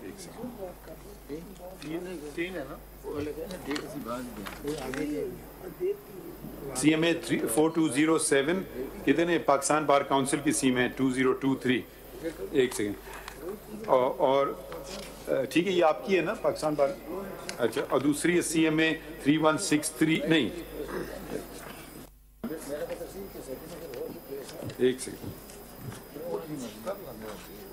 हाँ 31 CMA 3166 2023 एंड CMA 3199 2023 ये शुरू में लिख दीजिएगा through these applications request for full court was made however the full court has been constituted the learned counsel for the petition have no objection to the constitution of the full court the application disposed of as allowed ठीक है नहीं ठीक है any problems no problem sir we are grateful and I'm very grateful that जो मैं चाहता था वो आपने पहले कर दिया और जो वो अपने मेरे दोस्त चाहते हैं इंशाअल्लाह ताला वो आपने कर दिया है बाकी काम जो रीडिंग डाउन का सेक्शन 3 और 4 है इंशाल्लाह मैं आपको करने अच्छा ये भी देख लेना देखिए अगर आप कुछ इसको बचा सकते हैं अगर एक तो होता है ना आप रिजिड पोजीशन ले लें कि मैं किसी सूरत में इतना जरूर कहूंगा जी एक ऑर्डर था मैं नहीं आप उसको देख लीजिए अभी ना करें मेरी एक सुन लीजिए गुजारिश जी जरूर जो हम 24 करोड़ अवाम की बात कर रहे हैं मैं आपसे इतना मुत्तफिक हूं कोई इंसान नहीं I have been a minister of parliamentary affairs myself way back in 1988 and at that time I had the burden of a martial law which had just been lifted and I knew that I will only say this thing that there was an order कि जो proceedings हुई हैं and how many members participated in the voting of this bill अगर वो proceedings आपके सामने आ जाएं तो मेरा काम कुछ 24 करोड़ से शायद 2 करोड़ पे आ जाएगा ये आपने वो मंगवा दी नहीं आपने 2-3 प्रोविजन ये आपका आर्गुमेंट को कमजोर इसलिए कर देगा क्योंकि आपने कहा कि ये आप काम कर सकते हैं वो नहीं कर सकते हैं अब हम उनके काम देख रहे हैं आपने कहा जो हमें नहीं करना चाहिए ये डिस्पेल करना चाहिए ये मगर आपका आर्गुमेंट कमजोर हो जाएगा मैं सर ये डिस्पेल करना चाहता हूँ कि आपके मैं आर्गुमेंट से मुत्तफिक हूँ कि 24 करोड़ आवाम का ख्याल रखना चाहिए नहीं इसीलिए अगर मैं उसको बढ़ाऊं इसीलिए बेंचेस अच्छा अब sorry I know it's very late. I would request my learned colleagues अभी हम कर रहे नहीं कि ऐसे बेंचेस लगाएंगे जिसमें इस्लामाबाद वकील हों और छोटे केसेस हों जो कि क्योंकि शॉर्ट नोटिस पे होंगे ना अब कल बेंचेस बनेंगी ठीक है thank you gentleman thank you sir ठीक है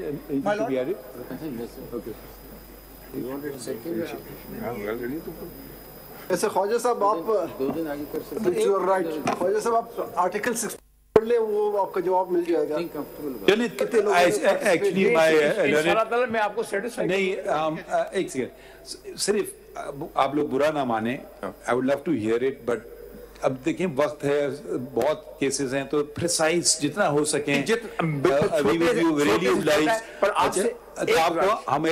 आपको 2 के बजाय 3 कर रहे हैं डेट क्योंकि वो 3 अक्टूबर कर रहे हैं ओके वो डेट बदल दीजिए ट्यूसडे यस ये तो ख्वाजा साहब ने बात की एक्चुअली आपने ऑर्डर एक फरमाया हुआ है अटॉर्नी जनरल साहब को डायरेक्शन दी हुई है रिकॉर्ड है वो पार्लियामेंट ऑफ प्रोसीडिंग्स वो पेश किया जाए जो अभी तक according to the best of my knowledge अच्छा मैं एक चीज आपको सिर्फ बता दूं देखें हमें एक दूसरे की कदर करना चाहिए can I go and peep into your file no sir this is not the case एक सेकंड देखिए can I go and to peep into your file you will say it's privileged communication between me and my client ठीक है can I ask you how much your client has paid you ठीक है this is also privileged ठहर जाइए ना तो अब attorney general की कौन सा पावर इस्तेमाल करेंगे to do this मतलब इस चीजों में फंस जाएंगे। अदालत का ऑर्डर, अदालत का अगर ऑर्डर है तो वो कर देंगे कंप्लाई, मुझे नहीं पता क्या करेंगे। अदालत का ऑर्डर है, सामने उसको इम्प्लीमेंट करना है। अच्छा, एक बात वजाहत कर दी वर्दक साहब, आपको यहाँ आना होगा, लाहौर से बैठ के वीडियो लिंक नहीं देंगे आपको। जी बिल्कुल ठीक है सर। ठीक है, आपके साथी को भी बता दीजिए। ठीक है, वी नोटेड सर। चलिए, शुक्रिया बहुत बहुत आपका। वो है ऑलरेडी रिकॉर्ड। सुप्रीम कोर्ट में practice and procedure act case की समाअत 3 अक्टूबर तक मुलतवी कर दी गई है। चीफ जस्टिस काजी फाइज ईसा ने इख्तितामी लम्हात में गुफ्तगू की और कहा कि 2 सीनियर मेंबरान के साथ मुशावरत करके बेंच कायम करूंगा। वकला 25 सितंबर से पहले अपने जवाबात जमा करवा दें। चीफ जस्टिस काजी फाइज ईसा की जानिब से ये हिदायत जारी की गई और जो दीगर शहरों में वकला मौजूद हैं उनको उन्होंने कहा कि वो इस्लामाबाद आएँ, सुप्रीम कोर्ट में आकर पेश हों। उनको वीडियो लिंक के जरिए अपने जवाबात जमा करवाने की इजाजत नहीं दी जाएगी। कुछ दीगर खबरें शामिल करते हैं। मरियम नवाज शरीफ की जेर सदारत पाकिस्तान मुस्लिम लीग नून पंजाब का ग्रैंड मुशावरती इजलास। पाकिस्तान मुस्लिम लीग नून के कायद मोहम्मद नवाज शरीफ ने वीडियो लिंक के जरिए इजलास में शिरकत की। मरियम नवाज शरीफ ने इजलास को कायद नवाज शरीफ की वापसी के हवाले से तैयारियों पर ब्रीफिंग दी और कहा कि 21 अक्टूबर को अवाम नवाज शरीफ का तारीखी इस्तकबाल करके पानामा और अकामा के ड्रामा साजों को हमेशा के लिए दफन कर देंगे। मरियम नवाज की जानिब से ये गुफ्तगू की गई। नवाज शरीफ ने भी वीडियो लिंक के जरिए इस इजलास में शिरकत की। मुस्लिम लीग नून के पंजाब का ग्रैंड मुशावरती इजलास ये हुआ जिसमें तमाम ही मरकज़ी कायदीन भी मौजूद थे। हमजा शहबाज ने भी यहाँ पर खिताब किया और अपने ख्यालात का इजहार किया और मियाँ नवाज शरीफ ने भी वीडियो लिंक के ज़रिए इस इजलास में शिरकत की और ब्रीफिंग यहाँ पर दी गई कि किस तरह से 21 अक्टूबर को मियाँ नवाज शरीफ की वापसी पर उनका इस्तकबाल करना है। मरियम नवाज और हमजा शहबाज के अलावा राना सनाउल्लाह, एहसन इकबाल और दीगर अहम कायदीन भी मौजूद थे। नुमाइंदा खुसूसी बोल न्यूज़ अखलाक बाजवा हमारे साथ मौजूद। इजलास की मज़ीद तफसील जानेंगे। अखलाक, बताइएगा क्या फैसले हुए, क्या मामला तय पाए?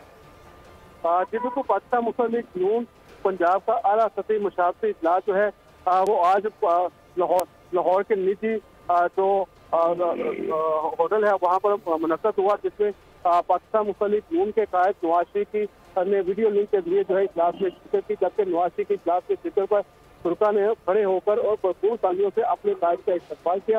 मुस्लिम लीग नून की नायब सदर जो हमजा शहबाज शरीफ है और सेक्रेटरी जनरल एहसन इकबाल, पंजाब के सदर राना सनाउल्लाह खान, पंजाब के साबिक अरकान कौमी व सूबाई असेंबली और टिकट होल्डर के इजलास में शिरकत की।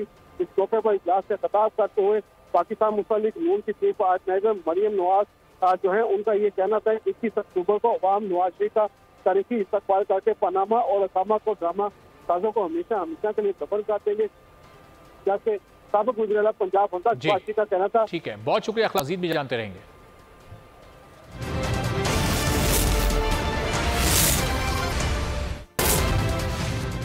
चेहरे पे रहे न स्पॉट्स न कील छाइयाँ, स्किन हेल्दी और चेहरे पे glow. Ajooba gold and glow beauty cream, beautiful hair और एक भी सफेद बाल नहीं। मेरा सीक्रेट गार्नियर कलर नेचुरल्स जो है अमोनिया के बगैर। इसमें है बादाम का तेल जिससे मिले बिल्कुल नेचुरल लुकिंग कलर जो चले 2 महीनों तक और मेरे सारे सफेद बाल गायब सिर्फ 15 मिनट में। और इनके भी गार्नियर कलर नेचुरल अब चले 2 महीने सिर्फ 165 रुपए के साशे पैक में। सेफगार्ड करें हम, जम से दूर रहे हम। शप शप शप भागे जर्म्स, याद रखना सिर्फ सेफगार्ड से शप शप शप। सेफगार्ड से जो नहाए घंटों जम से बचता जाए। शप शप शप चलता जाए। सेफगार्ड से नहाना जर्म्स दूर भगाना।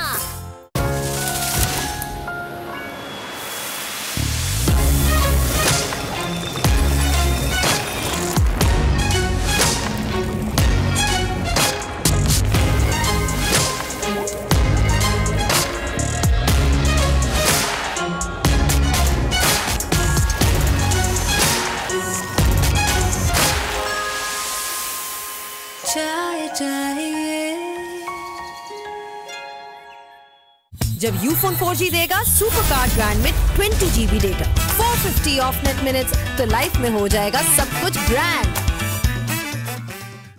होने वाले दामाद जी, गले तो मिलो। फिर से डैंड्रफ। डैंड्रफ का डर हमेशा सर पे सवार। ले आओ हेड एंड शोल्डर्स, जो जड़ तक जाए ताकि डैंड्रफ वापस ना आए। हेड एंड शोल्डर्स, कंधे से बोझ हटा दे। ब्यूटीफुल हेयर और एक भी सफेद बाल नहीं। और मेरी देखो, क्या है तुम्हारा सीक्रेट? मैं बताऊं? मेरा सीक्रेट गार्नियर कलर नेचुरल्स, जो है अमोनिया के बगैर। इसमें है बादाम का तेल, जिससे मिले बिल्कुल नेचुरल लुकिंग कलर, जो चले 2 महीनों तक। और मेरे सारे सफेद बाल गायब सिर्फ 15 मिनट में। और इनके भी तो बाल दिखे इतने नेचुरल कि आप कलर करो और किसी को पता भी ना चले। गार्नियर कलर नेचुरल, सेहतमंद बाल मतलब बेहतर कलर। गार्नियर कलर नेचुरल्स अब चले 2 महीने सिर्फ 165 रुपए के साशे पैक में। बस लगाओ, छोड़ो और रिमूव करो और पाओ silky smooth skin. Nisa hair remover cream. चेहरे पे रहे न स्पॉट्स न कील छाइयाँ, स्किन हेल्दी और चेहरे पे glow. Ajooba gold and glow beauty cream. Nisa amla shampoo, असली आंवला की खूबियाँ जो बालों को दे 2 गुना ज्यादा मजबूती। निसा आंवला शैम्पू, अब मेरे जैसे खूबसूरत बाल हर लड़की के पास। अलकबीर ऑर्चर्ड, लाहौर के सबसे बड़े KSK गोल्डन इंटरचेंज पर वाक़ थीम पार्क और Disneyland, world class community club और कुशादा मेन बुलेवार्ड। बुकिंग का आगाज सिर्फ 2 लाख रुपए से। A project of Al Kabir Developers. New Dalda stand up pouch, easy to pour, easy to cook.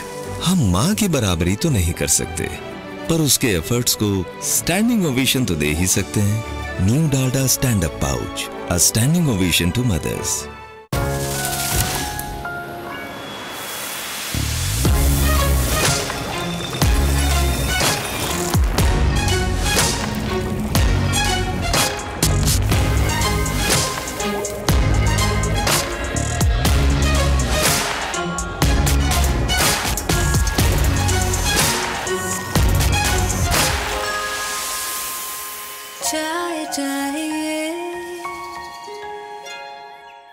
पूरी दुनिया में फैला बोल रिपोर्टर्स का वसी जाल दुनिया के तमाम बड़े शहरों से बर वक्त पहुंचा रहा है। रोशनी की रफ्तार से भी तेज हर खबर सिर्फ बोल न्यूज पर। ब्यूटीफुल हेयर और एक भी सफेद बाल नहीं। मेरा सीक्रेट गार्नियर कलर नेचुरल्स, जो है अमोनिया के बगैर। इसमें है बादाम का तेल, जिससे मिले बिल्कुल नेचुरल लुकिंग कलर, जो चले 2 महीनों तक। और मेरे सारे सफेद बाल गायब सिर्फ 15 मिनट में। और इनके भी गार्नियर कलर नेचुरल अब चले 2 महीने सिर्फ 165 रुपए के साशे पैक में। Breathe out now, open your eyes. इस शर्मिंदा कर देने वाली खारिश की वजह हो सकती है डैंड्रफ। ले आओ हेड एंड शोल्डर्स नीम, जो डैंड्रफ से लड़े और सर की खारिश कम करे, कंधे से बोझ हटा दे।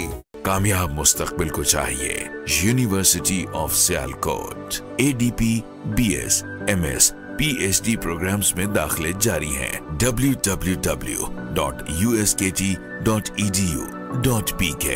It's Nisa Hair Remover Cream। बस लगाओ, छोड़ो और रिमूव करो और पाओ silky smooth skin. Nisa hair remover cream. पूरे पाकिस्तान ने माना, सालन और तेल के जिद्दी दाग हुए एरियल से साफ। एक दाग बाकी है, कड़क चाय का कड़क दाग। रगड़े बिना इसे निकालना तो हो जाए मुकाबला। एक तरफ रगड़ा और मशहूर पाउडर और दूसरी तरफ सिर्फ नए एरियल की कड़क सफाई। नया और पहले से बेहतर एरियल बनाए ज्यादा झाग, जो कपड़ों की तह से निकाले चाय जैसे कड़क दाग सिर्फ 1 धुलाई में। तो किसने की कड़क दागों की कड़क सफाई?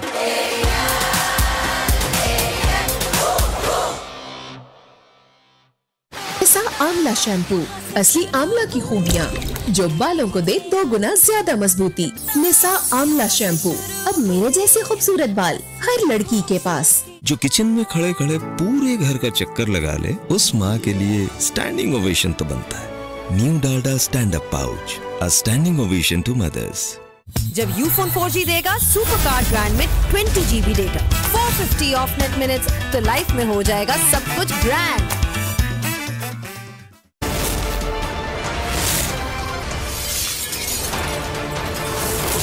बोल न्यूज हेडक्वार्टर।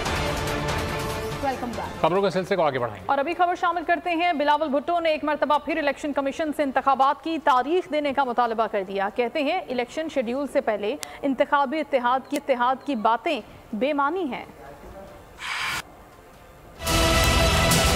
पीपल्स पार्टी का सीसी का इजलास हुआ। हमारा जो रिक्वेस्ट है इलेक्शन कमिश्नर से, इलेक्शन कमीशन से कि वो हमें इलेक्शन डेट दे। एक ऐसा जमात जो अवाम का नुमाइंदगी करता है, जो मुआशी हल निकालना भी चाहते हैं तो उस लिहाज से निकालना चाहते हैं जिससे अशराफिया पे बोझ डाला जाए और अवाम पे बोझ ना डाला जाए, जो इस मुल्क के अवाम की नुमाइंदगी करते हैं ना कि अशराफिया का नुमाइंदगी करते। पाकिस्तान पीपल्स पार्टी जब शहीद जुल्फिकार अली भुट्टो को फांसी दिया गया तो तब शायद कुछ लोगों को यह गलतफहमी था कि हमें दीवार से लगाया जाएगा, हम भी दीवार से नहीं लगे। पाकिस्तान बहुत मसाइल के सामना कर रहे हैं। एक तरफ हमारा मुआशी बहरान है, एक सियासी बहरान है, कोई माने या ना माने। ऐसा नहीं है कि सिर्फ एक इमरान खान को बंद करने से हमने पाकिस्तान के तमाम मसाइल हल किए। और कराची की बल्दिया टाउन में गुटखा मावा फरोख्त करने वालों में तसादुम, नौजवान राहगीर निशाना बन गया। पुलिस ने झगड़े में मुलव्वस 6 अफराद को हिरासत में ले लिया।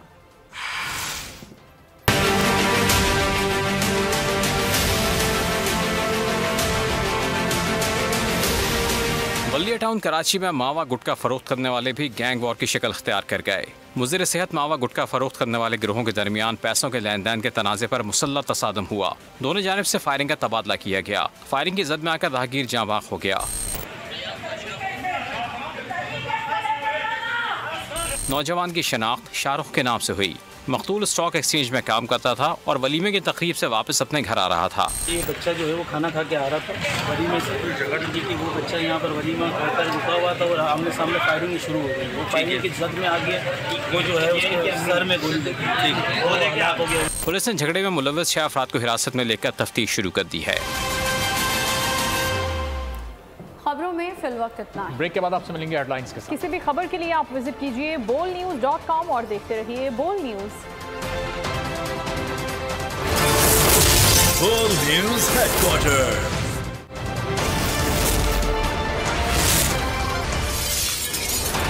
पूरी दुनिया में फैला बोल रिपोर्टर्स का वसी जाल दुनिया के तमाम बड़े शहरों से बर वक्त पहुंचा रहा है। रोशनी की रफ्तार से भी तेज हर खबर सिर्फ बोल न्यूज पर। एक शख्सियत जो खबर के खवास पहुंचाए आवाम तक और रखे मुल्की हालात पर गहरी नजर, तो बनती है दी स्पेशल रिपोर्ट। पीर से जुम्मा शाम 4 बजे। It's Nissa Hair Removal Cream। बस लगाओ, छोड़ो और रिमूव करो और पाओ silky smooth skin. Nisa hair removal cream. Minhaj university admission open. बैरून मुल्क में अनथक मेहनत से कमाया गया पैसा हुंडी और हवाले के जरिए भेजकर खुद को और मुल्क को नुकसान क्यों पहुंचाएं? रकूम की मुंतकली और गैर मुल्की ज़र मुबादला का लेन देन हमेशा मजाज एक्सचेंज कंपनी से करें और कंप्यूटराइज्ड रसीद जरूर हासिल करें। ये महफूज भी है और जायज भी। Exchange companies association of Pakistan, मईशत में मददगार और मुल्क की तरक्की में मावन। कामयाब मुस्तकबिल को चाहिए university of Sialkot. ADP, BS, MS, PhD programmes में दाखिले जारी हैं। www.uskt.edu.pk। ऐप डाउनलोड करें और राइड बुक करें, OTP दें और राइड शुरू करें। ना कोई इंतजार और ना कोई extra charges. Grow with us. Call now for further details. The movers, move करो सेफली। कहीं बोटियों से फाइट है, कहीं हेल्दी डाइट है, कभी कोफ्ते की डिलाइट है तो कहीं कोरमे की साइट है। डोंट वरी, पाकिस्तान जितने खाने बनाता है, नया ब्राइट उतने ही दाग मिटाता है। क्योंकि नए ब्राइट का बेस्ट एवर फॉर्मूला गहराई से दाग निकाले। कहा था ना, ब्राइट सब ब्राइट कर देगा। अपनी लाइफ है not so easy. Last minute can't make it, क्या करूँ can't take it, अकेले with movie की two tickets। जब टाइम और लक तुम पर करे give up, just perk up, just perk up। अब एक नई लुक के साथ पर्क में है चॉकलेट में डूबे हुए लाइट क्रंची वेफर्स जो करे हर लाइट टेंशन को perk up. Just perk up, just perk up।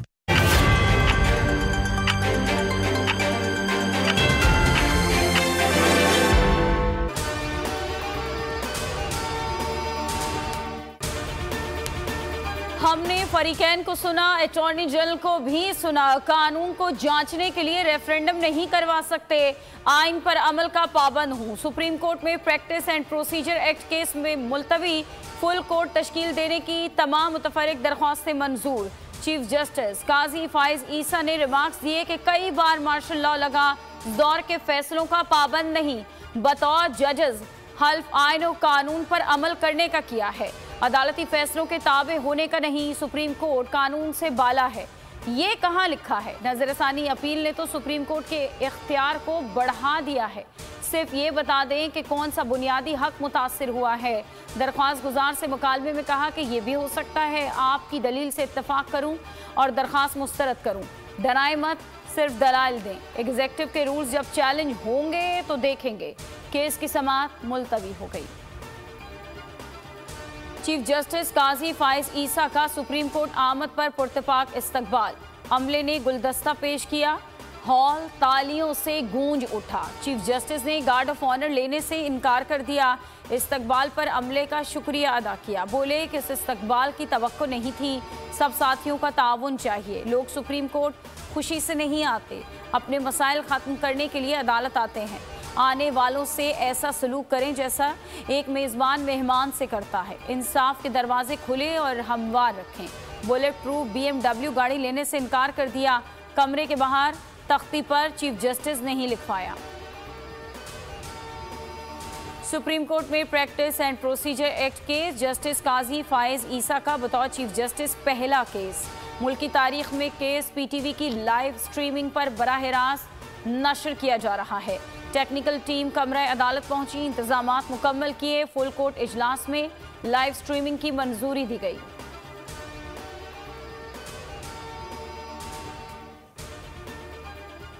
अक़वाम मुत्तहिदा के इजलास में पाकिस्तान की नुमाइंदगी के लिए पुरजोश हूँ। निगरान वज़ीर आज़म अनवारुल हक काकड़ का ट्वीट, कहा कि अमरीका के 5 रोज़ा अहम दौरे पर रवाना हुआ हूँ। दौरे के दौरान आलमी माहौलियाती चैलेंजेस, आलमी रहनुमाओं से बातचीत करूँगा। बैनुल-अक़वामी मीडिया और टॉप थिंक टैंक से तबादला ख्याल करूँगा। नवाज शरीफ की 21 अक्टूबर को वापसी की तैयारियां। मरकजी सेक्रेटेरिएट में सेंट्रल फैसिलिटेशन कंट्रोल सेंटर कायम कर दिया गया। सेंट्रल फैसिलिटेशन कंट्रोल सेंटर इस्तकबाल के लिए मरकजी किरदार अदा करेगा। मरियम नवाज की ज़ेर सदारत पाकिस्तान मुस्लिम लीग नून पंजाब का ग्रैंड मुशावरती इजलास। नवाज शरीफ ने वीडियो लिंक के जरिए इजलास में शिरकत की।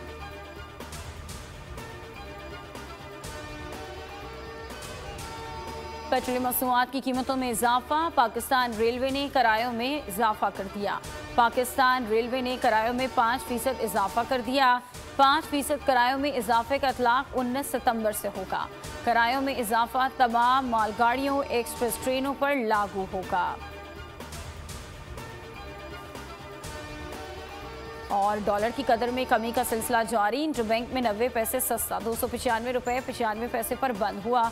ओपन मार्केट में 297 पर ट्रेडिंग। डॉलर बुलंद सतह पर पहुंचने के बाद से अब तक 11 रुपये 15 पैसे सस्ता हो चुका।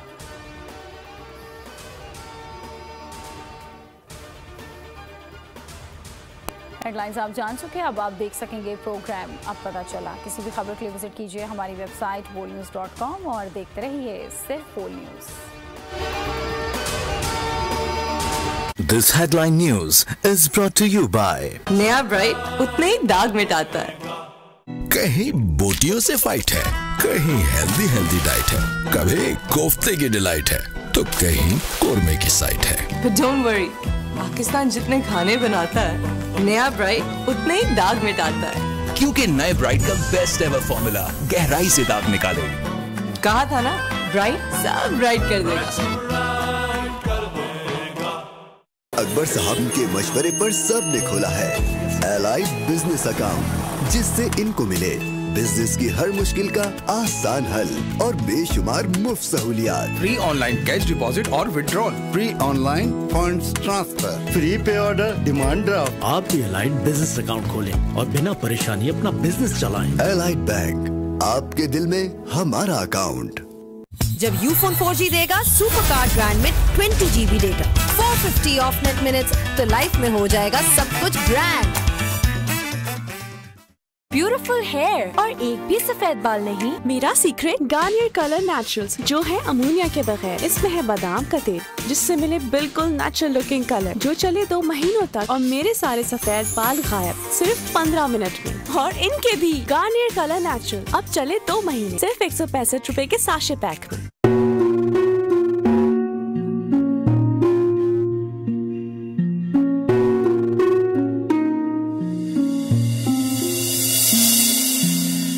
अपना घर यूं छोड़ के आखिर बोल किधर जाएगा।